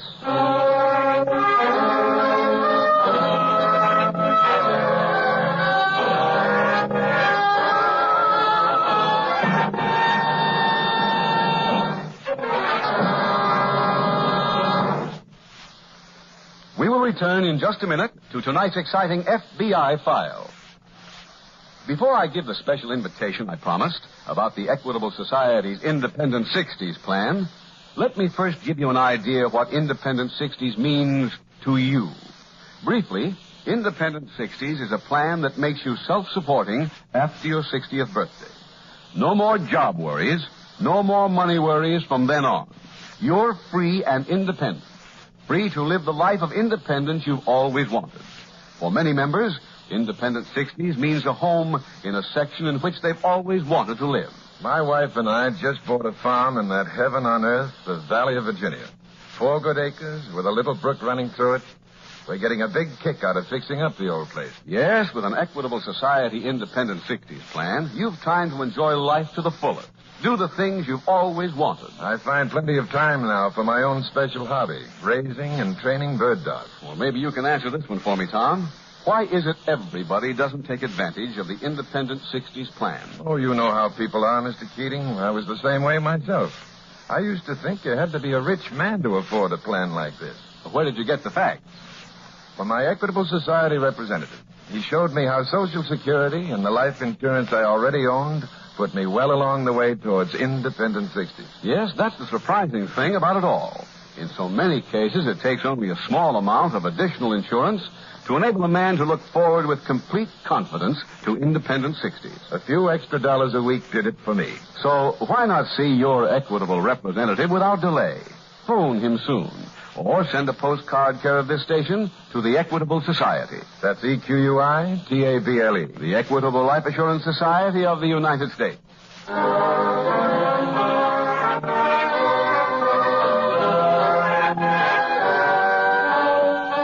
And now back to the FBI file, Out of the Storm.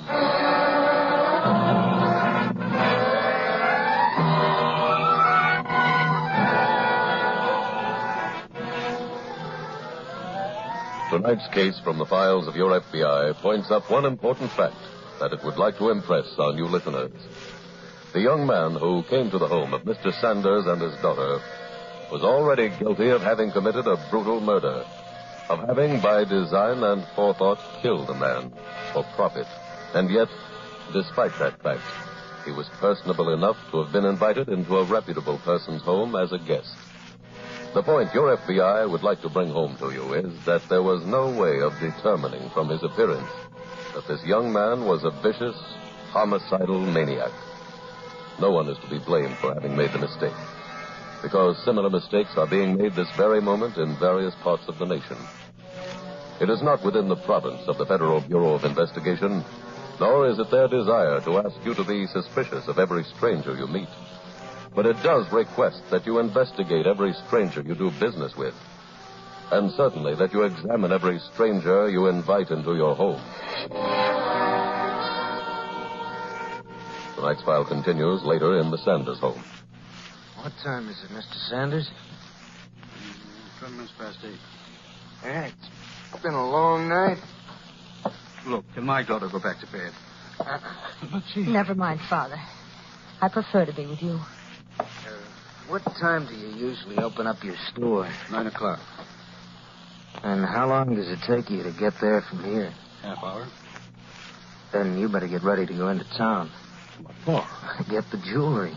Bring it back here to me. I can't do that. It doesn't belong to you. Please don't argue, Mr. Sanders. But I'm not... Look, I have a gun here. When you go into town, your daughter stays here with me.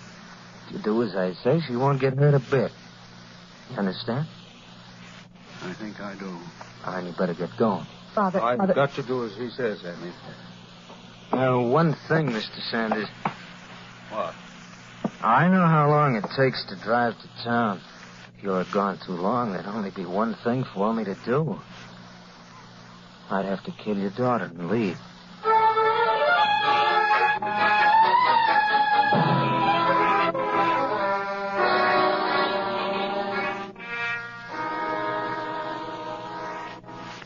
That New York call gone through yet, Jim? The one of the Shelby Jewelry Company? Yeah. I just finished talking with him. What'd they have to say? Well, Brewster's next stop was to have been a small town upstate.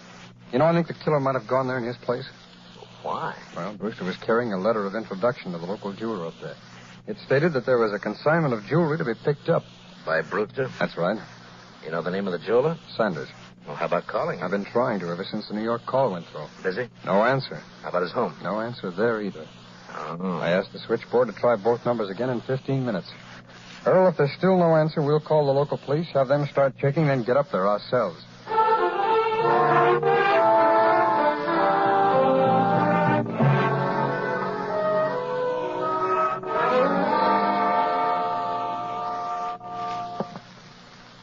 Your father's due back here now, Miss Sanders. I hope he's late. Huh?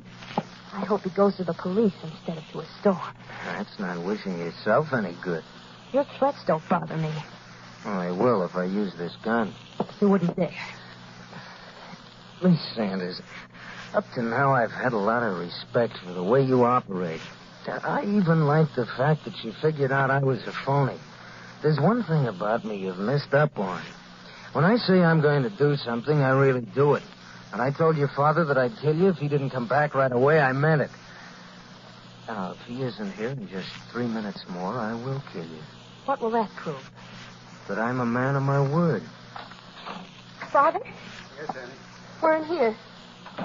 You just beat the deadline, Mr. Sanders. Is that the jewelry? Yes. Oh, let me have a look at it. Here. And are you all right? Yes, Father. This has been terrible for you. It's over now, Father. Oh, it's a very nice collection. You got what you wanted. Will you get out of here? Sure. Don't take your coat off, Mr. Sanders. Huh? We're leaving. We? Yeah, we're going for a ride. You can't do this. Now, don't feel hurt, miss. You're coming with us. Now, look. I'd be pretty foolish to leave both of you here. You'd call the police as soon as I went out that door. Look, will you take me? Let Annie stay. Sorry, can't do it. Get a coat for her, huh? I won't. Do I have to keep reminding you of this gun? I'll use it, Mr. Sanders. I swear to you I will. Get me a coat, Father. That's the girl. You know, I don't see why you're making such a fuss about this. It's a beautiful day. Nice ride, fresh air. It'll do us all good. Where are you taking us?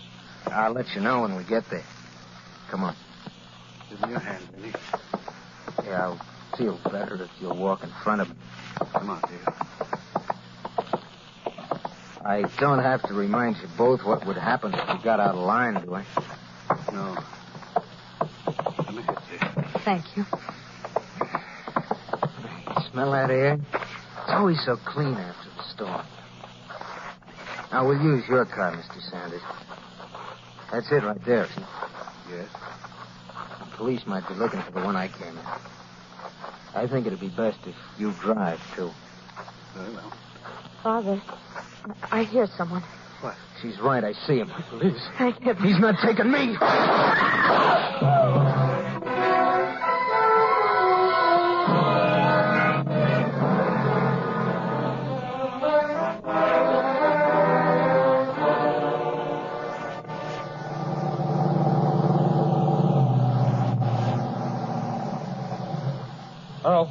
Earl. Right with you, Jim. Anything come in on the killer? No, not yet.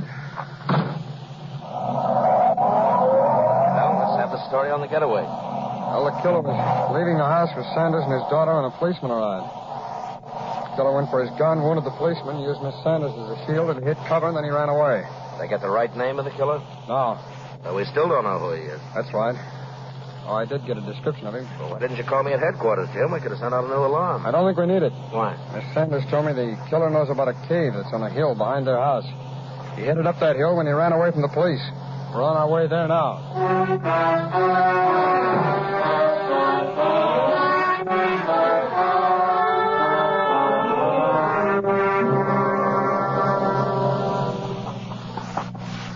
Eerie place, isn't it, Jim? Yeah. Plenty of room for him to hide, too. Yeah, I know. Well, at least we know he's in here. So those kids sure they saw him go in? Yeah. And they didn't see him come out again. And there's only one exit. That's right. Hey, Jim. What? Did you say he fired any shots when he was running away? That's right, 2. What kind of a gun do you have? 6-shooter. And it's possible we got 4 shots to duck. Hey, hold it. Thought I heard something. Come on. Might be around any of these turns, though. Hold on. It's got to be him. Let's see if we can make this any easier. All right. Wherever you are, you better come out and come out peacefully. Come and get me. There's your Ransom. Yeah. Now, let him keep shooting. When his path winds around, he's got to be able to shoot around corners behind. Come on.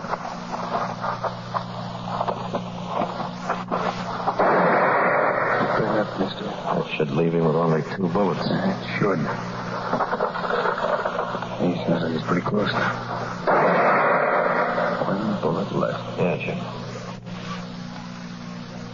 Hey, he's right around this next bend.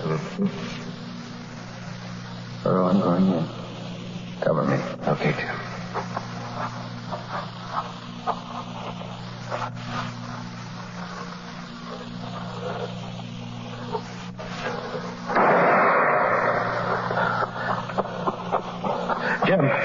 Jim, you all right? Yeah, Earl, he used the last bullet on himself.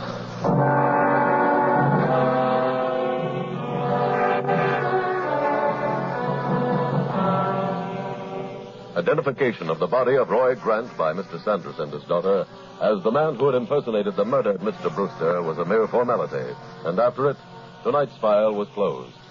And so another of the 13,000 murders committed in this country in the past 12 months was solved. Not all of the others have been solved yet. And it must seem to the killers, as it probably occurred to the one in tonight's case, that murder is an easy crime to commit and to get away with. But the records prove that the contrary is true. All murders may not be solved as quickly as this one. But if the crime involves the violation of a statute over which the Federal Bureau of Investigation has jurisdiction, then no matter how long it takes, whether the time be days, weeks, months, or years, they are worked on by the special agents of your FBI until the criminal is captured. When robbery accompanies the murder, as it did in this case, those special agents work not only to capture the killer, but also to recover the stolen property. For only in that way do they continue to fulfill their job of protecting the lives and property of you, the American people.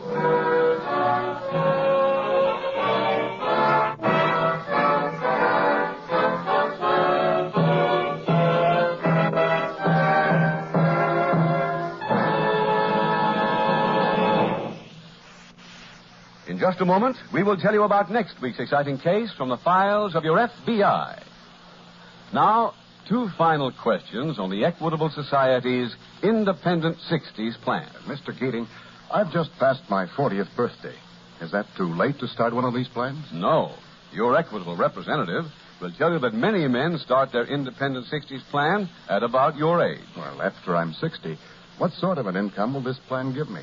The exact figure depends on what you can afford to pay now and your future needs. Your Equitable representative will gladly work it out for you. Ask him to drop around for a friendly visit. Phone him soon, or send a postcard care of this station to the Equitable Life Assurance Society of the United States.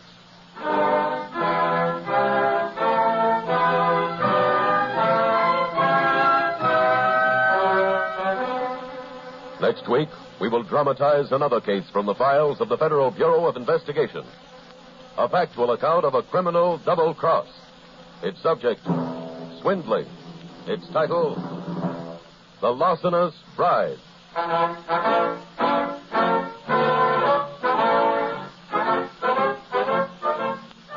The incidents used in tonight's Equitable Life Assurance Society's broadcast are adapted from the files of the Federal Bureau of Investigation.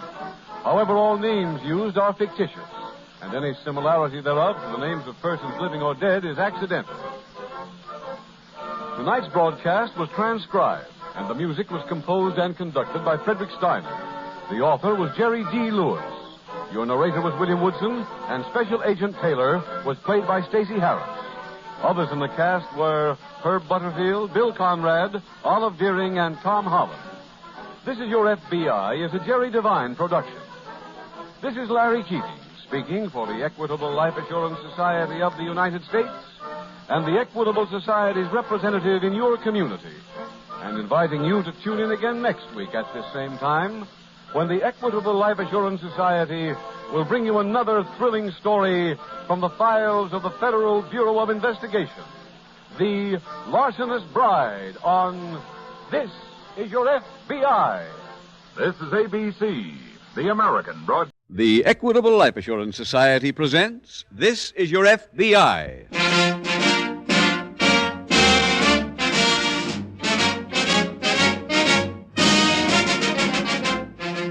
This is Your FBI, the official broadcast from the files of the Federal Bureau of Investigation. Presented transcribed as a public service by the Equitable Life Assurance Society of the United States and the Equitable Society's representative in your community.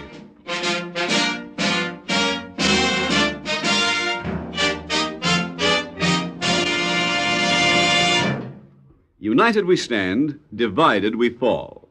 That is why more than 6 million people have joined together to form the Equitable Life Assurance Society of the United States.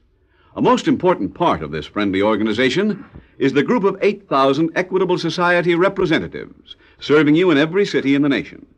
These are friendly, helpful men who can show you how to protect the happiness and security of your family by providing you with sound plans to meet the future no matter what happens.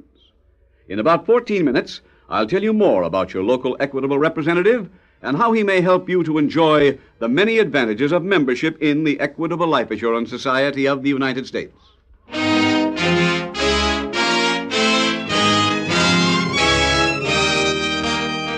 Tonight, the subject of our FBI file, bank robbery. Its title, The Dime-a-Dan Stickup.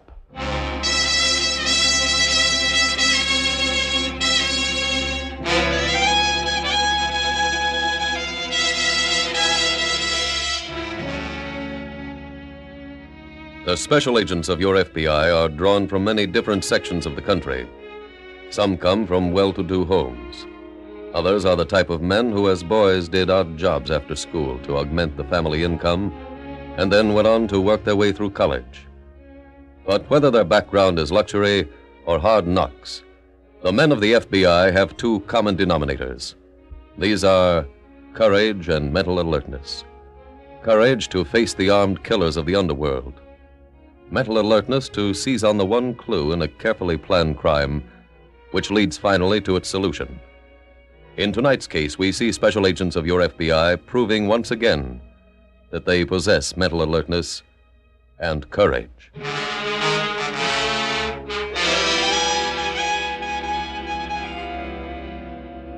Tonight's file opens in a shabby second-floor dance hall located in a large western city. It is early evening. One of the hostesses is seated at a corner table as another hostess approaches. Hi, Jane. Oh, hello, Grace. Mind if I sit here a minute? Ooh, my feet are killing me. It's a shame.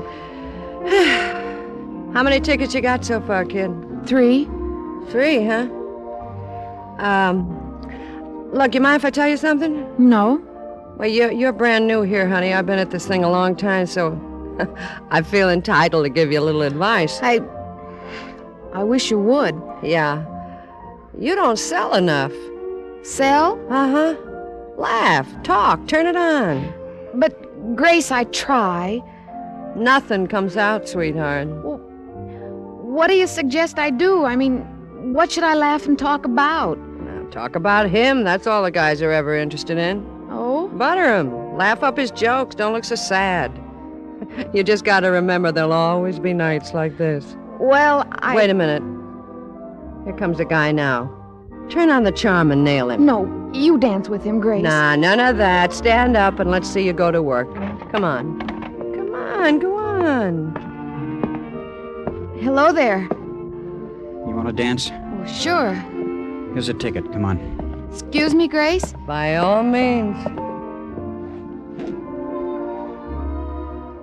My, but you're an awfully good dancer. Uh-huh. You just seem to have so much rhythm, don't you? Yeah. Do you come here often? I certainly hope so. You just dance so wonderfully. Is there another way out of here? Huh? Is there any way to get out besides those front steps? Well, yeah, fire escape. Where is it? Right behind those curtains in the back. We'll dance over there. Why? Please, just do like I say. You want to leave? That's right. But we just started dancing. Look, just let me... Huh? Oh, you're hurt. It's nothing. Your shoulder, it's bleeding. Is this where the door is? Yes, but... Take the rest of my tickets. Just let me get out. And do me a favor. Forget you ever saw me. Wait. Huh? That shoulder, I can't let you... Look, I'm coming with you.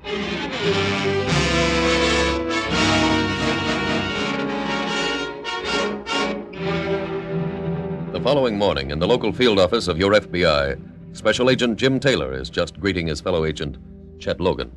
Hello, Chet. Welcome back. Thanks, Jim. How's your vacation? Great. You been in to see the boss yet? Yeah, that's what I'm doing here. He wants me to work with you. Good. I can use some help. What's the story? A bank job. 4 men held up the Traverse National. How'd they work? Well, 1 man went into the bank and did the actual job. 2 others stood guard outside. 4th man stayed in the car. Any identification? Well, the teller at the bank saw the one who did the actual stick-up. No mask? Yeah. He had a handkerchief over his face, but he got a coughing spell and it slipped down on him. Teller's downstairs now going over our file of pictures. Any idea on the others? No. There's one thing about the holdup that puzzles me, though. What's that? Well, the bank is situated on a corner.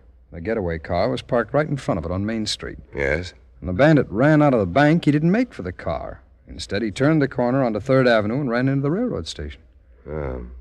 What happened then? Well, according to a few of the eyewitnesses, one of the men in the gang ran after him, but he got away. The other 2 drove off in the car. That is odd. Mm-hmm. Anybody think to get the license number on the car they used? Yeah. The car turned up abandoned this morning. There's not a good fingerprint anyplace on it. How much did they get? 18,000. Excuse me. Special Agent Taylor. Yeah, Mark. He did fine. Yeah, thanks very much. That was ident section. Teller just definitely identified a thief named Gibson as the man who did the job. Are they sending up Gibson's record? As soon as it gets here, we'll go to work.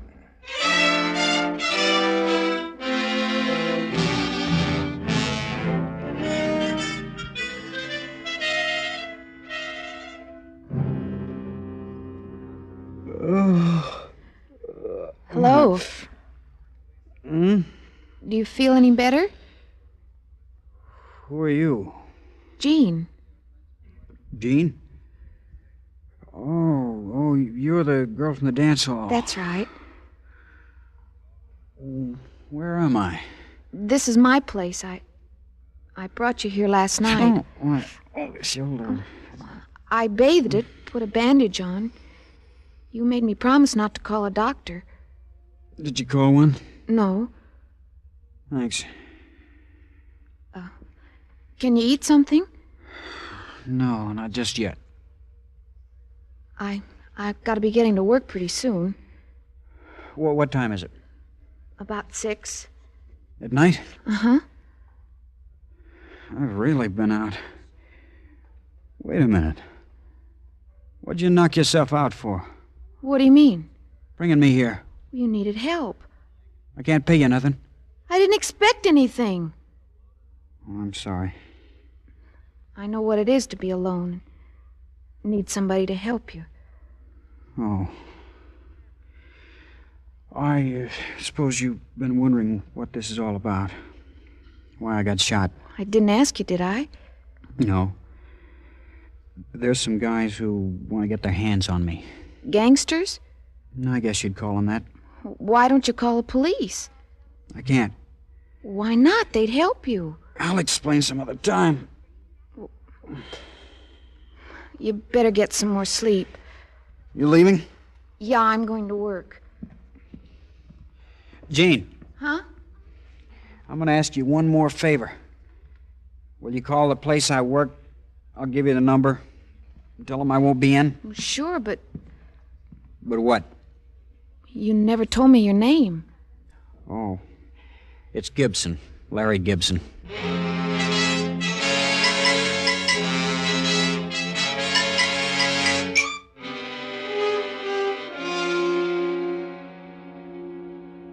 Anything happened while I was out?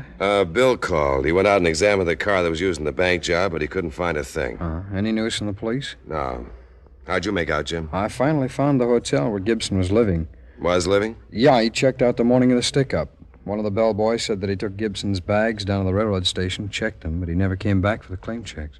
That's funny. I got the claim checks and went down to the station. The bags were still there. Did you go through them? Yeah, but there wasn't anything in them that might be a lead, just some shirts and socks and tool suits.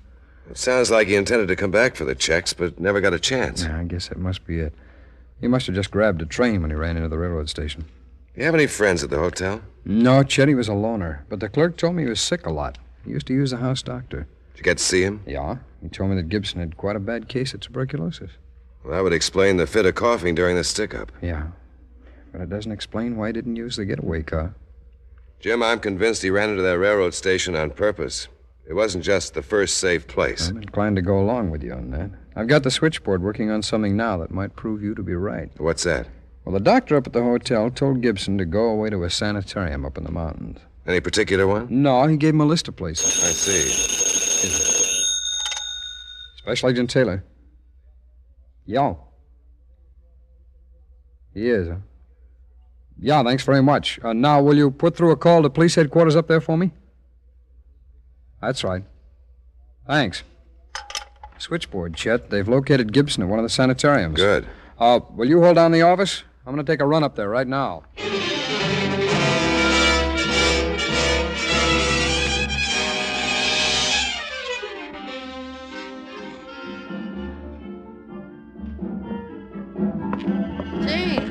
What happened to you last night? I went home.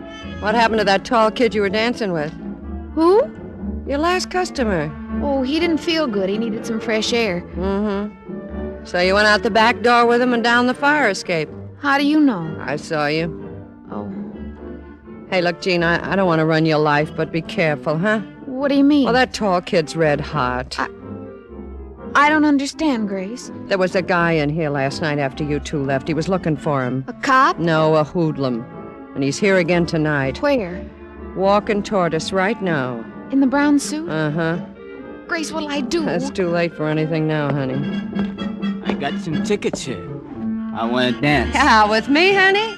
No, honey, with her. Oh, well, she's kind of tired. Shut up. Come on, sister. But... Dance, I said. That's it.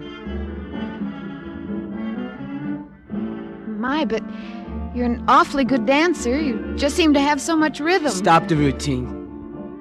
Where's Larry Gibson? Who? The guy you took out of here the back way last night. I don't know what you're talking about. You took him out of here. He didn't go home, so he must have gone to your place. Where you live? That's none of your business. Look, you better answer me. I don't have to. And I don't have to dance with you either. Find yourself another girl.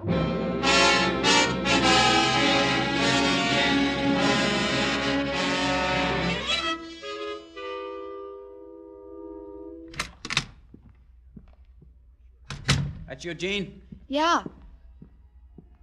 Ain't this pretty early for you to be home? Uh-huh. You didn't get fired on account of me, did you? No, Larry. I came home because you're in trouble. What do you mean? A man came up to the dance hall. He was looking for you. What was his name? I don't know. Danced with me.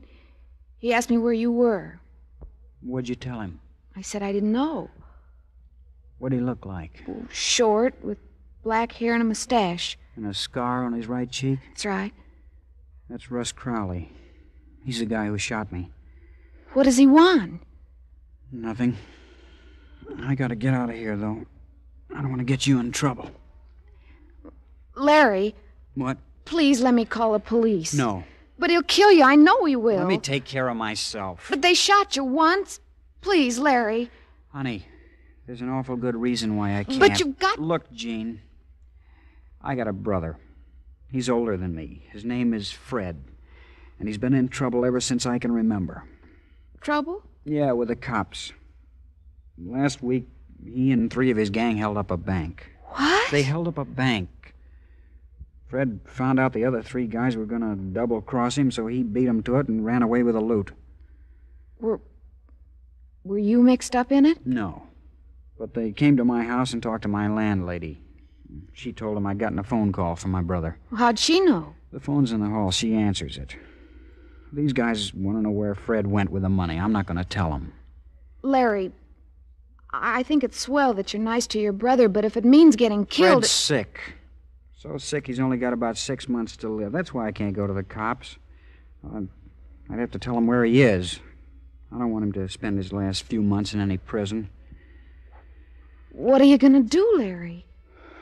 Well, one thing I've got to do for sure, and that's get out of here. You're safe here. You don't know that, Mom. You'll find out where you live. We already found out, Larry. Russ. How did you get here? I followed you. Oh. Okay, Larry. Start talking.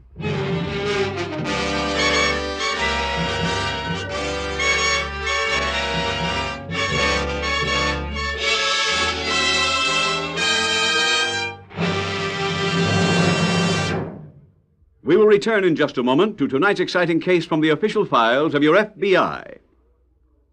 Wouldn't you like to be your own boss when you're 60? Live where you want, go where you please? Do what you've always wanted to do? Well, you can, and you don't have to be rich or make big money. The experience of Mr. Harvey Justin, a member of the Equitable Life Assurance Society, will convince you that it's possible. Isn't that true, Mr. Justin? That's right, Mr. Keating. I'm 41 right now. But about 4 years ago, I began to worry about what would happen to me and the wife when I got old enough to retire. I didn't want to be a burden to anybody, and I wanted a comfortable income. But on my kind of money, I didn't believe I could ever find the answer. And then, on this program, I heard you describe a plan that even a fellow in my circumstances could take advantage of. That's our famous Equitable Independent 60s plan. And then? Well, I called our local Equitable representative. Insurance was always Greek to me, but our Equitable man made it simple, as easy as ABC. He proved we would build up a retirement fund on my income without putting a dent in our budget, and how my wife could get all the advantages if something happened to me. Mr. Keating, if all your Equitable representatives are as friendly, helpful, and smart as our Equitable man, you've got a great organization. Thank you, sir. Yes, friends, you can have confidence in your local Equitable representative. He's a specialist in life insurance. He has the right plan to fit your needs, a plan you can afford, whether it's independence after 60, owning your own home free and clear, providing an education for your children, or future security for your family. Yes, if you want to stop worrying and start living, talk over your future with your local Equitable Society representative. He is friendly, helpful, and he knows the answers. Consult your local telephone directory for the name of your local representative of the Equitable Society. That's EQUITABLE. The Equitable Life Assurance Society of the United States.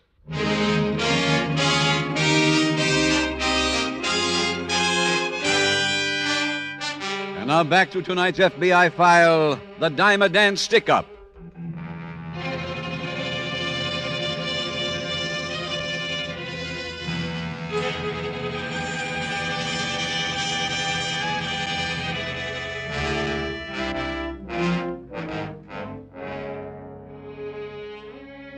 Tonight's case was chosen in order to point out the danger of assuming responsibility for strangers, particularly those who avoid help through the regular channels. The mere fact that Larry, although painfully wounded, had failed to report either to a hospital or the police should have aroused Jean's suspicions. She should have reflected that a man who has been shot through the shoulder and who is obviously trying to hide it from the authorities is either a criminal himself or closely connected with criminals. She should have remembered also that harboring a criminal is an unlawful act, and that one who does so thereby becomes what is legally known as an accessory after the fact. FBI agents are certainly not anxious to make people suffer because of their ignorance or good intentions. But they can't always protect such people against results of their own foolishness. Tonight's file continues in the FBI field office. Special Agent Jim Taylor has just returned from a visit to the sanitarium and is relaying his information to his fellow agent, Chet Logan. Jim, did you find Gibson? Yeah. Where is he? He's still up at the sanitarium, Chet. I had him placed under protective custody. I see. What'd you get from him? Well, he admitted taking part in the stick-up. Oh, I brought back his written confession. It's in on the boss's desk now. How much did he tell you? Everything. Including the names of his accomplices? Yeah.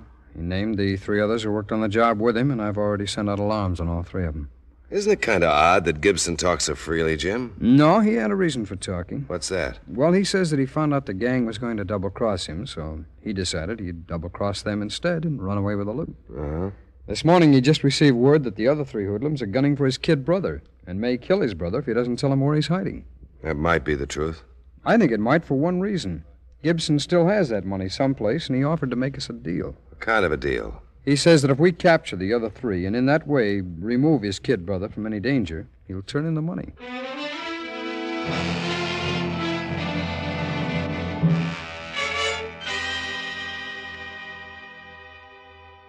Larry? What is it? You know I'm a nice fella. I don't like to hurt nobody. But I may have to start if you don't open up soon and tell me where your brother is. He has been telling you. He doesn't know. You keep out of this. She's right. I don't know where Fred is. Okay, kid. Let's forget about where he is. Make believe I'm not interested. We'll change the subject, okay? Fine. Suppose you just tell me where he stashed the dough. I don't know that either. Look, Larry, believe me, if it was just me, I'd just walk out of here and forget the whole thing. Then why don't you? What would I tell my partners? That I came here, you told me a story, and I was a big slob and said forget it? They wouldn't understand, kid. So why don't you make it easy for both of us? Tell me where we can find Fred or the dough, and let me get out of here. For the 100th time, I don't know. Look, kid, I never belted nobody who was laying in bed. Don't make me break my record. You leave him alone. You hear what I'm saying, Larry? I hear you. This is your last chance. Where's your brother? I don't know. Okay. I guess you gotta get full treatment.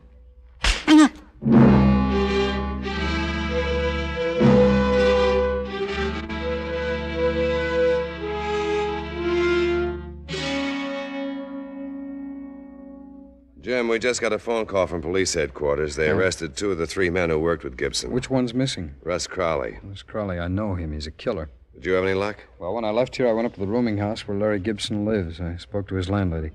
She told me Larry hadn't been home last night at all. Did you know where he works? Yeah, it's in a garage over on 11th Street. I went there. I spoke to the night man. He said that a woman called earlier tonight about Larry. Said that he was sick and that he wouldn't be into work. Did you get her name? Well, just a first name. It was Jean, but the garage manager remembered that she said she worked at the Rainbow Ballroom. On Main Street? Yeah, that's the place. I called them, and they have a hostess named Jean, but she wasn't there. I think we should go over to the Rainbow Ballroom.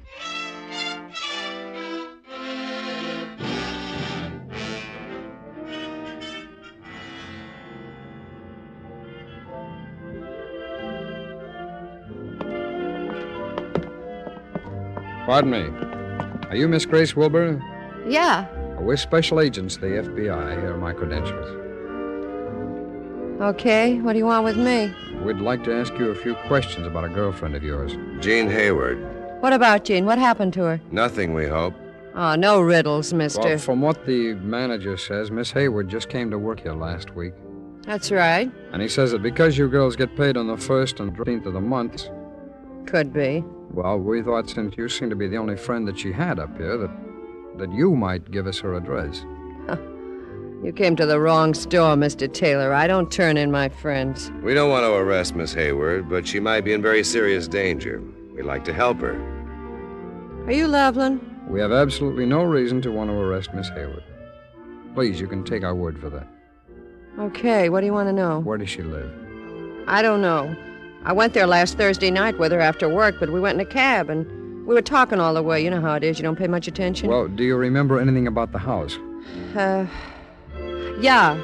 It was number 333. No. But I don't know what street it was because there was so much excitement. So much excitement about what? Well, there was a big fire right across the street, so we got out of the cab and ran right in the house. Can you remember what kind of a building was on fire, Miss Wilbur? I think it was a store. Why? Well, we may be able to check the fire department records and see what fires they covered on Thursday night. Oh. Now, one other thing, Miss Wilbur. Did you take the cab to Miss Hayward's home from in front of the dance hall here? Yeah, we did. Now, this is very important. Do you remember how much the cab fare was? Yeah, I remember because I paid it. The meter read 60 cents. Thanks. Chet, that means it's less than 2 miles from here. Yeah. Let's get a map of the city and check with the fire department on what fires they covered within a radius of 2 miles of here last Thursday night.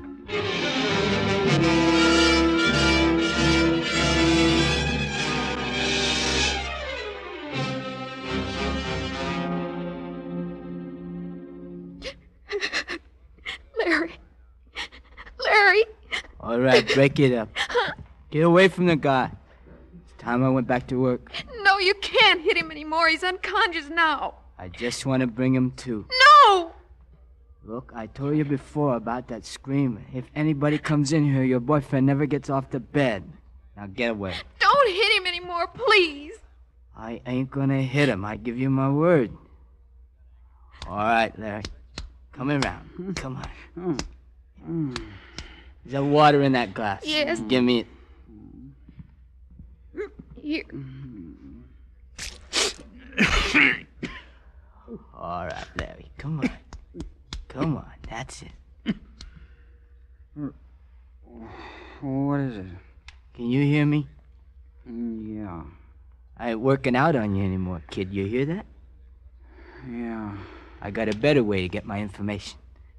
I'm using your girlfriend here. Huh? Let me lift you up a minute. There. I want you to have a ringside seat for the main attraction. Leave her alone, Russ. Now come here, sweetheart. No, let go of me. Now watch this, Larry.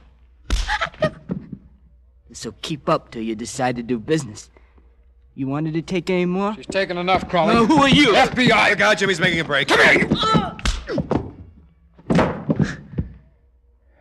Thanks for trying to get away. Mister, you're not going to arrest Larry. No, Miss Hayward. We'll take care of Crowley. You take care of Larry.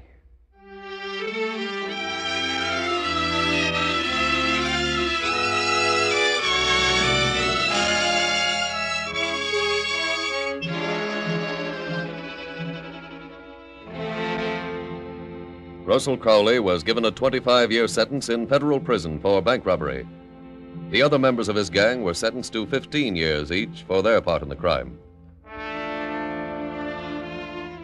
And thus, by careful deduction and painstaking investigation, your FBI was able not only to round up the 4 criminals who wantonly robbed a bank, but also to save 2 young innocent people from further sadistic torture meted out by a brutal thug.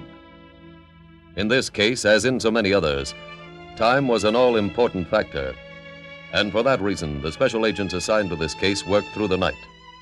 Criminals have no office hours, and as many of them have learned to their regret, neither does your FBI.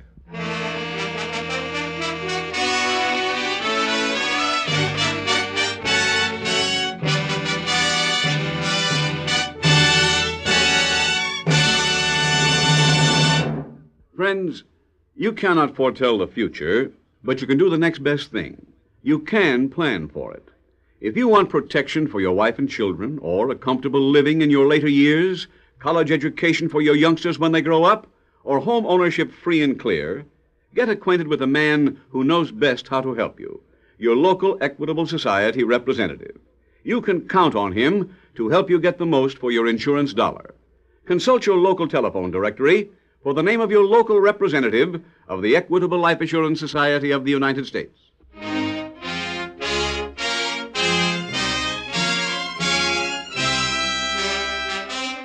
Next week, we will dramatize another case from the files of the Federal Bureau of Investigation. Its subject, homicide. Its title, The Jolly Widow.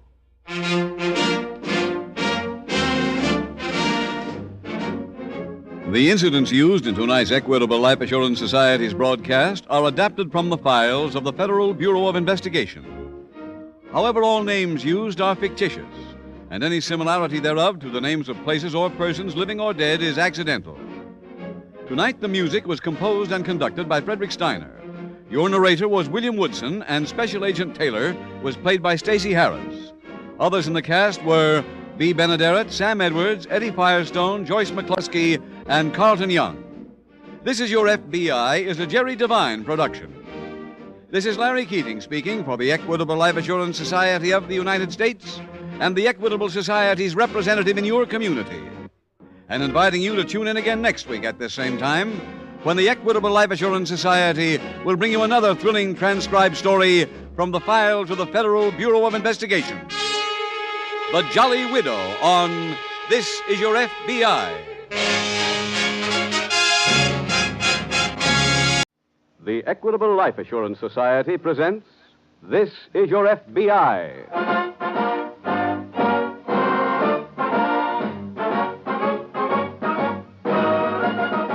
This Is Your FBI, the official broadcast from the files of the Federal Bureau of Investigation, presented as a public service by the Equitable Life Assurance Society of the United States and the Equitable Society's representative in your community.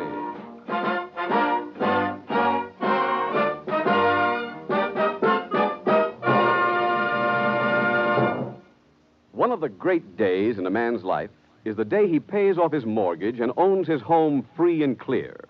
If you agree, then be sure to listen to the main commercial on this program. Our sponsor, the Equitable Life Assurance Society, has some interesting and important information about mortgages. You'll learn about the Equitable Assured Home Ownership Plan, a plan that's a real money saver and a home saver, too. Be sure to listen carefully.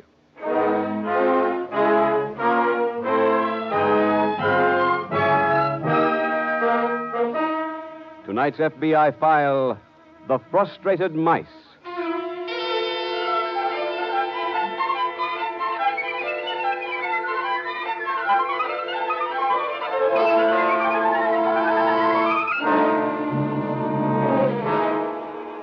In the annual study which your FBI makes of the field of crime, this year's report verified one fact which has been true since the very first survey was started. That fact is that crimes are committed by criminals in line of business. More than 50% of the people arrested in the past year showed records of previous arrests. And a recent study of the prisoners in this country showed that once a person has been to prison, there is better than an even chance that he will again be arrested after his release. Not that regeneration is not possible. Many thousands of prisoners are released every year who go out and live a decent, law-abiding life after serving their time. But mostly they are people who committed their single crime because of circumstances. They did not commit their crimes for profit or as a business. The hard fact is that once a man has been convicted of having committed a crime for profit, he will probably go on being a criminal until the very end.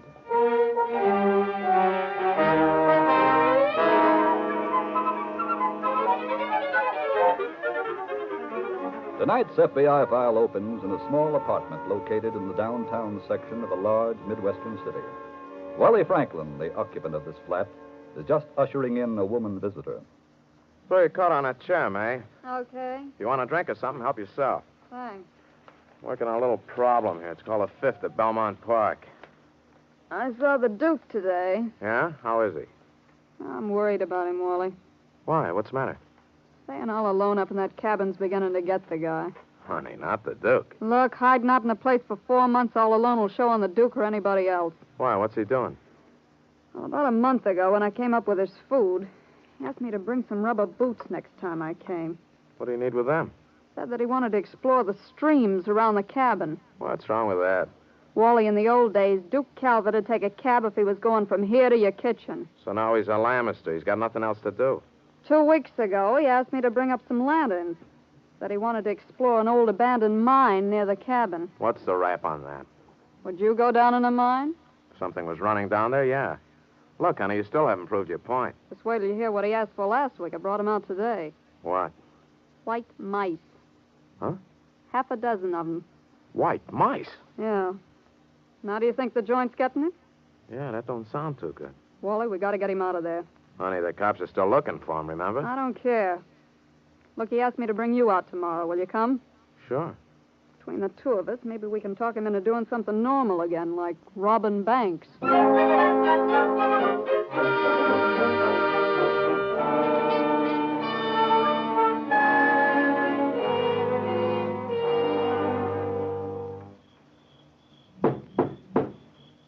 Is that you, May?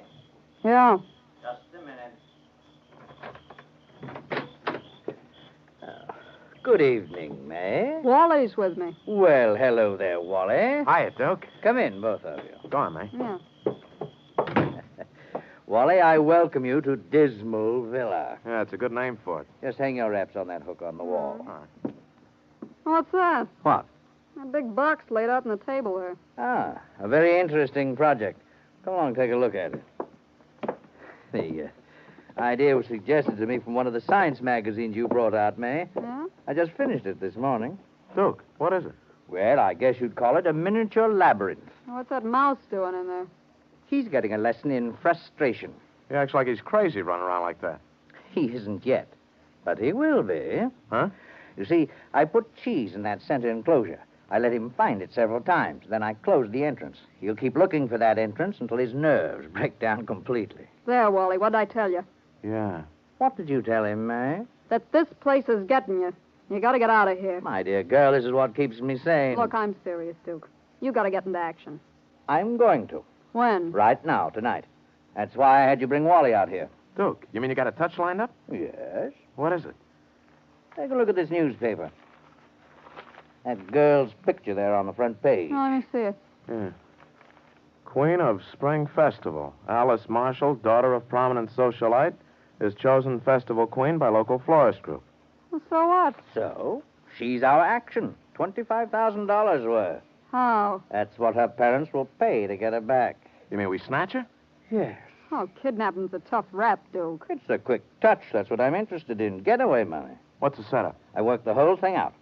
Go make us some coffee, May, and I'll tell you all about it. Okay. Oh, wait. Huh? Look at that mouse. See how he's acting? Didn't I tell you he'd go crazy?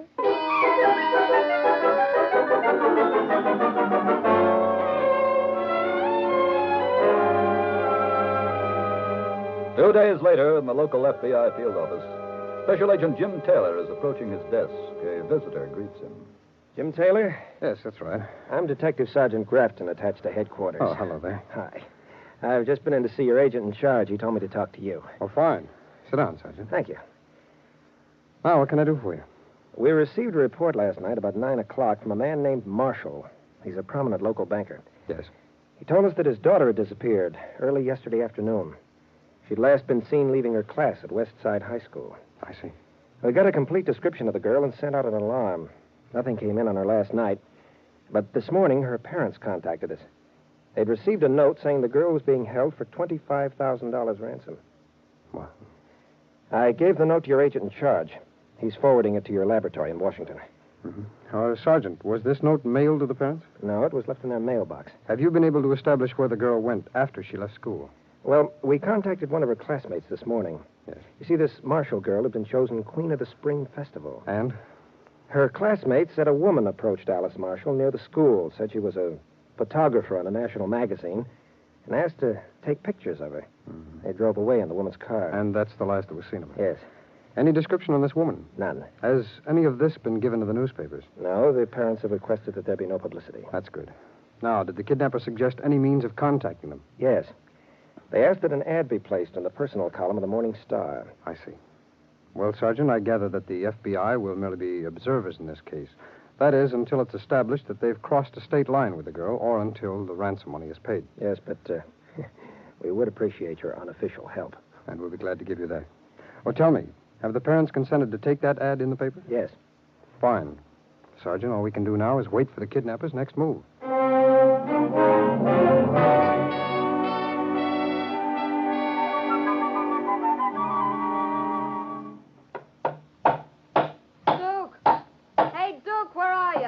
I'm out here in the kitchen.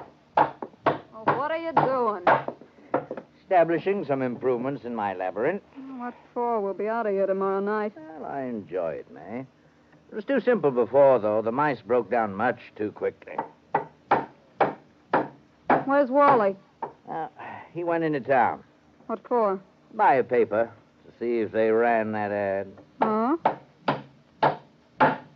Yes, he just called a few minutes ago. Did they run the ad? They did. Good. How's the girl? Oh, she's awake now. I just left her. I think I'd better go in and have a talk with her. What for? I've written a second note, the one telling her parents where to leave the money. I want her to sign it. Make some lunch, will you, May? Okay. Got a key to her room? Yes. Good morning. I'm your host here, Miss Marshall. I hope you're comfortable. I want to go home. When can I leave here? Well, that more or less depends upon your parents. What do you mean? How promptly they pay for your release. Oh, now, that won't do any good. Keep away from me. Don't touch me. Now, stop cringing. Let me assure you right now that this is strictly a business proposition. Please get out of here. We have some business to take care of first. Oh, leave me alone. You're just as annoying to me as I am to you. I have a paper here that I want you to sign. Just put your signature on it, and I'll get out of here fast.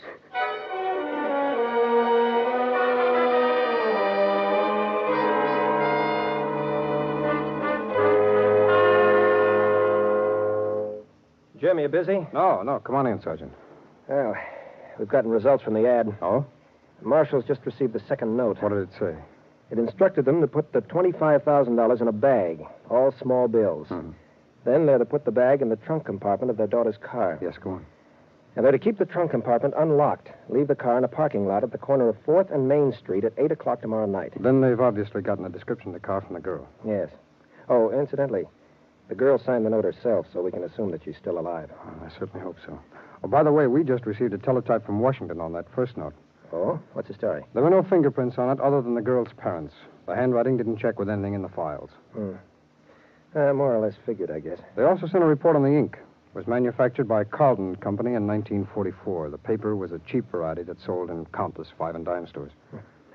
Doesn't give us much to go on. Yes, I know. Oh, tell me, Sergeant, have the girl's parents decided to pay the ransom money? Yes. Good. Now, look, please assure them that no action will be taken by any of us until their daughter is returned safely to her home.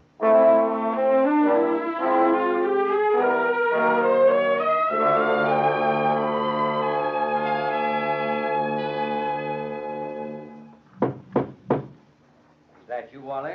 Yeah. Just a minute. How did you make out? Okay. Did you get the note to them? Yeah. How about the newspapers? Did they have anything on the kidnapping? No, not a word. Well, I guess they ain't gone to the cops, huh? Oh, of course they have. Evidently, they want it kept quiet. Oh. Well, what's our next move, Duke? We wait until tomorrow night, then pick up the money. Do we all go in for it? No, that will be May's job. What's that? You're to collect the ransom money. Well, thanks. It'll be easier that way, May. Not if I'm picked up. They'll be too smart to do that. Don't forget we warned them. If there was any hitch, they'd never see the girl again alive. Well, what do I do with the money when I get it? You call here, then come out and pick us up. What about the girl? What do you mean? When do you release her? We don't. Huh? Oh, that'd be a sucker play, my dear. You mean when we blow, we take her with us? No, stupid. She stays here. Yeah, but then she could tip off the cops. She won't tip anyone off, Wally. She'll be dead.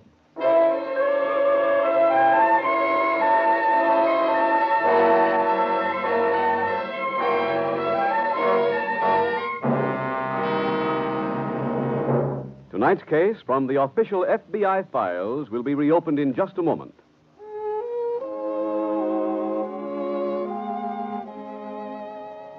Home. One of the most beautiful words in our language.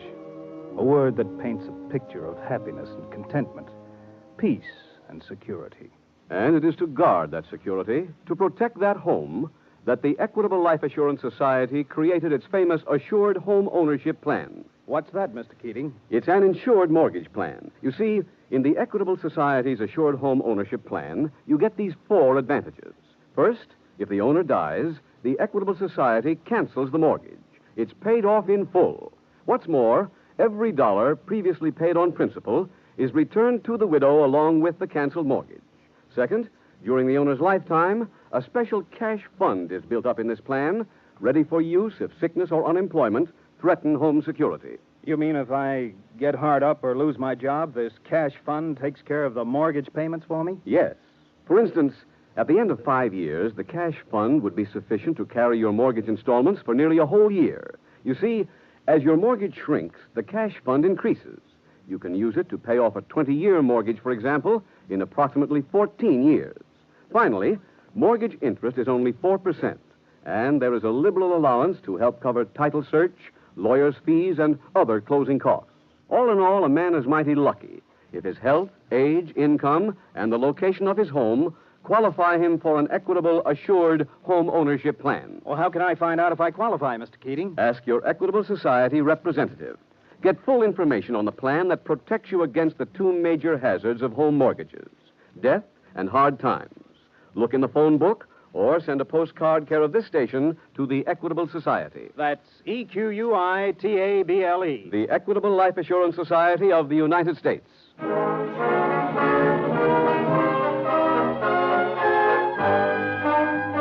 And now back to the FBI file, The Frustrated Mice.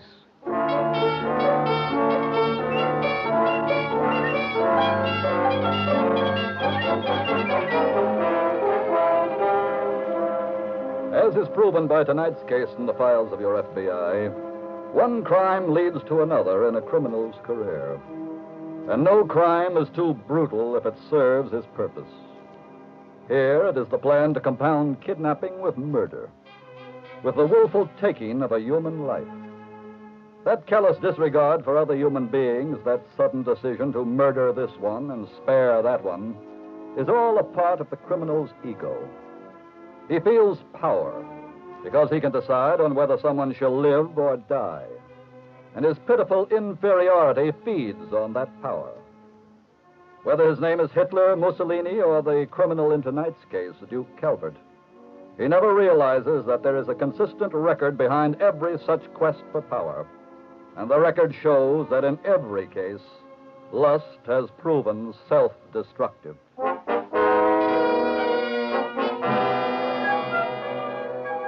Tonight's file continues at the kidnapper's cabin. 24 hours have elapsed. Duke Calvert and his confederate are seated at the living room table. Wally, look at this. Huh? Just watch that mouse. He's completely frustrated. Duke, if you don't mind, I'll just read this magazine, huh? Oh, does this bother you? Yeah. Why? I just can't help betting on the mouse. Look at that little devil. I wonder how she's making out. Oh, May? Yeah. She should have collected that dough by now. Oh, nothing can go wrong. I hope you're right. Relax, Wally, relax. Hey. I'll get it. Think that's May? I imagine so. Hello? Duke, Oh, yes, May. I got the dough. Any trouble? None that I know of. Where are you now? In a lunch wagon just outside of town. Get out here as fast as you can. Right. How'd it go, Duke? Fine. Where's she? On her way out here. Oh, good. Now, Wally, I think it's time we took care of the girl. Duke, you really going to kill her? Of course. Where's your key? Oh, I have it right. Wait a minute. What? Oh, it was in his pocket. Here, wait a second. Maybe it's over. No. Have you lost it? Oh, I got it here someplace. Never mind. There's an extra one on the shelf. I couldn't have lost the whole ring of keys. This will let us in. Wait. Huh? That other door, the back door, it's open. The girl's gone. Gone? Yes. How could she get out that door? There's your answer. What? Your bunch of keys. They're in that lock. She got them and opened it. Yeah, I don't get it. Look, how could she get out the... When did you see her last? I don't know. Think. About an hour ago? There's no telling how far she's gotten, you stupid fool. Look, Duke, I couldn't help it. Duke, everybody makes mistakes. But you're not making any more.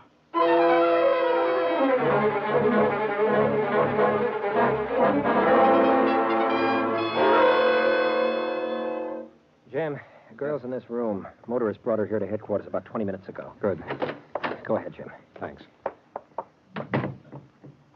Miss Marshall, Yes. this is Mr. Taylor. He's a special agent of the FBI. Hello. Hello, Miss Marshall. Do you feel well enough to tell us your story now? Yes. Fine. I was being held in a cabin. There were 3 of them, 2 men and a woman. I was kept locked in a room all the time I was there. Cabin was across the state line, Jim. I see. Go ahead, Miss Marshall. Tonight, one of the men came in my room and forgot his keys. When he left, I used one of the keys to open the back door. Mm-hmm. I ran out, kept running until I came to a highway. And that's when the motorist picked you up? Yes. Where are my father and mother? They've been notified that you're here. They're on their way over. Oh, thank heaven. Miss Marshall, can you give us a description of these 3 people? Yes, I'm sure I can. And how about the cabin? Do you think you could lead us to it? Yes, I believe I could. Good girl. Sergeant, let's get a description of the people, send out an alarm, and then we'll try and find that cabin.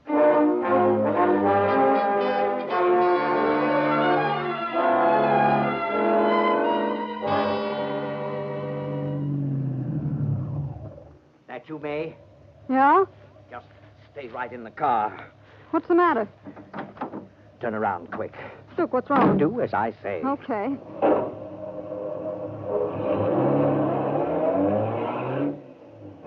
Now, what is it? What's happened? The girl got away. What? How? Our dear friend Wally left his keys in her room. Oh, brother, when was this? Oh, a couple of hours ago, I guess. Jerk, where is he now? Back in the cabin. You left him there? I wasn't interested in bringing a corpse. He's dead. Yes, my dear, he's very dead. That's kind of rough, Duke. I refuse to put up with stupidity. I see what you mean. Where do we go now? Just keep heading down the hill. Then what? When you hit the highway, head south. Don't you think the cop... Wait a minute. Huh? Down to the bottom of the hill. 2 sets of headlights, 2 cars coming up. Yeah. Stop the car. Why? No one but cops would be coming up this private road. The girls evidently led them here. Now, where's the money? Oh, the bag's right there on the floor. Is there a flashlight in the car? Glove compartment. Get it. Okay. I'll take the money. All right, come on. Where are we going? Up this hill. You can't go that way. That's sheer cliff. Just follow me. The cops are bound to come along. May, listen. Do you remember that abandoned mine I told you about? You brought me the lantern so I could explore it? Yeah? One of the passageways in that mine cuts right through the hill. It opens onto a lake. We can pick up a boat there. Oh, I get it. All right, then. Hurry.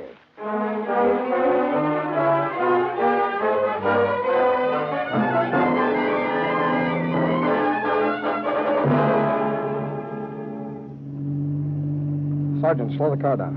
There's another car up ahead. Yeah, I see it. Oh, the cabin's right up there. Oh, good. The car's blocking the road. We'll have to stop. Miss Marshall, get down on the floor, please. We may have some trouble. Oh, surely. Huh. I don't see anyone in that car. Come on, let's have a look. I'll tell the boys in the car behind to cover us. Right. Cover us, boys. Okay. I got my flashlight. Come on, Sergeant. Certainly looks empty. Yes, the door is open. Uh-huh.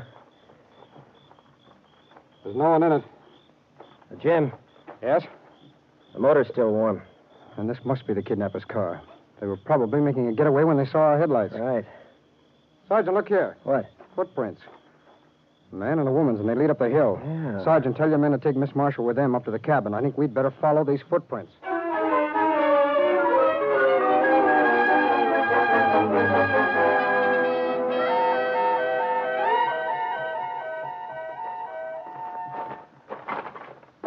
Duke?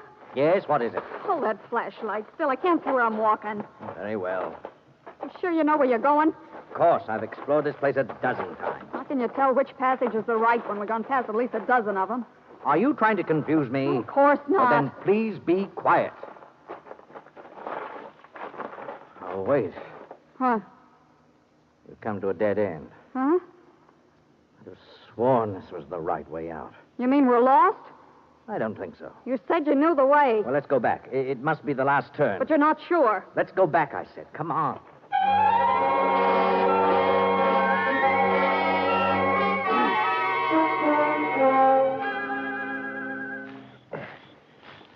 Jim. Yes, Sergeant? I think I have an idea where these footprints are going to lead us. Really? I'll know for sure as soon as we get up this little hill. Oh, good. Yeah, just as I thought. What? Flash your light over there. Okay. Well, it looks like the entrance to a mine. It's just what it is. It was abandoned many years ago. I used to play up here when I was a kid. Look, those footprints lead right into it. Yeah, taking quite a chance going in there. It's quite a labyrinth. Sergeant, do you remember it well enough for us to follow them? Yeah, I think I do. Good, then let's go.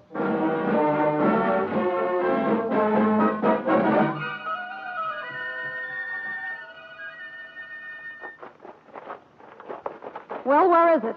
What? The passage, the one you missed. It should be right here. Right around this corner. Oh! Oh, what is it? Big rat ran right ahead of us. Oh, please stop being so jumpy. Come on. Okay. Wait a minute. What now? There are 4 different ways to go here. I don't know which one to take. Look, I thought you said We'll follow this one on the left. Come on.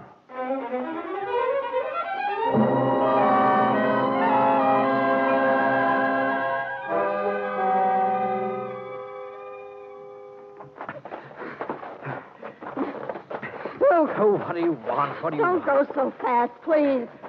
You want us to get out of here, don't you? Yeah? Well, then we've got to move. Keep moving. You hear me? I hear you. Oh! Duke, you hurt? Oh, my ankle. Oh, where's the flashlight? I dropped it. Oh. Oh, it's right here someplace. Yeah? Let me look for it, May. Yeah? You hear me? I can't see. Have you any matches? No. Oh, now we're really in a fix. Can't even see.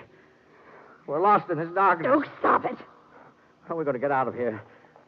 Can't even find the place we came in. Look, you're acting like one of those mice in that labyrinth. Yes. That's what we are, May. We are those mice. Duke. We're trapped just like they were. All right, down there. Stay where you are. Who was that? Gotta get out of here. Don't move, either one of you. I've I've got to get out of here. Stay with me. What do we do? Take the girl, Sergeant. Right. I'll bring this man along with me.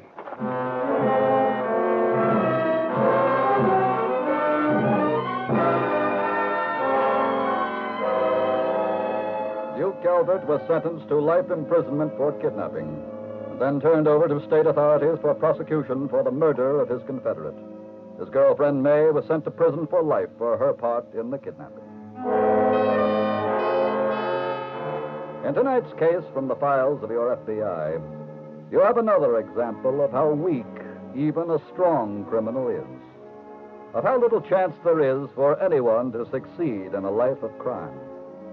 Because his plans went wrong at one point, the entire structure also fell. But even if everything had gone the way he planned, he would not have escaped. For your FBI does not allow kidnapping cases to remain unsolved. That is part of their credo. And what is even more important, that is also part of their record.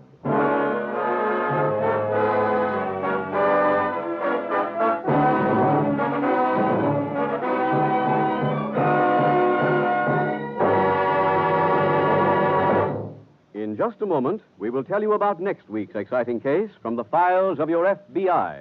I've been doing some thinking, Mr. Keating, and I've decided to see if I qualify for one of those assured home ownership plans. Let's hope you do, Henry, because look what you get in one package from the Equitable Society. A mortgage that's paid in full if the owner dies. If not, a cash fund to be used in financial emergencies. And mortgage interest at only 4%. No wonder it's called America's finest plan for home ownership. So don't delay. See your Equitable representative soon. Or write to the Equitable Society, care of this station. That's EQUITABLE. The Equitable Life Assurance Society of the United States.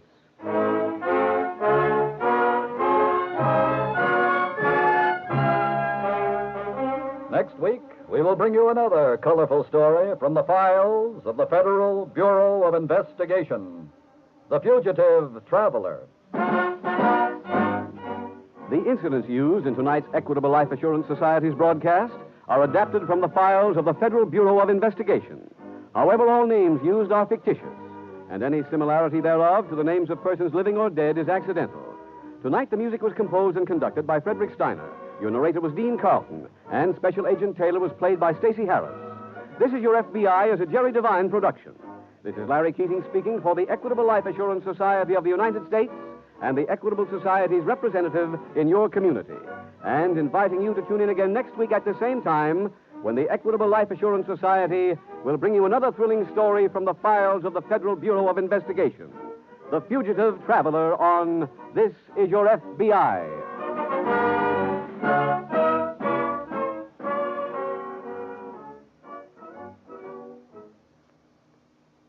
This is ABC, the American Broadcasting Company.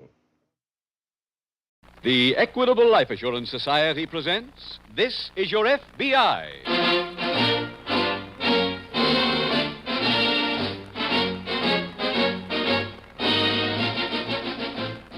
This is Your FBI, the official broadcast from the files of the Federal Bureau of Investigation. Presented transcribed as a public service by the Equitable Life Assurance Society of the United States and the Equitable Society's representative in your community.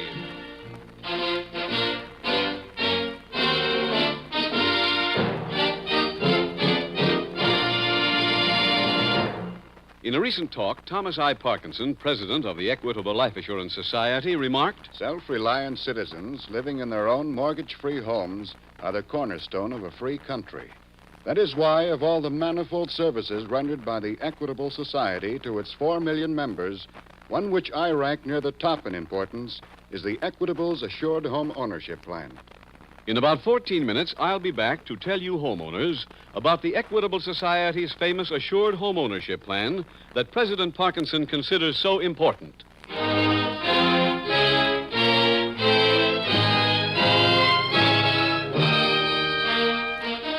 Tonight, the subject of our FBI file, Draft Dodging. Its title, The Selective Service Swindle.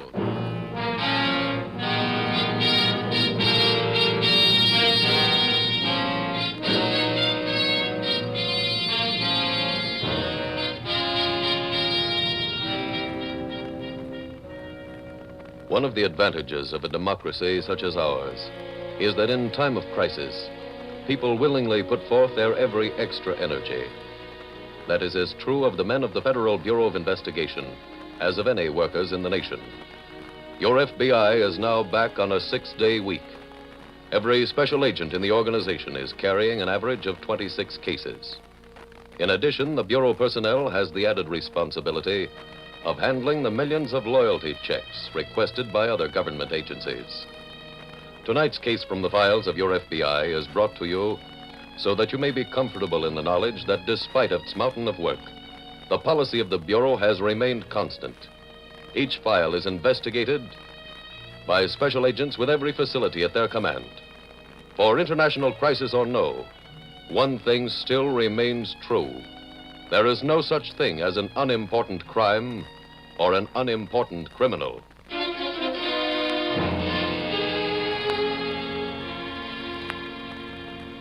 Tonight's file opens on a large highway. A car with the dirt of 1,000 roads on it hauls an equally grimy trailer.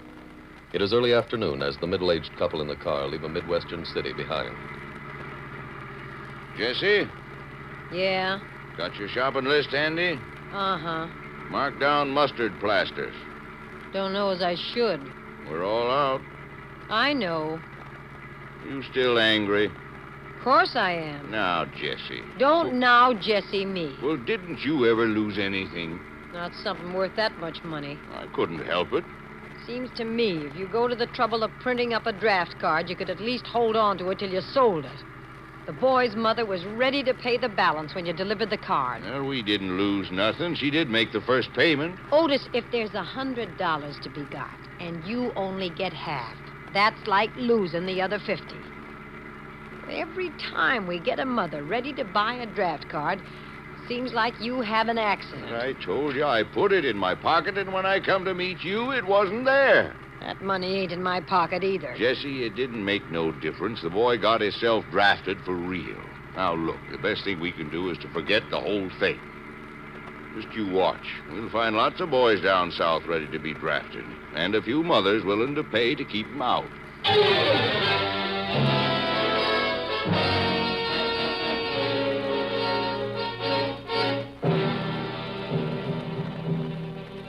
A few days later, at an FBI field office in the city the middle-aged couple just left, Special Agent Jim Taylor approaches the desk of Agent Nick Stone. Hello, Nick. Hi, Jim. How's the cold? Oh, it's about the same. You better make a little room on your desk. For what? Well, we just put on another case. Yeah, but I got 27 open ones now. Well, that's what I had. As of 10 minutes ago, we're both handling 28. I don't suppose it makes much difference. Oh, this one's real small stuff. What kind? A petty larceny swindle. It's based on draft dodging. Got any of the dope? Yeah, a woman just called in to make the complaint. Said she paid $50 for a deferment for her son. She was due to pay another 53 days ago, but her son was drafted that morning. Another one of those, huh? Yeah, she breaks the law, gives the swindlers a chance to go under, then complains about nobody protecting her. You talked to this woman yet? No, she's coming in to see us this afternoon. Can she at least tell us who swindled her?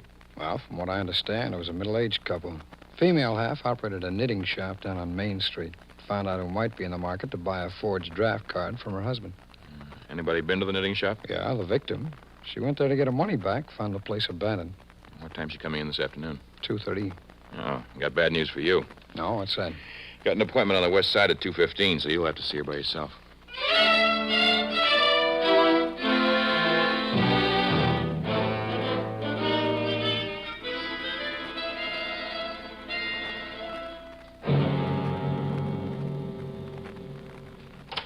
Jesse? Otis Hubbard. Jesse, wait till I... Listen to me for a minute. Didn't I ask you to take those knitting needles downtown with you so I'd have them when we open the shop? Yes, And you but were supposed to take the printing press and get it fixed so you could make more cards. I have to sit around this trailer all day thinking of things you forgot. Jesse, if you just we let me can't tell you... just go on living out of my purse. Jesse, wait a minute. You don't have to yell. I'm trying to tell you, we got no more money troubles. I ran into Freddie Barton's boy. He's going to fix us up. How? Well, he's got his own business. Doing what? Helping folks. Showing them why they're not making as much out of their business as they ought to. You know Johnny Morton. Yeah? Well, he was living hand to mouth on those bad checks of his when young Barton found him, and today he's rich. How's he do it? He studies your business. He takes it apart and tells you how you can fix what's wrong. Well, how'd he help Johnny Morton? Well, Johnny was forging as good as anybody, but Barton showed him where he was writing the wrong folks' names. He was taking them out of the phone book, and Barton put him on the social register. It was easy as that. Will you tell him what we were doing? Yeah. He thinks he can help us. What's he charge? Nothing. Don't sound like he's got much of a business. Well, it's not exactly nothing. You pay him a percentage of the extra money you make. He's coming to dinner tonight and tell us all about it.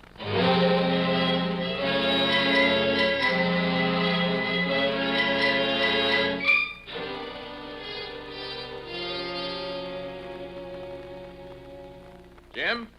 That woman in the draft dodger case show up? Yeah, Nick. She left just a little while ago. I bet I can quote her. I can't tell you what these people look like, but I want you to catch them immediately and get my money back. You're wrong. No. She described the woman from the knit shop so well, we pulled her picture out of the files. Who is it? Somebody named Jessie Hubbard. She's a petty larceny con woman, works with her husband. We also got an ident on him.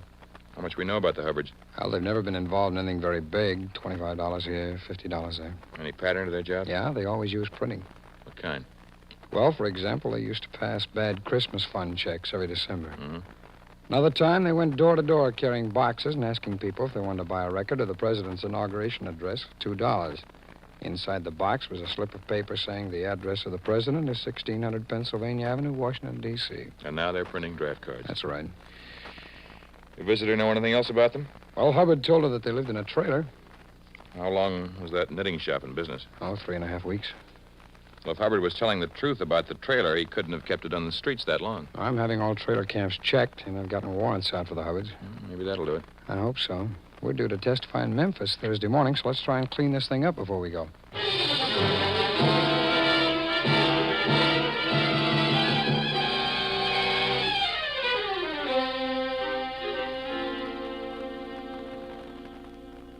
Hubbards live around here? Someone calling us. Sounds like young Barton. That you, Roy? Yeah. Great set of directions you gave me. Oh, I told you, the gray trailer. That's like giving me a plate of beans and telling me to pick the one with personality. Come on in. Thanks. This is Roy Barton, Jesse. Well, hello, Roy. Hi. So you're Fred Barton's boy. Yep. Well, you look just like him. That's a knock. I paid more for the shoes than he ever did for a penny. Dinner be ready soon, Jesse? A few minutes, Otis. Take a seat, Roy. Okay. Now, let's wheel and deal. Huh? I didn't just come here to throw on the nose bag. You wanted a facelifting job on your touch. Well, we really don't need any big changes, Mr. Barton. Living in this boxcar? You two could be inhaling your vitamins at the Ritz. The Ritz is too expensive. Not for people rolling sevens. Listen to him, Jesse. The boy makes sense. Sure I do. Look, you're Mr. and Mrs. Flatpocket no matter how many suckers you clip. When I get through, it'll be different.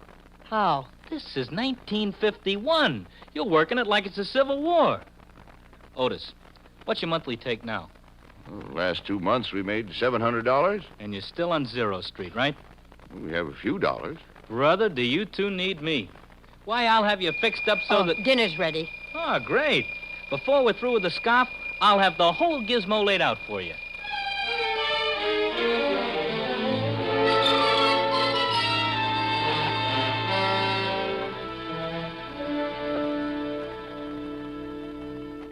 Don't pack your bags yet, Nick. Why not? That Memphis trip's off for at least 3 weeks. One of the defendants got sick. Maybe I'll have this desk clean by then. Well, that draft dodger file's still open, you know. Any report from the trailer camps? Well, we located the place where the Hubbards were staying, but they've been gone almost a week. No word on where they headed? No, we got a description on their car and trailer and the license plate number. When did all that happen? Tonight. The alarm hit the wires at 7 sharp. Might be worthwhile checking gas stations, huh? I did. Hubbards filled a tank at the trailer camp. It ought to carry him a couple hundred miles anyway. Anything in the Hubbards' record about them using a trailer before? No. I called every trailer shop in town. They didn't buy it here. We can check other places. Yeah. If we can get a lead on that trailer, we might get some word on them before the night's over.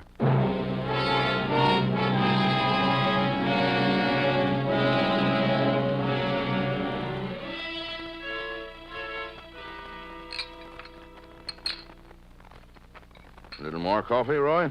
Oh, you'd have to put it in my pocket. I'm so full. Oh. Mrs. Hubbard, anybody whacks a skillet like you ought to get a badge. If you're done, I'll clear away the dishes. Oh, boy. Hey, wait a minute. A badge. That's it. It's what? The answer. Which of you makes with the numbers? You, do keep books, don't you? I keep track of every penny. You got the name and address of all your old umpchays? Of course. How long you been working the touch? Well, let's see, it's about 3 months. How many people you peddle cards to? Oh, say 2 a week. Oh, you're in like Flynn. You think you can help us? No contest. How? It's like a pass to a gold mine. Get a load of this. You go back to the first town you worked and you start with the first customer. Well, now, just a minute. They already paid us. Wait till I spell it out, will you? The first thing you do is you see if the kid they bought the draft card for has been drafted. Well, it'll cost a lot of money to make our whole trip again. You won't be spending, you'll be investing. Let him finish, Jesse. Now, just playing percentage, some of them haven't been drafted yet, right? Uh-huh. You find out which ones got turned down, and you send a guy to see the kid's old lady. You said something about a bag. This is where it comes in. The guy you send to see your old customer pops with a 5 and dime hunk of tin. Says he's a draft board officer, and he's heard about them buying their kids' way out of the Army. He hits them with your names, the date they paid you, everything. Don't see what good that does. He says they're under arrest. Then he cozies up and drops the word that, for a C-note, he'll forget he ever saw him. Well, how do you like it? Jesse, I told you the boy'd fix everything. You've just got to be careful about the guy you send in. Find yourself a quick-thinking, fast-talking gee who knows the angles and can tell how far the suckers will go. Mm-hmm. Pay him a percentage. With a piece of the action, he'll work harder. You got anything at all stashed away? About $400. Oh, that's enough. Give this guy 6 bits a week for expenses against his end of the play. He'll only be on the arm for 1 week's tab anyway. Jesse, you ain't said a word. I don't know if it'll work, that's why. It's gotta. I'm not sure. I say we ought to try. Well, $75 is a lot of money. But you'll be getting it all back. Well, if I could count on it... I'll tell you how sure I am. Hit me with the 6 bits, and I'll play the guy with the badge myself.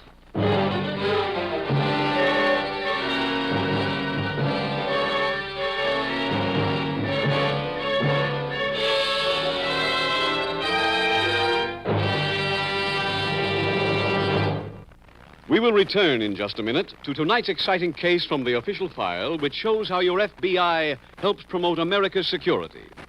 Now, a special message to homeowners on the subject of mortgages. Do you know what a truly modern mortgage plan is? A modern mortgage plan means one that gives you a method of paying off the mortgage years ahead of time. A modern mortgage plan gives you and your family real protection against foreclosure and disaster. Sounds almost too good to be true, doesn't it? But such a mortgage plan actually exists. It's the kind you get in the Equitable Society's Assured Home Ownership Plan. This money-saving, home-saving plan is offered only to a selected group of homeowners. Here are a few of its many benefits. First benefit, this plan provides a painless way to pay off the mortgage years ahead of schedule. Yes, the thing to remember about this modern Equitable plan is that it combines a low-cost first mortgage and life insurance protection. The insurance element creates a cash loan fund which increases steadily. Each year, the mortgage grows smaller and the cash loan fund bigger. After about 14 years, my cash loan fund had grown big enough to pay off my 20-year mortgage. I own my home free and clear. Second benefit, the cash loan fund is a friend in need when sickness or unemployment threaten home security. It certainly rescued us the year my wife was in the hospital for 6 weeks. Third benefit, if the owner dies, his widow doesn't inherit a mortgage. She inherits her home free and clear. What's more, the Equitable Society not only cancels the mortgage, but also returns to the widow every cent her husband had paid to reduce the principal. Lastly, the mortgage draws interest not at 6, not at 5, but at 4%. And the closing costs are low. Naturally, a plan like this can't be offered to everyone. Your home must be in a neighborhood of stable realty values. Your Equitable Society representative will be glad to tell you whether you can qualify for this money-saving, home-saving, assured home ownership plan. Or write care of this station to the Equitable Society. That's EQUITABLE. The Equitable Life Assurance Society of the United States.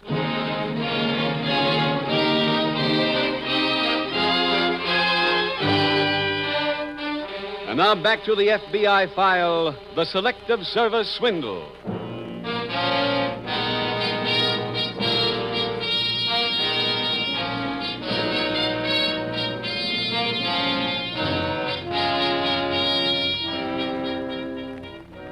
These weekly case histories from the files of the Federal Bureau of Investigation are brought to you not only because your FBI wishes to acquaint you with the nature of your enemy, the criminal, but also to enlist your cooperation in conquering that enemy. The swindlers in tonight's case were marketing a highly tempting commodity for all parents. Every swindler, of course, no matter what scheme he works, offers the potential victim something tempting. Making the bait attractive is his business. Of course, the scheme portrayed tonight would appeal to a very limited number of Americans, because most parents realize that donning a uniform and going to war is sometimes one of the responsibilities of citizens who live in a free nation. But without attempting the impossible task of cataloging every swindle for you, your FBI can give you one piece of simple advice on how to avoid being victimized by any swindle. Never accept something for nothing, or seek to obtain benefits which have even the slightest taint of illegality.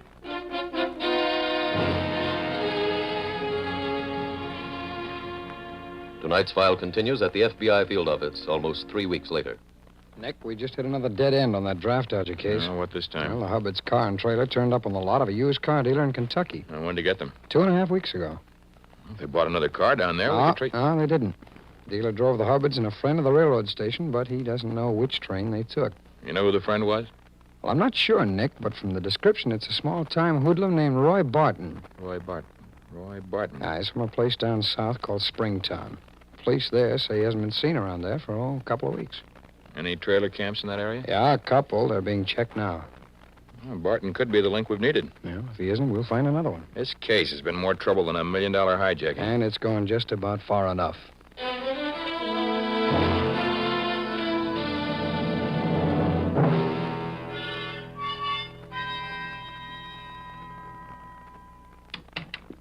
Where's Roy? Out working. That's what he says. Huh? We've been to 3 cities already, and what's he come up with? Excuses. The city's bad. The people have moved. He's sick. Now, Jesse. Well, I got sick of hearing excuses and paying him $75 a week for him, and I did something about it. Fine genius you found for us. What's got into you? I wrote to a friend of mine in Springtown and asked about your boy. You know what Roy Barton's been doing for the past 3 years? Time. That's what he's been doing. And before that, he was scraping a living shooting pool. Where'd you hear that? It's right here in this letter. Let me see that. No wonder he gets doors slammed in his face. No wonder he got us to sell the car and the trailer and the printing press. Jesse, now listen to me. Don't you start making excuses for him. I'm not. All I want to say is the boy did come up with a good idea for us. It ain't his fault it don't work. It ain't mine either, and from now on, the deal's off. Oh, now you're being hasty. You so set on him staying. Yes. All right. I'm just a woman, so have your own way again. Let him stay. But I'm not paying him another red cent till he finds us a customer.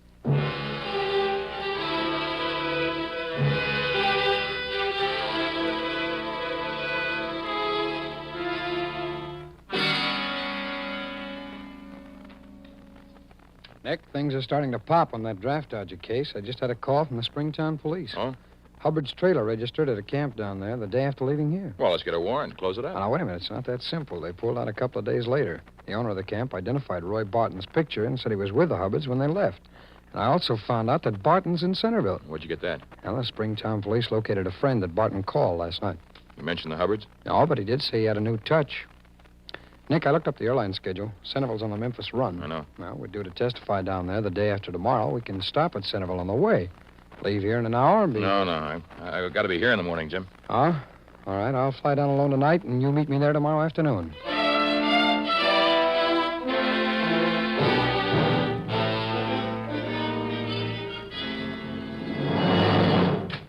Hey, where is everybody? We're right here. Oh, I'm so full of the old steam I didn't see you. Maybe because the old steam has cooled off. That's cute, honey. Keep it in. How'd you make out today, Roy? Oh, aces, back to back. Does that mean money? In the bank. I'd like it in my pocket. Well, that's where it'll be this time tomorrow. I got a whole new angle on the touch. I just been to see one of the dames in the list. She starts to... All of a sudden, I get a flash. I tell her I'm coming back with you. Us? He can't get the moo until you show. We go see her? Yeah, you're the convincers. Which woman was it? Mrs. Newberry. Oh, yeah. Remember her, Jesse? I told her Yeah. you blew the whistle on her, see? Well, the minute we show up together, she'll pay off just like a slot machine. Kind of hate seeing her again that way. Why? What'll she think of us for peaching on her? Oh, who cares? Just let her pop with some green. How much is she paying us? I told her to have $200 in cash. Real handy. There, Jesse. I'll believe it when it's in my purse. It will be at 3 o'clock tomorrow.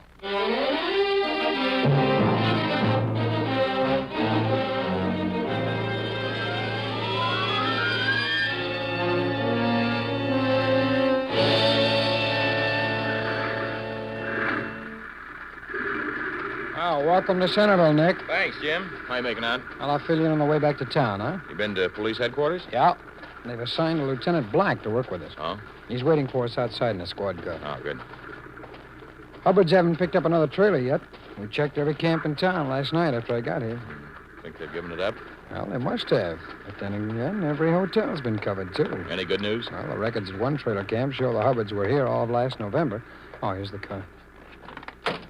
Lieutenant Black, this is Nick Stone. Oh, yeah, hop in. Oh, thanks. There's room for your bag, Nick. Come on, slide it in. Back to headquarters, Jim? Yes, please.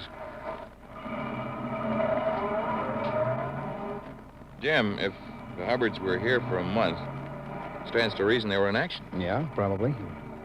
Why would they work the same territory again? Oh, you know this kind of a chiseler, Nick. They always come back for more. Have been any complaints to the police? Not one. But I'm almost certain that sooner or Headquarters later to they'll... Taylor in car 18. Headquarters to car 18. That's us. Take it, Jim. Okay. This is Taylor in car 18 calling in. Come in, headquarters.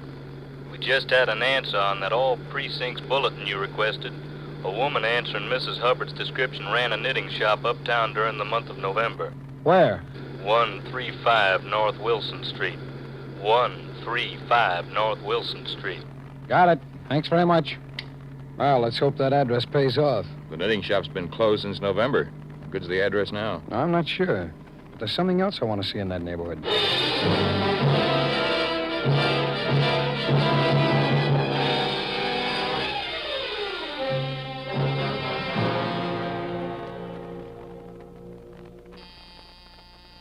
Just a minute.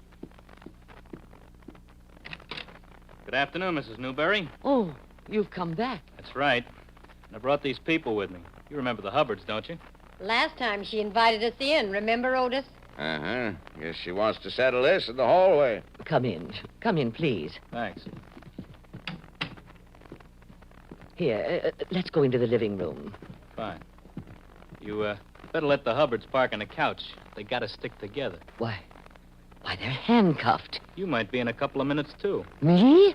I told you I was a federal draft board officer. Did you think I was coming back for tea? I'm still not sure why you're here. Those two are on their way to the Bastille for breaking the draft law. You paid them $50 on November 18th to put in the fix for your boy. That makes you their partner. How is your son these days, Mrs. Newberry? Don't speak to me. Is there anything I can do? Well, I did ask you to have something handy. I've got it. The whole 200? Yes? Good. Now, here's the layout. You lend me the 200, and I'll forget I ever saw you. Lend it to you? Yeah. That way it ain't a bribe. Let me be the judge of that, Barton. Who are you? I'm a special agent of the FBI. FBI? You and the Hubbards here are all under arrest. And this time it's real.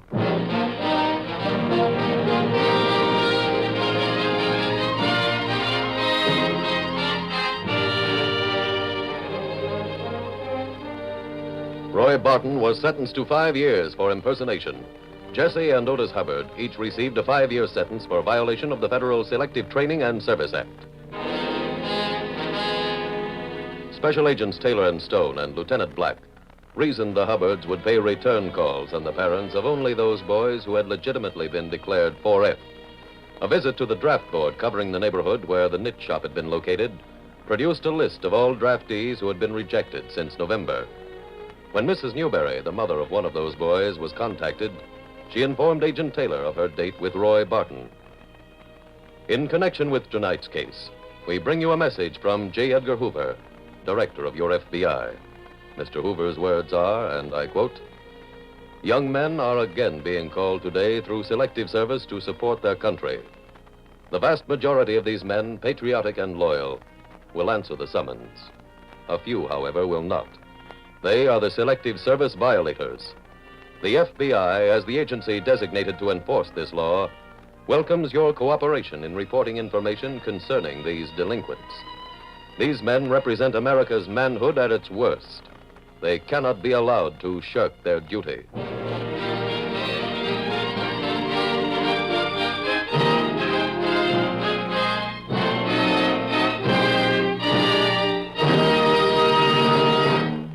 Now, once again, attention please, all homeowners. How many years will it be before you'll be able to say, At last we've paid off our mortgage. We own our home free and clear. Don't postpone that happy day till you're too old to enjoy it. Ask your Equitable Society representative to explain how the Assured Home Ownership Plan provides for paying off the mortgage years ahead of time. Or send a postcard, care of this station, to the Equitable Life Assurance Society of the United States.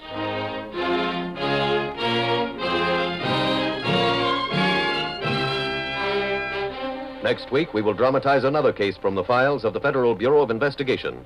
Its subject, illegal entry. Its title, The Continental Killer. The incidents used in tonight's Equitable Life Assurance Society's broadcast are adapted from the files of the Federal Bureau of Investigation.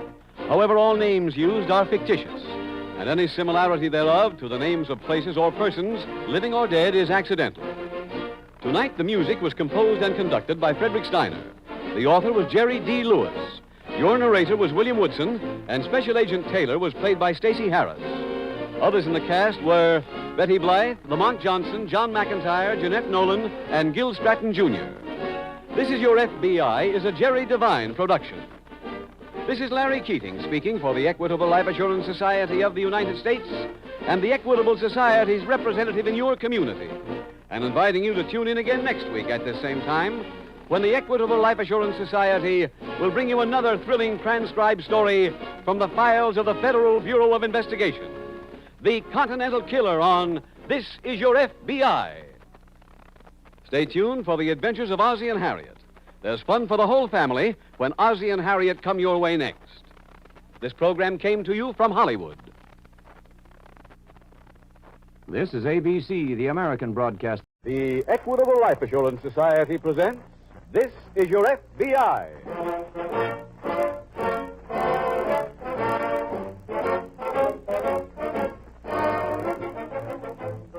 This is Your FBI, the official broadcast from the files of the Federal Bureau of Investigation. Presented transcribed as a public service by the Equitable Life Assurance Society of the United States and the Equitable Society's representative in your community.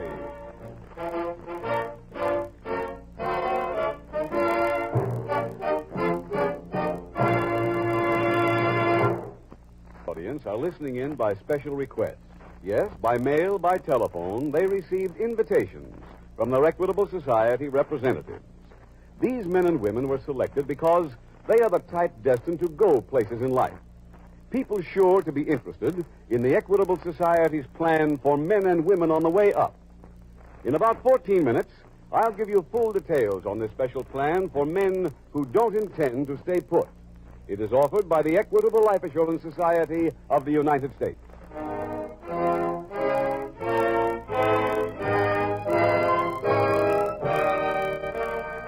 Tonight's FBI file, Ladies of Larceny.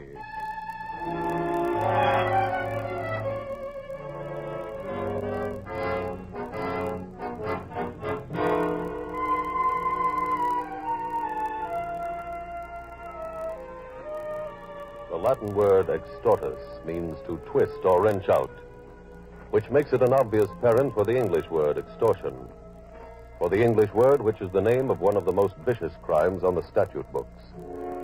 In ancient times, the penalty for extortion was death, and it remained so until comparatively recent days.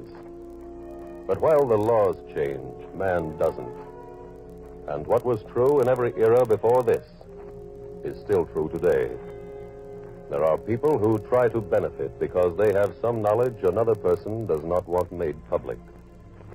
It is doubtful if, in any age, there was ever any justification for the extortion victim to pay his tormentor. But if ever there was such a reason, it does not exist today. For throughout the nation, there are law enforcement agencies within a telephone call's distance. Agencies who will come running at your slightest hint of an extortion scheme. The police would like to remove from circulation every criminal of any description, whether they be purse lifters or killers. However, it is safe to say that every officer in the country, and this goes for all of them from the small-town one-man force to the special agents of the Federal Bureau of Investigation, would pick one particular criminal to exterminate first if he had his choice.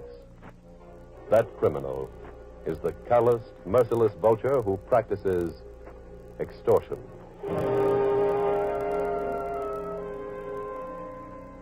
Tonight's file opens in front of an office building in a large Midwestern city. It is late afternoon. FBI agent in charge, Fulton, has just emerged from the structure as... Mr. Fulton? Huh? Oh, hello, Jim. Can I give you a lift, sir? Fine, I'd appreciate it. You on your way home, sir? Yes, I am. I'll go right by there. Get in. Well, thanks.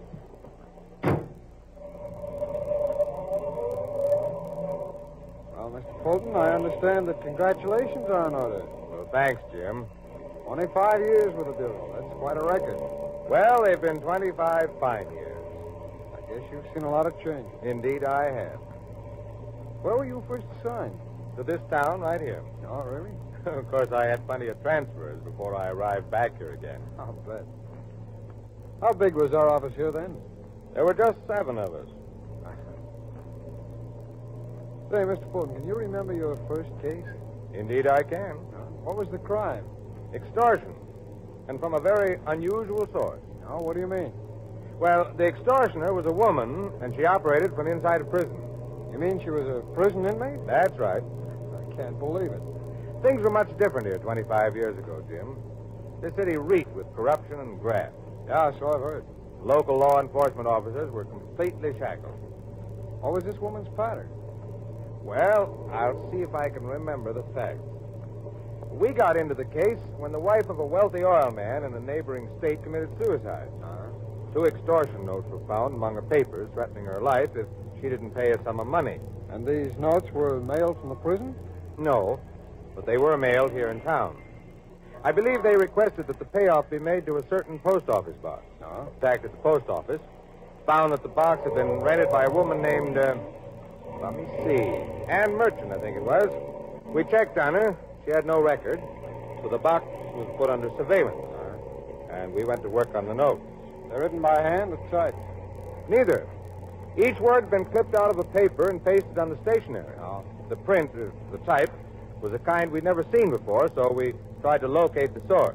You had no idea at this time that the woman in prison was mixed up in this? Oh, no. And by the same token, she had no idea that we were checking on her.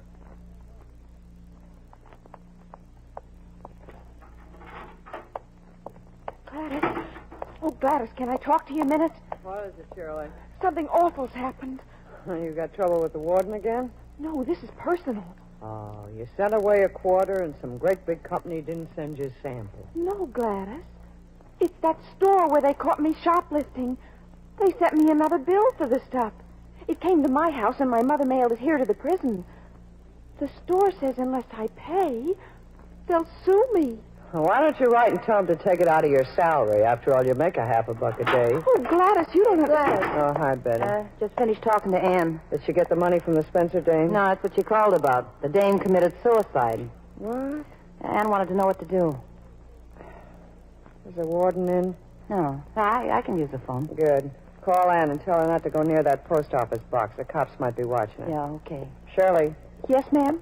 If anybody asks you why any file is missing, you don't know what happened to it. Yes, ma'am. And when you finish work this afternoon, bring some more files to my cell.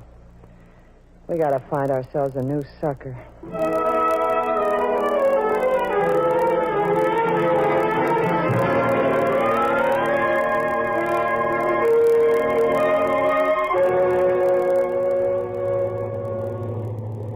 Mr. Fulton, what was the lead that took you to the prison? The type that was used in the notes. Oh. I went to the printer. He told me it was a kind that none of the local papers used. He suggested that I contact some job printing houses, the kind that prints high school and organization newspapers. Oh, you can turn left here, Jim. Yes, I know, sir.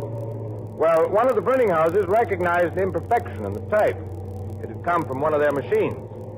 They then told me that the only newspaper they printed was the one circulated at the woman's prison. That must have been quite a surprise. Oh, not too much, Jim. I told you what the city was 25 years ago. And there was no reason why there should be any less corruption in the woman's prison than there was in City Hall. No, I guess not. What? Hey. Well, I guess he wants both lanes. Yeah. Well, what was the next development? This woman who was the contact, the one we set up a surveillance for at the post office, was picked up. Oh? Did you get anything from her? No. All we knew was that the extortioner was someone in the prison. But that still left us 1,100 suspects. And it left our extortioner, Gladys, free to continue her operation. Shirley, give me a hand opening these boxes. What's in them? New uniforms. More new uniforms? Now, we got a shipment of new prisoners coming in tomorrow morning. Where are they going to sleep? Oh, that depends on how much they can afford to pay me. Now, let's take them out of the boxes and pile them up on the shelves. Hey, Gladys. Yeah, Betty. I've been going over the files. I think I found a new customer. Good. What's the story? Banker's daughter. She did a 6-month bit 2 years ago. What was the rap? Well, they nailed her with some hot jewelry. According to the record, she got mixed up with some guy, and when he got nailed, she took the fall with him. She's probably back home now, helping Pop take care of the bank. Shirley. Yes, ma'am? You know those forms you got up in the file room? Huh? The ones where the warden asked the parole board for a report on somebody who used to be here. Uh-huh. Get one. Find out where this dame is now and what she's doing. How? Just bring it up to the warden's office. Betty will fill it in and sign it. Okay. And then you take it down to Alice in the mailroom. And don't forget to tell Alice to keep an eye out for the parole board's answer. Oh, I won't. If we can get lucky with a few more dames, we can leave this joint real rich.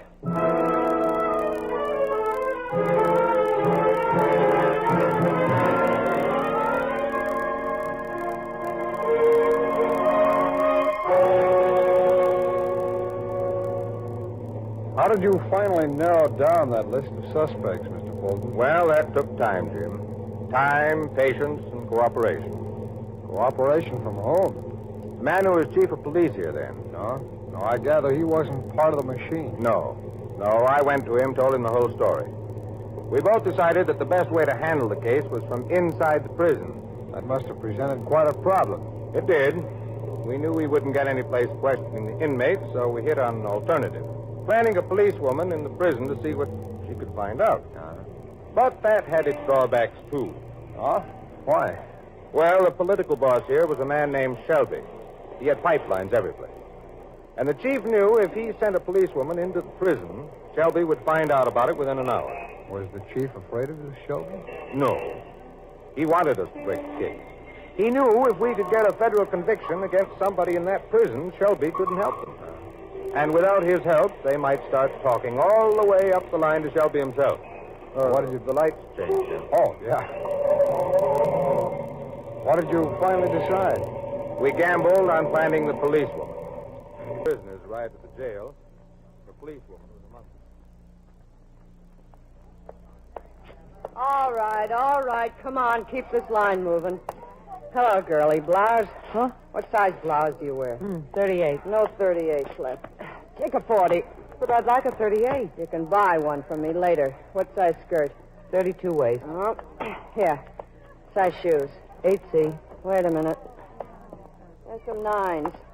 Now go over there, put on these clothes, and bring back the ones you got on now. Betty, where's them blouses? Right here. Hey, nice stuff she was wearing, Gladys. Yeah. I should get at least a fin for a dress. Shoes will bring another fin. Come on, girls. Keep this line moving. Size 34 blouse, 24 skirt, and 6B shoes. You talk like you've done this before, sister. I've been around. Are you Big Gladys? Yeah. I understand you run this joint. Who told you that? I've been around. Can I talk to you? About what? I got some information. See that dame at the end of the line? The one in the brown dress? Yeah. What's your information? She's a cop. How do you know? She arrested me 3 years ago. Thanks. Go change. I'll see you later in the recreation yard. At the date. Gladys, you think she's on the level? We ain't taking any chances. Well, what are you going to do? You're going upstairs and call Shelby. Tell him to get that dame out of here unless he wants a dead policewoman on his hands.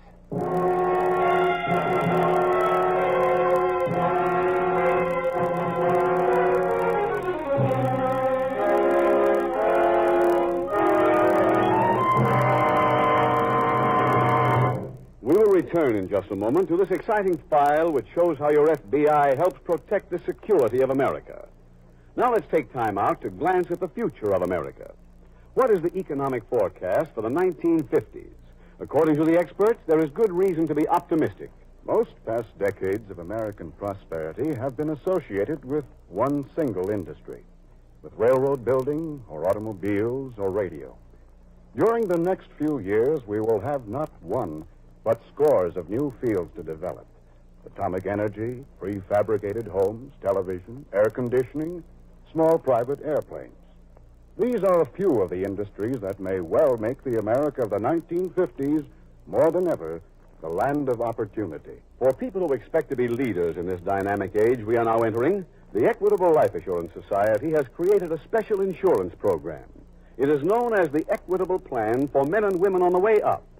If that describes you, if you believe that your income is due to increase substantially in the next few years, then this plan offers you 3 important advantages. First, as your salary goes up, your insurance can keep pace with it. When you get that better job or that big promotion comes your way, you can adjust your insurance to measure up to your increased income. Second, while you're waiting, your wife and children have the life insurance protection they need. This means that you have the peace of mind, the freedom from worry about your family that's essential to a man who wants to concentrate on getting ahead. Third advantage, the Equitable Plan is flexible at all times. It can expand or contract as you see fit and offers you many desirable options, which your Equitable Society representative will be glad to explain to you.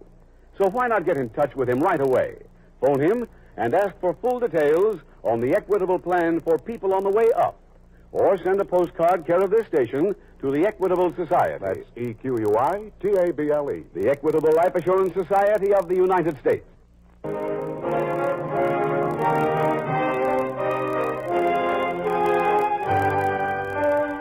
And now back to the FBI file, Ladies of Larceny.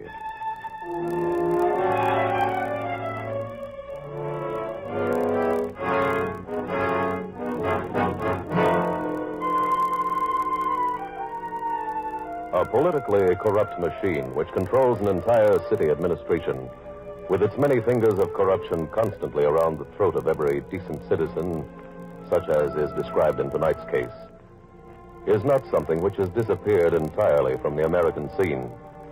Advances have been made in wiping out this evil, but it still exists in some sections of the country. And the unpleasant truth is that it exists because of the lethargy of the decent people who hate it most. If you doubt that, consider the fact that in virtually every one of those cities, the fire department is run without political interference. And yet, control of the fire department is almost as desirable as control of the police. There are many jobs to be doled out. There are sweet treasures to be made through the purchase of inferior hose, inefficient chemicals for equipment. Fire marshals and inspectors could make fortunes by conveniently overlooking fire hazards. And yet, the politician does not go near the fire department because the public simply wouldn't stand for it. Maybe that is because fire is visual, because you can see its danger, its hazards, because you know that fire once started is uncontrollable in many cases, and once out of hand can cost you your money, your home, your life. Yet the unfortunate thing is that crime, to which the decent citizen pays so little attention, costs him and you more money and more lives in a single year than fire has been known to destroy in any decade.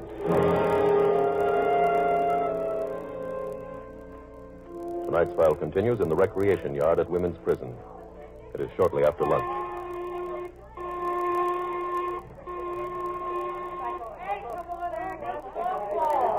Betty, did you call Shelby?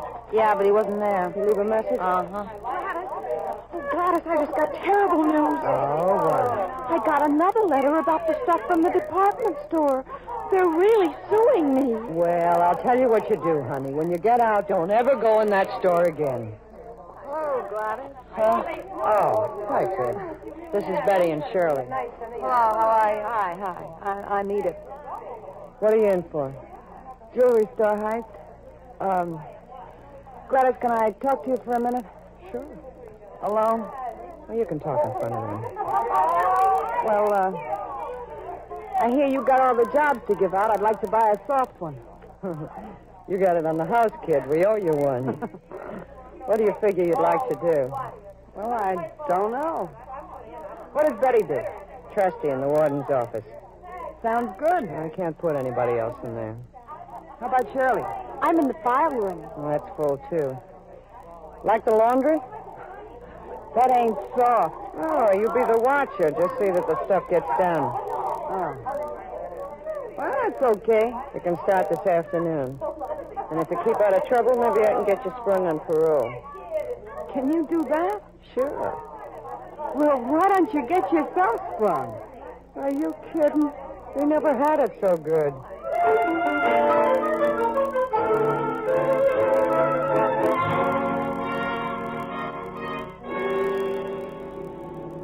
Well, Jim, we were successful in getting our policewoman planted. Without this Shelby's knowing it? Yes. How did you manage that? The chief sent 2 policewomen in with a batch of prisoners. One of them was a new girl, somebody who wouldn't be recognized. Once they were inside, the new girl exposed the second one. To this big Gladys? Yeah. And it worked.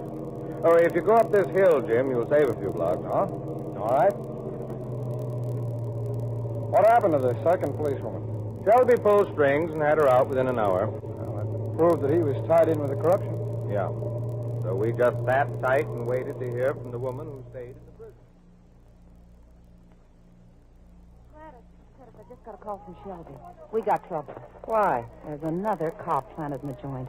How does he know? He said that tip-off we got yesterday was a fix. What kind of a fix? Well, it was supposed to make us think we nailed a fink. But really, the fink is still here. And she came in with that mob yesterday? Yeah. Did Shelby tell you what her name is? He's trying to find out.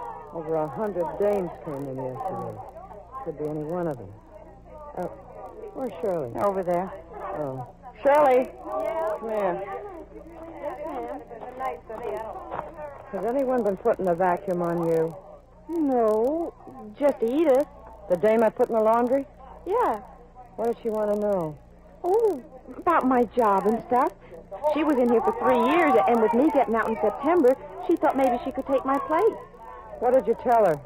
Oh, what I did. Including the stuff about our using the files? Uh-huh. Oh, great. Well, she's the one, Betty. You think so? Figure it out for yourself. She tips us about the other fink, gets in good with us, and then tries to nail us. Gladys? Huh? Shouldn't I have told her? Oh, we're glad you did. Now get out of here. Huh? Get out. We got to figure a way to take care of this dame.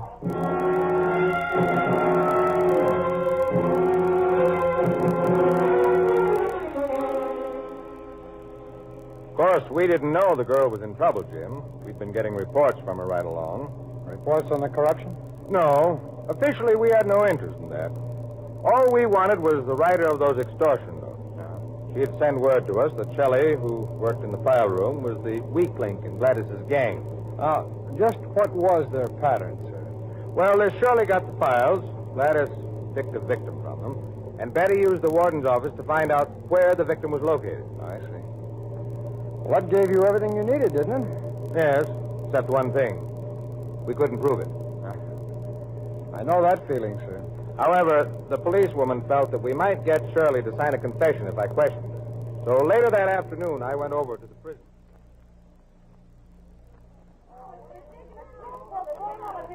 Hi, Shirley. Oh, Hi, Edith.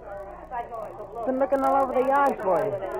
What for? I just wanted to talk to you. Well, don't. Huh? Don't talk to me, Edith. Why not? I got my reasons. Wait a minute. Are they your own reasons? Edith, I don't want to talk Hey, to you two. You mean us? Yeah, you're both wanted in the warden's office. For what for, Betty? I don't know. Come on. Is this a regular thing? What? Getting called up to the warden? No, not unless you've been out of line. We didn't do anything. Hey, let's cut through here. But, Betty, this is the boiler room. It's a shortcut, Shirley. You know that. Now, come on. All right, go ahead. Okay. Thanks. Hello, Edith. Oh. Hi, Gladys. Thanks for bringing me here, Betty. It's okay. Gladys, she wanted to ask me questions again. Yeah? What did you do?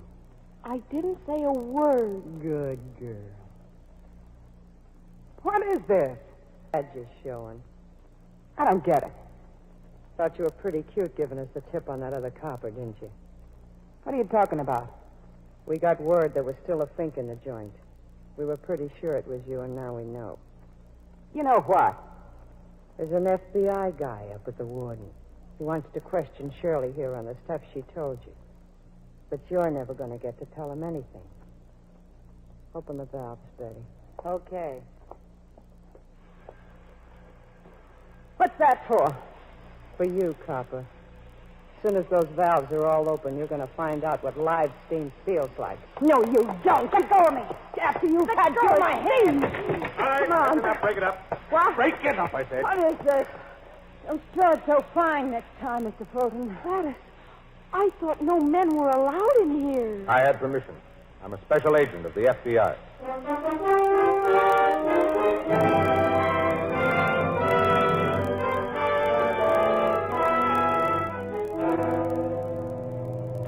Mr. Fulton, do you mind if I ask you something? No, Jim. What made you leave the warden's office? I found out that the messenger you'd sent was Betty Vernon. So I followed her. Oh. I saw her approach the two girls and take them into the boiler room. I guess I got there just in time. This is my house, Jim. All right, sir. Well, things have certainly changed around this town since those days.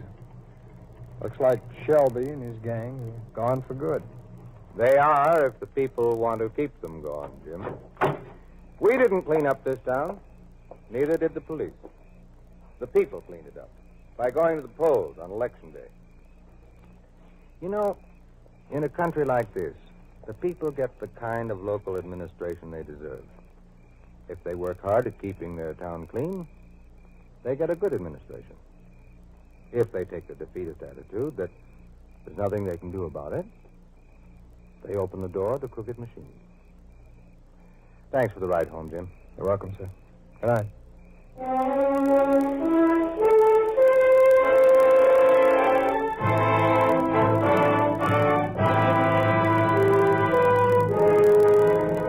As agent in charge Fulton commented, prison conditions in that particular city had changed for the better over that period of 25 years. The Federal Bureau of Investigation is also able to tell you that prison conditions in many other cities have likewise been improved.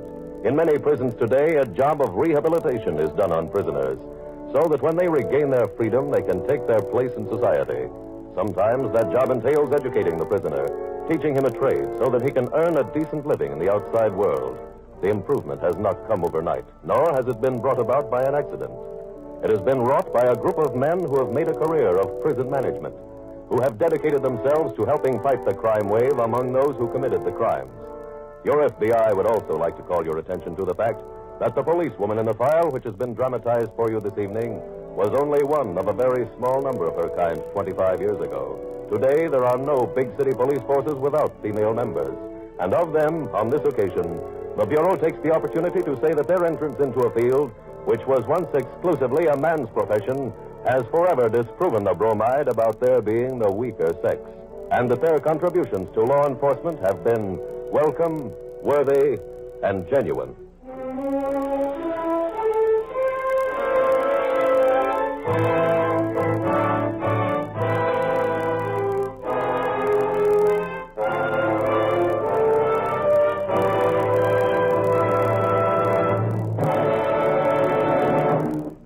In just a moment, we will tell you about next week's exciting FBI file.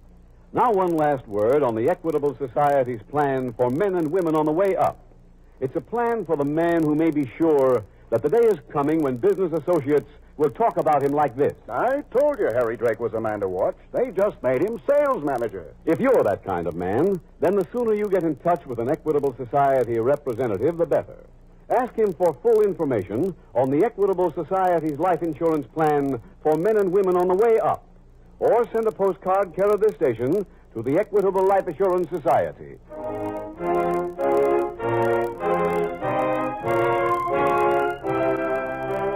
Next week, we will dramatize another case from the files of the Federal Bureau of Investigation, a factual recount of the FBI's efforts to clear an innocent man. Its subject, grand larceny. Its title, The Hollywood Frame-Up.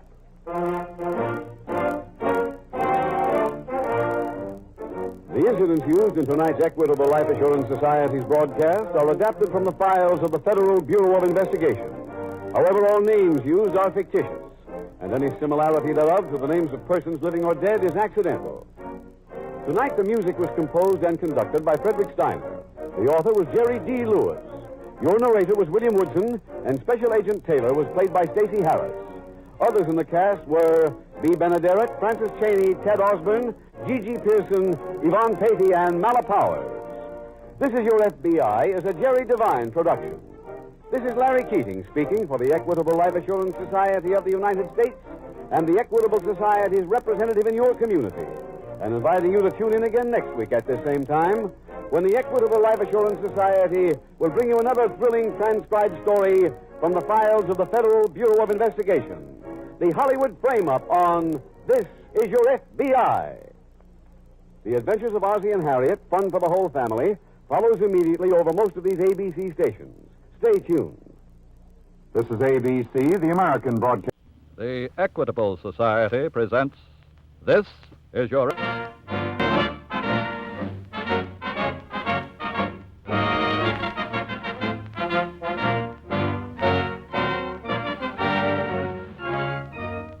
This is Your FBI, an official broadcast from the files of the Federal Bureau of Investigation, presented as a public service by the Equitable Life Assurance Society of the United States. To your FBI, you look for national security, and to the Equitable Society for financial security. These two great institutions are dedicated to the protection of you, your home, and your country.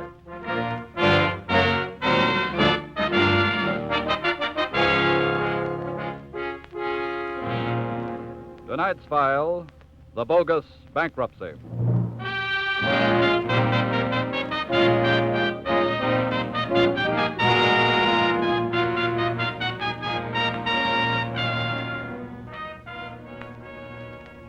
The honest merchant who files a petition of bankruptcy does so to protect both himself and his creditors against total loss. But there are criminals who have made a major racket of fraudulent bankruptcy in this country, who establish a legitimate business, then conceal their assets and resort to bankruptcy for the purpose of robbing their creditors. Tonight's case from the files of your FBI is a recent page from the record of its constant war against this federal crime.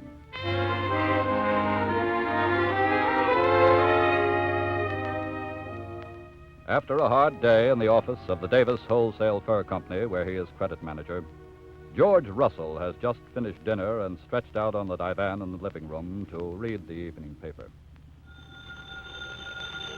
Oh, that phone would ring just as I get settled down. Oh, don't get up, George. I'll answer it. Thanks, Helen. Hello? Good evening, Mrs. Russell. This is Mr. Davis. Oh, good evening, Mr. Davis. Is your husband there? Yes, he's right here. George. Oh, what does he want with me, I wonder? Well, he didn't say, honey. Oh, heavens, I hope nothing's wrong. Here you are, dear. Thank you.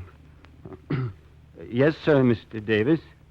Russell, I'd like you to come down to the office right away, if you will. Yes, sir, of course. Is there anything wrong? No, nothing that I'm sure you can't explain all right. Oh, what do you mean? Well, I've just been going over your books, Russell, and I find several... The books? Well, I'll just wait till you get here. You'll come right away, of course. Why, yes, sir. Right away. Thank you. Goodbye. Goodbye. Oh, dear.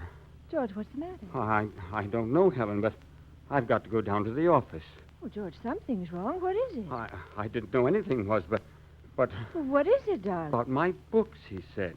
The books? Oh, where's my coat and hat? But what about the books, George? What does he mean? I have no earthly idea, Helen. But don't worry now. I'll get it all straightened out and be back home soon. But you're worried, George, and I I've can't. got to hurry now. Bye, honey. I'll see you in a little while. Goodbye, darling. Bye.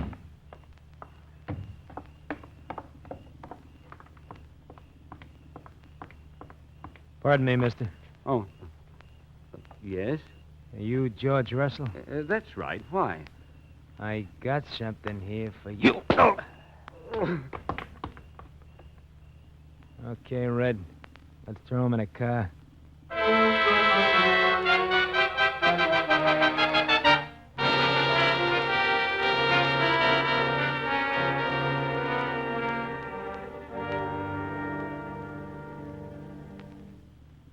Sit down, Mr. Davis. Thank you.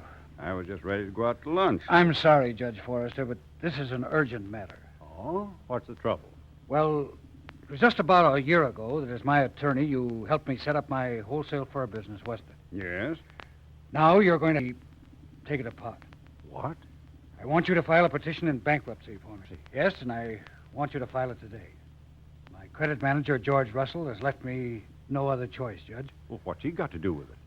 I found a few things wrong with his books last night and called him to come down to the office after dinner, but he never arrived. What happened? I don't know. He's just disappeared. I think you'll find the whole answer in these papers here. I see.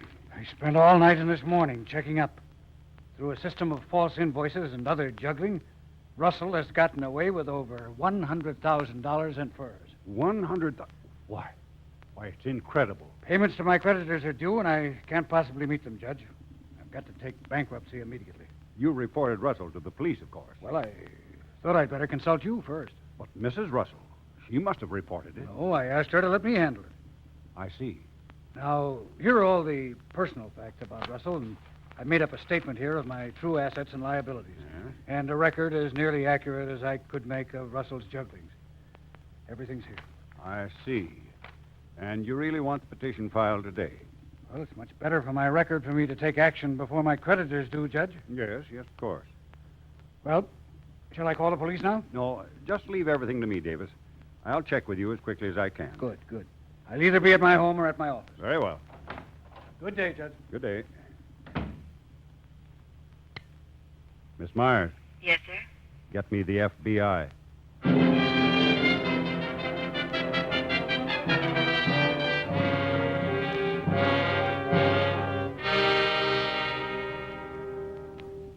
I'm glad you were cautious enough to call the FBI first, Judge Forrester. Well, it's like I said, Mr. Wells. The facts may be exactly as Davis presents them, but... How long have you been his attorney, Judge? Since he established his business a year ago. But I've served him in only a couple of minor matters in all that time. And wrong with this case? I have no basis in fact for any suspicion, Mr. Wells, except that it all happened so quickly. Mm-hmm. Russell disappears last night. And this afternoon, Davis has statements all prepared and asked for a petition in bankruptcy. I see. And I certainly have no desire to be a party to any proceedings involving a possible fraud. Well, of course not. Judge, I want you to know that you must use your own judgment on Davis's request to file a petition in bankruptcy. I understand that. I'd like to have access to Davis's books as soon as possible. I can have them ready for you this afternoon. Good. I'm going to go out and have a talk with Russell's wife.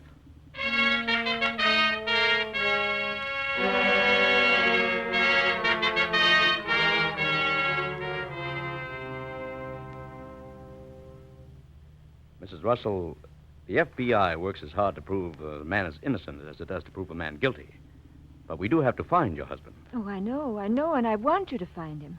What time did Mr. Davis call him last night? Right after dinner, about 8 o'clock. And Mr. Russell left for the office right away? Oh, yes, he wouldn't keep Mr. Davis waiting. When did you learn that your husband hadn't reached the office? When Mr. Davis called again to see what was detaining him. When was that? About 10 o'clock. Mm-hmm. How long would it have taken him to have gotten to the office from here? Oh, not more than 20 minutes. Seems strange that Mr. Davis would have waited 2 hours before calling. Yes. Well, thank you very much, Mrs. Russell. We'll keep in touch with you on any developments.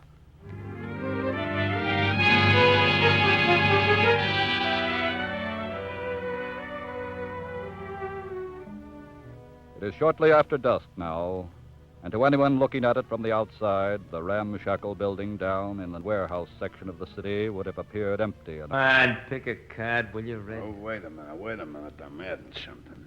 You need under 10 to knock. Yeah. 3 on top of 6, add on 5. I knock. How many? 10. Well, lay him down, will you? Yeah. You got 14 points, stupid. How? 3 and 6 is 9, and 5 is 14. Since when? Look, Red, how many times you... Davis. Yeah. I get it.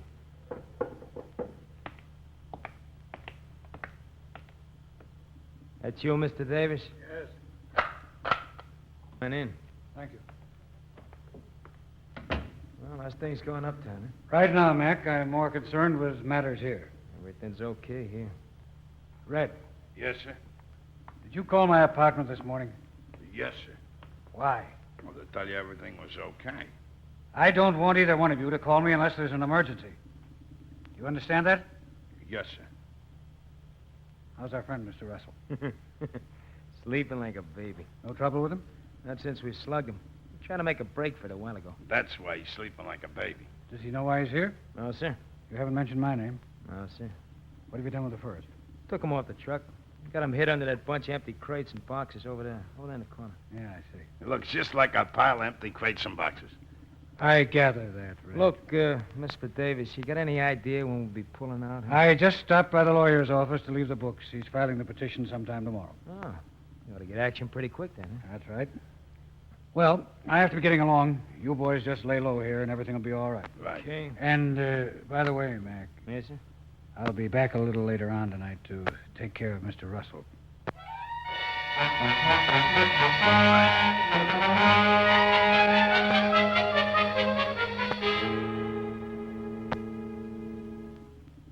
What have you got there, Bob? I stopped by Judge Forrester's office to pick up Davis's books. Here they are. Good. I also checked Russell's bank account. And? He hadn't bothered to draw anything out of savings or checking. With $100,000 worth of furs, he wouldn't need to. Probably not. It really looks like he's our boy. Why? What have you got? A clean report on Davis from his bank and from the Credit Association. Which doesn't prove anything. But Davis didn't take a run out, and Russell did. Maybe Russell did, and maybe not. What do you mean? I want to go to work on these books first. And in the meantime, let's get out an 8-state alarm on Russell. What do we say he's wanted for? We can't say he's wanted for anything yet. All we know for sure right now is that Russell is a missing person.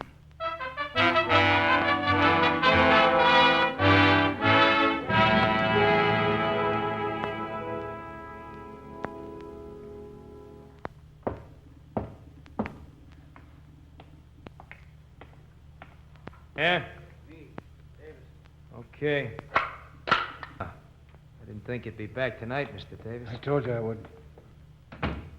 Where's Russell? In that room there. Red's with him. I want to see him. Okay, come on. Is he conscious? Yeah. You want he shouldn't be? No, it doesn't matter. Go ahead. Thank you. Good evening, Mr. Russell. Oh, Mr. Davis. Oh, Mr. Davis, I'm so glad to see you. These men, they've been holding me here, holding me a prisoner. Yeah, I know. I don't understand it. I've tried to tell them that they've made a mistake. They've got the wrong person. They've made no mistake, Mr. Russell.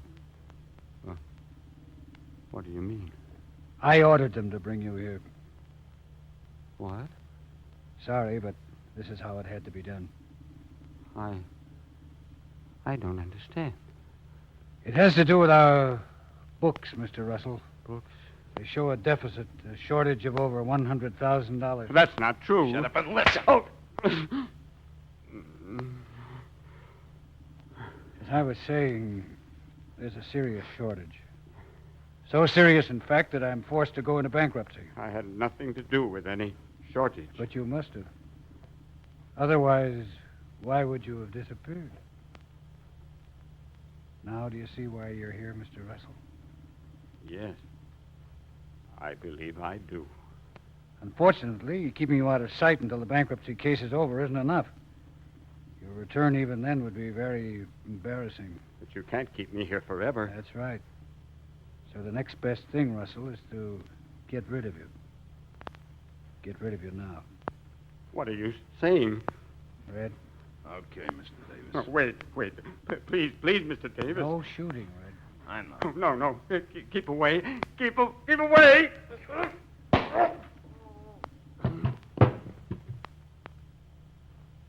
That helps us balance the books.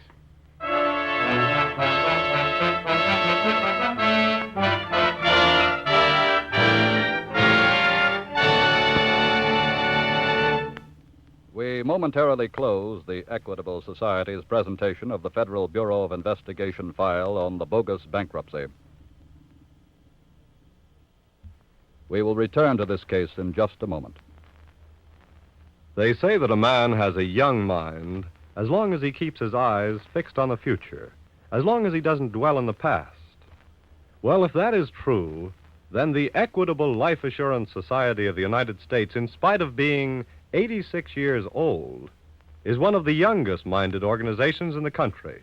You see, the future is our business. For example, during the past few days, we signed several contracts which will not be paid up until after the year 2000. We provided for the college education of some boys and girls who will graduate in the class of 1966. Took steps to protect the old age of men and women who have not yet turned 30. With the investment of Equitable Society funds, the same principle holds good. When we put the premium dollars of Equitable Society members to work, we're not thinking merely of 1947 or 1950. We're thinking of 1965 and 1975, of the future of the entire nation. And that is why Equitable Society funds are invested in ways that promote the long-range prosperity of our country, in farms and home ownership, in basic industries like steel, oil, textiles, aluminum, railroads, and many others. Yes, by serving their million members, the Equitable Society serves America. And now, back to our file on the Bogus bankruptcy.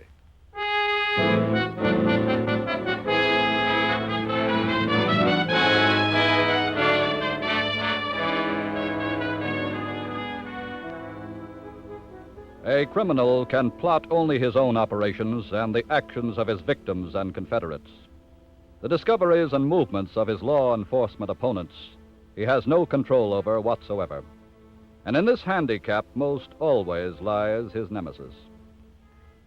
At this point, however, things seem to be all in the Bogus bankrupt's favor.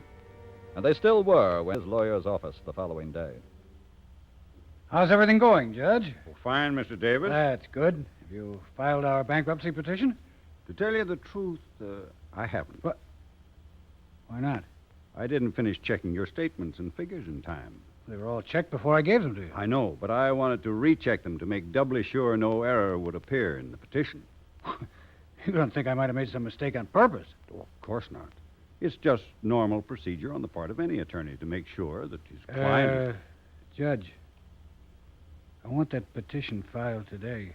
It's being drawn up now. And you'll file it today? If the papers are finished in time, yes. Look, I'm paying you a good fee. I expect to get action. I'm doing the best I can. You wouldn't be stalling me, would you? What do you mean? I don't like the way you're handling this. This is all routine procedure. Where are my books? They're not here. Where are they? They're being re-audited. Why? For your protection against any possible error. I'm getting a little too much protection here, Judge. Well, today I want my books and my statements back. As you wish. I think this client what he asked for. I'll be back here for my books at 5 o'clock. Can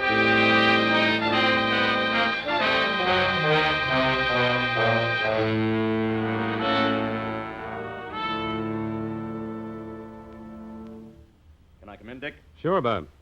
What have you got? I just had a call from Judge Forrester. Yeah? Davis was in to see him. Kicked up quite a fuss about not getting any action. Uh-huh. Said he wanted his books back. In fact, he wants them no later than 5 o'clock today. I wonder what that's all about. I don't know, but I don't like it. That only gives us a couple of more hours. Let's take a look at those books again. Okay. Bob. If Davis is the bad boy in the case, where does Russell and his disappearance fit in? If Davis is the bad boy, then he caused Russell's disappearance. That's another reason we've got to move fast and get the facts. If there's something to get on Davis... Hey, wait. What is it? Why hadn't I noticed that before? Noticed what?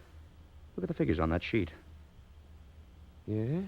Those with the check marks by them are the false entry figures. The others are on the level. Notice any difference? Sure. Sure, they're not made alike. Exactly. 2 different people worked on the books. And Russell was supposed to have done all the work. I'm going to run over to Davis's bank. What for? I want to pick up some of his canceled personal checks. And if Davis makes figures like any of these false ones here... Get going, Bob.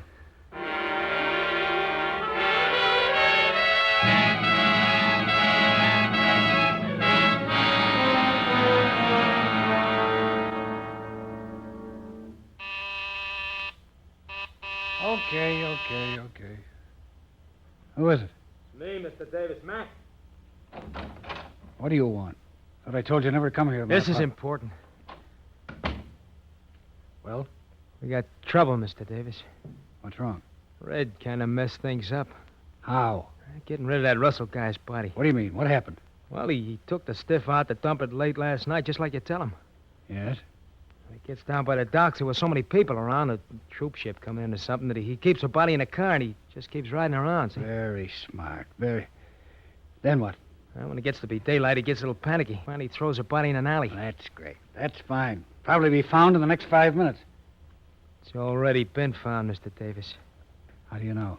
Red come back and told me what he's done. I went over to see if I could pick the stiff up again. There's cops all around the place. It was just a little while ago. Oh, that's stupid. If the body'd been weighted and thrown in the river, it would have stayed there for months. Yeah, I know. Well, there's only one thing to do now. What's that? Go back to the warehouse. You and Red start putting the cases of furs on the truck right away. Okay. We're moving out tonight.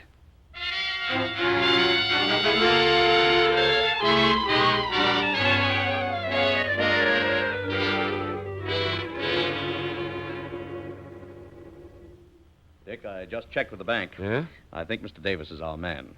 The figures on his personal checks and the false entry figures in the books were made by the same person. I just confirmed it with the lab. I think I have even better confirmation on Davis. What's that? I just had a call from police headquarters. Russell's body was found. What? Picked up in an alley just a half hour ago. Well, are they sure it's Russell? His wife just identified the body. But that doesn't tie the murder to Davis. Not 100%. How was he killed? Did they find any weapon? No. But he was slugged with a heavy instrument. Of course, if Davis is our man, the murder makes sense. First, he has Russell snatched to make it look like a runout. Then he comes up with the book juggling charges and says $100,000 in furs are missing. Yeah. Then he kills Russell to keep him from ever telling the truth. He should have done a better job of getting rid of the body. Dick, we've got to find those furs. And if we can prove Davis stole them, then we'll have him for murder, too. Where are we going to look? The first step is to get over to Judge Forrester's office and deliver books in person.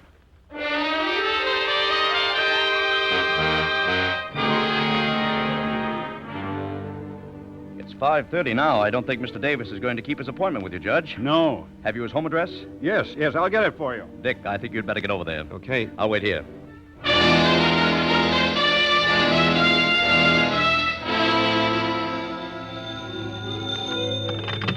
Hello? Bob? Yes, Dick? I just had the superintendent let me into Davis's apartment. Everything's been cleaned out. He's gone. I figured that. You'd better meet me back at our office.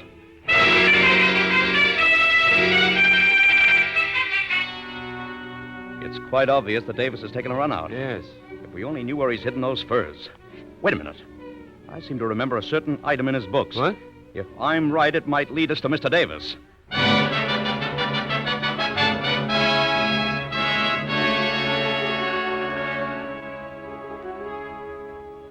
Shortly after 11 o'clock now, and down in the warehouse section of the city, a car with its lights off rolls quietly into an alleyway and stops. A man steps out and walks to a side door of one of the buildings. He knocks, pauses, then knocks again. That's funny.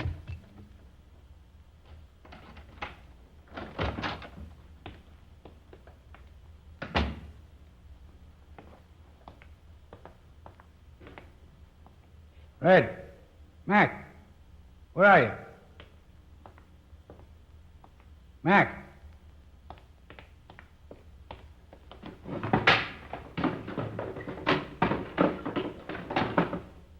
Why, the dirty double-crossing. Took the furs and ran out. Wait a minute, Davis. Huh? Your boys haven't run out on you. We have them in the office waiting for you. Who are you? Maybe I better flash this light on my credentials. The FBI. That's right. And thanks for that entry in your books covering the rental of this warehouse. Otherwise, the search for you might have taken longer. What do you mean? We have an interest in furs, too, Mr. Davis. Right now, we're concentrating on skunks.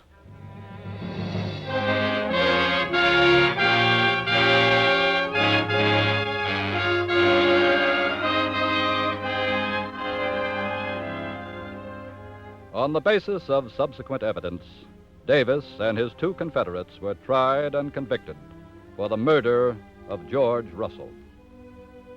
It is an ironical paradox that in many instances, a law designed to protect the interests of the honest citizen can be turned by the criminal to his own profit. Such a law is that provision of the Federal Bankruptcy Act which permits a merchant to take voluntary bankruptcy. It is a just law, as has been proved in thousands of cases involving... But criminals have seized the opportunity it affords for cheating and robbing, and have made a fraudulent bankruptcy a major racket with total potential profits running into millions of dollars. But, as in the case of the criminal Davis, they inevitably run against the FBI and ultimately lose. You remember the old expression, cheaters never win? The FBI is determined to preserve its truth.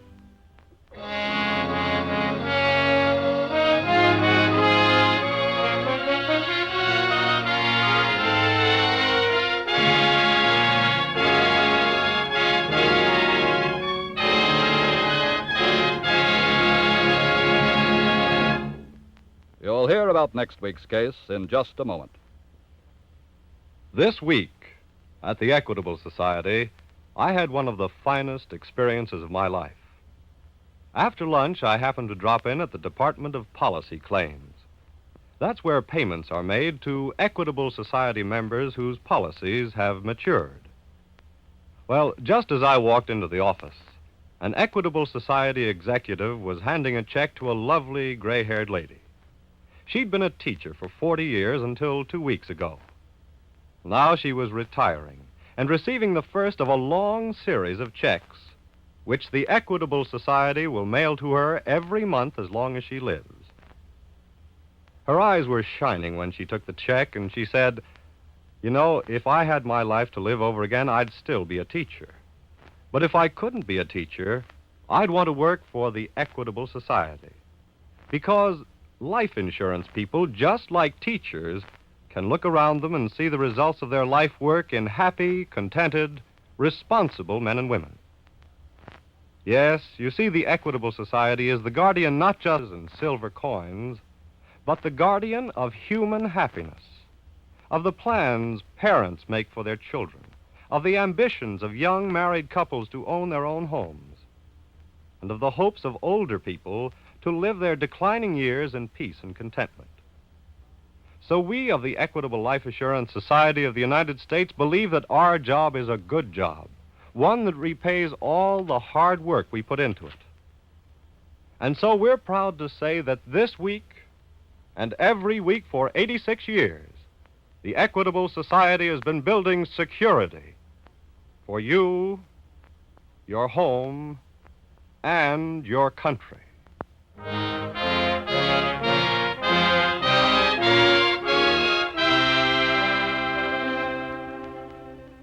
Next week, we will bring you another colorful story from the files of the Federal Bureau of Investigation. The Allotment Swindle.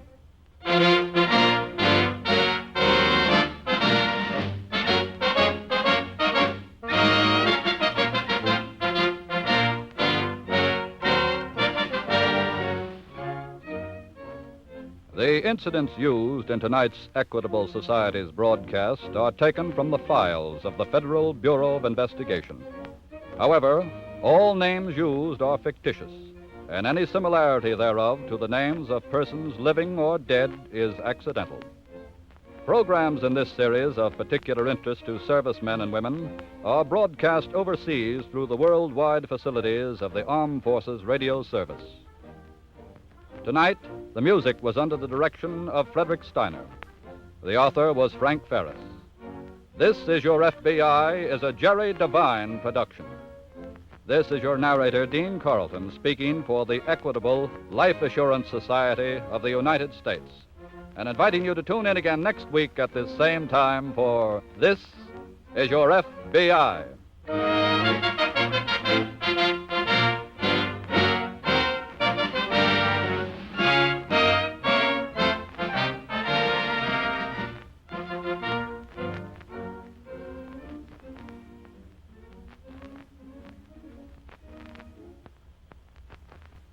This is the American Broadcasting Company. The Equitable Life Assurance Society presents This Is Your FBI.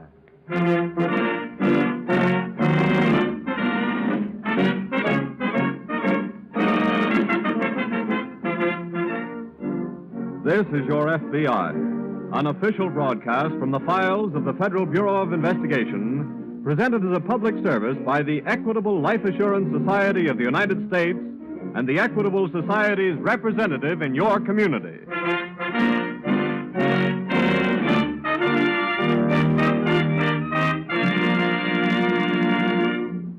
Here's an old saying you'll recognize. In union, there is strength. It appears in some form or other in ancient as well as modern literature.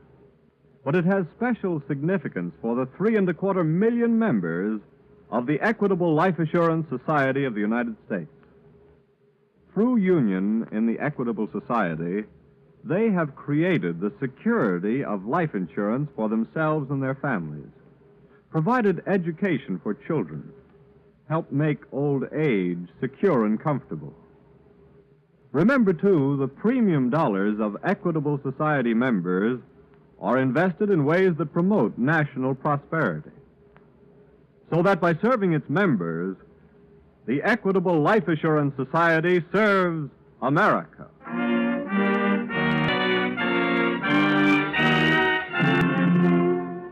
Tonight's file, the Skyway Swindle.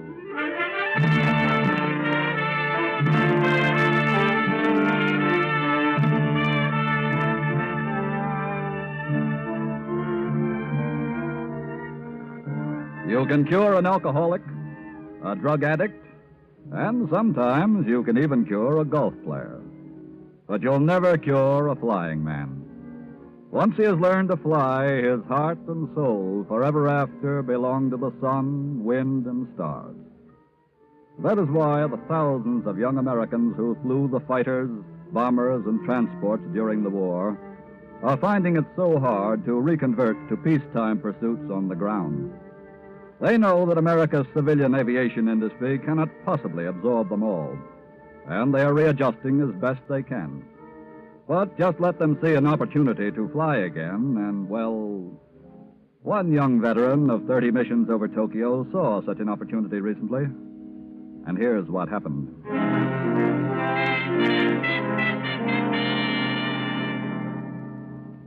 For Bill Renton, Fairview's returned flying hero, the banquets and speeches and dinner parties in his honor were all over 4 weeks ago.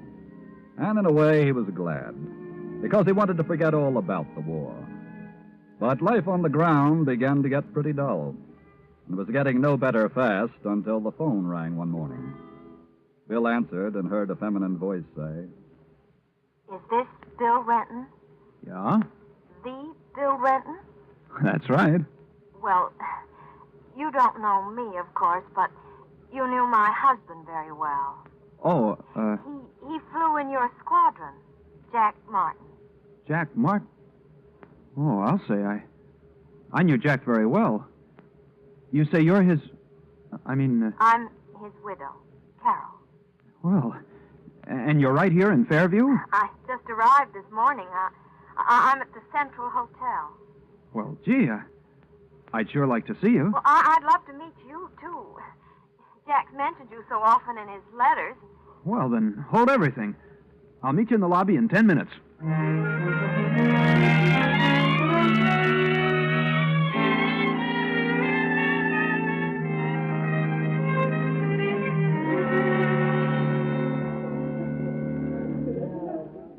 Well, I'm certainly glad you thought of calling me, Mrs. Martin. The name is Carol. Okay. And I'm Bill. I guess you can understand how I like to meet and talk to anybody who flew with Jack. Oh, sure. Jack was a great guy. He felt the same way about you. Well, see, look, Carol, it's nearly 12:30. How about our having a bite of lunch together? Oh, I'd love to. We could talk about how you happen to be here in Fairview. Well, how I happen to be here may come walking into the lobby any minute now. Who's that? My Uncle George. I'm traveling around with him as sort of a secretary. Oh? He represents a group of men in the East who are planning to establish a chain of airports and flying schools over the country. I see. And they're going to put one in Fairview. That's why he's here. Well, there's a man I'd like to meet. Why? Well, if there's going to be an airport and flying school around here, I've certainly got to get in on it. Well, I can certainly see to it you get to talk to Uncle George anyway. Gee, that's swell. When? Well, how about here at the hotel tomorrow morning? All right. What time? 10 o'clock? That's a date.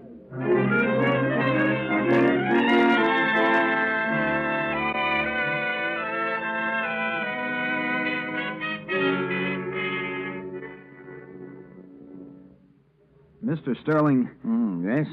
Your niece has already told me that actual operations of the airport and flying school are, well, probably still 6 months away. About that, I'd say. But I thought if I got my bid in early enough for a flying job, sir, well, Brennan? Yes, sir? How would you like to start work right away? Right away? At flying school. Well, And how would you like for it to be called the Renton Flying School? Now, wait a minute, Mr. Sterling. One thing at a time. Now, don't misunderstand. This is not a sentimental gesture to a war veteran. Nor is it because you're a friend of my niece's husband. It's strictly business. Well, I'm afraid I don't understand, sir. My group could easily finance 100 airports and flying schools, Renton. But we've found by experience that the community is more likely to support a thing if it has some money of its own invested. Well, that's true, sir. Therefore, in each case, we're going to put up half the money if the businessmen of the community will subscribe the other half. Well, that certainly sounds fair enough. All right. Noon today, I'm to lay the plan before the Fairview Businessmen's Luncheon Club. I see. And if I can introduce you and tell them you'll head the flying school, the Renton Flying School... Well, Why, those men will subscribe for $50,000 worth of stock before you can wink your eye. Now, is it a deal? Well, gee, Mr. Sterling, that's awfully flattering. Nonsense. It's just plain good business for us. Fairview will have an airport and flying school. You'll be in the flying business for the rest of your life. Just say that last part again, Mr. Sterling. I say you'll be in the flying business for the rest of your life. That did it. Where's the contract?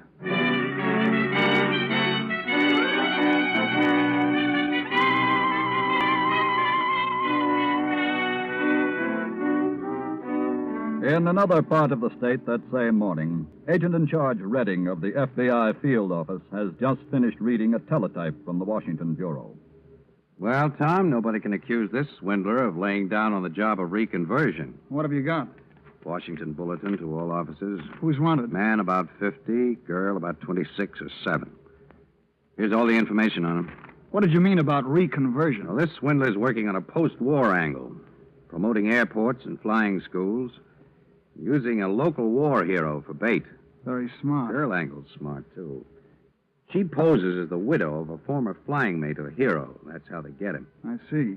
But the swindler wouldn't have gotten away with it, Tom, if the people in the town had been a little bit more careful about checking up on him. How long ago did he pull the job? 3 weeks ago. He'll probably strike again any time now. But far away from the last one, eh? Yes. So let's get ready for him in case he invades our district. What's your plan? Notify police chiefs in all towns over 7,500 without an airport. And suggest that they warn their chambers of commerce. Right. The girl is using the name of Carol Martin, widow of Lieutenant Jack Martin. Well? There had to be such a flyer. Let's check. See if the girl working with the swindler is the real widow. Okay. You start on that. I'll get busy alerting police chiefs. Come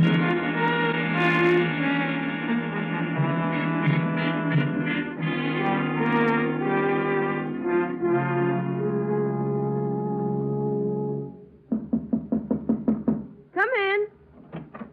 Well, Uncle George. Carol? Bill. Hello, Carol. How did the luncheon go? It was quite successful, Carol. Quite successful. Oh, your uncle is too modest, Carol. He raised $20,000 for the airport and flying school right on the spot. Where? And the other $30,000 will be in his hands before the day is over. Oh, that's wonderful. But I can't take the credit for it, Renton. It was your name and their admiration for you that raised the money. Well, And now, if you don't mind, Renton, I want to dictate some letters. Oh, of course. When do you want to see me again? Check with me in the morning. Right.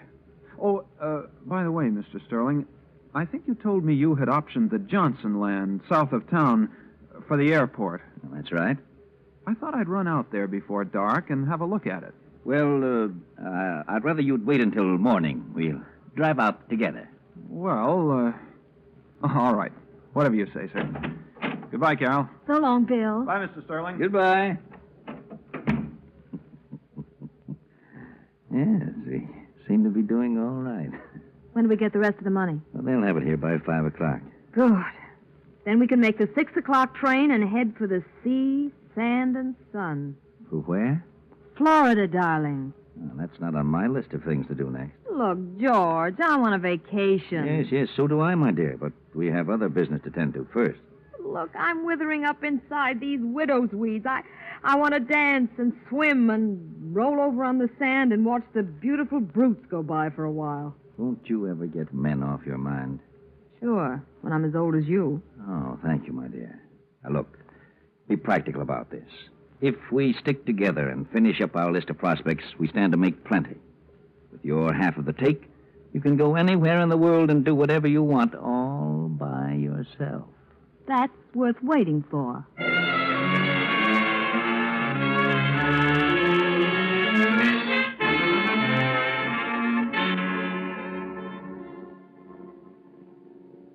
Well, Tom, anything happened while I was out? Yes, I got the information on the widow of Lieutenant Jack Martin. Oh? The girl working with a swindler is faking. I was pretty sure of that. The real Carol Martin lives in a little town in Oregon. Hasn't been away from there for 10 years. Mm-hmm. I wonder how the swindler and the girl knew about her. Well, let's go to work on that. Maybe we can get a lead on the pattern of the swindler's operation. Oh, this teletype from Washington just came in, too. Follow up on the swindle? Yeah, he and the girl rigged another town last week. But somebody got suspicious and they made a quick exit. Where was that? Shenfield, Kansas. That's 2 states nearer this way than the first job. I know. Have all the notices to the police chiefs gone out? Well, it's still in the works, but they'll all be alerted before the night's over. Good. And I hope the swindler does try to pull a job in our district. I guarantee it'll be his last one.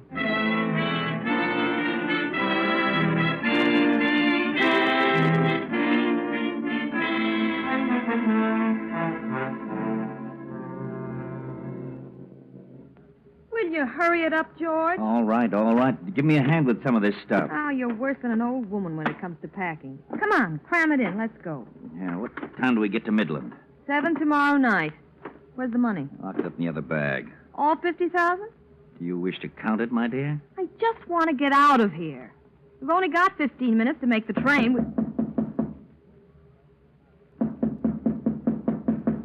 Don't answer it. Whoever it is must have heard us talking. Go see who it is. But don't let them inside. Yeah, but suppose...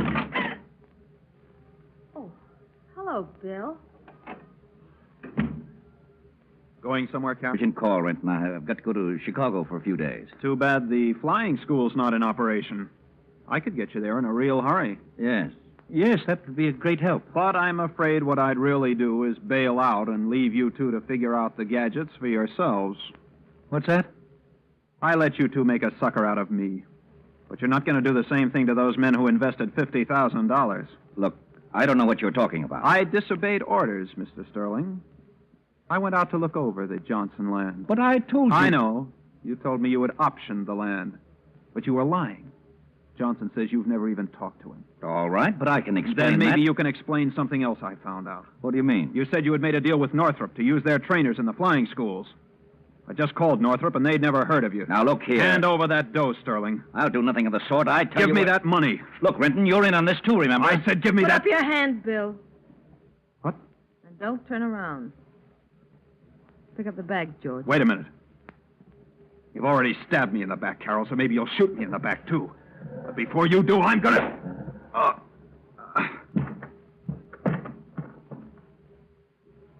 He was such a sweet boy. Come on, George.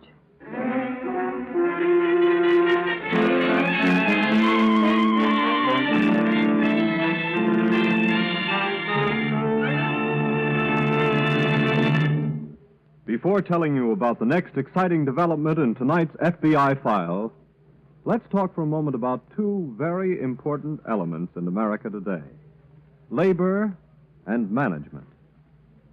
This week at the Equitable Society, I was invited to accompany a group insurance serviceman to a conference between labor and management. The purpose of the meeting was to announce to a certain group of employees that their company had taken out group life insurance with the Equitable Life Assurance Society of the United States. To start the meeting, the Equitable man told the assembled employees about the benefits they would receive under this plan: insurance on their lives, accident and health insurance, hospitalization and surgical expenses in case of sickness or accident to themselves or their dependents. Then the president of the company told his employees that he considered this group insurance with the Equitable Society one of the best things that had happened to the company since it was founded by his grandfather over 60 years ago. When a veteran shop foreman jumped up and said he could vouch for that because he'd been with the company most of those 60 years, well, I wish you could have heard the storm of applause. I wish you could have seen the expressions on the faces of the employees. And then you'd understand why we of the Equitable Society are proud that group life insurance is an equitable first. It is one of scores of examples of this society's leadership and progressiveness. One of the many reasons why we say that this week and every week for 86 years, the Equitable Society has been building security for you, your home, and your country. And now back to the FBI file, the Skyway Swindle.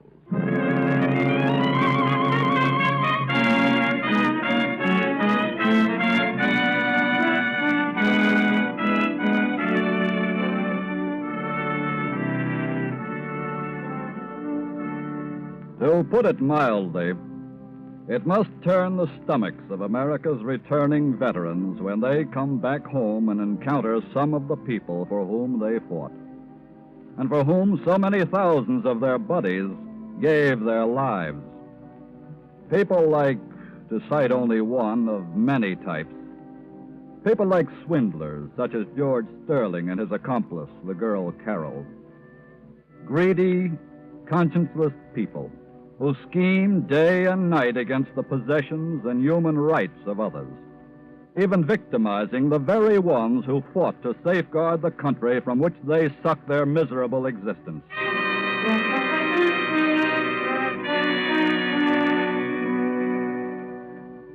It must have been 2 hours after Sterling and the girl fled from the hotel in Fairview, leaving their victim, Bill Renton, sprawled on the floor, that the phone rang in the FBI field office some 100 miles away. I'll take it, Tom. Okay. Redding speaking.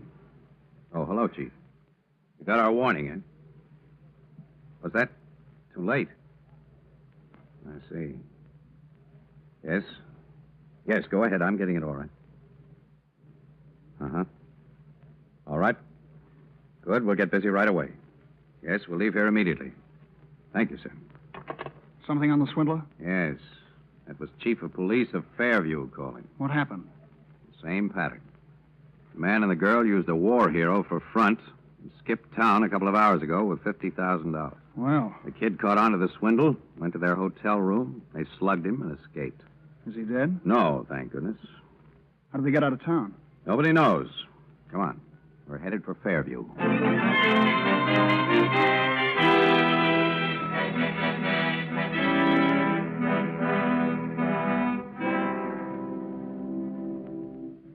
Mr. Renton, I'm Agent in Charge Redding of the FBI.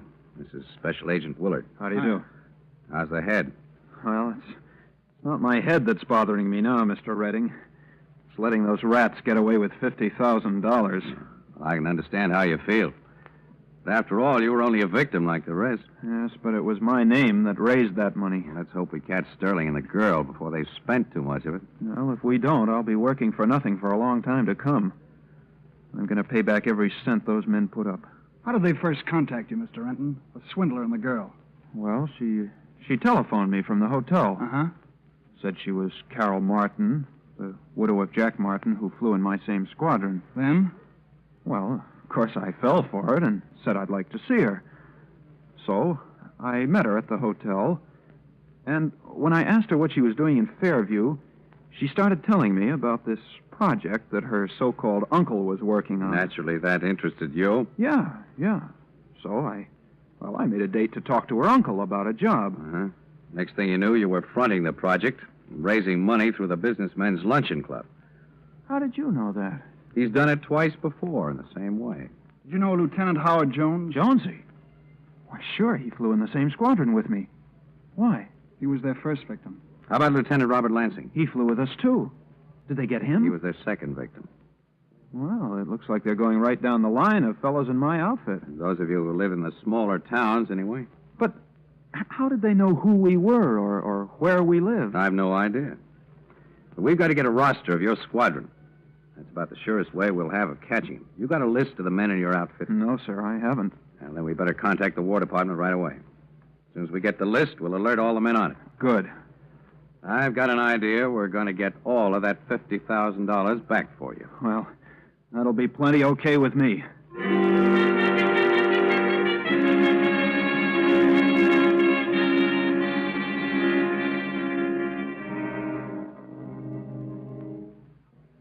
Good morning, my dear. Who's kidding who? What's the matter? Look out the window. It's just snowing a little. I'll guarantee it isn't snowing down in Florida. Come on, it's 10 o'clock. We better call our prospect here in Midland. Okay. What's the sucker's name? It's marked right there in the magazine article. Lieutenant Fred Bristol? That's the guy. Give me the phone book. Here you are. CB. Bristol. Here it is. Yeah. Operator, I want 6087, please. That's right. That magazine article was really something. I don't know how much the author made out of the glorious record of that squadron, but I feel like sending him a bonus for including a roster of the heroes. Anytime you send anybody a bonus for anything, Greatheart, I'll buy you a bit... Oh, hello? Is this Fred Bristol? The Fred Bristol? Well, you don't know me, of course, but you knew my husband very well. He flew in your squadron.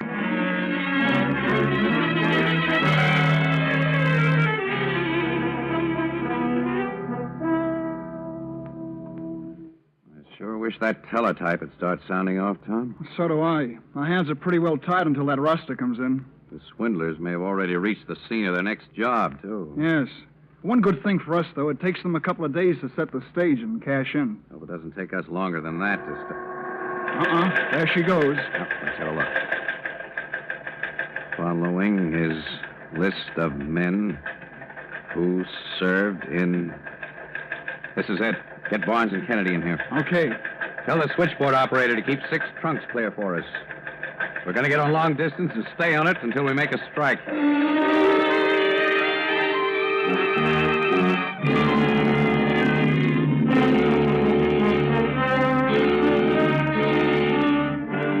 Right. We'll keep on the alert anyway, Lieutenant. Thanks. That's 6 from me, Redding, and all blanks. Take 6 more names. Start again. Okay.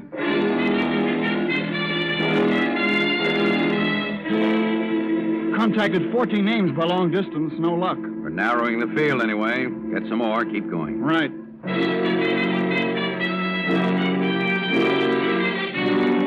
Take another batch of names, Barnes. See what you can come up with.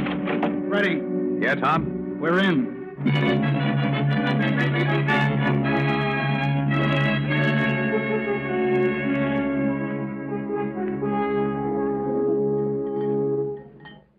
Oh, here comes Uncle George now, Fred. Good.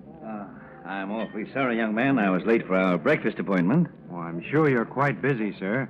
So you're Lieutenant Bristol? Ex-lieutenant. My niece spoke to me about you yesterday, Bristol. Said you were interested in a connection with the airport and flying school we plan to establish here in Midland. Yes, sir. Bristol, how would you like to be head of the flying school? Head of it? And how would you like to have it called the Bristol Flying School? Well, gee, Now, this is not a sentimental gesture to a war veteran. No, because you were a friend of my niece's husband. It's strictly business. Pardon me for interrupting, sir. How's that? There are two gentlemen just coming into the dining room I'd like to have meet you. Oh, interested in the project, perhaps? Oh, yes, sir. Well, here they are. Good morning. Good morning, Bristol.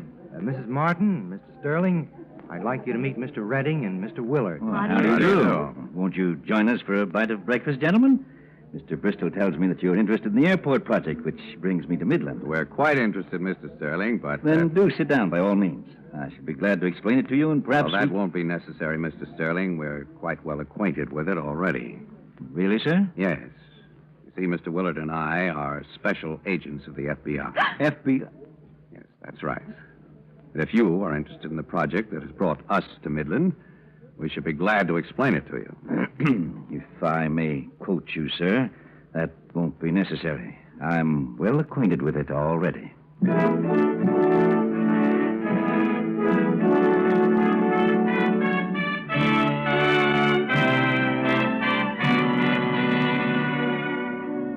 George Sterling and his accomplice, Carroll, were tried in a federal court for their cruel swindle.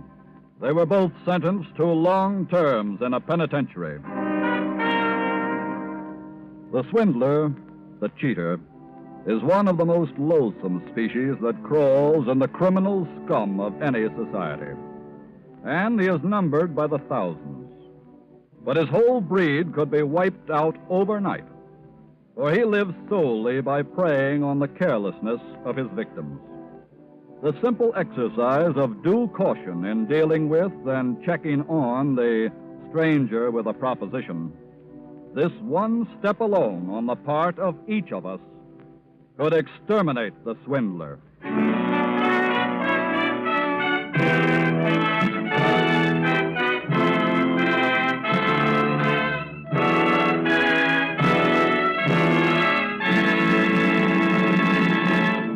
Next week, the Equitable Society will bring you another exciting and thought-provoking case from the files of your FBI.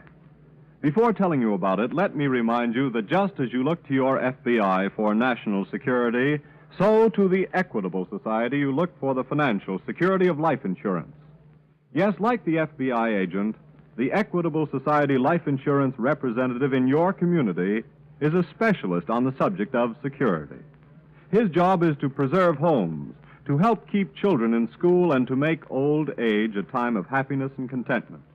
It's a good job, and one that has won for him the respect and confidence of his fellow citizens, who recognize his contribution to the security of you, your home, and your country.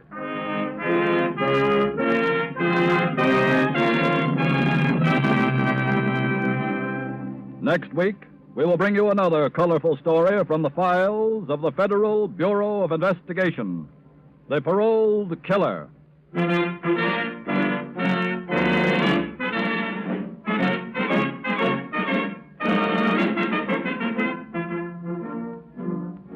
The incidents used in tonight's Equitable Life Assurance Society's broadcast are adapted from the files of the Federal Bureau of Investigation. However, all names used are fictitious, and any similarity thereof to the names of persons living or dead is accidental. Tonight, the music was under the direction of Frederick Steiner, the author was Frank Ferries, and your narrator was Dean Carlton. This Is Your FBI is a Jerry Devine production. This is Carl Frank speaking for the Equitable Life Assurance Society of the United States and the Equitable Society's representative in your community, and inviting you to tune in again next week at this same time when the Equitable Life Assurance Society of the United States will bring you another colorful story from the files of the Federal Bureau of Investigation, The Paroled Killer, on This Is Your FBI.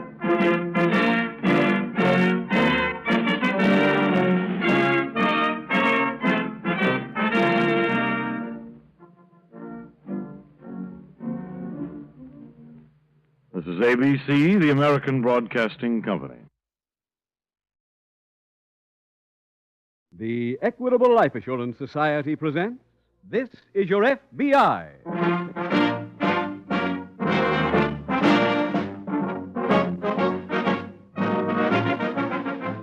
This is Your FBI, the official broadcast from the files of the Federal Bureau of Investigation.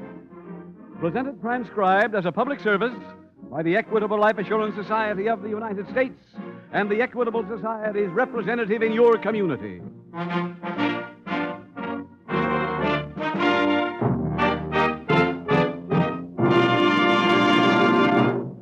Again and again, regular listeners to this Equitable Society program write in and say nice things about our commercial messages. They say that our Equitable commercials are packed with helpful and useful information, presented in a sincere and reasonable way. You'll find tonight's middle commercial a perfect example of this. It deals with college education, shows why it's such a good investment for your children, then outlines a simple, painless way to pay for those 4 years in college. If you have ambitions for your children, you'll welcome this information from the Equitable Society, coming in about 14 minutes.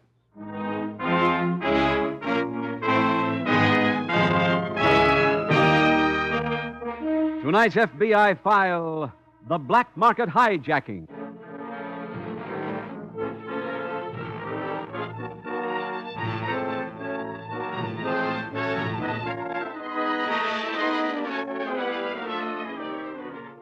"5 years ago, there was great joy throughout this nation, for peace at long last had returned. Americans who had given of their youth were getting ready to start the long voyage home, the long trek back to civilian life, back to a way of life they had fought to protect. Painters in every city were busy writing the words, 'Welcome Home' on smokestacks, storage tanks, and every other available space. From coast to coast, the face of America was being lifted. For here was a nation getting ready to enjoy an era of peace. And now, only 5 short years later, there are young men in this nation receiving letters which start, 'Welcome, you have been chosen,' and go on from there. Letters from their draft boards. Factories which had just about gotten themselves switched from war work to civilian production are undergoing reconversion once more. And the morning paper is again alive with words America had almost forgotten. Words like General Pershing tank, bazooka gun, and P-80 shooting star. There are other words, too, making their reappearance. Unpleasant words that bring back unpleasant thoughts. Rationing, price controls, hoarding. A man who spent the last 5 years asleep could wake and follow any conversation, could pick it up where he had dozed off. As yet, there are no black markets, but there are gray ones, because a few selfish people have caused a temporary shortage by purchasing beyond their possible needs. For that reason, the Federal Bureau of Investigation has chosen for dramatization this evening a case which took place in World War II. Maybe you will remember it.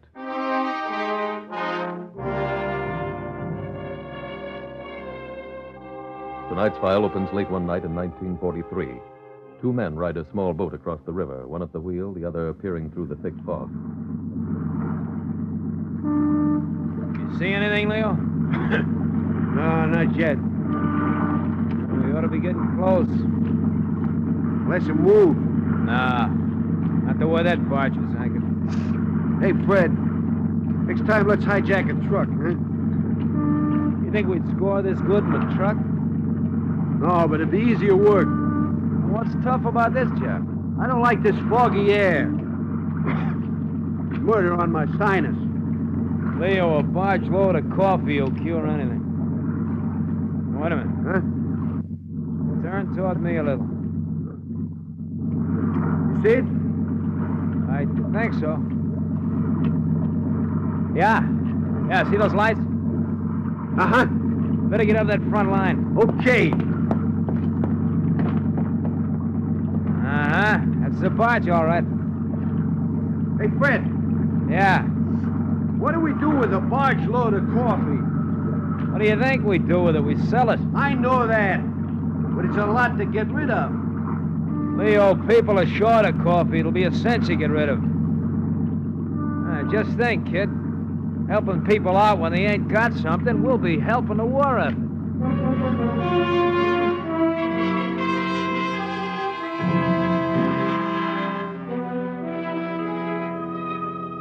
The following morning at the FBI field office in a nearby city, Special Agent Jim Taylor approaches the desk of Agent Elliot Warren. Welcome back to the office, Elliot. Thanks, Jim. You chased that young man all the way across the continent, didn't you? Just about. Well, I think you can settle down for a while. We've been put on one that has a local angle. Theft of government property. A barge load of coffee belonging to the Army was hijacked last night down the river at Auburn. There shouldn't be too much trouble locating a stolen barge. Well, the barge wasn't taken. The hijackers knocked out the watchman and ferried the bags of coffee ashore in a launch. You interviewed the watchman yet? No, the Auburn police have. Said he'd been assaulted by two men. He couldn't describe them, though. The fog was too thick. They must have come aboard in a boat. Well, he couldn't describe that either. But the police covered the shore this morning. They found a spot where a launch had been run in a number of times, and there were two sets of tire tracks on the beach, made by trucks. Did they lead any place from the beach? No. Hey, you ready to start working on this? Well, I've got just about one more hour's work on this report. Okay. I'll run down to Auburn and interview that watchman.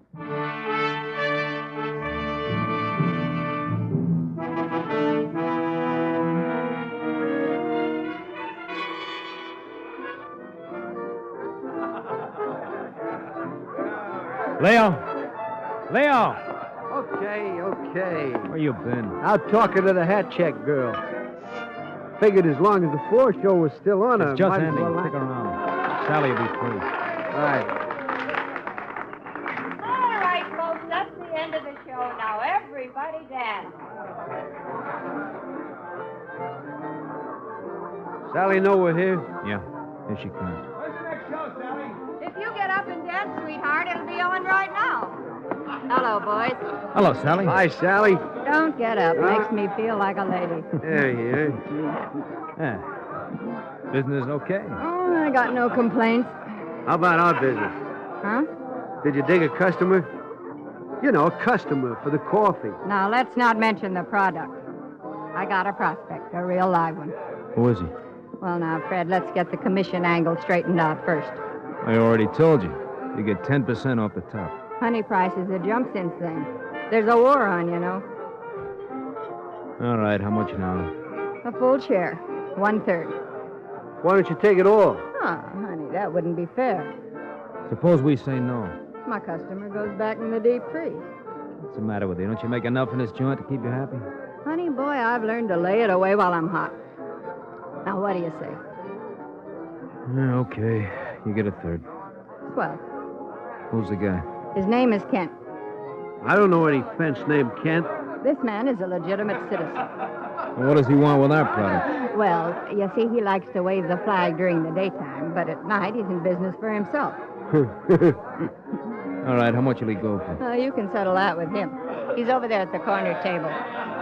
That guy in the blue suit? Mm-hmm. Grab your drinks and come on over. Okay. Right. Here. Pardon us. Excuse me, sweetheart. These smoke-filled joints really fracture my sinus, Fred. Hi, Mr. Kent. Oh, hello there. These are the boys I was telling you about.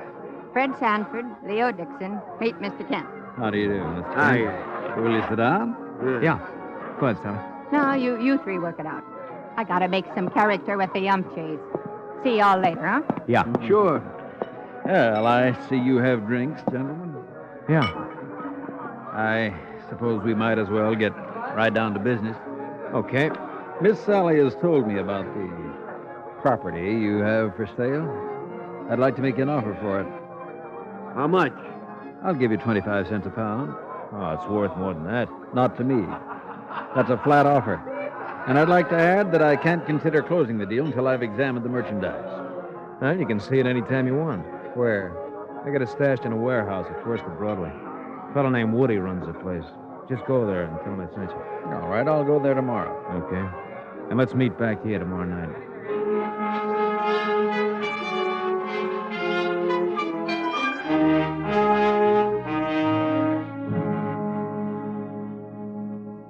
Elliot, we got a break on that stolen coffee. From the watchman? No, from the Auburn police. They found the launch that was used by the thieves.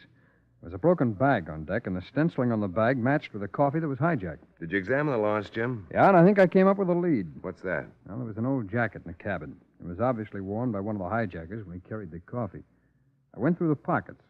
I found a book of matches from a local restaurant, ticket stub from a downtown movie, and a rain check from our ballpark. That should make the thieves come from around here. Well, I'd say so. You can't have that much coffee in your living room. Hardly. And they're probably using a local warehouse, so let's get out the list and start checking them.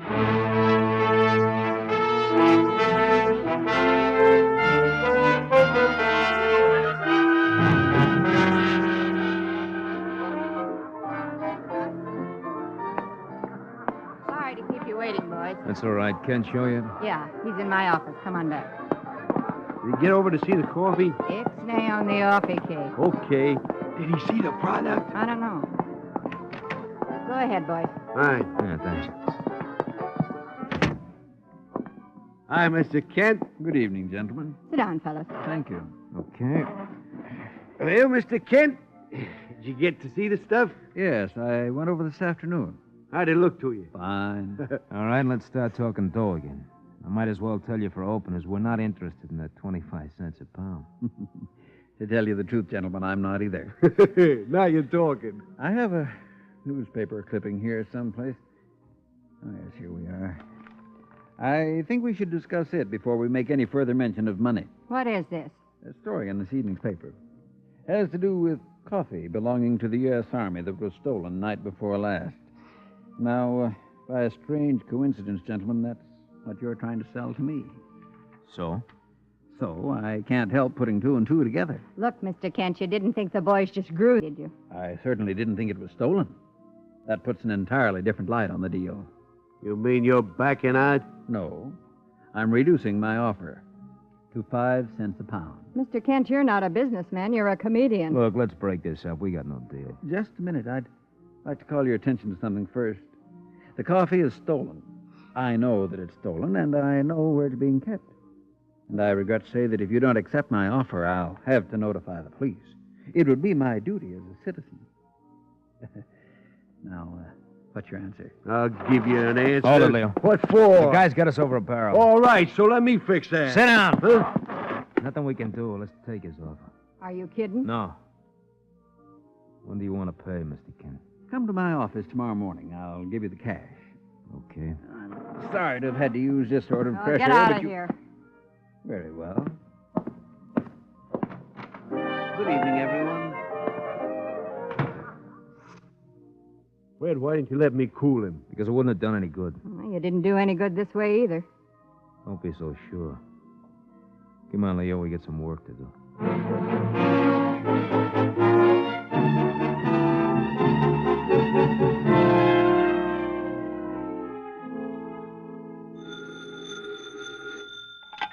Special Agent Warren speaking. Jim Taylor, Elliot. Oh, where are you? Down at the City Hall, Department of Buildings. What's doing down there? One of the warehouses I checked this morning was a place called Woody's on Broadway. Uh-huh. Had one very unusual feature.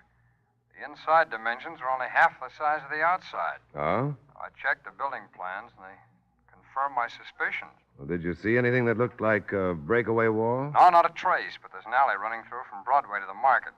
On one side of the warehouse is on the alley, and I think that's where the fake wall might be. Huh? Elliot, secure a search warrant and meet me there as soon as you can.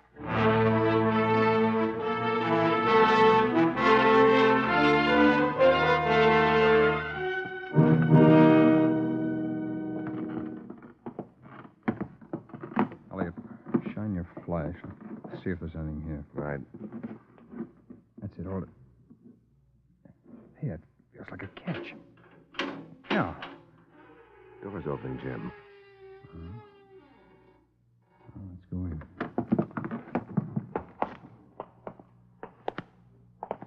Hey, look over there. Look at all those bags stacked in the corner. Uh-huh. Shine your flash along here, will you? Right. That's it. Hold it. Some stenciling on one of the bags. Product of Brazil, age 38. This is the coffee, Elliot. That stencil was on the bag that we found on the boat. Good.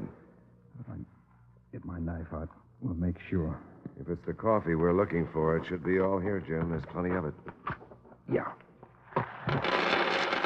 Hey. What? Here, look. This isn't coffee, Elliot. It's gravel. What? Just plain gravel. Get behind the bags. Got your gun ready? Hold it. Huh? Don't reach, you're covered. Are you trying to steal my coffee? Are you sure it belongs to you? Why, of course it does. Well, then you're the one we're looking for. What do you mean? We're special agents of the FBI. You better come along with us.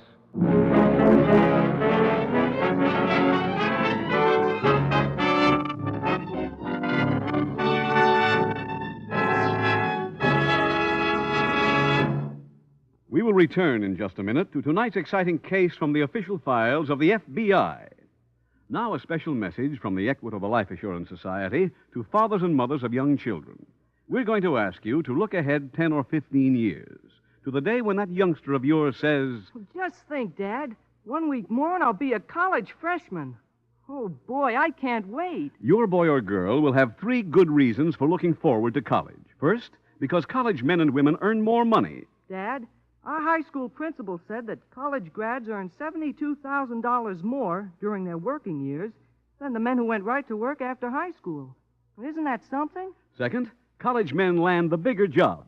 He said if you take 16 men who are being paid $10,000 a year or more, 15 of them, 15 out of 16, have college degrees. Third, college men get more out of life.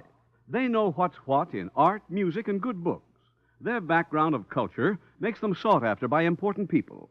So, father and mother, don't leave your family's education to luck. Make it sure with an Equitable Education Fund. An Equitable Education Fund? What's that? It's the painless way to pay for your children's college education.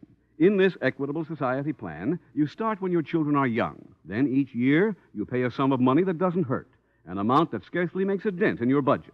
When your youngster's ready for college, the money's all ready for him. Well, that's spreading the cost of education over 10 or 15 years instead of taking a beating in 4. Right. Now, suppose the father dies or becomes totally disabled. Then no more payments are necessary. The fund becomes fully established. When the youngster is ready for college, he gets the same education as if his dad had lived. So don't delay a day longer. Let your Equitable Society representative show you how little it costs to start an Equitable Education Fund. Or write care of this station to the Equitable Society. That's EQUITABLE. The Equitable Life Assurance Society of the United States.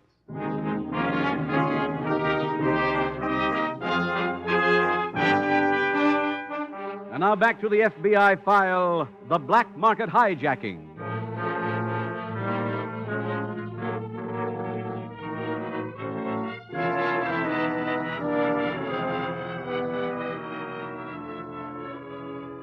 The man in tonight's case from the files of the Federal Bureau of Investigation, whom we have called Mr. Kent, was not alone in his greed during the days and years of the last war. There were many like him, far too many. Nor did they crop up for the first time during the 1940s. They have been with us in every period of national scarcity, whether it was coffee and butter or whiskey and gin. For make no mistake, the black market operator in wartime is as great a criminal as any hoodlum or racketeer was during Prohibition. But because we have always had them with us does not mean we must have them in our midst again during this period. History doesn't have to repeat itself that faithfully. However, it should be remembered that neither your FBI nor any other law enforcement agency is going to keep America free of these men, for that is beyond their power. Only one group can see to it that no black market exists in this nation during the days to come. That group is composed of you, the decent people of the country. We in America are blessed with the greatest production machinery in the world, a machine which supplied the Allied armies in a global war and also maintained a civilian economy. Having shown the physical prowess that won the last war, let's this time supply the moral might to put the operators of every black market where they belong, out of business. It can be done. Tonight's file continues in a room at the local FBI field office where Special Agent Warren is questioning Mr. Kent. And you don't think it's at all strange that in addition to your coffee, we recovered loot from other robberies in the same warehouse? I told you how I happened to use that particular location to store my coffee. Mm-hmm. You picked it out of the classified directory. Well, it didn't take very long to check those things Mr. Kent told us. Then may I leave now? Not quite, Mr. Kent. Parts of your story don't exactly jibe with the facts. For example? Well, for example, you said you went to the bank yesterday and got $2,500, which you used to pay for the coffee. That's right. Your bank statement shows no withdrawal of that amount on any day. Banks make mistakes, you know. You also said you met this man who owned the coffee yesterday at Jones' Chop House. I suppose there is no such place? Oh, I found it all right, but I learned they were closed all day yesterday because of a death in the Jones family. Well, maybe I met him somewhere else. I'm not guilty simply because I don't remember the name of a restaurant. You also told us you had no idea that the coffee was stolen. That's true. I found this clipping in the glove compartment of your car. Tells about the theft of coffee belonging to the United States Army. What made you so interested in that particular story? I never saw anything in any paper about that. You're making that up about my car. No, I'm not. We don't plant evidence, Mr. Kent. We find it. Now, you're an intelligent man, but you told us about a withdrawal from your bank, and it wasn't true. You said you met the owner of the coffee at Jones' Chop House, and that wasn't true. You said you had no idea the coffee was stolen, and we find a clipping about the theft in your car. Mr. Kent, do you really think any jury's going to believe that? How about telling us the truth? Very well. A woman I know owns the 800 Club. Sally Kimball? That's right. You know her, Elliot? We've had complaints about servicemen being robbed in her place. Never been able to prove anything, though. Go on, please, Mr. Kent. She put me in contact with the men who stole the coffee. There were two of them. After I examined it, I paid them. Then they must have substituted the gravel you found. The names of those men, please? I don't remember. Would you recognize them if you saw their pictures? I should. Elliot, suppose you take Mr. Kent to police headquarters and let him go through their gallery. Huh? Okay, Jim. Where are you going? Over and have a talk with Sally Kimball.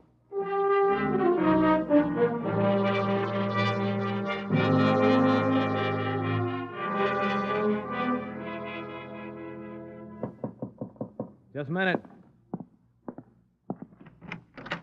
Hi, Sally. Come on in. Did you collect from Kent? Yeah. And why didn't you bring my check over to the club? Because they came right back here and went to bed.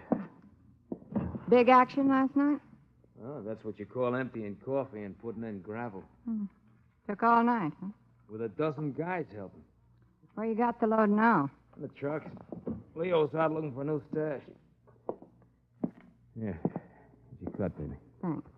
We hit the road tonight heading north. Maybe I can locate a customer up there. No, thanks. I'm done with them John Legits. How about a fence? Fine one, you're in. Have Leo contact me when he gets the trucks put away.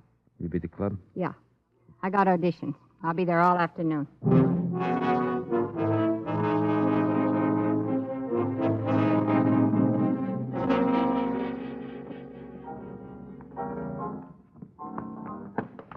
Miss Kimball. Hold it, Doc. I'm trying to watch this act. I'd like to talk to you, if I may. I'm a special agent of the FBI.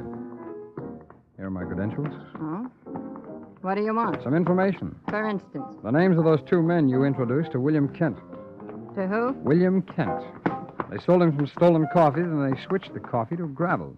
Well, if you find him, send him to me. I can use a good magic act. Hey, Sally. Go away, Leo. Well, I just wanted to tell you. I don't need any. We're using Ford's garage. You hear me? I said blow. Okay. Now, what were we talking about? A man named William Kent says he knows you.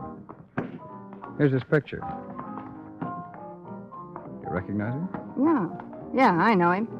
He got loaded in here one night last week and wouldn't pay his tab, and we threw him out. What did he do? Try to get even by telling you I stole some coffee? No, not exactly. All right, honey, let's see your next routine. Miss Kimball, I wonder if you'd mind coming up to our office. Well, I'm auditioning acts for a new show. How about later on? I'll be busy all day. Any objections? No, I guess not. Thanks. Now prove you're a G-man. Find an exit. I gotta go back to work.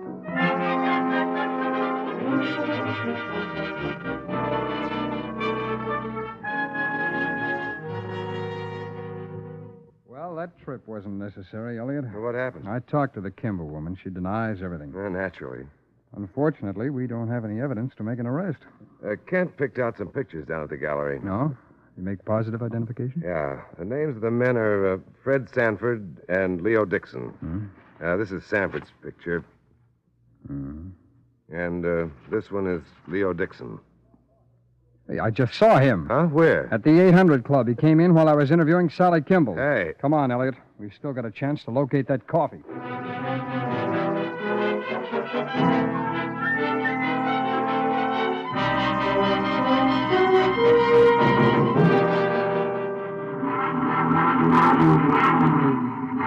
Hey, Fred. Fred. Yeah. Sally's on the phone. Oh, what does she want? She wouldn't tell me. Close the door, Leo. Okay. Hello, Sally. Fred, I can't meet you. Why not? John Law was in to see me. Huh? Any trouble? No, I brushed him. Look, I got a customer for the stuff. Who? Joe Green, 350 North Main, Centerville. He's waiting for you. 350 North. Man, I got it. Just be sure you wire my commission. Yeah, I will. Look, we better get started, Sally. See you when we hit town again. Okay, bye. Come on, Leo. We taking off right now? Yeah. There they are, Elliot. Hold it, both of you. Huh? No, you don't. Let go. Let go. You're not taking me. Now get up. Let's have a look at those trucks.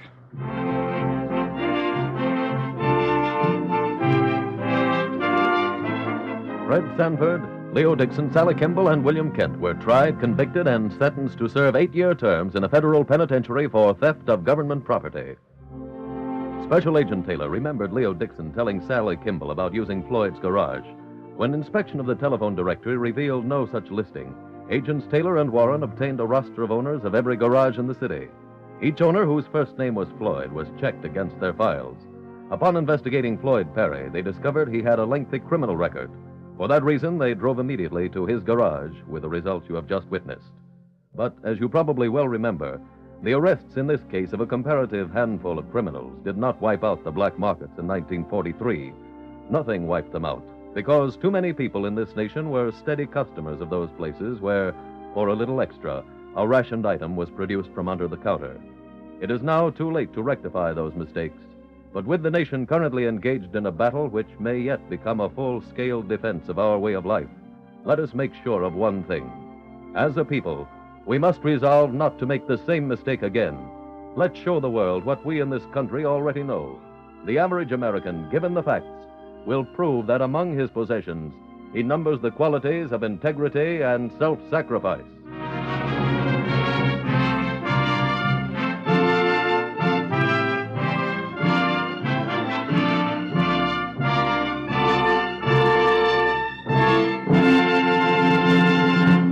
Now, one last word to fathers and mothers. Of all the things you can do for your children, there's no greater proof of your love for them than an equitable education fund. They'll be grateful for it as long as they live. Your boy or girl may only say a few words like, Thanks, Mom. Thank you, Dad. but you know from the look in his eye and the ring in his voice that he'll never forget your foresight in starting an equitable education fund. Right now, make that wise resolution to see your equitable representative soon.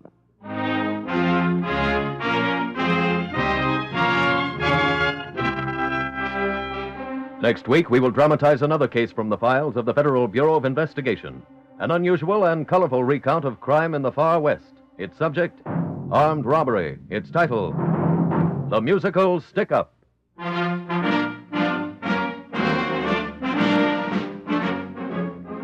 The incidents used in tonight's Equitable Life Assurance Society's broadcast are adapted from the files of the Federal Bureau of Investigation.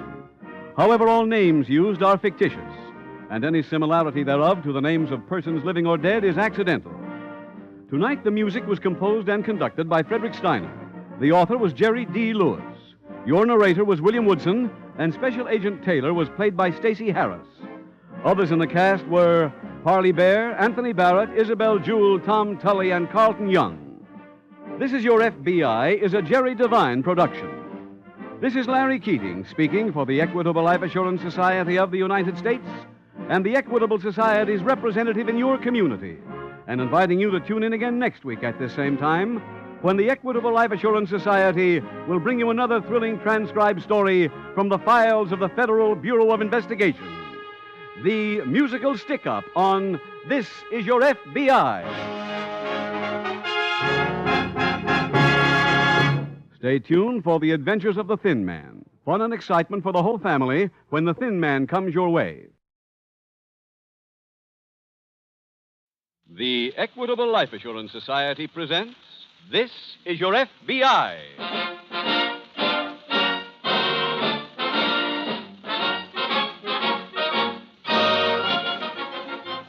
This Is Your FBI, the official broadcast from the files of the Federal Bureau of Investigation.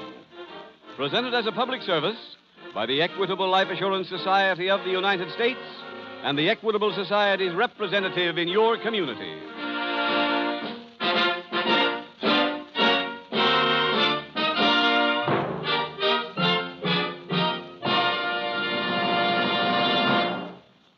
Since the Equitable Life Assurance Society was founded 90 years ago, this country has changed in many ways. But in one respect, it is still the same. In those early days, people always spoke of America as the land of opportunity. Well, it still is the land of opportunity just as much as ever.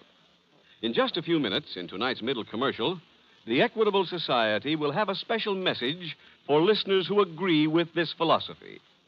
We will describe a special life insurance plan for men and women on the way up, offered by the Equitable Life Assurance Society of the United States.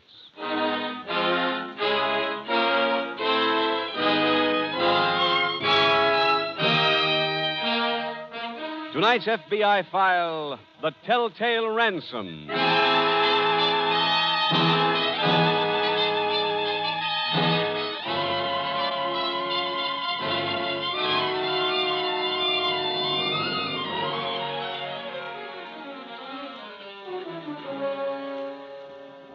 It is impossible to make any review of the field of crime and not feel genuinely concerned over the number of criminals who are not only free, but who are operating in almost every large city in the country. They run gambling houses, horse rooms, or control the numbers racket. In some cases, they are able to operate because of local political protection. Protection which enables them to escape public censure by occasionally sacrificing a menial in the organization to the police. That makes the records look good. In other cases, it is simply a matter of the local police being undermanned, underpaid, or both. Whatever the reason, though, the fact is that there is a criminal population throughout the country, and through their various enterprises, they are bleeding the public of money it can ill afford to throw away.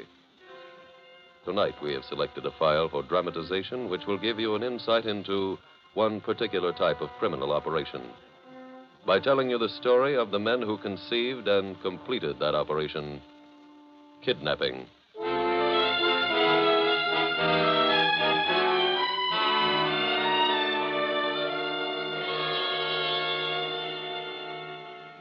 Tonight's file opens in a cemetery located on the outskirts of a large Midwestern city. It is late at night, and the eerie quiet is broken only by the sound of two men digging.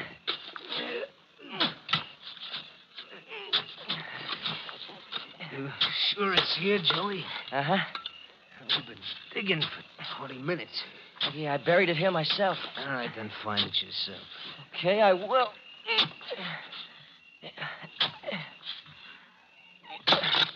Hey, I got it, Perky. Let's see it. Wait till I get it out. Give me your hand, will you? It can't be that heavy. It's stuck. Now, wait. Yeah, there you are. Good. Open it. Wait a second.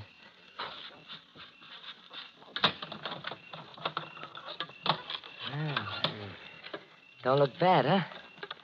There's 1,000 in each bundle. Yeah, you take out 10 bundles. Right. 2, 4, 6, 8, 10. Now, give me the rest. How about my markers? You want them tonight? Yeah. I'll come back to the joint with me. Okay. Joey.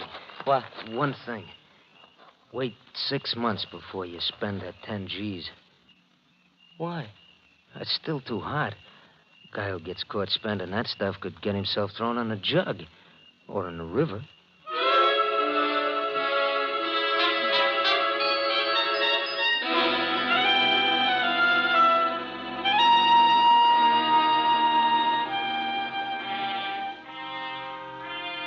A few days later, at the local FBI field office, Special Agent Jim Taylor is at his desk when Agent Lou Mitchell approaches. Jim Taylor? Yes, that's right. Lou Mitchell. I just signed in this morning. Oh, I heard about that, Lou. It's nice to see you. Same here, Jim. SAC assigned me to work with you. Oh, it's fine. Which office you from, Lou? New Orleans. Ah, you're just in time to start on a new case, or I should say the reopening of an old one. What kind is it? Kidnapping. 4 months ago, a man named Frank Stillwell was kidnapped. He was the local policy king. Oh? His wife got a ransom note asking for $50,000. She took it to the local police, who sent her here with it. Oh, you were on the case then? That's right. We naturally told her we would do nothing to jeopardize her husband's safety, so she decided to pay the money. Uh-huh. She got it from her bank, and we made a list of the serial numbers on the bills, then she arranged to make the payoff. Oh, what was her husband's story after he was released? Well, they never did release him, Lou. The body was found a few days later. Oh? He was killed by bullets from a 7.65 millimeter Luger. Not many of them around anymore. No, there aren't. Well, we questioned 5 suspects, racketeers. We got nowhere with them. Since then, we haven't gotten a single break until today. What happened today? One of the ransom bills showed up in a delicatessen on the north side. The clerk had clipped the list of serial numbers from one of those crime magazines. Did he know where he got the bill? Yes, from a Miss Inez Whitfield. She lives at the, where's that? Oh, here it is, at the Austin Apartments. Lou. Yeah? Why don't you get out the Stillwell file and go over it, huh? I'm going over and find out where Miss Whitfield got that money.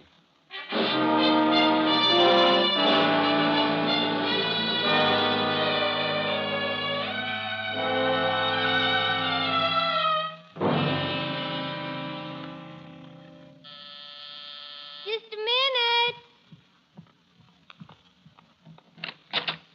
Oh, hello, Gene. Hi.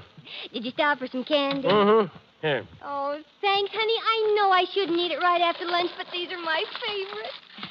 Oh. Inez, Hmm? what'd you call me for? It was on account of the cops. What cops? Oh, these are awful good, weren't ones. Inez, what cops are you talking about? The one that was here. Hmm? There was a guy up here this morning What kind of a guy? from the FBI. What do you want? Gene, where'd you get that money you gave me? I won it in the crap game. Why? It's hot. Inez, will you please tell me what this is all about? That money you gave me was part of the ransom money in the Stillwell kidnapping. What? That's what the FBI guy told me. Put that candy down for a minute so I can understand you. I said, that's what the FBI guy told me. Well, What's the matter? I didn't think he'd do it. Honey, where are you going? I'm going to try to find somebody. I'll see you later.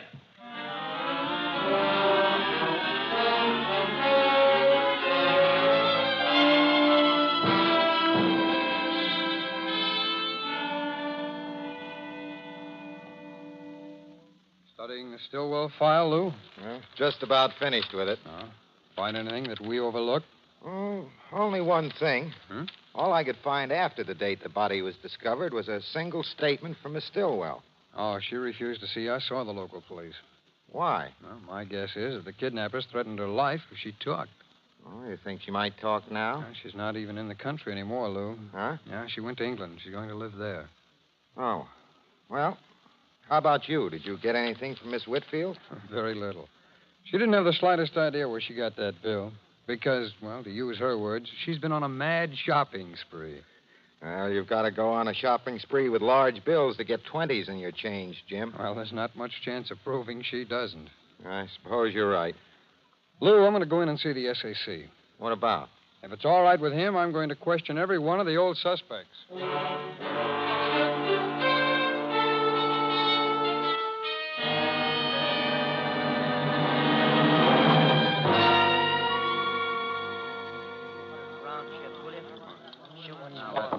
The number is 7. pay to come and take the line. Next shooter. Step back, boys. Make room for the players. Remember, boys, you can't accumulate unless you speculate. Bet a lot, win a lot. New shooter coming out. The point is 9. 3-2 on a 9. Don't get shut out. Get your bets down. Here he comes.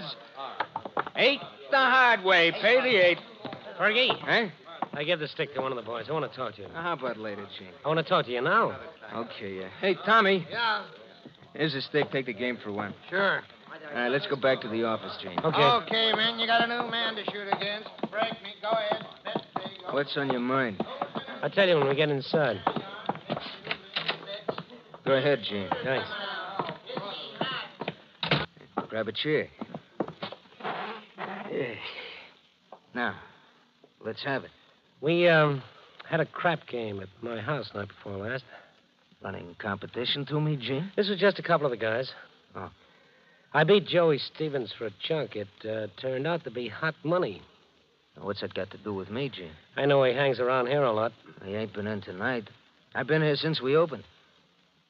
What was the money hot from? Remember when Frank Stillwell got snatched? Uh-huh. Joey went to a cemetery to pick up the dough. He came back with no money, just a satchel full of paper. That's what he said he got. Were you in on that job? I don't remember, Fergie. Where's Joey living? I don't know. I'll tell you what I'll do, Gene. I'll try to locate him. As soon as I do, I'll call you.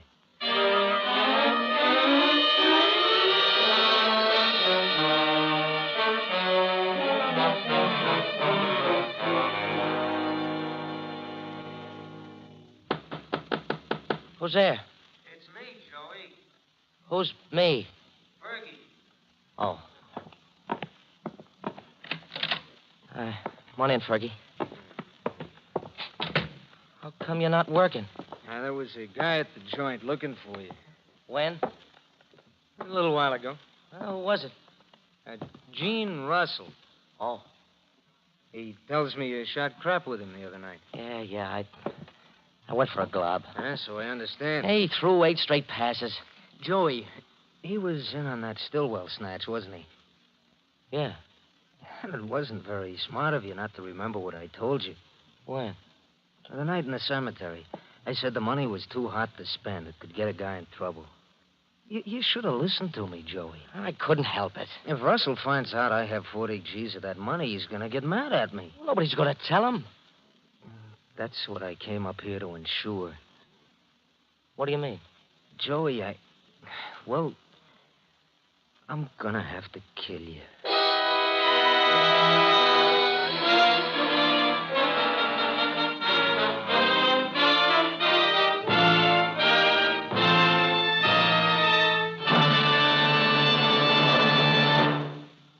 We will reopen tonight's FBI file in just a moment. Now, a special message to a very special kind of person. Next Tuesday, March 15th, is the final day for income tax returns. Here and there in America are men and women who, as they drop their tax returns in the mailbox, will say to themselves, "It won't be long before I'll be paying a tax on a bigger income than I get today. And sooner or later, I'm going to make the top brackets. I'm on the way up." Is that the way you feel about yourself? Is your confidence in your future success firm and unshakable? Then you're sure to be interested in the Equitable Society's special life insurance plan for men and women on the way up. Yes, this plan appeals to the successful men of tomorrow because of 3 important features. First, immediate protection. The moment you sign the contract, you enjoy the peace of mind that comes from knowing that your wife and children have the protection they need. Second, the Equitable plan provides for readjustments in the future. 5 years from now, when you're making more money, you can make up your mind whether you want more protection or bigger cash values. Or you may decide to work out a retirement program. In other words, your life insurance keeps in step with your income. Third advantage, the Equitable plan is flexible at all times. It can expand or contract as you see fit and offers you many desirable options, which your Equitable Society representative will be glad to explain to you. So why not get in touch with him immediately? Phone him and ask for full details on the Equitable plan for people on the way up. Or send a postcard care of this station to the Equitable Society. That's EQUITABLE. The Equitable Life Assurance Society of the United States.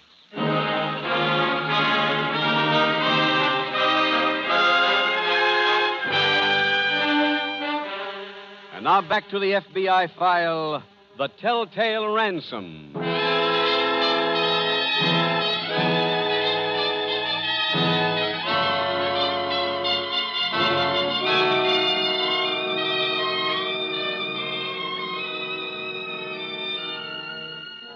The Federal Bureau of Investigation is an organization which attacks the job of fighting crime from the scientific rather than the emotional angle. The solutions to crimes come because certain facts align themselves and point a steady finger at one particular suspect. One of the things it is important for a special agent investigating any case to know is the motive behind the crime.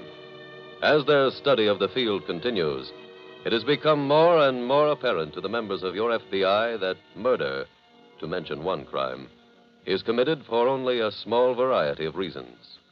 Profit, passion, and revenge top the miniature list of motives in that order. It is possible to catalog the reasons behind the more than 7,000 murders committed in this country last year. It is impossible, however, to answer another question concerning those killings.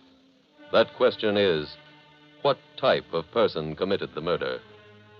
No matter how much experience any law enforcement officer has had, it is impossible for him to answer that question because there is no pat answer to it. Some of the killers were rich, some poor. They came from every section of the country and every conceivable background. They had little in common except one thing. Each believed he had the right to take another person's life. The fact that in the eyes of the law virtually no reason is sufficient for murder made little difference to them. And each of them, in addition to killing, was also guilty of stealing. Stealing for himself a motto which once belonged exclusively to a late dictator. A motto which reads, I am the law.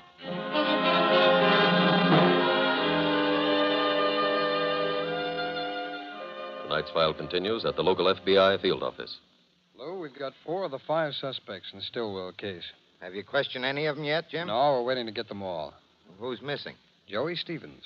Oh, he's the one who said he was at the State Theater the night of the kidnap. Yeah, that's right. And he had ticket stubs that were sold that night to prove it. When did he move from the address we have on it? Oh, about a month ago. Oh. Jim, we got an answer back on that request you sent to Scotland Yard on Mrs. Stillwell. No? What did it say? Well, she was located, but she refused to talk. Yeah, well, I think that angle of the case is hopeless now. Oh, I've got it, Lou. Special Agent Taylor speaking. Yes, that's right.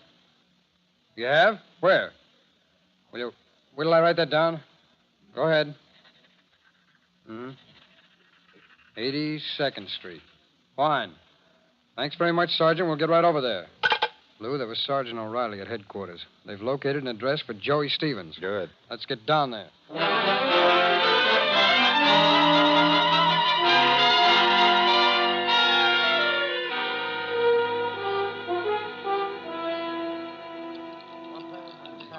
All right, new shooter coming out. Get your bets down.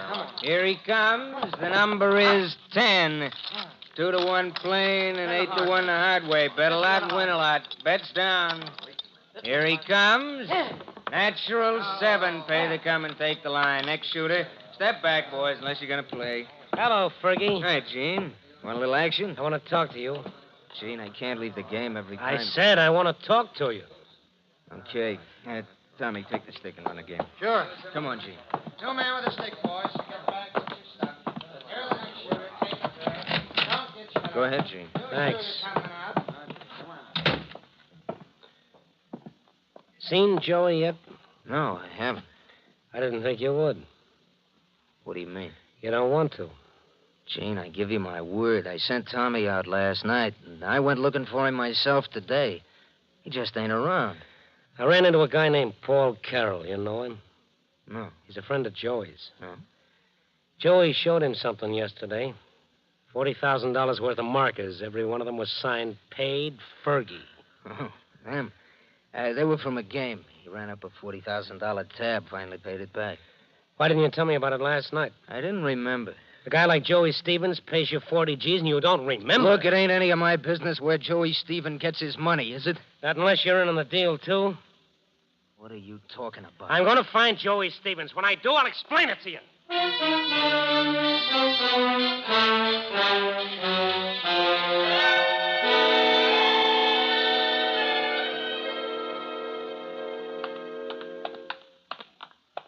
Let's see. This apartment, 317 here.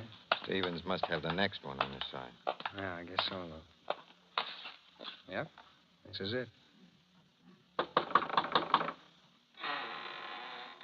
Hey, it's open. Come on, let's go in. All right. Well, I'm glad we brought that search warrant along. Yeah. Lou? What? No wonder the door was open. Take a look in here. Joey Stevens? Yeah. He's dead. Not too long ago, either. Look, he's still bleeding. There's a knife, Jim. Yeah, I see it. It might have some prints on it. Well, let's not touch anything around here till the coroner gets here, huh? I wonder if there's a phone in here. There it is, right over there. Oh, yeah. Lou, you call the police, huh? I'll take a look around. Right.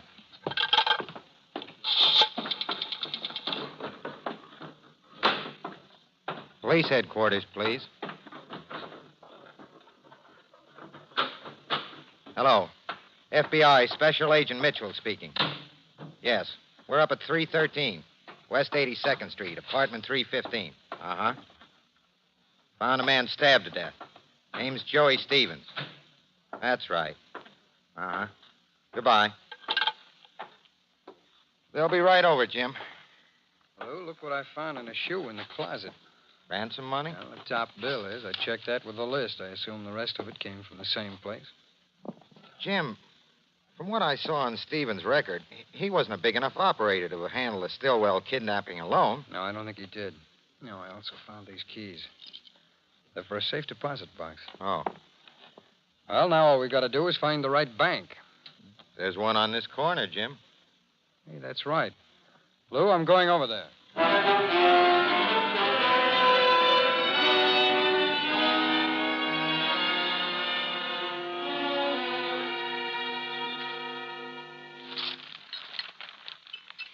Gene, Yeah. what's a commoner? A what? A commoner. How should I know? That's what the guy is. What guy? The guy the princess is going with. Inez, turn to the comics. Read those. But, Gene, how Let me you have gonna- another piece of toast. Here. Thank you. And some more coffee. The pot's right in front of you. Oh, yeah. Gene, Yeah. don't you know this guy? The guy that's going to marry the princess? No, this guy who's got his picture in the paper, Joey Stevens. What about him? He was killed. What? Cops found him last night. Let me see that paper. See? So he tried to keep Joey quiet. Huh? Never mind. Well, aren't you going to finish your breakfast? No, I'll see you later. Well, where are you going? To collect $40,000.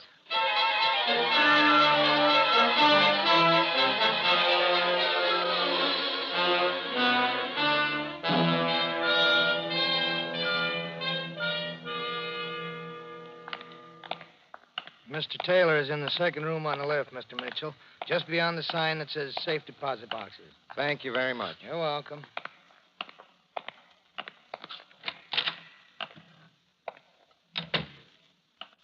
I see you found the right place, Jim. Oh, hi, Lou. Yeah, I got a court order to open the box. I found another $4,000 of the ransom money. Anything else? Well, there's a sheet of stationery from the Hotel Central. It's the first page of the letter. Stevens? Yeah, it says, Dear Joey, I got your letter. You don't have to worry about a thing. When you get out, you can step right back into your old job and make believe you never went away. Things are going pretty good, except that I had a mild beef with FS. FS. That could be Frank Stillwell, Jim. Uh-huh. Is that all the letter says? Well, that's all there is on this page. Second page isn't here. Why would Stevens keep that in his safe deposit box? Probably because of this map here on the other side. Pretty crude map. I know this section, Lou. Where is it? It's the cemetery where Mrs. Stillwell paid the ransom. Oh, Joey must have been the one who collected. Yeah. Oh, Lou, you want to make a copy of this map on another sheet of paper? What for? So you can look around up there while I go down to the Hotel Central. I'm going to try and find out who wrote this letter to Joey Stevens.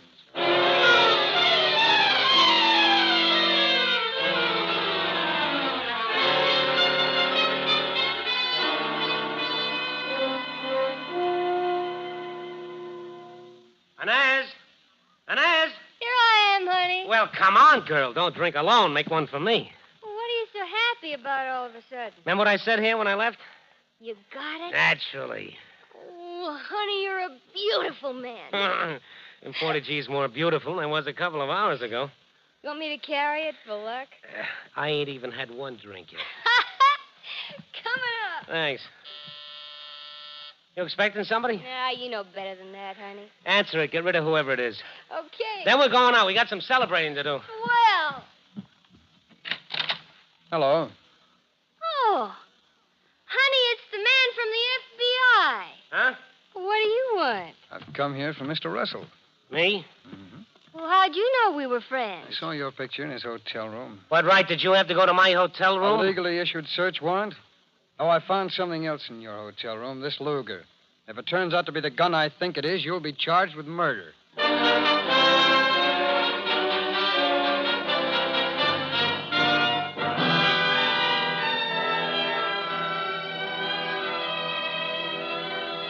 Gene Russell was tried and convicted for the murder of Frank Stillwell and sentenced to be executed. A similar sentence was imposed upon George Fergie Ferguson for the murder of Joey Stevens. When Special Agent Taylor arrived at the Hotel Central, he inspected a list of the hotel's guests. When he came to the name of one of the suspects in the Stillwell case, Gene Russell, he thought he had come to the right place. When he learned that a sample of Russell's handwriting matched the writing on the sheet of stationery found in Joey Stevens' safe deposit box, he was fairly certain that Russell was the man he had been hunting for. And when ballistics proved that the gun found in Russell's room was indeed the same gun which had been used to kill Frank Stillwell, Russell had no alternative but to confess. And so, another kidnapping was solved by your FBI. Solved some 4 months after it had taken place. It would have been solved if none of the ransom money had been spent for 10 years. Because the Federal Bureau of Investigation does not close kidnapping files, or any other kind, until the job is done, until the crime is solved, until the criminal is brought to justice.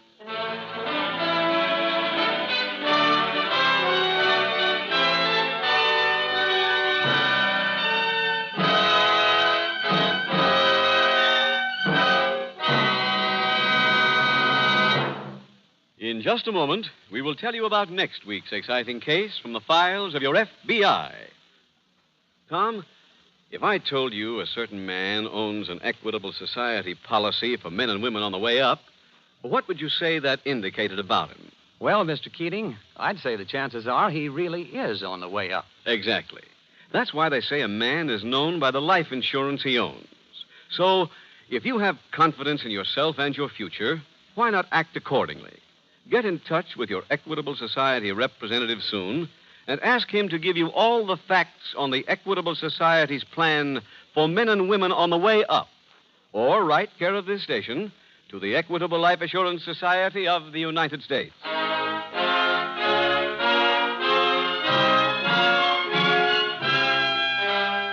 Next week, we will dramatize another case from the files of the Federal Bureau of Investigation. A factual account of a new and vicious pattern of crime. Its subject, swindling. Its title, The Baby Rental Racket. The incidents used in tonight's Equitable Life Assurance Society's broadcast are adapted from the files of the Federal Bureau of Investigation. However, all names used are fictitious, and any similarity thereof to the names of persons living or dead is accidental. Tonight, the music was composed and conducted by Frederick Steiner. The author was Jerry D. Lewis. Your narrator was William Woodson, and Special Agent Taylor was played by Stacey Harris. Others in the cast were Carol Smith, Frank Albertson, Tom Holland, Frank Lovejoy, Sidney Miller, and George Offerman, Jr. This Is Your FBI is a Jerry Devine production. This is Larry Keating speaking for the Equitable Life Assurance Society of the United States and the Equitable Society's representative in your community, and inviting you to tune in again next week at this same time when the Equitable Life Assurance Society will bring you another thrilling story from the files of the Federal Bureau of Investigation. The Baby Rental Racket on This Is Your FBI. This is ABC, the American Broadcasting Company. The Equitable Life Assurance Society presents This Is Your FBI.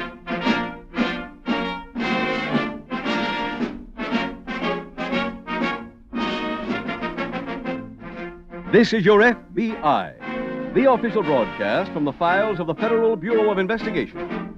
Presented transcribed as a public service by the Equitable Life Assurance Society of the United States and the Equitable Society's representative in your community.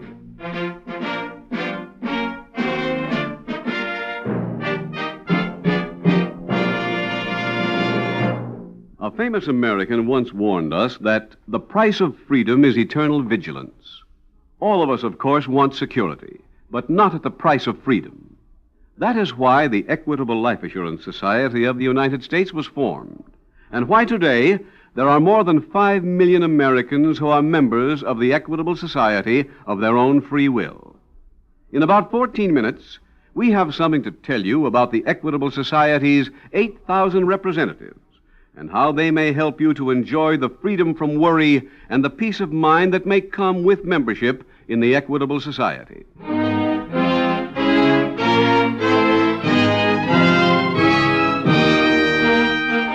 Tonight, the subject of our FBI file, Impersonation. Its title, The Masquerader.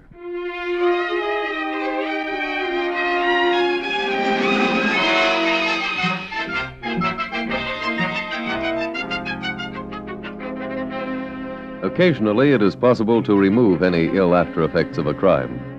When a criminal is apprehended after a burglary, for example, and his loot is returned intact to the victim, no one is penalized except the lawbreaker.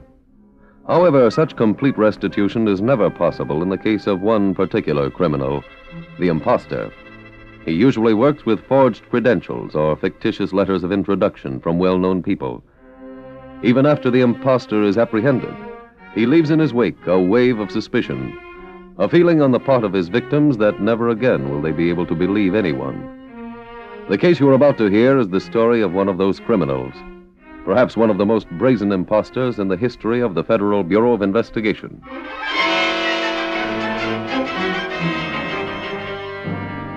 Tonight's file opens in the rural district of a Midwestern state.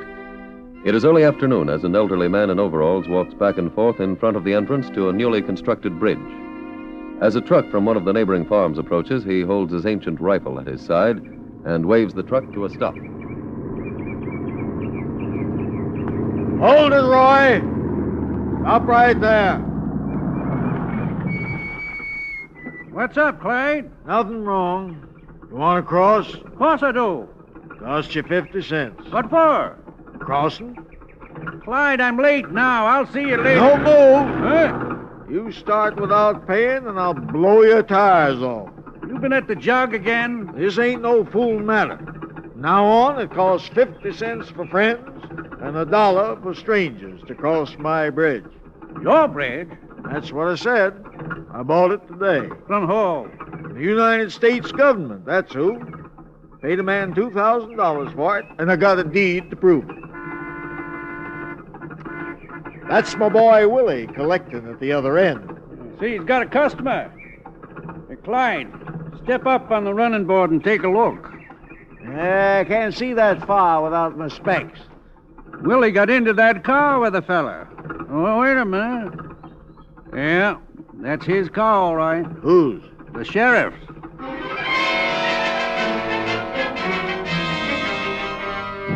Meanwhile, in a nearby large city, a distinguished-looking middle-aged man sits in a hotel suite dictating to an attractive girl. And this will serve to introduce my secretary, Miss... what name are you using here? Ann Pope. To introduce my secretary, Miss Ann Pope. New paragraph. Because so many people here have been so kind, I find that purchasing farewell gifts for each will deplete my supply of cash. I would therefore appreciate your cashing the enclosed check. Uh-huh. Usual closing? Yes, if you're ever in Scotland doing the grouse shooting and so forth. Yeah, okay. Use the blue checks. I don't have any. But I had some printed last week in Riverdale. I left that package on the train. Oh, no. Look, the checks will bounce just as high if they're yellow. The yellow checks are for next week. They've got the name Roger St. Clair printed on them. You'd better take a memory course. First, you have the wrong initials put in my Inverness cape. Then you forget to tell the hotel here that I'm Lord Roger Hudson.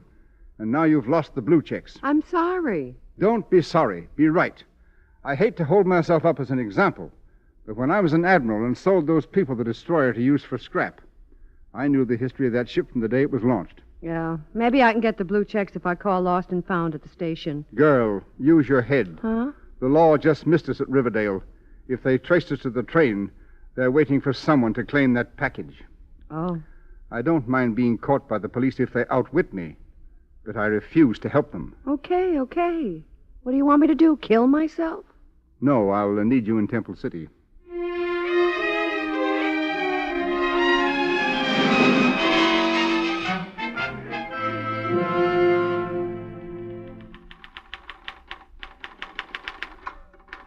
Jim, can I interrupt? Oh, sure, Frank. This is Mr. Crawford, Agent Taylor. Crawford, how are you? Nice to meet you. Won't you sit down, please? The SAC wants us to handle Mr. Crawford's complaint, Jim, but I'm tied up taking a statement on another case. Oh, go ahead, Frank. I'll fill you in later. Thanks, Jim. Mm-hmm. Now, sir, can I be of help to you? Well, I sure hope so. Seems like I got slickered good and proper. Oh, how? Well, a fella yesterday sold me the new bridge in Monroe County. Sold it to me for $2,000. Man'd have to be a fool not to pay that for a brand new bridge. Did he explain why he was selling it so cheaply? Yeah. Said he was an official from some federal agency and they was getting out of the bridge business. Mm-hmm. Well, representing himself as a federal officer would put him under our jurisdiction. Now, sir, what was this man's name? John Smith. Can you describe him? Well, kind of tall, had gray hair, about 55 or so. Did he just take your money and tell you the bridge was yours? Oh, sirree. I got me a deed. Do you have it with you? Right here in my pocket. There she is. Thank you.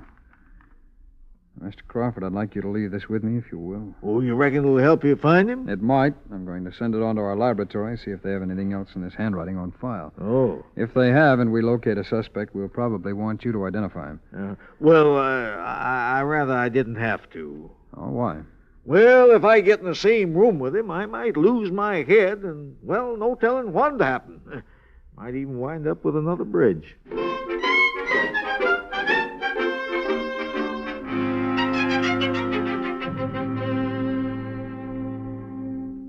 A toast, Mr. Wheeler, to Temple City, the metropolis that care forgot and sunshine remembered. Why, that's a wonderful say. I learned poetic phrasing as a boy on the banks of the Ganges.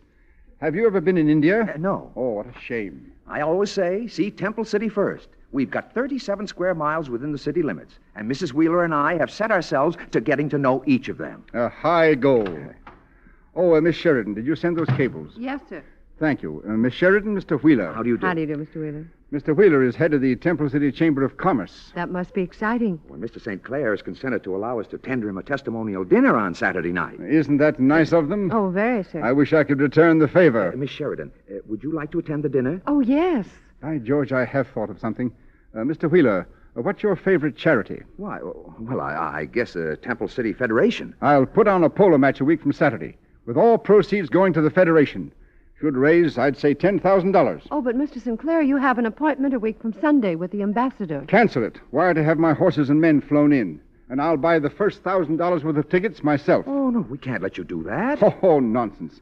Miss Sheridan, take care of the details. You will have to form a committee, Mr. Wheeler. Oh, yes, of course. Mr. St. Clair, you'll serve on it, won't you? In one of the lesser positions. You can put me down as, treasurer.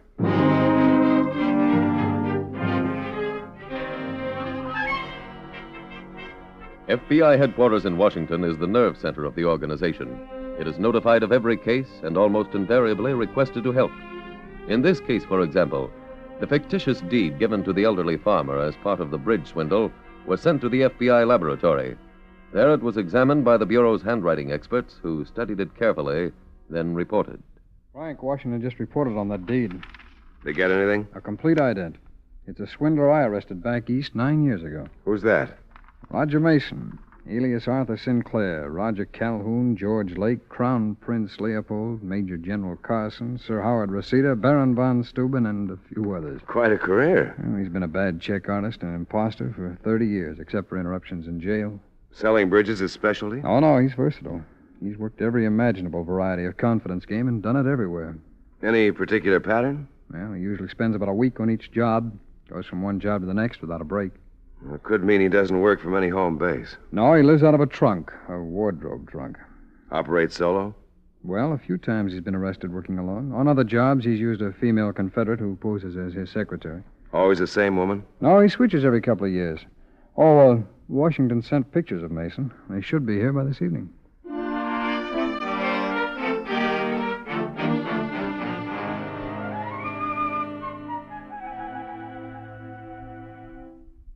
Anne, come in here and help me. Okay.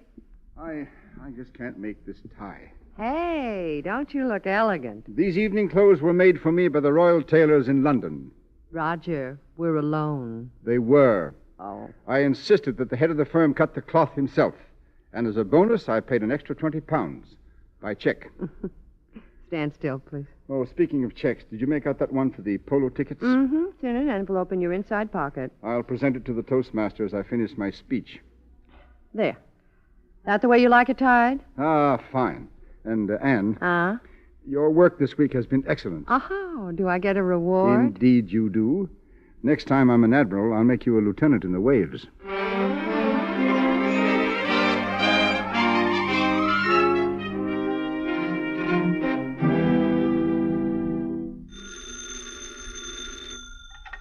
Agent Taylor. Jim, this is Frank. Yo. I'm at the railroad station.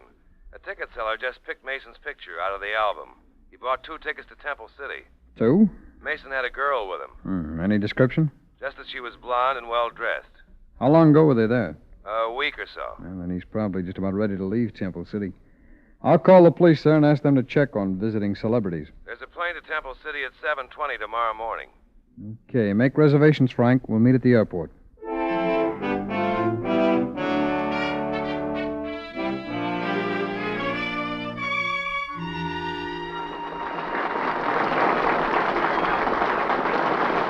Toastmaster, fellow guests, after that kind of an introduction and greeting, I'm sorry I came. I should have come here 10 years ago. To be truthful, Pardon me. I'm not deserving of the many Excuse kind me. things you've said about me. Oh, I'm sorry. As a matter May of I fact, get through, there was please? a glowing tribute that a few times Excuse me, I looked around please. to see who they were talking about. Pardon me. As many of you Miss may Sheridan, have heard, I hate to bother you. Oh, that's all right. I really don't know how to tell you this.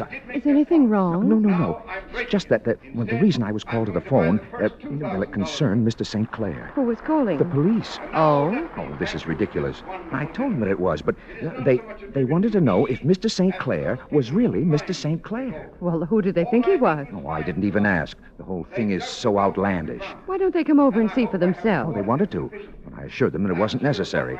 I guess really I shouldn't even have bothered you. I'm glad you did. We missed Mr. St. Clair's whole speech. Yes, that's a shame. He's coming off the dais. Oh, he wants to see me. Please don't mention this to him. It would only embarrass the entire city. I'll keep the secret. A wonderful speech, Mr. St. Clair. Oh, thank you, Mr. Wheeler. I just remembered an important cable I have got to send immediately. Oh, can I help? No, Mr. Sheridan can handle it. Excuse us for a minute, please. You did it again, you idiot. Never mind me. The cops called while you were making your speech. Are you sure? Wheeler spoke to them and chilled the beef, but it can't last. We better get out of here. You're finally right. Now, what did I do? Nothing. Nothing at all.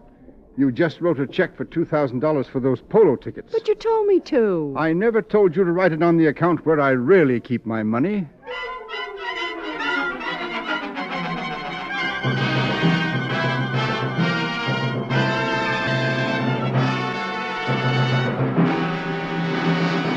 We will return in just a moment to tonight's exciting case from the official file. But right now, a message from Mr. James K. Merton, a member of the Equitable Life Assurance Society for 4 years, Mr. Keating. Do you remember, Mr. Merton, just what it was that got you interested in membership in the Equitable Society? Why, it was this program, Mr. Keating. It described an insurance plan I wanted to know more about. So I looked up the phone number of my local equitable agent. The next evening, he dropped in to see me. Now, that man really knew his business. He gave me all the facts, answered all my questions. He seemed a lot more like an advisor and a friend than a salesman. Well, that's just what equitable men are, Mr. Merton. All 8,000 of them. They believe in helping you find the kind of insurance you want. They want to make friends as well as write policies. Well, that sounds like a mighty fine bunch of men, Mr. Keating. They are, Mr. Merton. And they do know their business. Every equitable man is given special training, and he has the support of a large staff of highly trained specialists in the Equitable Home Office. And all these trained men are at your service. That's why I'd like to say this to our radio audience. If you, too, are interested in enjoying freedom from worry, if you want to find out how to protect yourself and your family, ask the man who can help you most. Ask your local Equitable Society representative. Simply consult your local telephone directory for the name of your local Equitable representative. Or write to the Equitable Society, care of this station. That's EQUITABLE. The Equitable Life Assurance Society of the United States.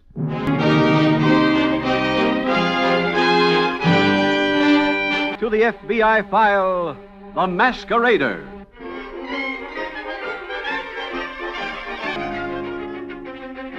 Each year, the American people are cheated out of millions of dollars by swindlers of every description.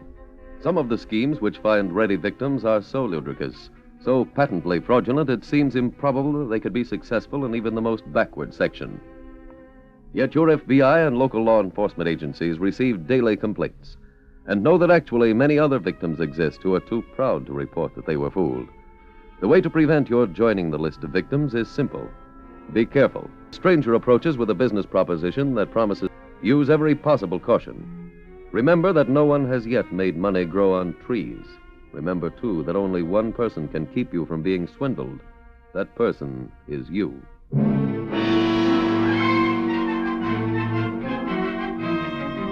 Tonight's FBI file continues a few days later at the Temple. Agent Taylor is interviewing. Taylor, to make matters worse, I even lent him my car. That's the one you told the police about? Yes. I thought the bank was joking when they said he stopped payment. Stopped payment? Yeah. Well, I heard such account. All except mine. Well, that means he actually has an account at that bank, then. Oh, Mr. Wheeler, where is that check he gave you? Oh, right here. I'll wire the bank and see if they've heard from him again. Now, did either Mason or the girl mention any city? Oh, plenty of them. London, Paris, Rangoon, Calcutta. No, what I mean, sir, is any in this country? Oh, no. Pardon me. Certainly. Mr. Wheeler? This is Agent Dixon. Is Agent Taylor there, please? Just a minute. For you. Yeah. Jim, the state police just found Wheeler's car in Emerson County. It was cracked up on Route 9. Oh, when? They didn't say. Mason left a note of apology and a check on the front seat. Another check? To cover the repairs. How near a city was the car? Fairly close to Emeryville. Okay, Frank. I'll meet you at headquarters in 10 minutes, and we'll drive over there.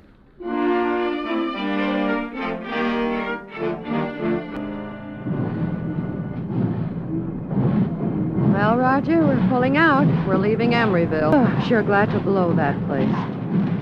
Aren't you? Roger, put down the paper. What for? Well, don't you want to get a last look? I have no sentimental attachment for Emeryville. We didn't make a quarter here. We're getting out alive. No thanks to your driving. And you'll just have to be more careful. I asked you not to speed that way just before we hit the telegraph pole. I'm sorry. Yeah, that doesn't mend my leg. I know. It's comfort I mind so much, but it throws off our whole schedule. Look, Roger, when we get to Pittsburgh, let's take a vacation till your leg gets better. You had a hospital. I mean a real vacation, a long one. And in this business, we take our long vacations in jail. You sound like you expect to be collared. Let me explain something to you. Legitimate shopkeepers pay for the merchandise they sell. So do we. They pay in money, we pay in time. Now, let me read for a while, will you? Want a drink? Huh? Let's hit the club car and get a drink. Oh, maybe later. Well, I think I'll go in alone. Oh, just a minute. Listen to this. On Friday afternoon, Colonel John Hall will make a speech at the groundbreaking ceremonies for a new defense factory in Auburn. Where's that? Pittsburgh. Oh. Get out my Army uniform. I can feel myself becoming General Roger Carson. How about the bum knee? I'm recuperating from wounds received in Korea. And get me some paper. I better make notes on my speech. I thought that Colonel's making the speech. I'll do it instead. Won't he beef? How can he? I outrank him.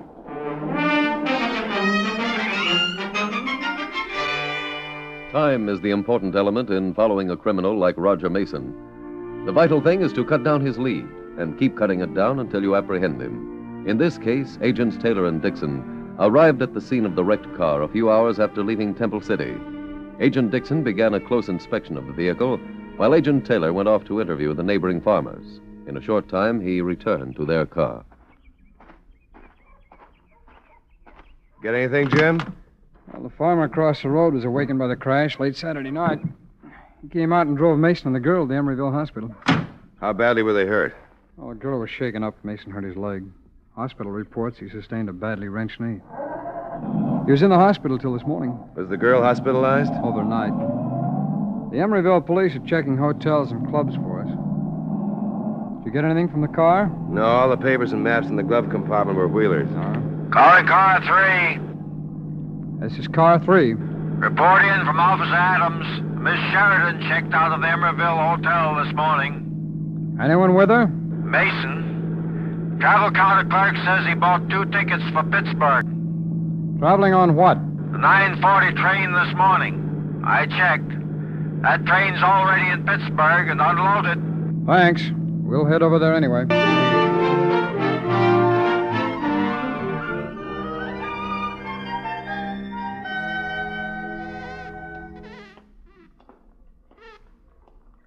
Let me help you. Oh, thank you, Mayor. That's the wheelchair squeaking, not me. Are you comfortable, General? Yes, and I wish you Army nurses would stop treating me like I'm an invalid. I'm sorry, sir. My orders came direct from the Pentagon. Well, no point bickering here and wasting the mayor's time. Well, that's all right. Mayor, I know you're under the impression I came to Auburn to dedicate an ordinary defense plant. Want you? No. And because I've investigated you and found you can be trusted, I'll tell you the real reason I'm here. Oh, General, do you think you should? Lieutenant, when I want your advice, I'll ask for it. Sorry, sir. Mayor, I'm what you might call an imposter. Huh? This wheelchair, this uniform, they're just parts of a disguise. Actually, I've never even been to Korea. Aren't you a general either? Yes, but in the counterintelligence division. Usually I work in plain clothes. Have you received a letter from the Army about me? No. You will. I you to advance whatever expense money I need while I'm here. It won't run more than a few $1,000s. If it wasn't for the groundbreaking, can I ask why you did come? This time, Lieutenant, I will ask your advice. Well, sir, you've told the mayor this much. Mayor, this is top secret. You'll have to keep it in the strictest confidence. We don't have a spy ring in Auburn, do we? Exactly what I'm here to find out.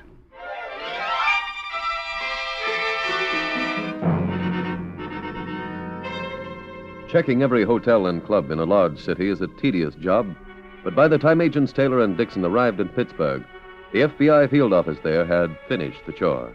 Mason and his female accomplice were not registered in any of them. A call to the railroad station revealed that the train on which the pair had come to Pittsburgh was still in the railroad yards and available for inspection.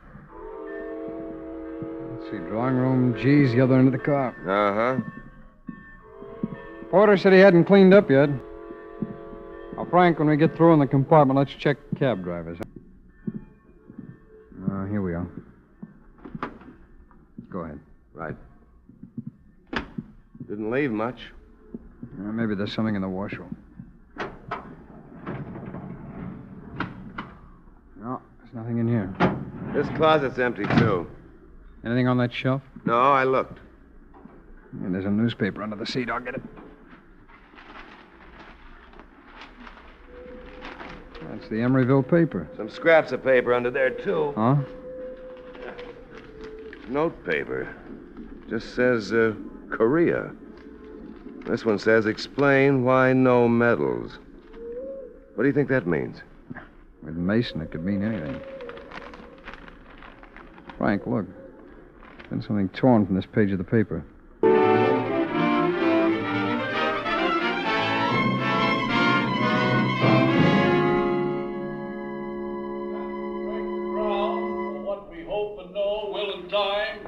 One of Auburn's greatest prides, this tremendous factory that will grow. What a windbag.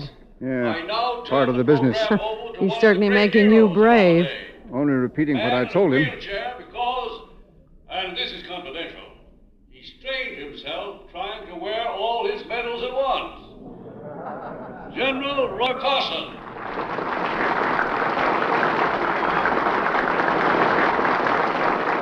I guess I've been introduced.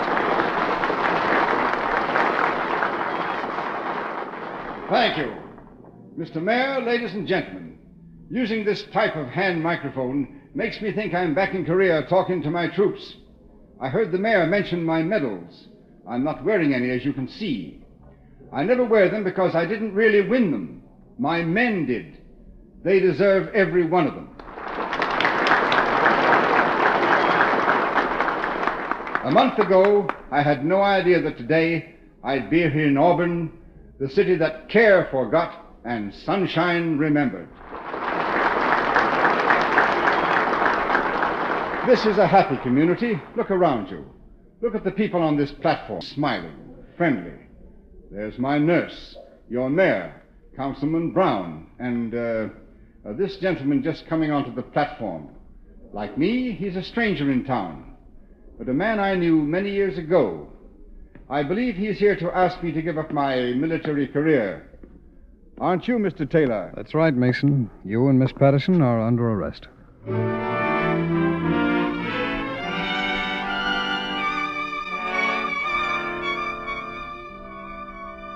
Roger Mason and Ann Patterson were convicted in federal court and both received sentences in federal penitentiaries. Special Agents Taylor and Dixon assumed Roger Mason and the girl had gone to Auburn and learned what item had been torn from the paper found in the compartment. Once to apprehend both Mason and his accomplice in the manner you have just witnessed. Thus, another pair of swindlers was removed from circulation by the special agents of your FBI. But there are still thousands upon thousands of them using old schemes and new every day to cheat the American people out of tremendous sums of money. Your FBI will do everything in its alley to federal statute over which it has jurisdiction, and that does give you some protection. To repeat what was stated earlier, your best protection is constant caution.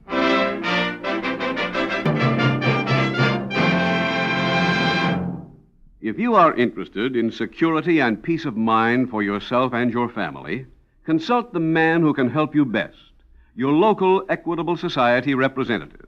He will be glad to help you solve any life insurance problem, and simply consult your local telephone directory for the name of your local Equitable Society representative.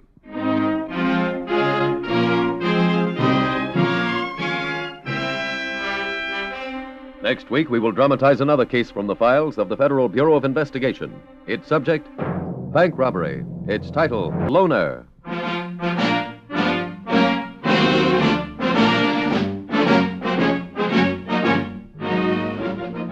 Incidents used in tonight's Equitable Life Assurance Society's broadcast are adapted from the files of the Federal Bureau of Investigation.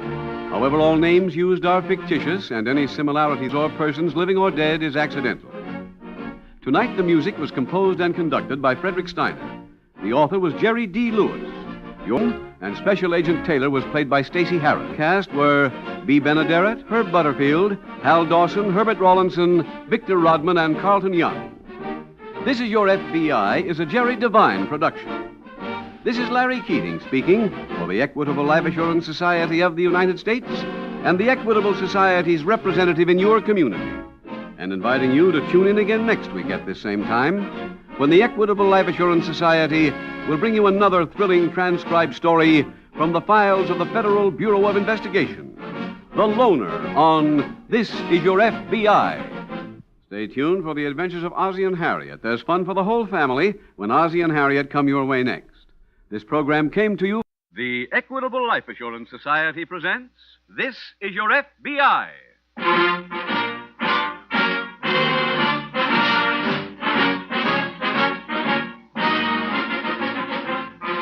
This is Your FBI, the official broadcast from the files of the Federal Bureau of Investigation.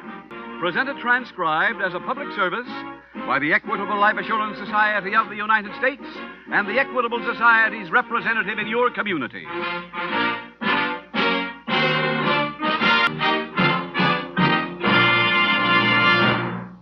Self-reliant citizens living in their own mortgage-free homes are the cornerstone of a free country. That is why, of all the manifold services rendered by the Equitable Society to nearly 6 million people, near the top in importance is the Equitable's Assured Home Ownership Plan. In about 14 minutes, Mr. Keating will be back to tell you homeowners about the Equitable Society's famous Assured Home Ownership Plan.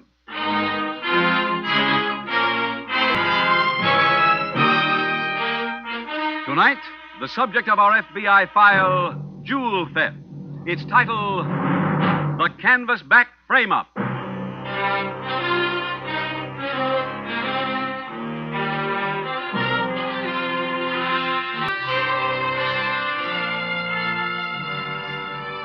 Have you ever given any thought to the high cost of crime in the United States?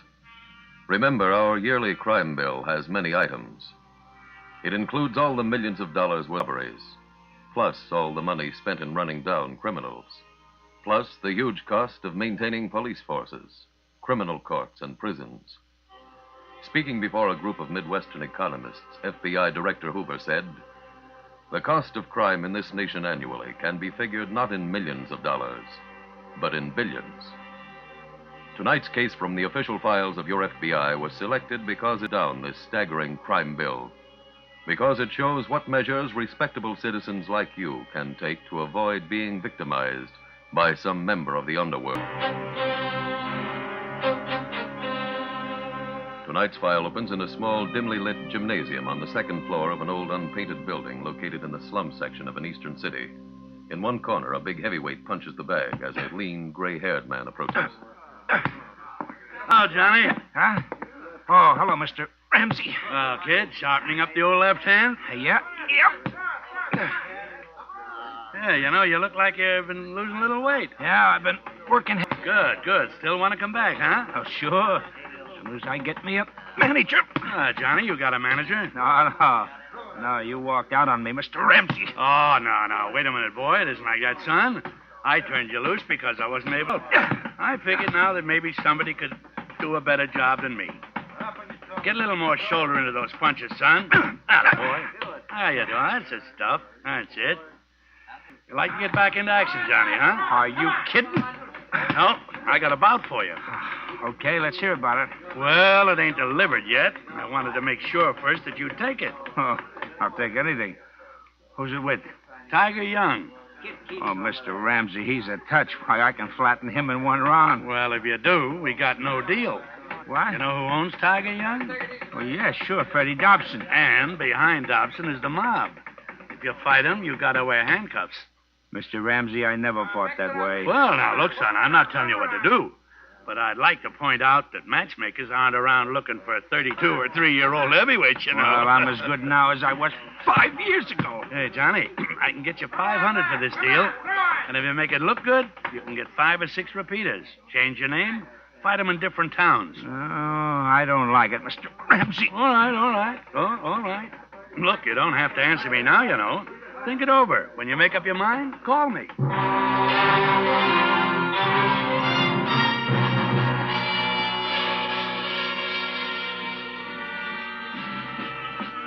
Now, did Miss Caldwell get in yet? Yeah, Champ. She's in her dressing room. Oh, thanks, Al.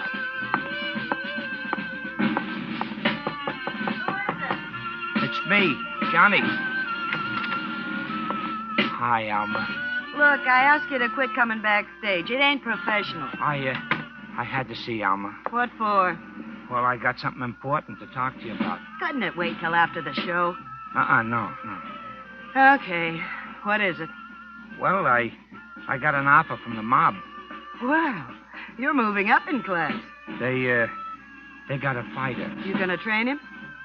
No. Fight him. Who is it? Oh, it's a kid named Tiger Young. I remember the last time you went in with a young kid. Oh, I won't get hurt this trip. They letting you wear a helmet? I'm supposed to take a dive. Oh. They're trying to build a kid into a big name. By stopping you? They want me to fight him 6 times in different places. You see, the KOs will fatten his record. You'll have to join the Actors Union. I ain't sure I'm going to do it. Oh, what's in it? Oh, $500. For 6 fights? No, for each fight. And you're not sure? Well, no. Look, Johnny, I've been going with you for 3 years. Most of that time, you've taken me on a mad whirl of hamburger stands and movie balconies. So up comes somebody who wants to give you 3 fat G's. 3 ever-loving $1,000, and you're wondering whether you should take it. Well, let me tell you. Yeah?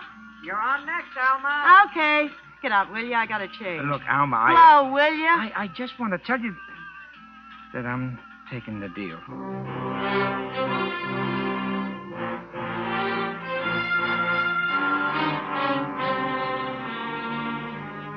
The following morning at the local FBI field office, Special Agent Jim Taylor approaches the desk of Agent Bill Manning. Well, welcome home, Bill. Thanks, Jim. How's it feel being back? After that stretch in the hospital, what do you think? Well, if there's any heavy legwork on the new case, I'll handle it for you. No, that's all right. Well, this one's your old specialty, Bill. Jewel theft. Where? Here. And what's the federal angle? Part of the loot, a large diamond ring, turned up a few days ago in a hawk shop down south. $50,000 worth in all was taken, and this is the first piece to show. Only pros bury their stuff that way. Who pawned the ring? No, his name's on my desk, but I remember he's in the prize fight business down south. Doing what? He owns a gym. Claims he won the ring in a crap game at his place Christmas night. Their stories haven't changed. Well, apparently this isn't an alibi.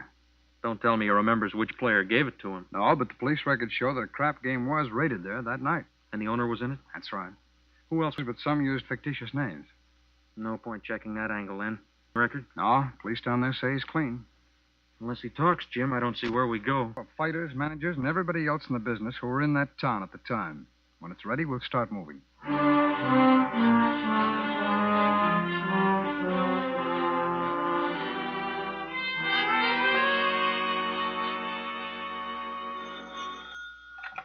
Hello? Hello? Is this Alma? Yeah? This is George Ramsey. Oh, thought you were out of town. Oh, I'm just here between trains. Johnny with you? No, he our next stand, Fort City. How'd the dive go? Very graceful. Say, Alma, I'm calling to ask you a little favor. You working this week? No. Could you come over to Fort City?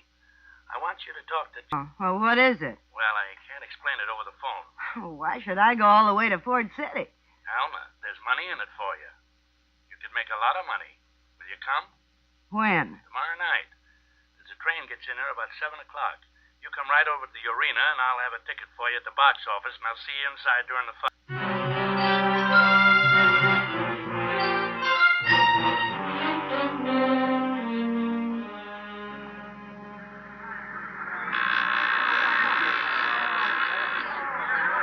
Can I? Hi, George. Oh, hello, Alma. Well, kid, you look cute. What delayed you? The train was late. That's Johnny fighting? That's him. Oh, how come you're not in his corner? K.O. Drew tonight. I'm not even supposed to know him. Oh. Is that Tiger Young in there with him? Yep. He's a stiff. Well, that's why I sent for you. You want me to fight him? That's pretty good. No, I just want you to sell Johnny a small bill of goods. Like what? Well, the price of this fight tonight is 10 to 1. It'll be the same next week in Centerville. Now, if you can talk Johnny into flattening the Tiger the next time out, we can take some of that 10 to 1 and win ourselves a nice, neat little bundle. Well, what about the mob? It won't be their money we're taking. Don't worry about that. This will be local action. Yeah, but what'll they do to Johnny? Don't worry. Nothing will happen, I assure you. You think Johnny could stop him? Oh, he'll knock him bow-legged, sure. Have you talked to him about this? No, that's why I sent for you. I think you do a much better job. Are you interested? What do I get? You'll get half of what I win. Look, there's a nice, intimate little club around the corner from our hotel. You get him to take you over there tonight, see? The soft lights, music, the nearness of you would kind of bring us both a nice, tidy little profit.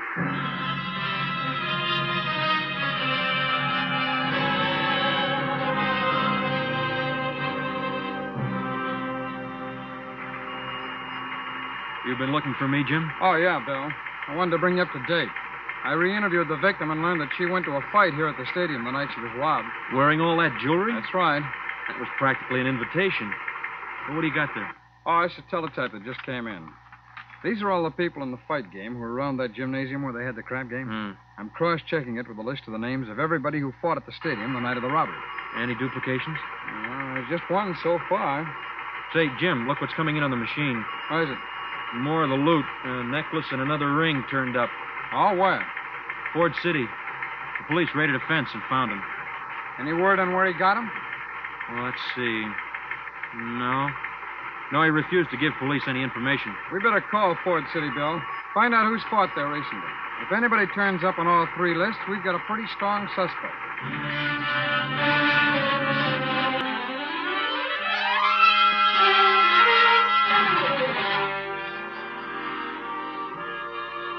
You want to dance, Alma? No, honey, let's just sit here.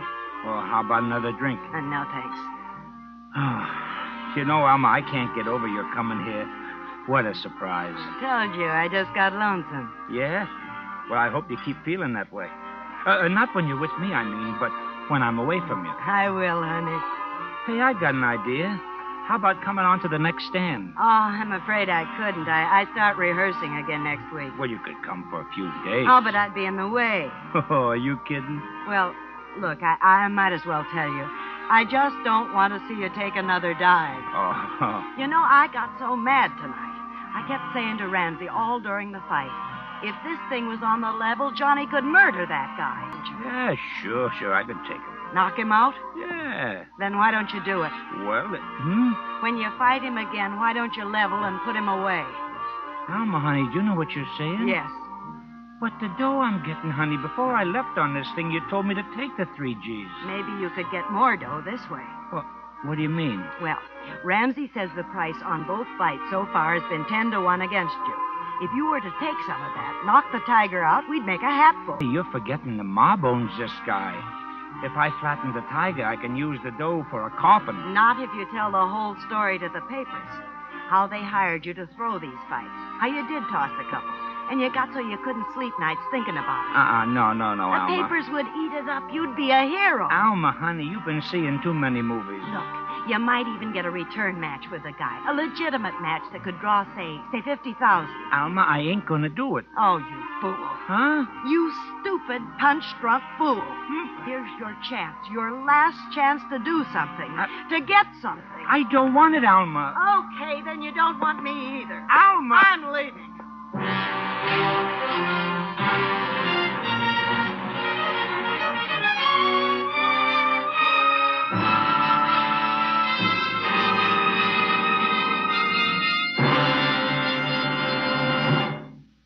We will return in just a minute to tonight's exciting case from the official file, which shows how your FBI helps promote America's security.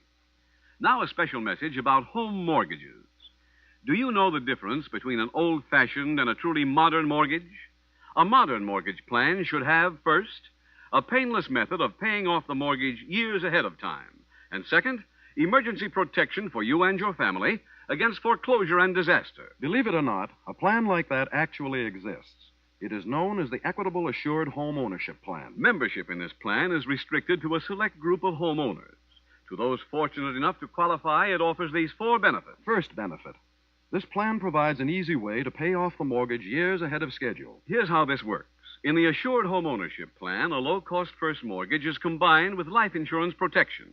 The insurance element creates a cash loan fund which increases steadily. Each year, the mortgage grows smaller and the cash loan fund bigger. That's how I paid off my mortgage 6 years ahead of time. Now I own my home free and clear. Second benefit. The cash loan fund is a friend in need when sickness or unemployment threaten home security. 1 year, the company I worked for went out of business. Meeting my mortgage payments would have been pretty tough without that cash loan fund. Third benefit.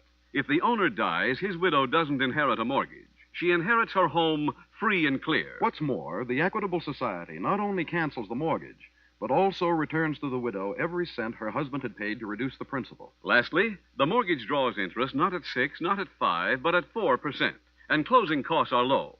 Naturally, a plan like this can't be offered to everyone. Your Equitable Society representative will tell you whether you can qualify for this money-saving, home-saving, assured home ownership plan. Or write care of this station to the Equitable Society. That's EQUITABLE. The Equitable Life Assurance Society of the United States.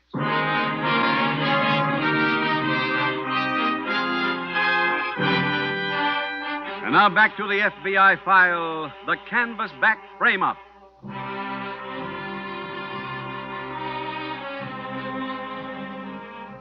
This evening's FBI file involves crooked prize fights. This week's headlines report an almost parallel situation. The black plague of crooked gambling has again invaded amateur basketball.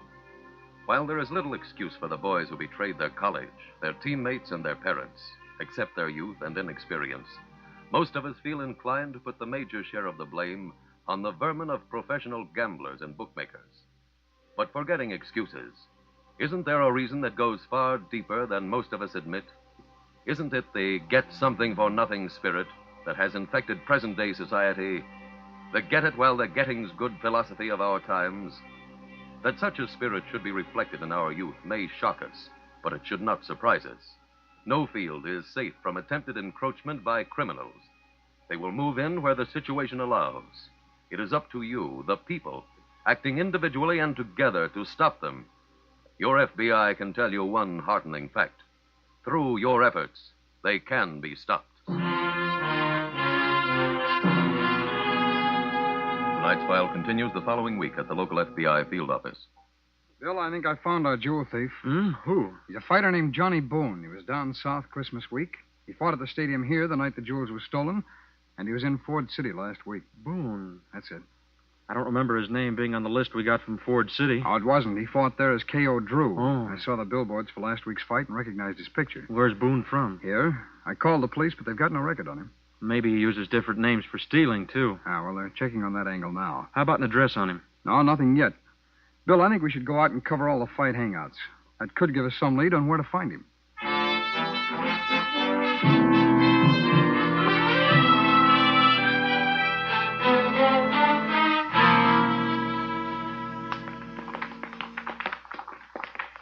All right, hold it. Now that you girls have shown me how to stumble, suppose you give me an idea of how you dance. Al, those kids are dead tired. They've been rehearsing